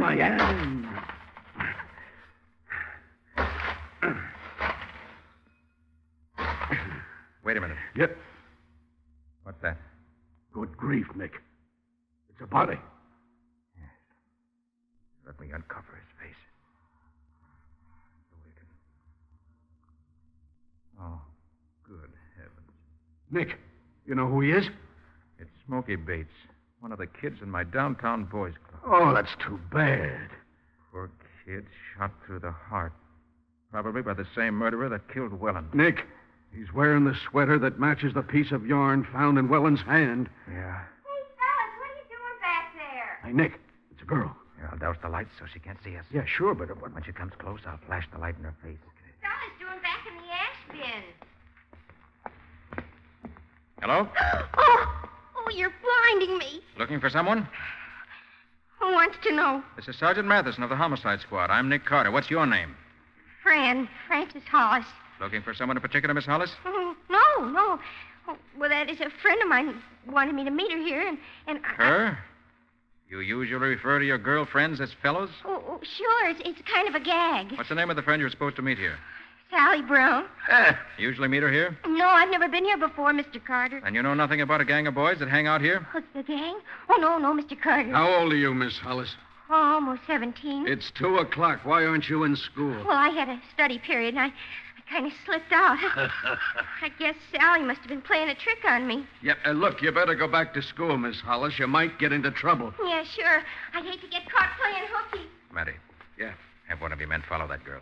Okay, Nick. And tell him to let her see she's being followed. Also tell him to make sure she goes to school. Then he's to wait and follow her home after school. Right. In the meantime, I'll do a little checking on her and then rush down to the club. If Smokey Bates was mixed up with this gang, there's a chance some of my other boys may be, too. Okay. Between Francis Hollis and the Downtown Boys Club, we ought to be able to pick up the killer.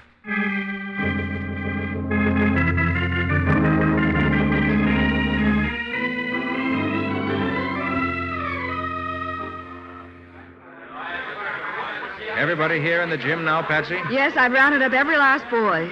Good. Let me have your attention a minute, fellows. A few hours ago, Smokey Bates was murdered in the basement of the Sherman Dance Hall. He was shot down like a dog. dragged to an ash heap and buried in dirt and rubbish. He was murdered by a killer without decency, honor, or shame. Now, it may be that some of you here have been mixed up with this killer. And if you have, I can understand why. You saw a chance for some easy money, for excitement and adventure. You figured the law wasn't your friend. It was just another rival to compete with. You thought crime was a bigger, more thrilling game. That's what Smokey thought. And I've told you what happened to him. But crime isn't fun. It's dirty, mean, dangerous. If I were you, whoever you are, I'd be ashamed and scared. Now, whoever it is who's mixed up in this has a choice to make. He can come down to my office and let me help him out of this jam. And believe me, on my word of honor, I'll do everything I can. Or he can try to bluff his way out of it. But if he does, heaven help him.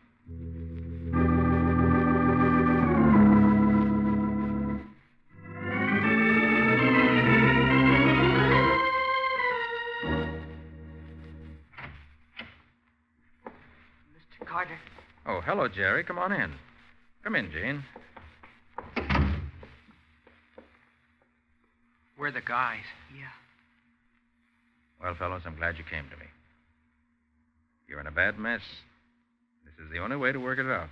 Yeah, I guess you're right. I guess it's like you said, Mr. Carter. We just started off doing it for fun. But when he killed Smokey... Who killed Smokey, Gene? I can't tell you, Mr. Carter. Oh, look, Mr. Carter, we'll tell you everything we did. We'll pay back every nickel we swiped. We'll do anything you say. But we can't squeal on this guy. We gave him our word we wouldn't. Okay, Jerry. That's the way you feel. I'm not going to insist. I'll get him, without your help. But there's one thing I do insist on, fellows. And it's not going to be easy for you. You're going to the police. You're going to confess everything you've done. You're going to take what's coming to you. Understand? Yes, Mr. Carter. Sure, Mr. Carter. Good boys. And if it'll give you any satisfaction, Miss Bone and I are driving to Fran Hollis's home right now. And inside of an hour, the killer of Smokey Bates is going to get what's coming to him.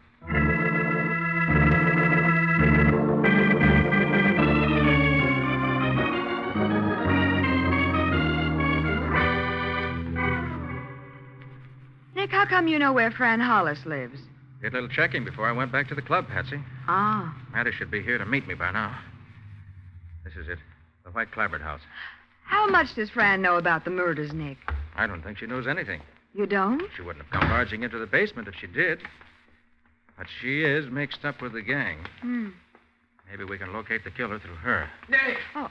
Hey, Nick! Oh, there's Matty standing in the doorway.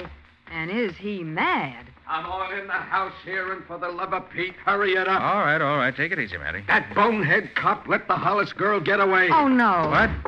Well, let's have it, Matty. What happened?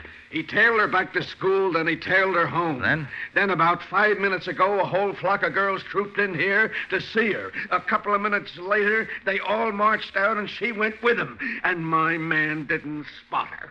Well, at least you've got to hand it to her. She's a smart kid. Okay. So what? What do we do now? I'll show you. Come on over here to the telephone. Hey, wait a minute. How come you know where the phone is? I was here a little while ago as an inspector for the phone company. Oh, so that's the checking up you were doing. Yes. See, I figured Fan was smart enough to spot the cop you put on her tail. That's why she came straight home from school. Then she let you in the house? She did. Oh, my man must have missed you, too. Looks that way, doesn't it? But look, how come she didn't spot your voice as belonging to the guy she talked to in the basement of the Sherman dance hall? Because I used a different voice. Oh, Nick. Why are you moving the Davenport? Just so I can pick this up. Hey, what's that thing? Looks like a small radio. Better than that. When I said I was sure Fran would head for home, and she did. She wanted to do some phoning in a hurry. Only I got here before she had a chance to. Yeah, and then what? I set this small wire recorder down here on the floor next to the telephone box. So that's what that is, a wire recorder. Now, look, Nick, wiretapping is out. It won't stand up in court anymore. This isn't wiretaping, Matty. It ain't? No. Don't have to attach it to the phone. said you just lay this wire near the telephone wire. And it picks up what's said over the telephone? That's right, Betsy. Well, I'll be darned. What'll they think up next? I don't know yet, Patty. But didn't she say you leave the recorder? I asked her to get me a drink of water, Patsy, and while she was out of the room, I fixed it, and I'm sure she made a phone call the minute after I left the house. Oh. Now, let's see. Hello, Noonan. Yeah, that's you, Fran? Noonan, what's happened? There were cops down in your club. We were snooping around, and there's been a cop following me all afternoon. Are they wise to the racket? Cops down in the basement, huh? Uh-huh. Hey, that ain't so good. Well, tell me what's up. Okay, Franny, listen. I'm over at the Sherman filling station. Yeah. I just acquired a car. Beat it over here, and I'll tell you what's doing. But the cops are watching my house. Look, baby, use your brains. You can figure a way to get out. Just hurry up over here. So long. Yeah, that's all there is. It's enough. Matty, you stay here and cover the house. Patsy, come with me. There's not a minute to lose.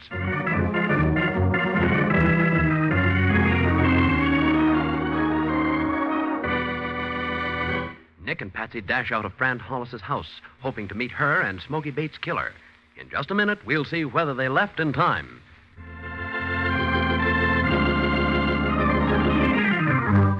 And now for the conclusion of the case of the luminous spots, brought to you by Old Dutch Cantor.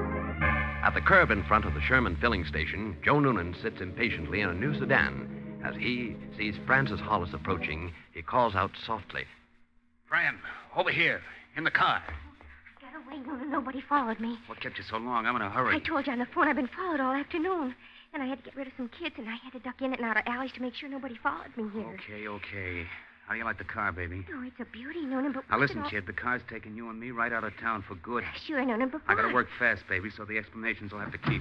Now, this is what you're gonna do. Golly, Noonan, you talk so fast I can't... We barge into the filling station, see? And as soon as we get inside, you pull a feint. Yeah? Just drop right onto the floor, out cold. Do you understand? Yeah, but... Just do it, kid. That's all. Just do it. Now, come on. Hey, you want something, Bud? Yeah, I gotta have a set of new Joe, gaskets. I feel kind of funny. Hey, Fran, what's the matter? Oh. Fran. Hey, Bud, she's fainted. Give me a hand. Get her off the floor, huh? Okay, mister. You want to help, you can reach. Why, you? Get over against the wall. Wait. Get the rod he keeps in the register, Fran. But Noonan... It'll shoot a lot better than this dinky 22 I got. Grab the dough out of the register, Hey, too. look, kid. Do like I told you, Fran. We need that dough, and we ain't got all day. All right. Don't think this character's going to spill anything to anybody. Noonan, you don't mean you're going to kill him. Why not? Noonan, I won't get mixed up in a killing. You're mixed up already, baby. I knocked off Smoky Bates. You killed Smokey? Why do you think the cops were on your tail? But, Noonan, I don't want to Make up get... your mind. Are you with me, or do you want to get over there against the wall with him? Oh, Noonan, please, let me out of here, please. Okay, baby, get over there. No. I'll knock the both of you off at the stick. All right, take it easy, Fran. Nobody's hurt. I just shot the gun out of your boyfriend's hand, that's all. Sorry I couldn't get her any sooner. It was soon enough to end the criminal career of Mr. Noonan.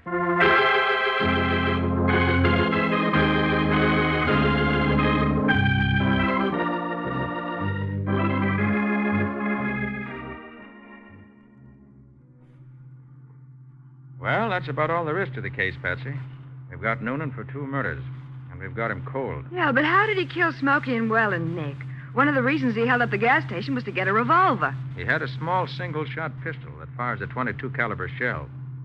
Would have preferred something better, no doubt, but that was deadly enough at close range. Oh. Well, if the case is finished, Nick, where were we driving to this morning? Oh, the case isn't finished, Patsy. As far as I'm concerned, it's just started. What do you mean? We're getting out here. Come on. Oh, but this is the courthouse. We're headed for court. I don't get it. Patsy, you and I are going into that court and put up the fight of our lives for Jerry, Jean, and Fran Hollis. Oh, but Nick, what can you do? Get them suspended sentences, I hope. And then we're really going to work on them at the Downtown Boys Club. You mean Fran, a girl at the Downtown Boys Club? Oh, I forgot to tell you, Patsy. The Boys Club is opening a girls' auxiliary. And you're running it. I'm running it. Mhm. Ho. Now, see here, Nick Carter. Now, listen, Patsy. If I do any arguing this morning, I'm going to do it in court. Those kids aren't hardened criminals. And I'm not counting this case a success unless I save them.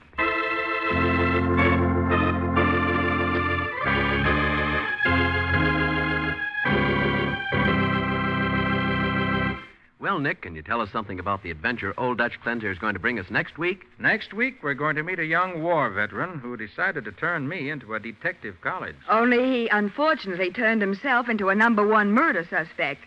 Nick got him out of it by making him wear gloves. Gloves and detective colleges. Sounds fascinating. What do you call the story, Nick? I call it The Case of the Missing Thumb.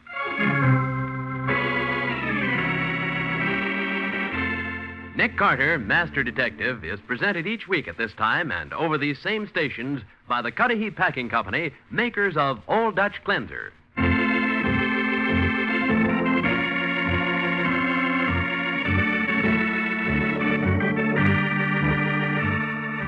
Nick Carter, Master Detective, produced and directed by Jock McGregor, is copyrighted by Street & Smith Publications, Incorporated. Lon Clark is starred as Nick, with Charlotte Manson featured as Patsy. Mattie is played by Ed Latimer. Today's script was written by Alfred Bester. Original music is played by George Wright. This program is fictional, and any resemblance to actual persons living or dead is purely coincidental.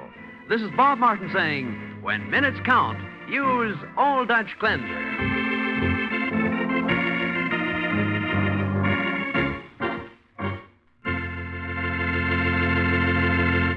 This is the Mutual Broadcasting System.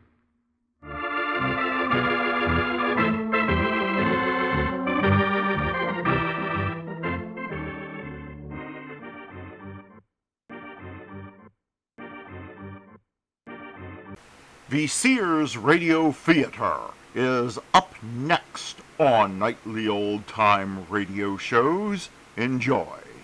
The theme from the Sears Radio Theater. Tonight's story is a comedy with Andy Griffith as your host. Here's a preview. Master, I am a genie. I come from a long line of genies.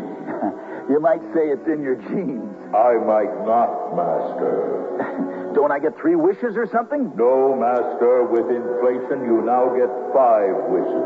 The Sears Radio Theater will begin after this message from your local station. This is Andy Griffith. In these days of rising prices, the typical American family strains to make ends meet. Cutting corners here and skimping there as shrewd housewife just might stretch her husband's paycheck to the next payday. Susie Megan is one such shrewd housewife. Her budget may not allow her to shop in Chicago's Loop, but she does the next best thing, and that is to attend neighborhood yard sales. Hello, Mrs. Fulton. How's the yard sale going? Well, I've done very well, Mrs. Megan. As you can see, I don't have much left. Oh, I should have come by earlier in the day. Yes, I sold the sofa and television to a man from Skokie. A young couple from Berwyn bought the refrigerator. It sounds like you're liquidating entirely. Oh, I've had to, what with Elmer still under observation. Oh, I'm sorry, Mrs. Fulton. Is he any better? Oh, the doctors say it's the worst case of delusions they've ever seen. Oh. Oh, my. Isn't this pretty? You find something? This lamp. How much do you want for it? Oh, I'd give it to you if I didn't need the money so bad. How about $5? It's a deal. Here you are. Oh, this is heavy. Yeah. Thank you, Mrs. Mead. Goodbye, Mrs. Fulton. I wish you had better luck with that lamp than my Elmer did. And that's just the beginning of our story.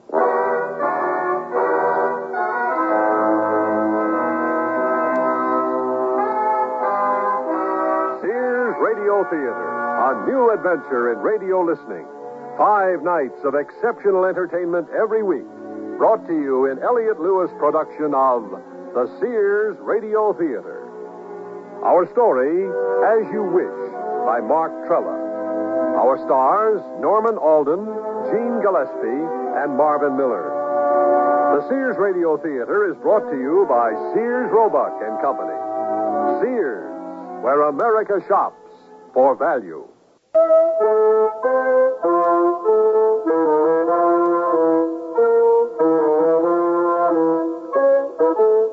Eddie Megan is 46 years old. He works in a factory in Chicago. And 46 years is a long time to wait for your wishes to come true, which is what Eddie's been doing. That's him over there, sitting in an after-work watering hole with his pal Russ. Eddie, did you hear the news? The company's been taken over again. Yeah? Who bought us this time, Russ? Oh, it's some outfit from Ohio. Unified Rubber and Elastic Products, I think. Oh, I wish they'd make up their minds. One day I tell my kid I make plastic ducks for a living, And the next day, I'm making ladies unmentionable. Yeah, I know what you mean. It creates an identity problem. Well, as long as they get my name right on the check, that's all I care about. How long have you been working here, Eddie? 16 years. And how many mergers have you been through? 5, counting this one. This company's been absorbed so many times, we should be making sponges. Don't you ever feel insecure, Eddie, about your job?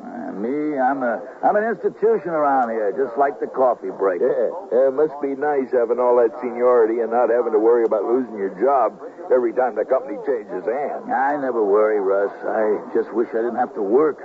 Doesn't everybody? Yeah, I guess so. But I wish I had a long-lost rich uncle or something. One day the guy turns up, puts his arm around my shoulder and says, Eddie, my boy, from this day on, you'll never have to work. Yeah.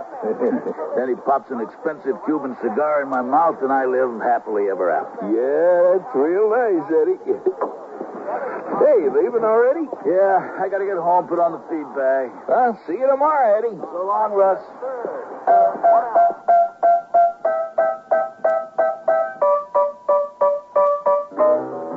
Larry, you'd better stop now. Your father will be home any minute, and you know how he hates music. I love music. It's noise I can't stand. Oh, hello, honey.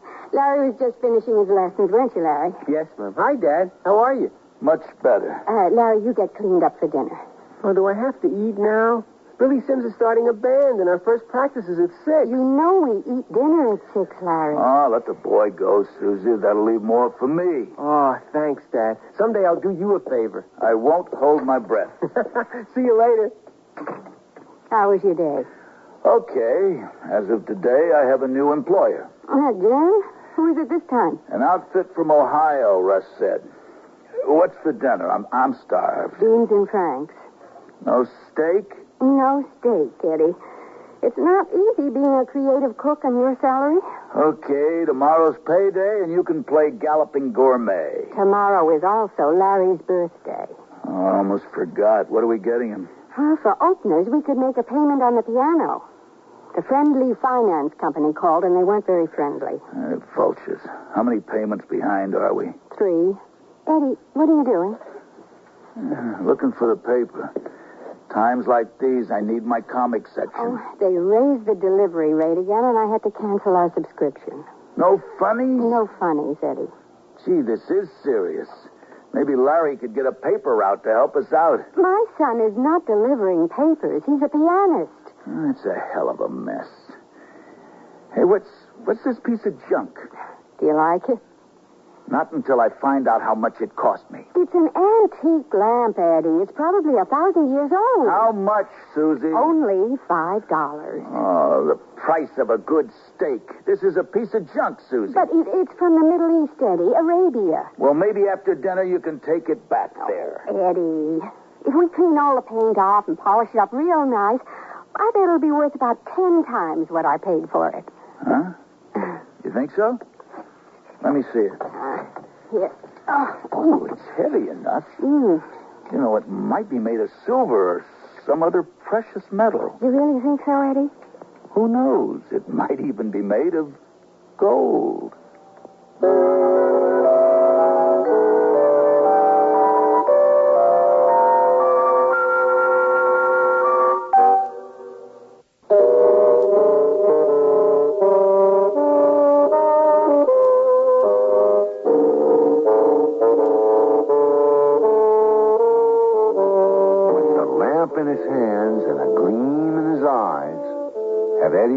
Thought turned to gold? Hand me that letter opener, Susie. Here. What are you doing? I'm scraping the paint off this lamp so I can tell if the lamp is worth something or if you got a white elephant. Ooh, this paint's really on here. Here we go. I'm almost down to the metal. Wouldn't it be something if it turned out to be really valuable? Boy, I'd quit my job so fast.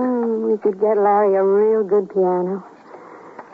Hey, there's an inscription on this thing. Oh, what does it say? In a minute. There. In whose hands this lamp may rest are 3 wishes for the best. What do you think it means, Eddie? Beats me. Probably means good luck. Well, that's worth something, isn't it? I suppose. One thing's for sure, this lamp isn't worth much. It's cast iron, probably the cheapest metal around. Oh, well, it'll still make a pretty decoration. It would make an even nicer gift to somebody. You wouldn't dare think of giving it to Larry. Or would you? Now, you know me better than that. Well, that's why I asked the question. Where are you going? I'll be downstairs in my workshop. I might as well finish cleaning this thing up. Oh, this lamp has possibilities. If I polish it up a bit, I might be able to take it to Mr. Sachs. I'll give the old weasel a sob story. Who knows, I might get $50 for it after all. Now for a little rubbing compound and some elbow grease.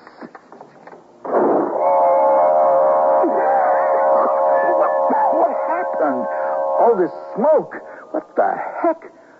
Who are you? I am the genie of the lamp, Master. Is this some kind of a joke? Is that you, Russ? I can assure you, Master, this is no joke. Are you sure? With an outfit like that, you can't be serious. Look at yourself. Gold vest, gold earrings, bracelets, diamonds, rubies, pointed slippers, and a turbine. That's turban, Master. Well, you sure look like a genie. Master, I am a genie. I come from a long line of genies. You might say it's in your genes. I might not, Master. Well, since you're a genie, don't I get 3 wishes or something? No, Master. With inflation, you now get 5 wishes. 5 wishes? You mean I can wish for anything and you've got to grant it to me? Anything your heart desires, Master. Oh, boy, that's the best $5 I ever spent. Now, what will I wish for? Eddie, phone call from Mr. Wozniak. Oh, not again. He always wants to borrow something. Eddie, are you still down here? Sure, Susie, go on back up. I'll be right there. Now, why do I always get interrupted at times like this? I wish Mr. Wozniak would stop pestering me. As you wish, Master.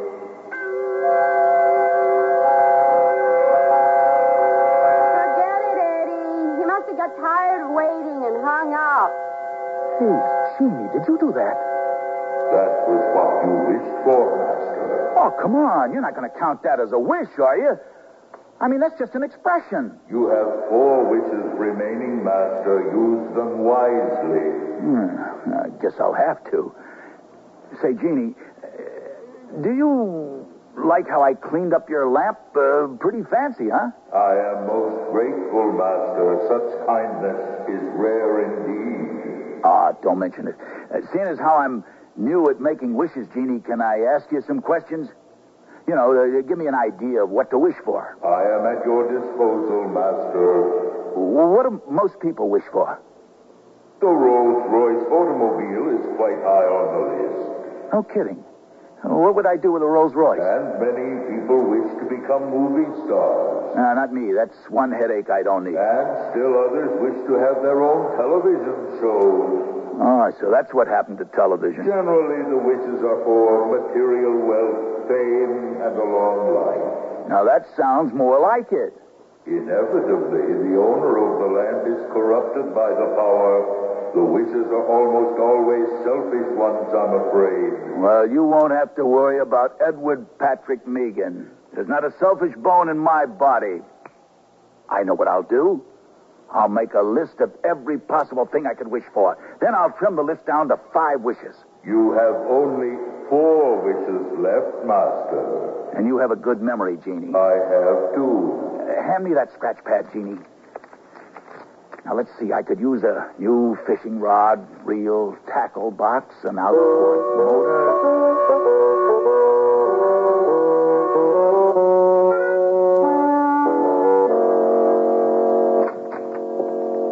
Hi, Mom. I'm back. So I see. What a long face, sweetie. I can't be in the band. Oh, why not? I don't have an instrument. What do you call a piano? Well, Ma, I can't carry the piano over to Billy's every time we practice.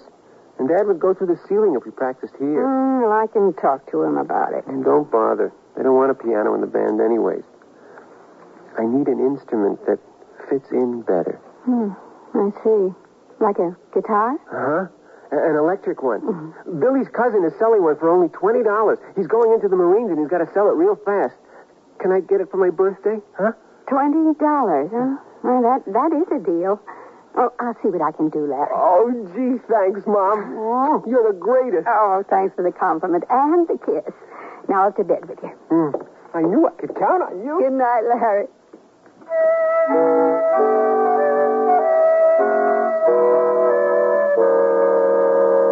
CB radio, season tickets to the Bears games and a Rolls Royce. There. I'm ready, Jeannie.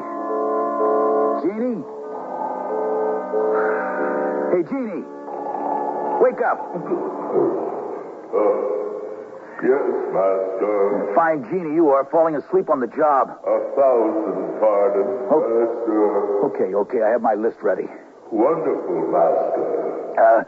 Look, I've been thinking, the thing I want most is to be like these independently wealthy guys who never have to work. Merely wish, and it is done, Master. Right.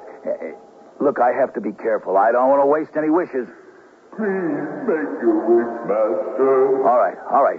Here goes. I wish I don't have to work anymore. As you wish, Master.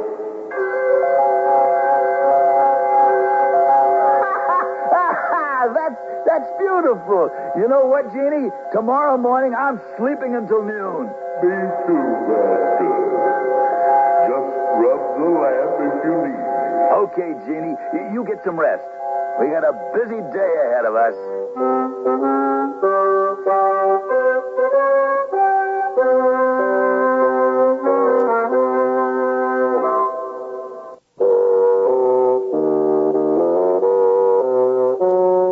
The cast iron lamp is really a magic lamp with a wish-granting genie.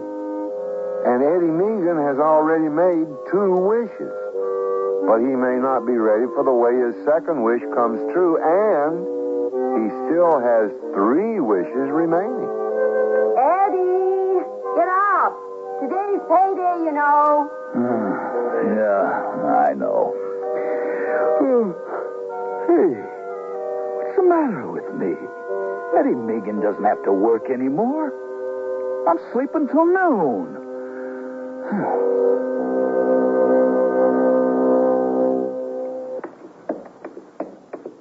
Is your father up yet, Larry? Oh, not yet, Mom. Oh, that man.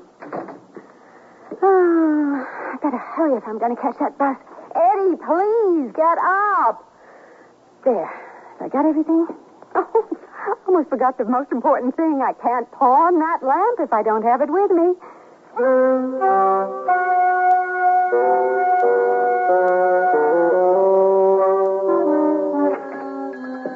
Good morning, Mr. Sachs. Good morning. Oh, Mrs. Meagan, how are you? Just fine. What can I do for you today? Have you come to buy something back? No, not this time, I'm afraid. I'd like to sell something. And what you'd like to sell, Sachs, is in the sack, right? Oh, you're a mind reader, Mr. Sachs. Yeah, in this business, you read minds, faces, palms, anything. Let's have a look. There. This is it, Mr. Sachs. And what is this? A magic lamp with a genie? Oh, I wish it was. How much can you give me, Mr. Sachs? I could give you $100, Mrs. Meagan, but my wife would have me committed. I'll give you $10. $10? Is that all? Mrs. Meagan, this is cast iron, a very common material. Oh, but the lamp is so uncommon. Look at its shape. The dainty handle, the pointed spout. It's even got an inscription. That's even worse. $15, Mrs. Meagan. I need $20, Mr. Sachs. $20? What am I, a charity? I should have my head examined. Only for you would I do this, Mrs. Meagan. Oh, thank you so much, Mr. Sachs. You've made my boy very happy. Today is his birthday. I'm thrilled. Mrs. Meagan, don't you want your ticket? Oh, no, Mr. Sachs. This is one item I won't be returning for.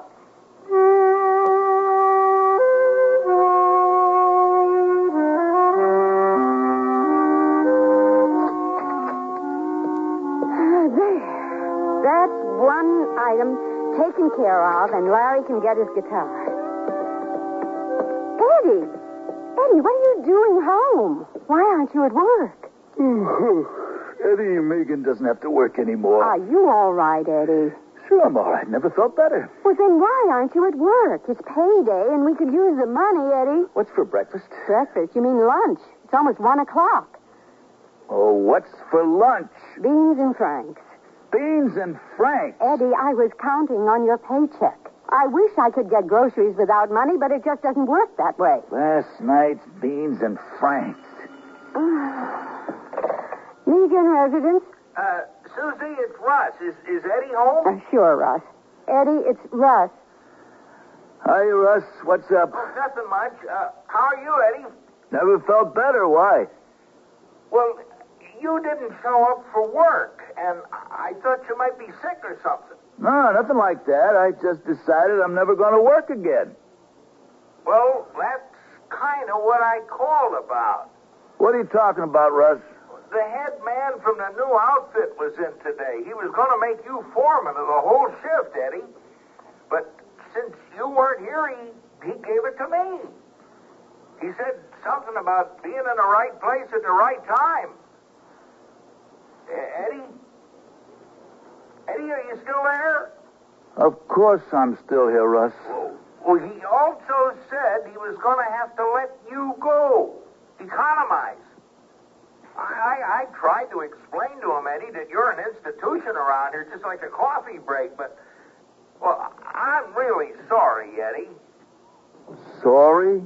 I gotta go, Eddie. So long. Those bums. They can't do that to me. 16 years, and they can me for missing one lousy day? Eddie, they fired you? Oh, before this is over, they'll wish they never fired Edward Patrick Meagan. Where are you going? I'll be in my workshop. Oh, aren't you even going to pick up your paycheck? Oh, I wish someone would tell me what's going on. All right. Where is it? Where is what? The lamp, my magic lamp. Magic lamp? Have you flipped? Humor me, Susie. Where is my lamp? I pawned it to get enough money for Larry's birthday present. Mr. Sachs again? Uh-huh. Oh, my lamp. Well, I thought you wanted to get rid of it. Things have changed, Susie. I'll say. Next you want a flying carpet. Did you at least get a ticket for it? Well, I thought you never wanted to see it again. Oh, now where are you going, Eddie? You're still in your robe.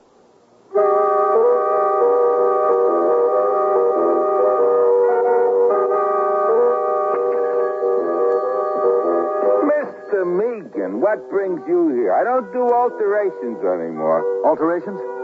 Oh, the robe. It's the latest thing. Well, I wouldn't know anything about that. Well, you might know about the lamp my wife sold you then. Well, I might, Mr. Meagan. Look, I don't have the ticket, Mr. Sachs, but I'd like to buy it back, if I may. You may not. Now, don't get technical, Sachs. This is important. I'm sure it is, Mr. Meagan, but I no longer have the lamp. I sold it already. You sold my lamp? To an elderly lady, a lamp collector. Why don't people stick to stamps? What's the lady's name? Oh, I can't reveal my sources, Mr. Meagan. I see, Mr. Sachs. This is where I'm supposed to grease your palm. Mr. Meagan, such language. Let's call it a gratuity. Look, I left my wallet at home. How about if I owe you the bribe? What can I say? Her name is Mrs. Arthur Trawick on Lakeshore Drive. You're all right. You're all right, Sachs. I'll send my boy around with $1 tomorrow. $1? Don't bother already.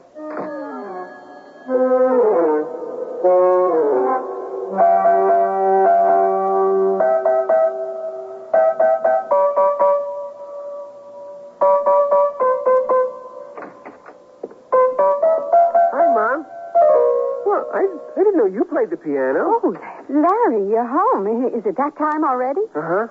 Did you get the money for my guitar? Oh, if you only knew how much trouble I had, Larry. Bring me my purse. Here it is. There you go, young man, and happy birthday. Oh, you are the greatest mama guy ever had. Oh, I know. I'll be back later with my guitar. Oh, gee, it sure doesn't take much to be happy. Well, I better figure out what to do about dinner. Hello, Megan residence. This is the Friendly Finance Company. Is Eddie Megan there? No, he's not. Is this Mrs. Megan? Yes, it is. As you know, Mrs. Megan, you are 3 payments behind on your piano.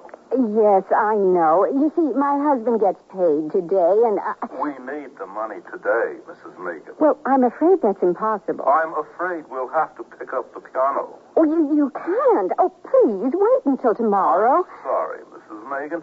You've had 3 chances to make the payment. Just one more day, please. That is our policy, Mrs. Megan. A truck will be by to pick up the piano this evening. Goodbye.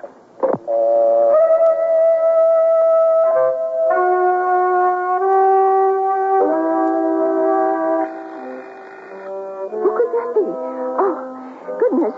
I'm coming. Yes, oh, my goodness. Mrs. Trewick? Yes? And who are you, young man? Lieutenant Megan, ma'am. Why are you staring at me? Your uniform, Lieutenant. Oh, this robe. Well, you see, we're short-handed downtown, and they got me out of bed. I've been sick, you know. Oh, I hope it's nothing serious, Lieutenant. No, just the flu. It's going around. I'm almost over it, though. Well, do come in, Lieutenant, and perhaps you can explain what this is all about. I intend to, ma'am. Would you care for some tea, Lieutenant? No, thanks. I never drink on duty, ma'am. Please have a seat. Don't mind if I do. Well, Lieutenant, what is this all about? We have reason to believe that you are in possession of stolen goods, Mrs. Trewick. Oh, why, that's preposterous, Lieutenant. Oh? You did purchase a cast iron lamp at Sack's pawn shop today, didn't you? Why, yes, but... Why did you purchase that particular lamp, Mrs. Trewick? Well, I happen to be a lamp collector. Likely story, lady. It's more likely that you knew the lamp was valuable and stolen. Why, how could I possibly know that? Oh, we'll let the judge figure that one out. Where's the lamp now? The judge? Oh, you're not going to arrest me. Well, that all depends. The lamp, Mrs. Trewick. Where is the lamp? The lamp? Oh my word. It's there on the mantel, Lieutenant. At long last. Does this mean I'll go to jail, Lieutenant? Jail? Oh, no, I don't think so, Mrs. Trewick. It appears to me that you were an innocent victim, a dupe. No, I don't think you'll be going to jail after all. Why are you taking the lamp, Lieutenant? Evidence, Mrs. Trewick. If you'll be kind enough to unlock this door, I won't trouble you anymore. Lieutenant, I don't believe I've seen your badge. Badge? Yes, my badge. I don't think you're a lieutenant at all.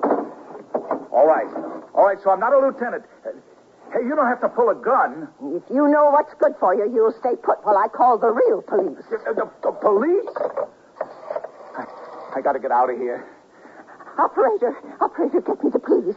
This is an emergency. The lamp, Eddie, make a wish. Now, you stay put, whoever you are. I've got my eye on you. Jeannie, I need you now. I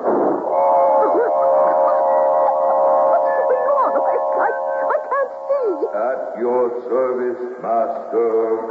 I'm not afraid to use this gun if I have to. Oh, Jeannie, am I glad to see you. Get me home. You must make a wish, master. Don't either of you move or I'll shoot. Oh, I wish I was back home right now. As you wish, master.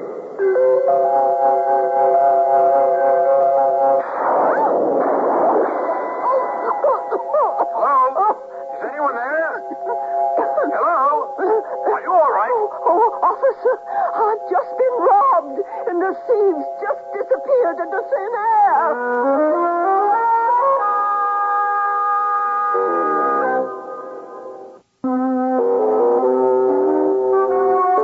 This is Andy Griffith with the concluding act of As You Wish.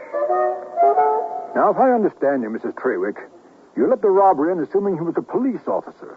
He questioned you concerning a lamp you purchased at Sachs' pawn shop, and when you produced the lamp, he attempted to leave with it. Yes, officer. Did you get any names, Mrs. Traywick? Of course, officer. You're not dealing with a nitwit. The one fellow called himself Lieutenant Megan, and he called his friend Jeannie. I see, Mr. Traywick. And the lamp is the only item missing? Yes, officer. I believe I have all the information I need. Been a great help, ma'am.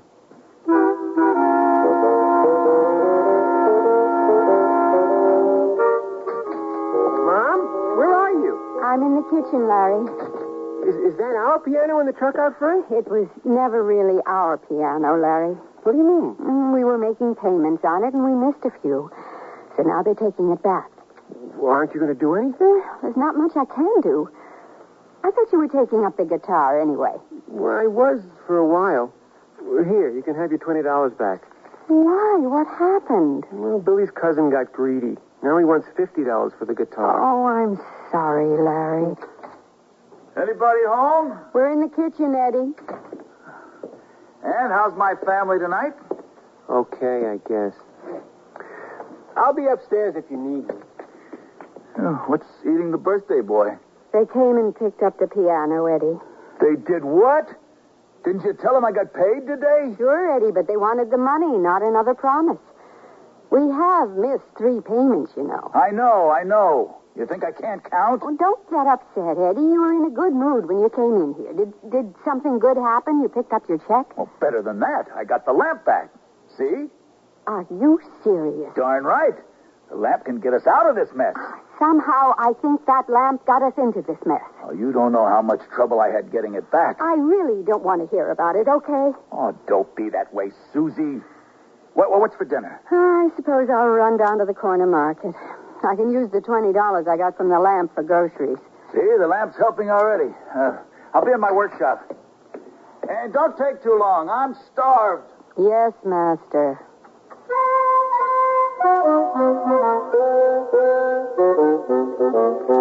Now, Mr. Sachs, about this lamp you sold Mrs. Arthur Traywick.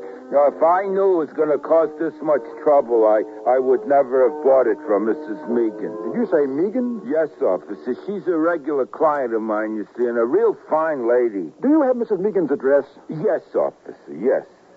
Here. 1427 South DeQuincy. Thank you, Mr. Sachs. You've been a great help.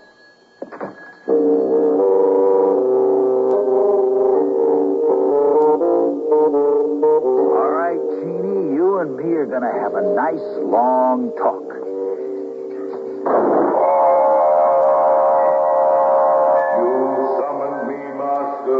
You're darn right, Jeannie. I got some questions for you, and you better have some answers. Yes, master. I've used 3 wishes, and I don't have a thing to show for them. In fact, I'm worse off than I was before. Now, what's wrong, Jeannie? I don't think the problem lies at this end, master. I've granted the wishes exactly as you made them. Oh? I'm out of a job, and my boy doesn't have a piano. You must be precise when you phrase your wish, master. You wanted to be independently wealthy and never have to work. But you only wished that you never have to work. Yeah, you did not wish for the wealth. You got me on another technicality, Jeannie. Those are the rules, master. So whenever I say I wish, you'll grant it. It's that simple, master. I'm glad I got this straightened out. You wait right here. I'm going to get my list, and I'll be right back. Hey, you're back already? Oh, Eddie, could you help me with these bags? Where's Larry? Can't he earn his keep around here?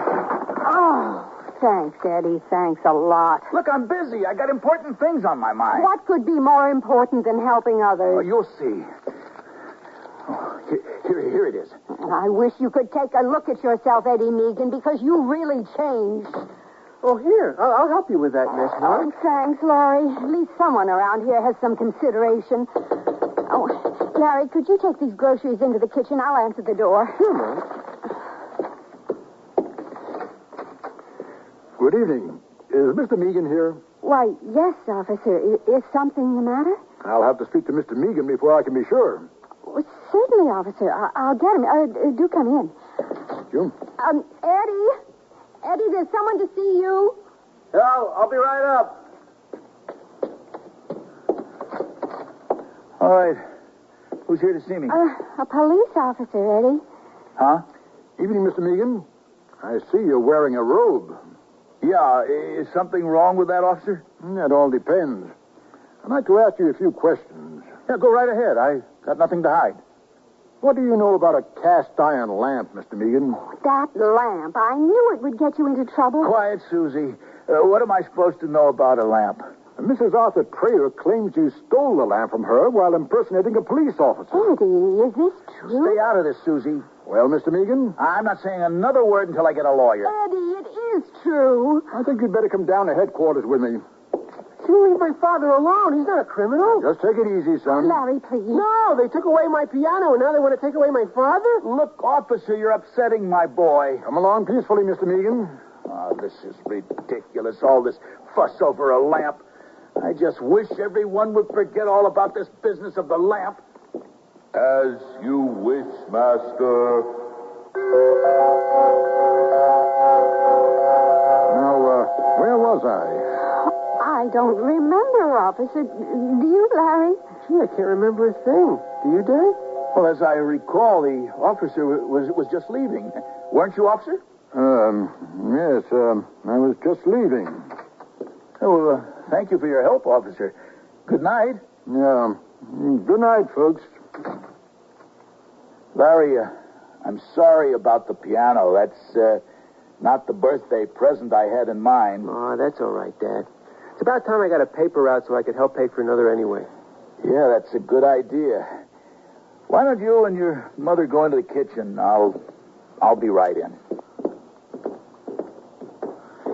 Jeannie, I know I've only got one wish left, and I'm going to use it now.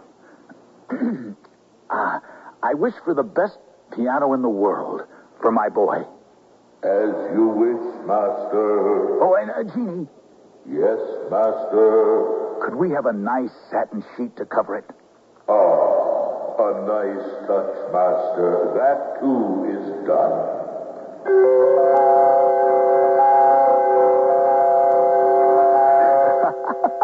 I can't wait to see the looks on their faces. Larry, Susie, you want to come in here? What's up, Dad? Yes, Eddie. Are you feeling all right? Oh, I never felt better. Now, if you'll both close your eyes, I will lead you into the music room. You sure you're all right, Dad? There's nothing in there. Oh, yes, Eddie. What are you up to? You'll see. Open your eyes. Huh? What's under the sheet? It couldn't be a... Piano? Voila. Oh, my gosh, Eddie. It's more than a piano. It's a grand piano. Oh, boy. How did you ever manage this? It was worth losing my job just to see the looks on your faces. I've got it. Megan residence. Is Eddie there, Susie? Oh, 1 minute. Eddie, it's Russ. Oh? Hello, Russ. Hi, Eddie. Sounds like a party in your end. Yeah, a birthday party. Larry, hold it down, okay? Eddie, about this afternoon, I hope you're not angry. No, after all, that's what I wish for. Well, I hope you won't be angry when I tell you this. Tell me what? The new head man, he wants to transfer me to the main office in Ohio. Well, that's nice, Russ. What's that got to do with me? They're going to need a foreman to replace me, and I recommended you. They said okay. You're not angry, are you? Angry? I could kiss you. Hey, I got to tell everyone, Russ, goodbye and thanks a lot, pal. Good night, Eddie. You are now looking at the new foreman of the day shift for the Chicago plant of Unified Rubber and Elastic Products. Oh, Eddie, that's wonderful. Congratulations, Dad. Thank you. Now, what's for dinner? Just name it. I wish we could all have steak for dinner. Close your eyes, Eddie. Close them tight. Huh? We will lead you into the dining room. What's going on? Now, open your eyes. Oh, boy. Candles, a tablecloth, a birthday cake, the good china, and steak. Well, is everything as you wished? Everything and more. Happy birthday, Larry. Thanks, Dad. and many happy returns. Thanks, Susie. And, thank you, Jeannie. As you wish, Master. As you wish.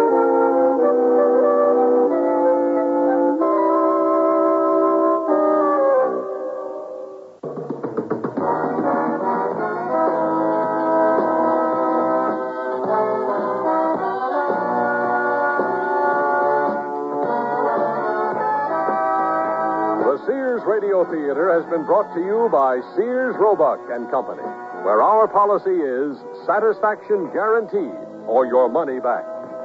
Sears, where America shops for value. As You Wish was written by Mark Trella, produced and directed by Fletcher Marshall. Your host was Andy Griffith. Our stars were Norman Alden, Gene Gillespie, and Marvin Miller. Also heard were Lou Horn, Jack Carroll, Shepard Menken, and Irene Tedrow.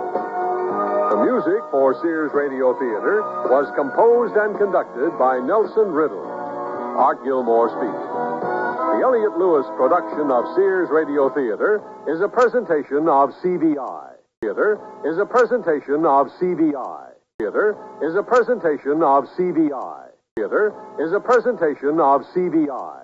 Theater is a presentation of CV. Journey to the Stars with Space Patrol, coming up next on Nightly Old Time Radio Shows.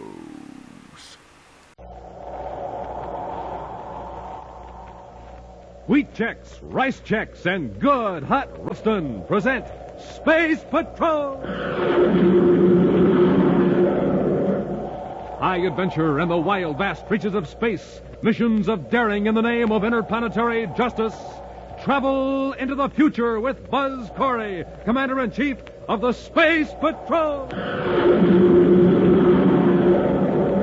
In today's transcribed adventure, Buzz and Happy are investigating a space factory revolving in an orbit around the planet Venus. Suddenly, they find themselves locked in a freight-handling chamber floating in the middle of the room. They've cut the artificial gravity field. We're completely weightless. Well, how are we going to get down to the floor? Oh, my head. Smoking rockets, Commander. We were pulled up to the ceiling. There's the floor down there below us. They reversed the gravity field. The hole in this room is toward the ceiling. Well, now how are we going to get down to the floor? We'll get down to it all right, the hard way, I'm afraid. They'll reverse the gravity field from floor to ceiling till they break every bone in our bodies. We'll return in just a moment with today's Space Patrol adventure, the Venus Space Factory. Hi, gang. Space Patrol Dick Tufeld reporting to you from the Terra Airport. Just got back from a trip to Venus, and boy, do I need supercharging. Well, I'll just have myself a Space Patrol breakfast with one of the super cereals, Rice Chex or Wheat Chex. They're bite-sized, you know, and so easy to eat and so different and delicious, the Commander made them official cereals of the Space Patrol. Try them yourself, gang, and don't wait. Not for a swell treat like Rice Chex and Wheat Chex. Try them today. And say, gang, here's something important. We are swamped with orders for space binoculars. We have plenty of them, but we just can't mail them out fast enough.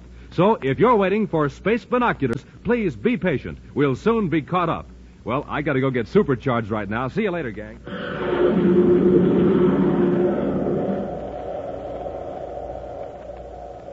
And now, today's Space Patrol adventure, the Venus Space Factory. Swinging in wide orbits around the planet Venus are two gigantic constructions, popularly known as space factories. Power is obtained from the sun by use of solar energy reflectors. These privately owned factories are inspected at regular intervals by Space Patrol personnel to see that United Planets regulations are observed.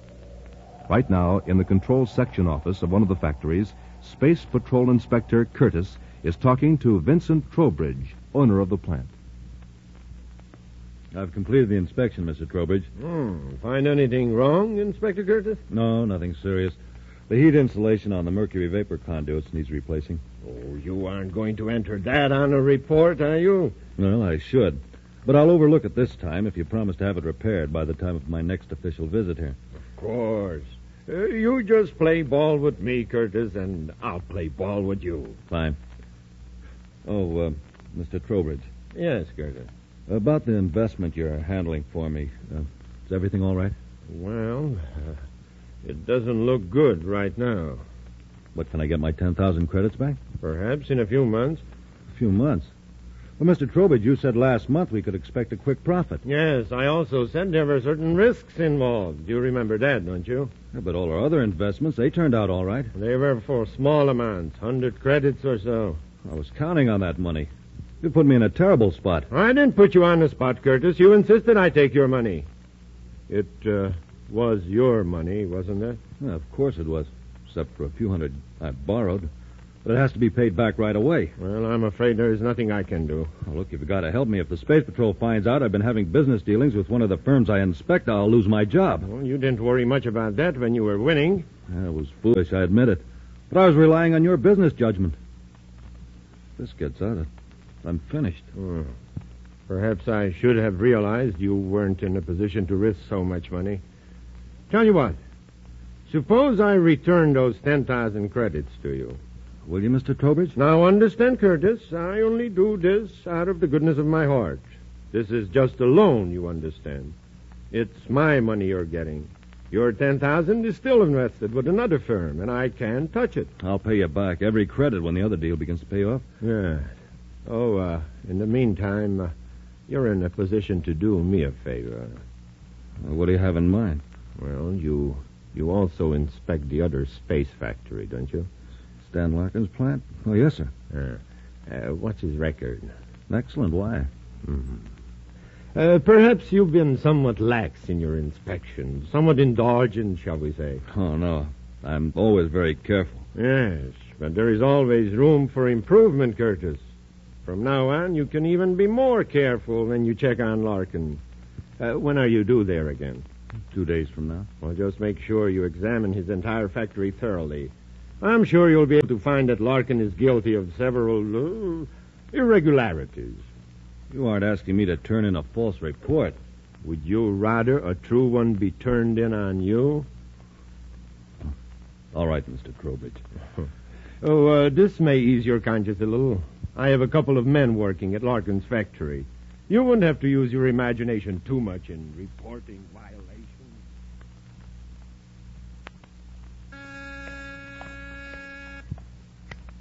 Commander Corey's office. Cadet Happy here. Yes, sir. All right, Major, I'll tell him. Well, what is it, Happy? No, it's Major Robertson, Commander. He says Inspector Curtis is due back at Venus City headquarters tomorrow. He's been on sick leave. Hap, remind me to spaceophone Curtis in the morning regarding the space factory report. Yes, sir. I can't understand what's happened to Stan Larkin's operation. Well, who is this Larkin, sir? He owns one of the 2 space factories circling Venus. The last 2 inspection reports have been pretty bad. Till 3 weeks ago, Larkin's plant had a very high rating. Well, what's the trouble, sir? Curtis listed 6 counts of defective safety equipment, including the main airlock. When he returned for another checkup 2 weeks later, 3 of the previous citations hadn't been corrected. Well, what about the Trowbridge station? Oh, that's excellent. You know, it looks to me as though Larkin's trying to cut corners. It's not a very smart move with a new government contract still sitting on the Secretary General's desk. That's not a smart move in any case, Happy. Any negligence in one of those space factories could cost the life of every man in the plant. First, I'll see what Curtis has to say about the situation. Then I may pay Larkin a visit. Curtis at Venus City calling Trowbridge at Space Factory number 2. Curtis calling Trowbridge at Space Factory number 2. Trowbridge here. Go ahead, Curtis. I just thought I ought to let you know. Corey's going to blast off for a visit to Larkin's factory. Is he coming here, too? He didn't mention it in our space phone conversation. But better be prepared just in case he does. I am always prepared. Did he question your report on Larkin? No, not yet. But I'm worried. I don't want to get into this any deeper. Now, look, Curtis, stop worrying. Just take it easy. All right, but I won't make any more false reports. Well, we'll talk about it later. When is Corey due at Larkin's? At about 900 hours Universal Start Time tomorrow. All right, Curtis. Trowbridge out. Now, what can my men do to convince Corey that Larkin isn't?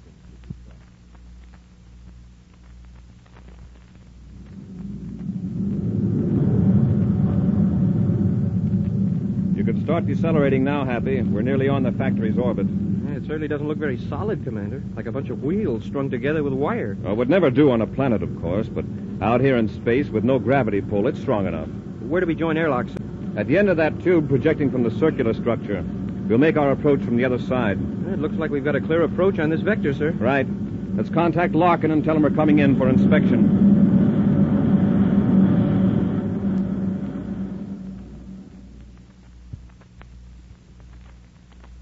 Commander Corey, I've been in the manufacturing business for 20 years. This is the first time I've been accused of mismanagement. All you're being accused of right now, Mr. Larkin, is failure to correct certain faulty equipment after receiving a citation from our inspector. But I tell you, I ordered it corrected. Did you check to see if your orders were carried out? Well, frankly, no, I didn't.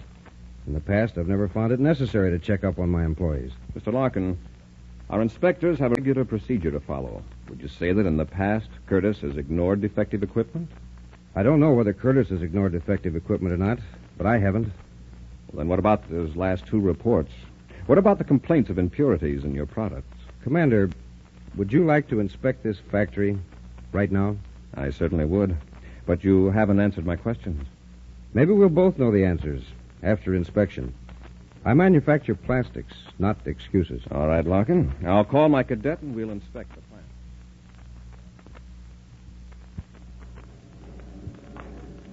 I'll say this for you, Larkin. Overall, your factory is run very efficiently. We haven't finished the tour yet, Commander. With these accusations against me, I think it only fair that make a complete inspection. All right. What's next?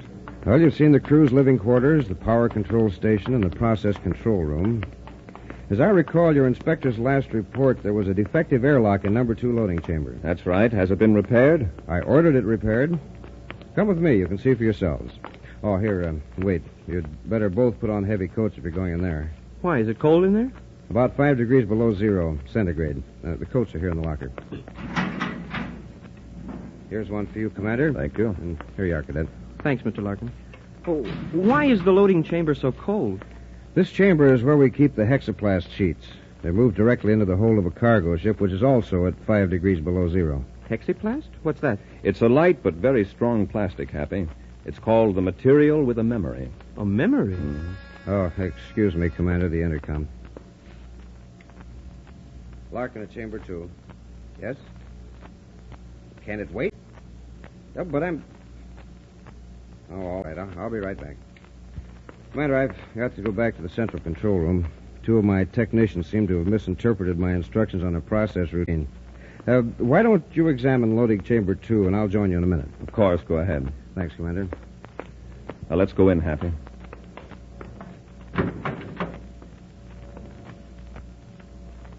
We'd better secure the door to hold the temperature down. Oh, it's not as cold in here as I expected it to be. It's a dry cold, low humidity. These coats are pretty heavy. Boy, there sure isn't much room to move around with all these bales stacked in here. Now, there's the airlock at the other end of the chamber. Let's check the indicator and see if there's any leakage. Yes, sir. Oh, by the way, Commander, what did you mean when you said hexaplast was a material with a memory? Well, it can be molded into a certain shape at a fairly high temperature. Then when it's cold, the way it is now, it flattens out. Uh-huh. When the temperature rises, it springs back into its original form, just as though its molecules remembered what shape to take. What was that? I don't know. It sounded as though something snapped. Oh, look, up there. That top bale came undone. Yeah, somebody did a sloppy job of packing it. Oh, there goes another one. Hey, look, it's moving. The cargo's shifting. We've got to get out of here, Happy. Hey, Commander, what's happening? The hexaplast, expanding to its original shape. Open the door, hurry. It's locked, sir. We've got to get out of here in a hurry. If we don't, the hexaplast will crush us against the wall.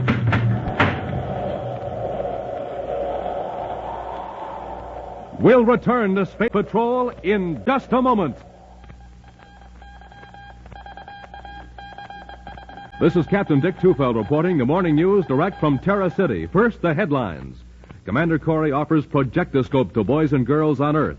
Space Patrol mail bags jammed with orders. The commander interrupts all communication lanes to warn projectoscope is offered for limited time only. Those are the headlines, now the details.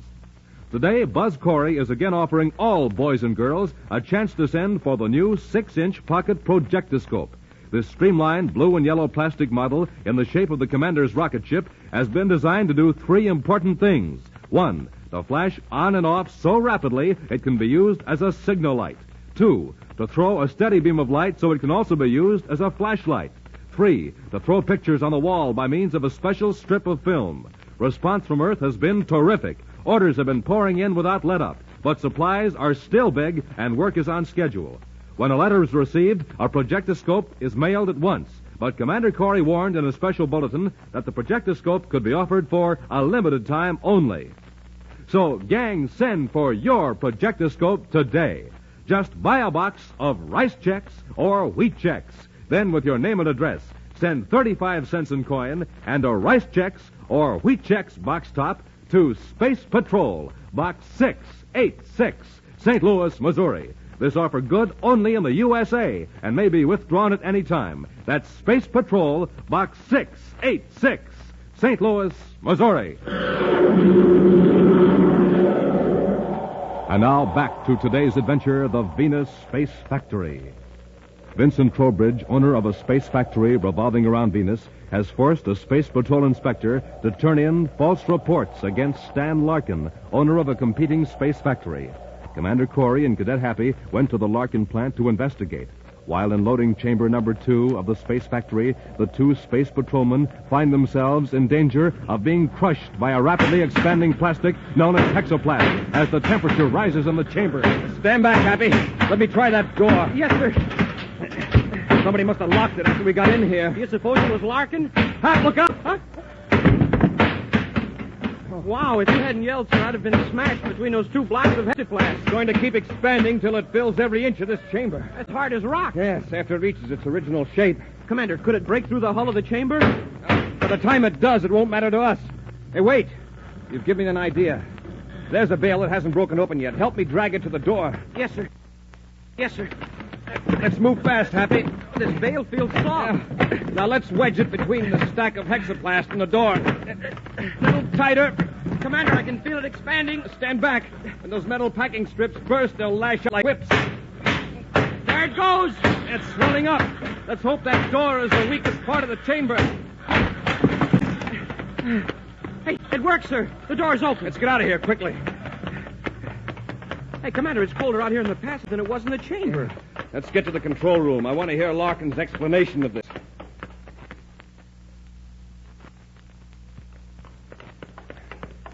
Here's the control room, Hap. Larkin. Commander, you're safe. And you know what happened in the loading chamber. Yes. Did you secure the outer door to the passage? Yes, I did. Now, maybe you'll tell me who locked the refrigeration door. Locked it? It wasn't locked. Oh, no? We had to use expanding hexaplast to break it open. You were in there with that wild plastic? Where did you think we were, Larkin? I don't know. I settled the argument between the two technicians, then I came back here and checked the instruments. I could see the temperature was rising in the loading chamber. And what made it rise? The thermostat must have been defective, but it's all right now. Even if the hexaplast bursts the chamber hull, we won't lose any air in the other sections of the factory. But I'd still like to know what made the temperature rise and the door lock just when Cadet Happy and I were in that chamber. Commander, you don't think it was deliberate? I don't know, Larkin. But somebody here is guilty of criminal negligence. As of this moment, your factory is officially closed. Closed? But why? Safety. One incompetent or vicious man in this space factory could destroy the lives of everyone aboard it. I'm going to order a ship to be sent here from Venus to remove every one of your staff to Venus City until we can have a complete investigation. I'll assign a Space Patrol ship to cruise alongside this factory in its orbit around Venus to protect your interests. Very well, Commander. I'll order a complete shutdown. All right, Larkin. Come on, Happy. We'll get to our ship and space upon Venus City. Then we'll head for Terra and organize an investigation.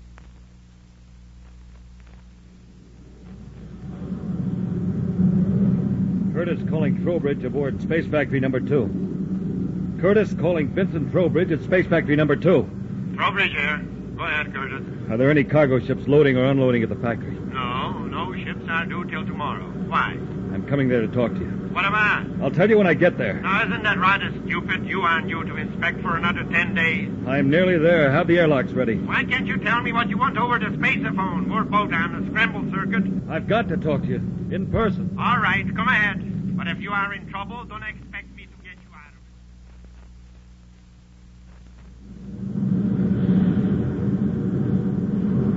it. Commander, shouldn't we be on the Terra Vector? I've changed course, Happy.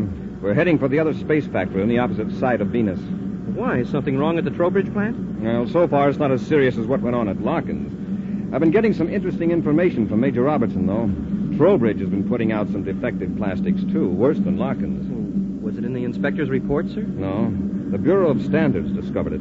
It should have been detected by our inspector at the factory. Yet he's consistently given Trowbridge a high efficiency rating. Does the same man check both factories? Yes, George Curtis. Well, maybe he needs a vacation. Yeah, he seemed to be right on his toes when he checked Larkin's plant. Venus City Space Control was supposed to notify me when they located Curtis. He's off duty for 18 hours, so he must be somewhere in the city. Oh, there's another collection of wheels in the viewscope, sir. We're getting close to the Trowbridge factory.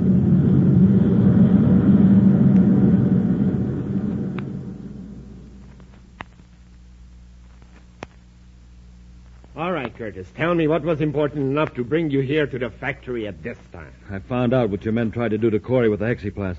You might have killed him. Wouldn't that have put Larkin in a hot spot? If it is, this will probably finish him. Yeah, but you don't know the rest of it. Corey had the whole crew, including Larkin, flown to Venus City for an investigation. I'll be called in to testify. So what? That close call, Corey will convince him that Larkin isn't fit to operate a factory. You just calm down. Go back to Venus City and be there when he calls you. But, Trowbridge, don't you realize Corey will probably give Larkin and his crew a brainograph test and find out about your spies? I hadn't thought of that. Corey will find out you're behind this whole scheme and find out about me. You know, I'm glad you did come here, Curtis. You can find me to Venus before Corey organizes his investigation. We'll have to eliminate those spies of mine before they're given the brainograph test. I won't have any part of it. All you have to do is keep your mouth shut. Being a space patrol inspector, you won't be asked to take a brainograph test, not if you play calm. Commander Corey aboard Terra 5, calling Venus Space Factory number 2. It's Corey. Shut up. Corey aboard Terra 5, calling Space Factory number 2. Now keep your mouth shut, Curtis. Let me do the talking. Venus Space Factory number 2, to Commander Corey. Trowbridge here. Mr. Trowbridge, I want to talk to you on official business. Why, of course, Commander. You'll be ready to join airlocks with the factory in about 3 minutes. 3 minutes? Yes. Come ahead, Commander. Thanks, Mr. Trowbridge. Corey out. You recognize my ship. Why didn't you stall him till I could get away? It's too late now. He'd see you anyway. Don't worry. Just do as I say and we'll both be all right. Just get back in that living compartment and lock the door. I'll handle Corey. What are you going to do? Just leave that to me. Go on. Get in that compartment. Go on, Happy. Yes, sir. Well, Commander Corey, this is rather a surprise. Hello, Mr. Trowbridge. I recognized our inspector's ship at number 2 airlock. Is he in here? Yes, he's inspecting my factory. It was my impression that he was here 4 days ago. Oh, you mean you didn't know he was coming here today? I'm afraid Inspector Curtis is a very thorough young man. I've been getting quite a going-over from him. You have? Why? Well, I'll let him tell you. He's probably in the handling room now. This way, please. On second thought, maybe I'd better tell you myself. Frankly, I tried to deceive Curtis on his last trip here, and I thought I succeeded. Deceive him? How? Some defective insulation. Well, what about it? Well, I could tell that Curtis wasn't feeling very well, and I thought I'd put it over, that he wouldn't notice. Well, I found out differently. He's going over the entire plant with a vengeance. After I see Curtis, there are a couple of other matters I want to discuss with you, Mr. Trowbridge. Certainly. You'll find Curtis right in here, Commander. The handling room. Just go right in. Hey! On your feet. Let me get through that door after him. Oh. Commander, we can't touch the floor. What happened? We're floating. Trowbridge cut off the artificial gravity in here. We're going right toward the ceiling. Now, take it easy. When you reach the ceiling, push yourself gently toward the floor. Yes, sir. Gently now. You might bounce back up again. When your feet touch, make your way carefully toward the door. Remember, we're completely weightless. I can reach the ceiling now. Here goes. That's it. We're going down. Yeah, like a couple of feathers. Oh, this is the strangest feeling. Easy now. Your feet are almost touching the floor. Oh, my head. Smoke and rockets, Commander. We were pulled up to the ceiling. There's the floor down there below us. Trowbridge reversed the gravity field. The pull in this room is toward the ceiling. How are we going to get down to the floor? The hard way, I'm afraid. Trowbridge can keep reversing the gravity field from floor to ceiling till he batters us unconscious. Look, sir. Everything that wasn't bolted to the floor is up on the ceiling all around us. Crates and tools, everything. Now you see why Trowbridge called this the handling room. He can handle any object by adjusting the gravity field, no matter how heavy. Yeah, including us. Wow, feel that. I'm pressing harder than ever against the ceiling. Trowbridge is increasing the gravity field. What's he going to do? Knock us out by giving us extra G's? I doubt that he has that much power. Well, it's strong enough so that I can't stand up on the ceiling. If he reverses it at this strength, we'll break every bone in our bodies when we hit the floor. Well, this is awful. Just waiting for him to smash us down. Happy, look down there on the wall. See that switch box? Yes, sir. It's right by the outer loading hatch. Maybe a gravity control emergency switch. We can just turn that lever to the off position. But we can't reach it, sir. Not even if we could stand up. No, but there are a lot of objects around us up here in the ceiling. Small things we could throw. We can hit that switch before Trowbridge reverses the gravity. There's a small crowbar. It's even hard to crawl with all this high gravity. There. Now take careful aim, Happy. Remember, be ready to duck. That bar is going to fall back up to the ceiling. Yeah, that's right. I'm glad you reminded me. Well, here goes. Oh, watch out. It's falling back. I didn't throw it nearly hard enough. I'll try it with this wrench. If you hit it, we'll have quite a drop to the floor. If I hit it, we'll stay here in the ceiling till we push ourselves down. Cross your fingers. Hey, you hit it, sir. We're weightless again. All right, Happy. Easy now. Press against the ceiling with your legs. Push yourself down toward the door. Okay, careful now. Let's go. Come on, Curtis, quick. Get into your ship. What'd you do with Corey? He's floating around in the handling room, up near the ceiling. What? Well, just as I was about to reverse the gravity pole and smash him to the floor, the field cut off. I guess I overloaded the coils. Come on, we gotta get out of here. Hurry, get it to your ship. All right, Trowbridge, stay right where you are. Corey! Commander, I didn't know you were here. Curtis, you had the right hunch in coming back here, but evidently you didn't know just how far Trowbridge really would go. But no, Commander. Yeah, that's right, Curtis. I might even take a brainograph test. Happy, take Trowbridge into custody. No, you don't. Get your hands up, Cadet. Curtis. Go on, you too, Corey. Hey, what is this? Curtis, are you out of your mind? Good work, Curtis. Now, Corey, we'll see. Get him, Happy.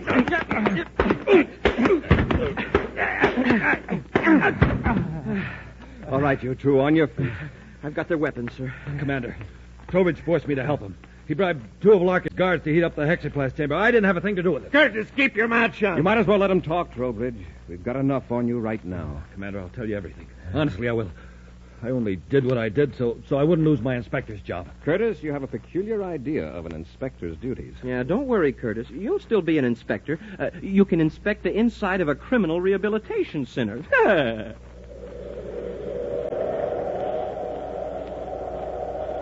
An action preview of next week's exciting Space Patrol adventure in just a moment. Gang, everybody's talking about the projectoscope, and no wonder. It's terrific. Now, here's a boy who's been talking about his projectoscope since the moment he got it. That was on Saturday morning. Hey, Junior, look. I got my projectoscope. Man, it's really neat. Look at that. It's shaped like a real outer space rocket ship with tail fins and a radar antenna. Sunday night, and he's still going strong. Hey, Dad, turn out the light. There now. I'm going to show you some pictures on the wall with my projectoscope. That's Buzz Corey and Cadet Happy you see there. In a real Space Patrol adventure. It's called Mighty Meteor. And there's 3 other adventures on the same film. And so it went with his friends on Monday, Tuesday, and Wednesday. Hey, look at Joe. Look at this projectoscope flash signals in the dark. See how fast I can blink it on and off? Then Thursday, Friday, and Saturday again. And this boy is still talking about his projectoscope. Now, don't cry, sis. I'll find that nickel you dropped here in the dark. See, I got my projectoscope in my pocket. And it's a swell flashlight, too. See that beam of light? Hey, here's your nickel, sis. Good old projectoscope. Gang, get yourself one of these wonderful projectoscopes. We have enough for all of you, and we'll send you one the day we get your order. Just buy a box of rice checks or wheat checks. Then, with your name and address, send 35 cents in coin and a rice checks or wheat checks box top to Space Patrol, Box 686, St. Louis, Missouri. Write that down. Space Patrol, Box 686, St. Louis, Missouri. And now, a preview of next week's exciting Space Patrol adventure. Buzz and Happy have joined airlocks with a spaceship in which 2 criminals are holding Carol captive. Although the criminals have meekly surrendered over the spaceophone, Buzz is still wary. Happy, I'm going to open the inner hatch. Have your ray gun ready. Yes, sir. You got us, Commander, with our hands up. Look, I'll turn on the lights so you can see better. Happy, the lights. They're blinding, Commander. I can't see. Let them have it, Rambo. They can't see. They're helpless. Be sure to be with us next Saturday for the exciting story, The Cosmic Ray Detector, when wheat checks, rice checks, and good hot Ralston again bring you Space Patrol!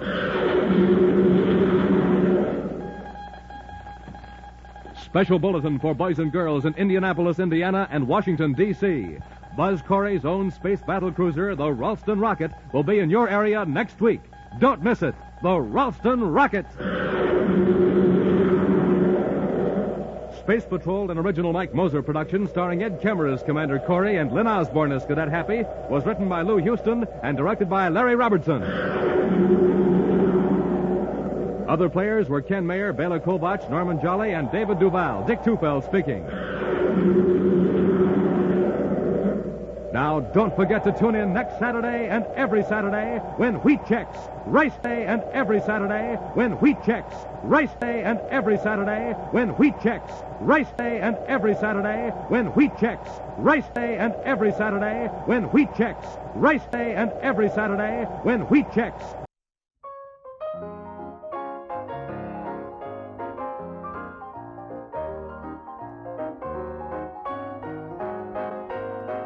All right, now it is time for the Trivia Minute, and here we go. Superman is a superhero created by writer Jerry Siegel and artist Joe Shuster, which first appeared in the comic book Action Comics #1, published in the United States on April 18th, 1938. Superman has been regularly published in American comics since 1938 and has been adapted to other media, including radio serials, novels, films, television shows, theater, and video games. Superman was born Kal-El on the fictional planet Krypton as a baby. His parents, Jor-El and Laura. Okay, why does his father have an alien name, but his mother just has a normal human name? Somebody want to explain that? Sent him to Earth in a small spaceship shortly before Krypton was destroyed in a natural cataclysm. His ship landed in the American countryside near the fictional town of Smallville, Kansas. He was found and adopted by farmers Jonathan and Martha Kent, who named him Clark Kent. Clark began developing superhero human abilities, such as incredible strength, impervious skin. His adoptive parents advised him to use his powers to benefit humanity, and he decided to fight crime as a vigilante. To protect his personal life, he changes into a colorful costume and uses the alias Superman when fighting crime. Clark resides in the fictional American city of Metropolis, where he works as a journalist for the Daily Planet. And Metropolis has been located everywhere from Kansas to New Jersey to even Delaware at various points by DC. I don't think they can make up their mind where this city is.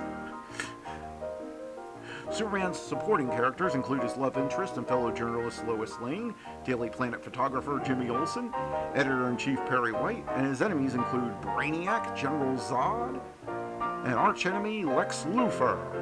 Superman is an archetypal superhero. He wears an outlandish costume, uses the codename, and fights evil with the aid of extraordinary abilities. Although there are earlier characters who arguably fit the definition, it was Superman who popularized the superhero genre and established its convention. He was the best-selling superhero in American comic books up until the 1980s. And that was the Trivia Minute, and now let's get back to the shows.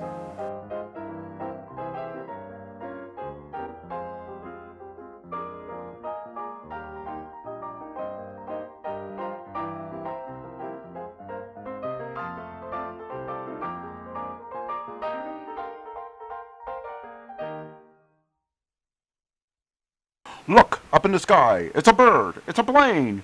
It's the adventures of Superman on nightly old-time radio shows. Coming up next.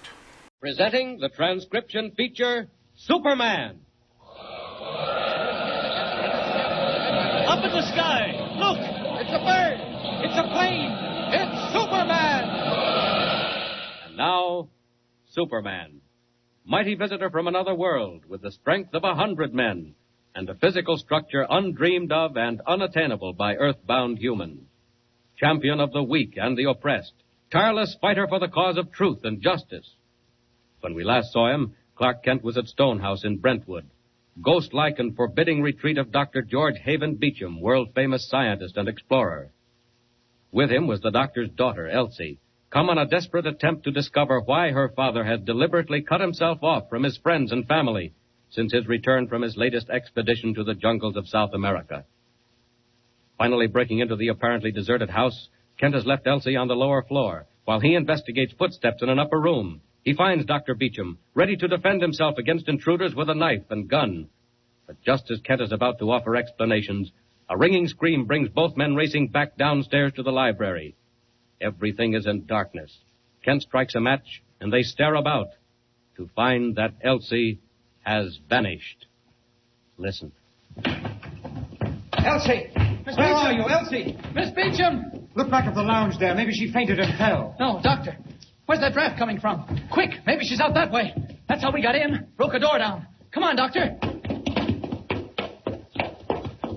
Look! It's open. That's the way she went. She must have seen something or been frightened by something inside the house. Or else she was carried away. The devils, if they've done that, if they're trying to get at me that way. Come on, Kent. Zingri! Zingri! Careful when you go out, Doctor. No, not a sign of anything out here. Better get back inside. Where is she? Elsie! Elsie! Doctor, it's not safe out here, I know. Do you think I care about that when they've got my daughter? You brought her here. You're responsible for this. Why don't you go and bring her back? Doctor, I'll do that, only we don't know yet where she is. Now, look here, you go back and search the house. What are you going to do? Elsie! I'll stay out here, and if she's anywhere on the grounds, I'll find her. Kent, you're right. She may be inside after all. Elsie! Elsie, where are you? And I will find her, too. If it's humanly possible. Or rather, Superman will. No time for running around on foot. This is where Superman takes to the air.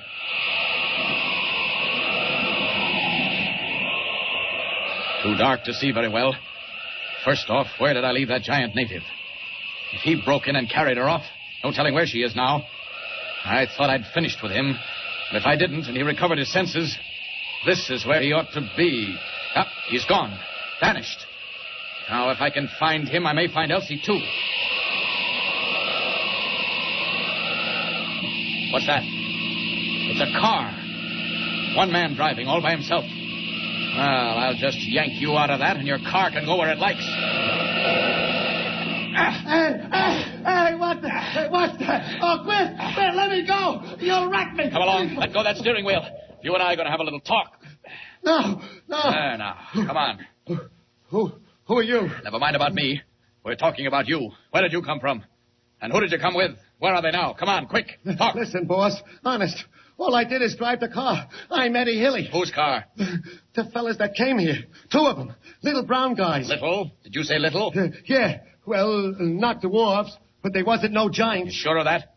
You wouldn't lie to me, would you? Oh, no. You sure one of them wasn't a giant? A big, tall fellow, almost black? No. They were small, I tell you. Both of them. All right. Where did they come from and what do they want? Hey, mister, I don't know. Honest. They picked me up in town and hired me to drive them out to Brentwood. Said they'd give me a good pay. That's all. Honest. Well, I think you need a little ride up in the air. No.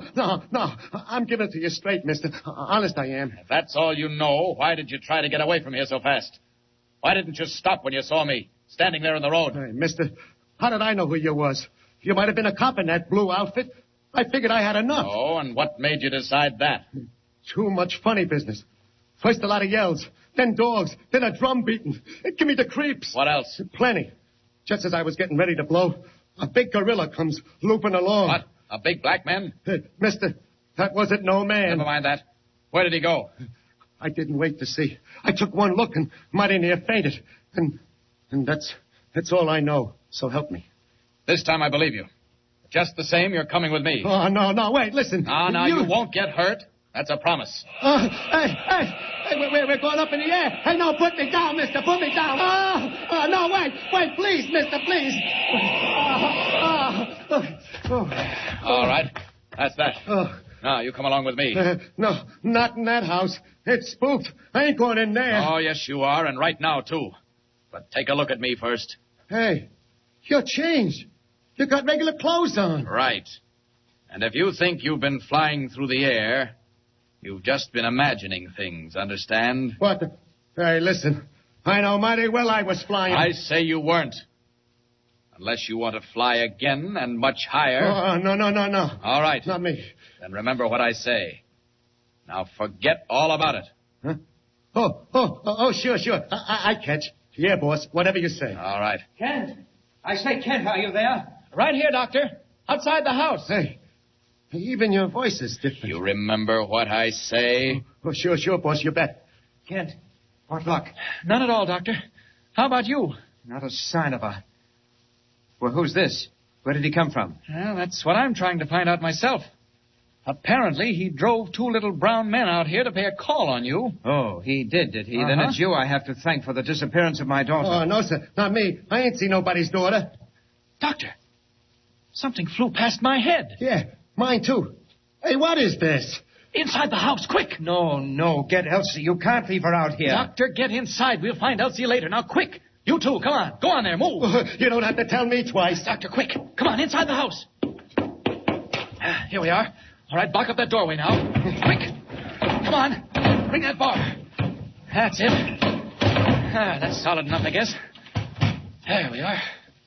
Mister, what is that out there? I think I'm going crazy. What's going on here? Well, for one thing, those little brown men you brought out here, I think they're doing their best to kill the whole lot of us. Kent, just one moment.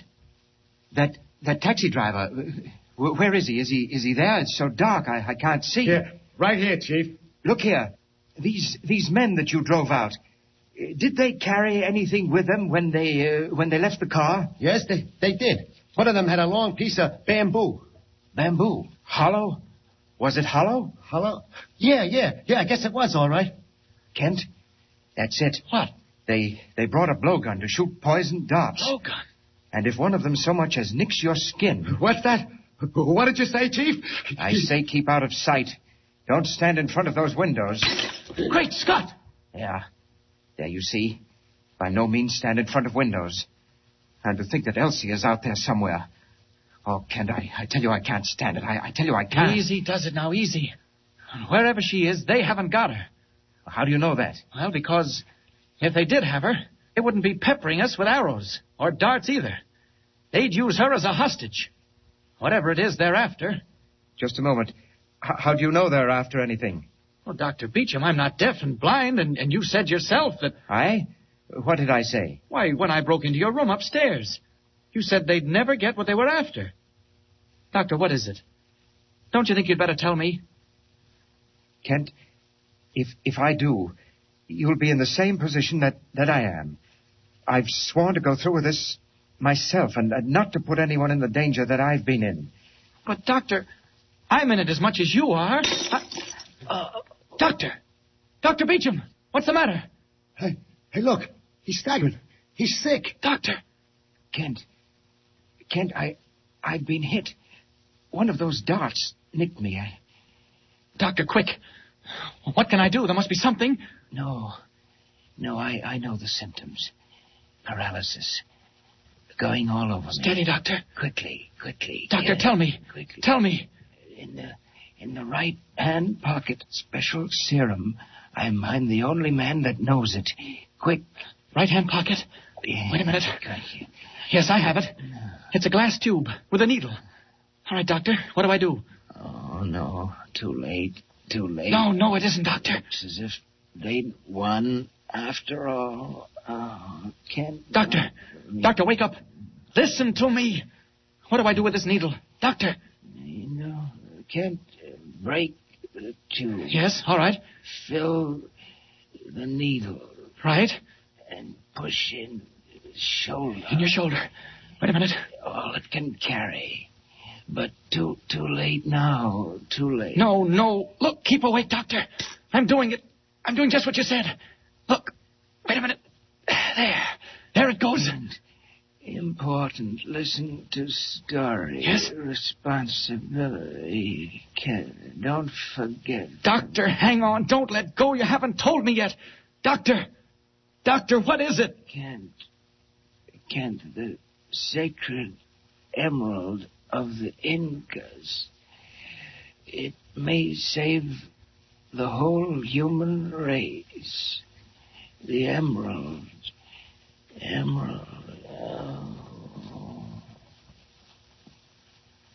Struggling to speak, the heavy form of Dr. Beecham slumps over on the lounge. Has the poison on the dart done its work? Is he too far gone to be brought back by the serum? What strange and unbelievable mystery lies behind the sacred emerald of the Incas? And where is Elsie Beecham? Be with us again next time and follow the story of Superman. And remember, be sure to tune in the next thrilling installment of the amazing transcription feature, Superman. Up in the sky! Look! It's a bird! It's a plane! It's Superman! Superman is a copyrighted feature appearing in Action Comics magazine. The adventures of Philo Vance are up next on Nightly Old Time Radio Shows.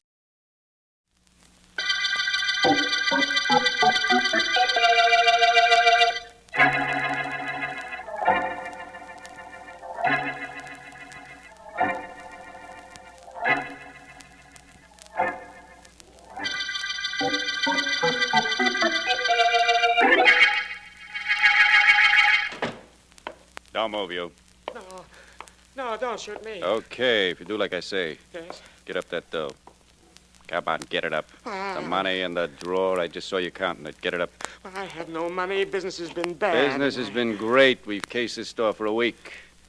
Pull open that cash drawer. No, I can't. Okay, so I'll do it. No. I know what you're thinking. I'll be a cinch to describe the cops. Dark, medium height, wearing a mask, a checkered suit, and a gray hat. Oh, I wouldn't go to the Oh, yes, you would. Now back away from this drawer. Yes. Good boy. No money in here, huh? Business is bad. Well, You're the... No, don't. I'm an old man. You're lucky you lived this long. Take this money. And here's a receipt for you. Oh. You're not unconscious. Don't fake it. I don't want you to be out completely. You've got your money now. Now, what do you want? I want you to be able to describe me, and I want you to see this. Look at me. Keep looking at me. What for? I want you to be able to tell the cops you were held up and robbed at midnight by a guy wearing a checkered suit and a gray hat. And I want you to tell them this. Where are you? I can't see you. Of course you can't. I've made myself invisible. Tell the cops that. See if they believe you.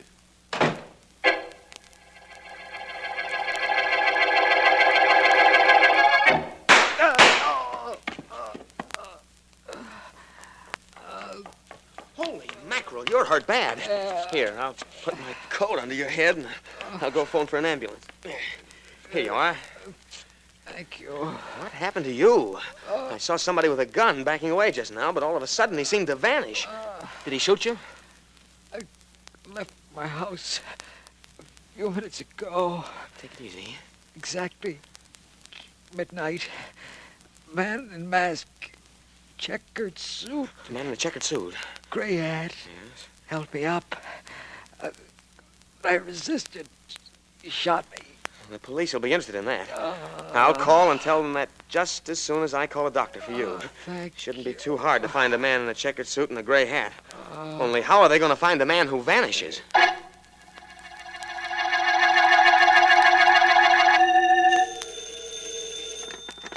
Police department. Oh, police. Come quickly. My name is Martin. Yeah? I've got a store on Main Street. A little while ago, exactly midnight. Man in a mask, checkered suit, and a gray hat held me up. What? He hit me on the head. Huh? He thought I was unconscious, and then he made me come to, and after he hit me, he stood over me a minute and told me to describe him. And then he disappeared into thin air. Wait a minute. A masked man in a checkered suit slugged and robbed you at midnight on Main Street and vanished? What's going on? We got 2 other reports in the last 2 minutes that a guy answering that description committed 2 other crimes in 2 different parts of town, all at midnight. Oh, I don't know anything about that. All I know is I'm hurt. Please, Send someone over here right away. This is serious. Sure, I know, Mr. Morton. It's serious, but it sure sounds awful funny to me.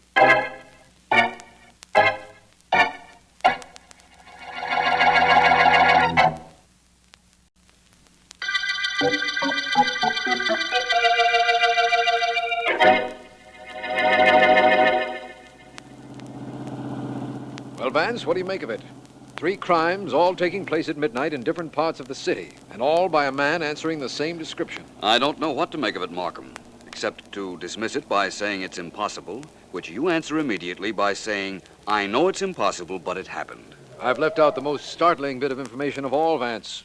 If you think the 3 situations are fantastic, I want you to hear a witness to one of the crimes. Wait till you listen to his story. Come with me. Right. I have a policeman guarding him in this store right here, Vance. Just wait till you hear what he has to say. All right, Markham, I'll wait. It will have to be something to be more unusual than 3 crimes by one man committed at the same time in 3 different parts of this city. It is. In all my years as a district attorney, I never heard of anything like this. Well, come in here with me. Hi, D.A. Hello, Mr. Hello, Vance. Collins. Hi. I think our friend Mr. Frank here has calmed down a little, D.A. Yes, I'm all right now, Mr. Markham, only I still say that what I told you actually happened. Well, suppose you tell me, Mr. Frank. I heard shots at midnight, and I started to run toward them. I saw a man on the ground. He'd been hit. I saw a masked man in a checkered suit backing away, his gun in his hand. And then while I watched him, he whirled around and became invisible. Invisible? See what I meant, Vance? Completely invisible. I could see him 1 minute very plainly. A second later, he'd vanished. I know it sounds ridiculous, but it happened just that way. Well, perhaps, Mr. Frank, he passed beyond your range of vision. But that's impossible. I could see the drugstore on the corner, and that was 50 yards in back of him. He just vanished into thin air. The same thing happened in the other 2 crimes, Vance. The thug just vanished. You know, Markham, come to think of it, anybody who can be in 3 different places at the same time might be able to do a little thing like become invisible.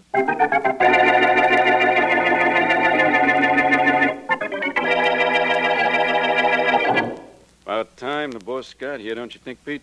Yeah, sure. What's with you? Yeah, nothing. Just thought of something funny. Yeah? Can you imagine the look on the cops' kisses when they get a description of you? Yeah. Medium height, dark hair, wearing checkered suit and gray hat.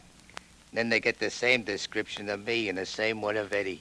That's part of the boss's plan, Pete. Boss is awful smart. I'll say. Awful smart, awful cold, awful tough, and awful crooked. Yeah. You know, if I had my choice of any 4 things in the world, those are the 4 I'd want. Sure, if you had 'em, what else would you want that you couldn't get awful easy? But you know something? What? One thing I wouldn't want is for the boss to be sore at me. I know what you mean. Sometimes I... Oh, hello, boss. Hey, boss, everything went smooth tonight. Georgie and Eddie and me did just like you told us. Wore the clothes, made sure the suckers got a good look at us. I had to shoot a guy, and Georgie here had to knock a guy in the noggin, but what's that? The other boys haven't reported in. None of the rest of my boys is working tonight. You both did very well. Where's the money, the fruits of your activities? The results of my well-formulated planning? Fruits? What fruits? I got all the loot, Miss Walker. Got it all here ready for you on a table. Here, look. I can see it's there. And I think you know me well enough by now not to try holding out. And now, how would you like to hear about our next job? Personally, I'd like. What is it, Miss Walker?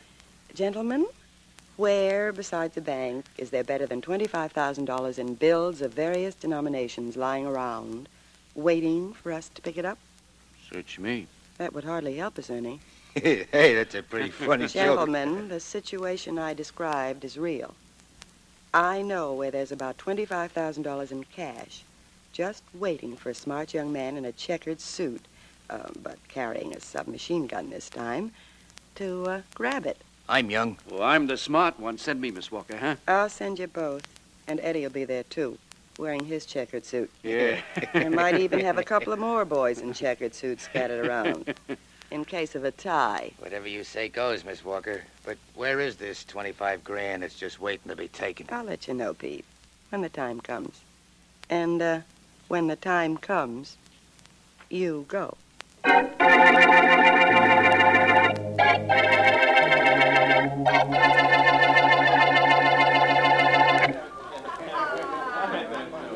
Just listen to the suckers having a wonderful time. Sure, Ted. Just listen to this. This is the money they paid for having that wonderful time. Must be over $20,000 here. Not bad for one night. One nightclub. You better put that money away. It's making me nervous. Let's go into the office. Okay. I'll stick it in the safe in a minute. Kind of like the idea of holding this kind of dough in my hand. Makes me feel important. Now, one of these days, I'm going to have a club of my own. It's great when it shows a profit, but you can lose your shirt if things go bad. I'll take my chances. I'm a little tired of being here night after night, checking the waiters and keeping books. Someday I'm... Okay, you both of you freeze. Stick up. That's right. We won't need all these lights in here in case somebody gets nosy and looks in. Yeah. Is he good enough for what I want? And what is that? All the dough in front of you guys. Want to live to report that a masked man in a checkered suit did the sticking up, shove all that money in a bag, and make it quick. It ain't that I'm nervous, you understand, just as this Tommy gun is. Do it, Ted. I'll be darned if I will. I'm going to show this... Silly boy. Now, you other guy going to be brave and dead or smart and alive? Work fast before somebody pokes his head in here. I'll get you your money. Step on it, then. Too bad the customers can't see this act. This would really be a floor show for them. Because as soon as I get that dough, me and the dough are going to disappear right before your eyes.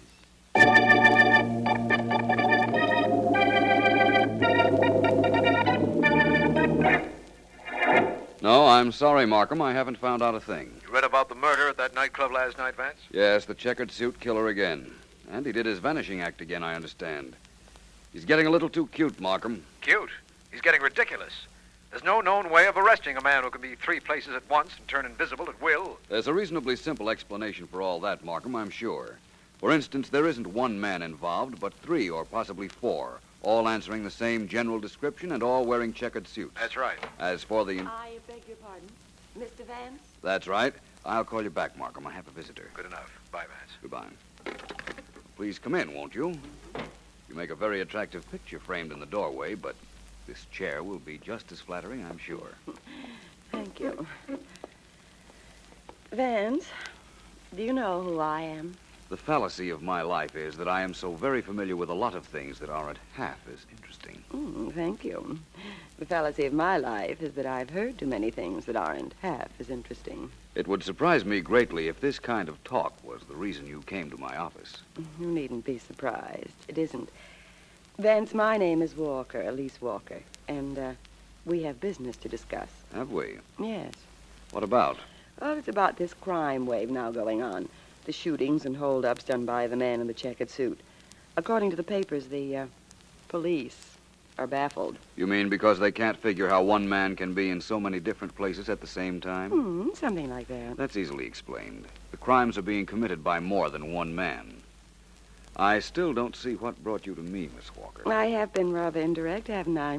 Mm-hmm. Vance, I came to you because I want $1 million. Well, your desire is understandable, but your coming to me for it isn't. I don't have $1 million. Oh.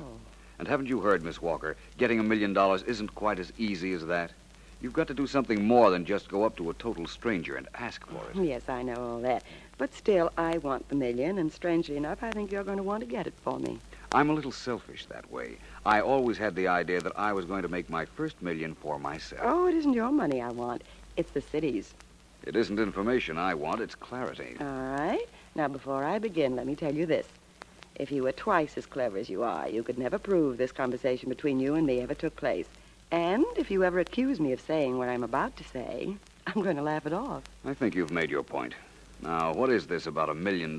I want $1 million for turning over to you, or to the police, the men in the checkered suits, the men responsible for the recent robberies and shootings. Where are you going to find them? I know where they are. Oh. And I know where the $1 million are, too. Do you? Yes. They're in the city treasury.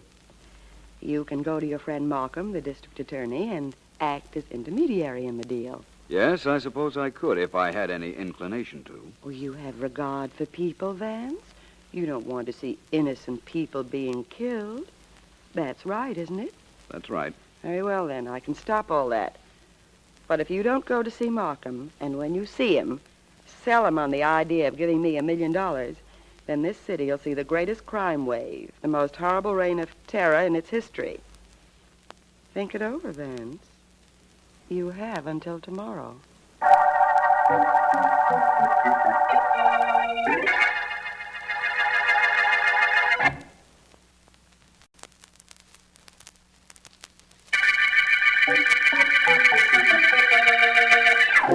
This is District Attorney Markham. The checkered murder case opened when 3 different people in various parts of the city reported they had been assaulted at the same time by a masked man wearing a checkered suit who became invisible. Philo Vance is certain that a gang is at work and indicated to me that he had something terribly important to say, but believed he'd wait for further developments. All he said was that an attractive woman was involved in the checkered gang, a woman whose identity I do not know and whose whereabouts are a complete mystery. She might be Where's Pete, Georgie? He was supposed to be back a half hour ago. Search me, Miss Walker. I have an idea he stopped off somewhere after he completed his mission. If he did, I wish he hadn't. Pete's okay, Miss Walker. And you know something? What? He looks good in a checkered suit. Me, I've got his color and I'm his height, but on me, nothing looks good. I wish I looked good in chicks like he does. I wish you were here. He's supposed to have a report on the bank vaults over at First National. I told him to put on a blue serge suit and to rent a safety deposit box so he'd get close to the inside and draw a sketch for us. Oh, that's our next job, huh? Yeah. We sure did a pretty one on a nightclub. How much we get on that, Miss Walker? You'll get your... Hey, Where have you been, Pete? where you sent me? Over to the bank. What kept you so long? I got delayed. You left there over an hour ago. Where have you been? I had to go see my girl. She called me up. I had to go see her. She told you to go see her, and I told you to come right back. But you listened to her. Oh, a half hour one way or another don't make no difference. It does to me. Now, wait a minute, boss. Ain't you getting a little silly? What? They said, ain't you getting a little silly? A guy's got a right to see his girl once in a while. Guys get... Miss Walker. Boss, don't. I go to see my girl. The boss shoots me.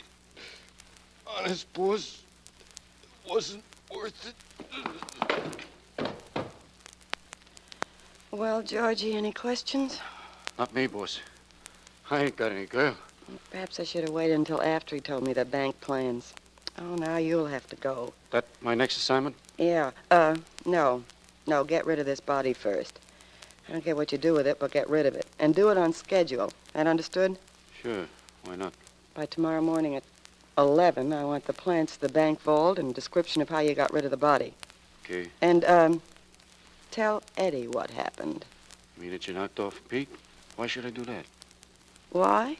Yeah. Because he has a girlfriend, too.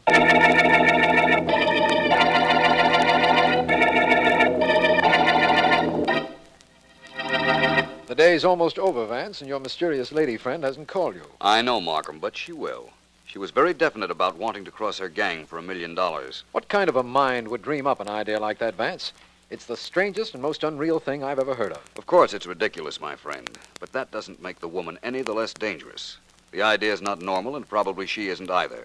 But the fact of the matter is that she is a menace. Well, what are we going to do when, as, and if she calls or appears? I don't know.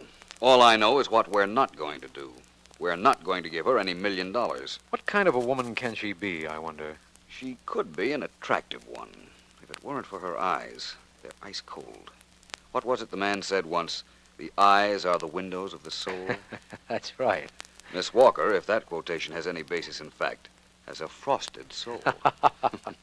Personally, I'd feel more at home with... Oh, finally. I hope it's she. Hello? Vance? That's right, this Miss Walker. Yes. I told you I'd call. I'm calling. You want to know what decision I've made as to your proposition? That's exactly what I want to know. Have you spoken to Markham? You can deliver the checkered killers? Definitely. Mr. Markham is with me now. He'd like to know that for sure. Can he meet you somewhere? Why not?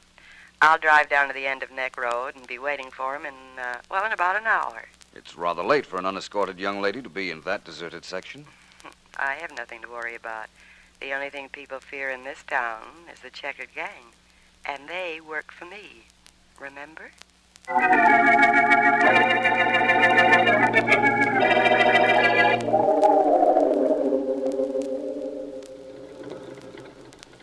realize, of course, that instead of sitting here in my car, I could arrest you this minute, Miss Walker, after what you've told me. Oh, you couldn't make it stick, Markham, and you know it. Why didn't Vance come with you to meet me? He didn't say. Getting back to you and your proposition, you know, there's never been anything quite like this done in any city. There's never been anybody quite like me in any city. Yes, yes. Let me tell you something that I didn't tell Vance. Yes? Suppose you do catch one of the checkered killers. There are half a dozen waiting to take his place. They're all well paid and well organized. $1 million is cheap to get rid of them. $1 million of taxpayers' money used to make a deal with a criminal organization. Why not? Who's going to benefit if there's no checkered gang? The public, of course. This makes sense. Very good sense. Not to me, it doesn't, boss. Who are you? Apparently he's one of my boys, Markham. Checkered suit, mask, dark. Who are you? You said it right, lady. I'm one of your boys. Mm-hmm. One of your boys that followed you out here to find out what was going on. What? I found out. Uh-oh, Miss Walker, don't do that. What I do you- better take your hand No, back. give It's that liable back. to go up, give me. Look, whoever you are, I'm not Shut going to... up. Boys, this is the district attorney. And you were going to make a deal with him, weren't you? Well, I don't know what I'm going to do with you. But as for the DA, he gets this. I think he'll be more comfortable laying out here in the road, so out of the car he goes. Move over to the wheel, boss. You're driving me back to the hideout where I can tell the boys what you were up to. They're gonna have something to say about what you was trying to do. And they're gonna do more than just say it, believe me.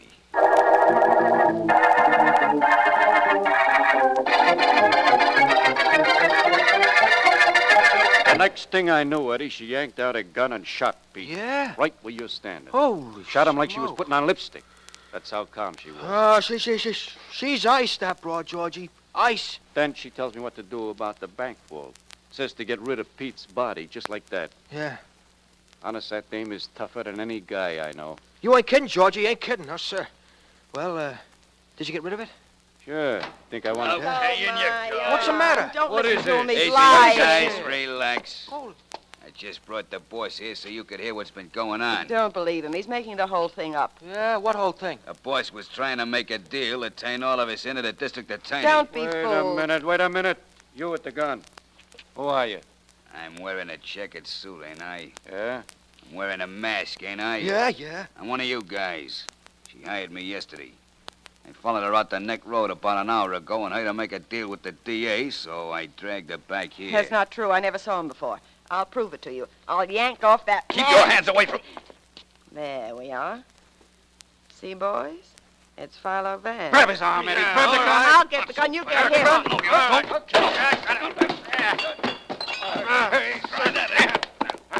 Eddie, use your blackjack. All right. Well, Miss Walker, we done it. We knocked him Yeah. cold. Good, grabbing his gun like you done. That made it easy. Only he put up quite a scrap. So that's Philo Vance, huh? He sent a friend of mine up. This one's on me. Give me your gun, Georgie, huh? Sure. Here you are. Thanks. Vance, you can't hear me, but just for luck, I'm saying goodbye. Nobody in that room move. What? My men have machine guns. That's Markham. He's bluffing. He's alone. Let him have it, boy.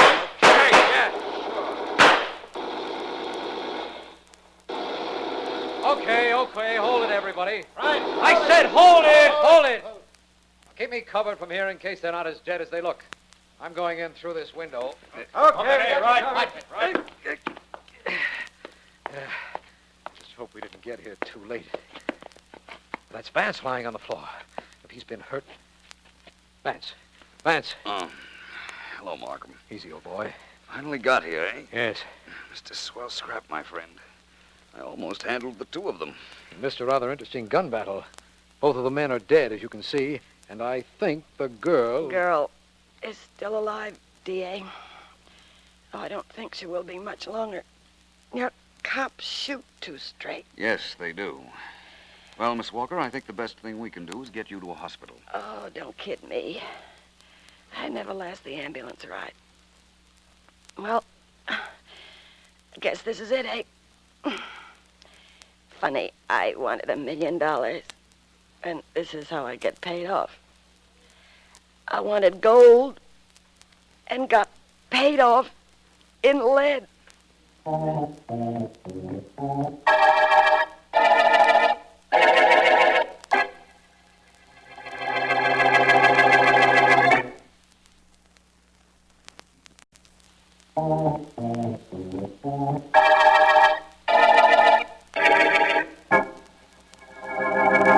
Well, Vance, I'd say that the only thing I don't understand about the Checkered Gang is how they turned invisible. That still sticks in my mind as impossible. It is, Markham. The invisible gimmick was a trick. The checkered suits were only checkered in front. The back was solid black. That applies to the back of the gray hats they wore, too. They worked in darkness or semi-darkness. The whole thing was planned to have a theatrical effect on the victims. And it practically had the same effect on me. You're quite an actor yourself, Vance. When you showed up in that checkered suit and mask out on Neck Road, I wasn't sure it was you at all. I wanted it that way. The blank cartridge I fired at you didn't hurt any, did it? No, but the bump when I landed on the road did. You ought to be more careful how you throw corpses out of the car. A corpse couldn't complain. Only did it so it would be logical for Miss Walker to drive me to the hideout so you and the police could follow us. Oh, I see. It was the only way I knew to get her to take me to the gang. Well, you saved the city $1 million tonight, Vance. And tonight saw the end of Miss Walker's overambitious plans. That it did.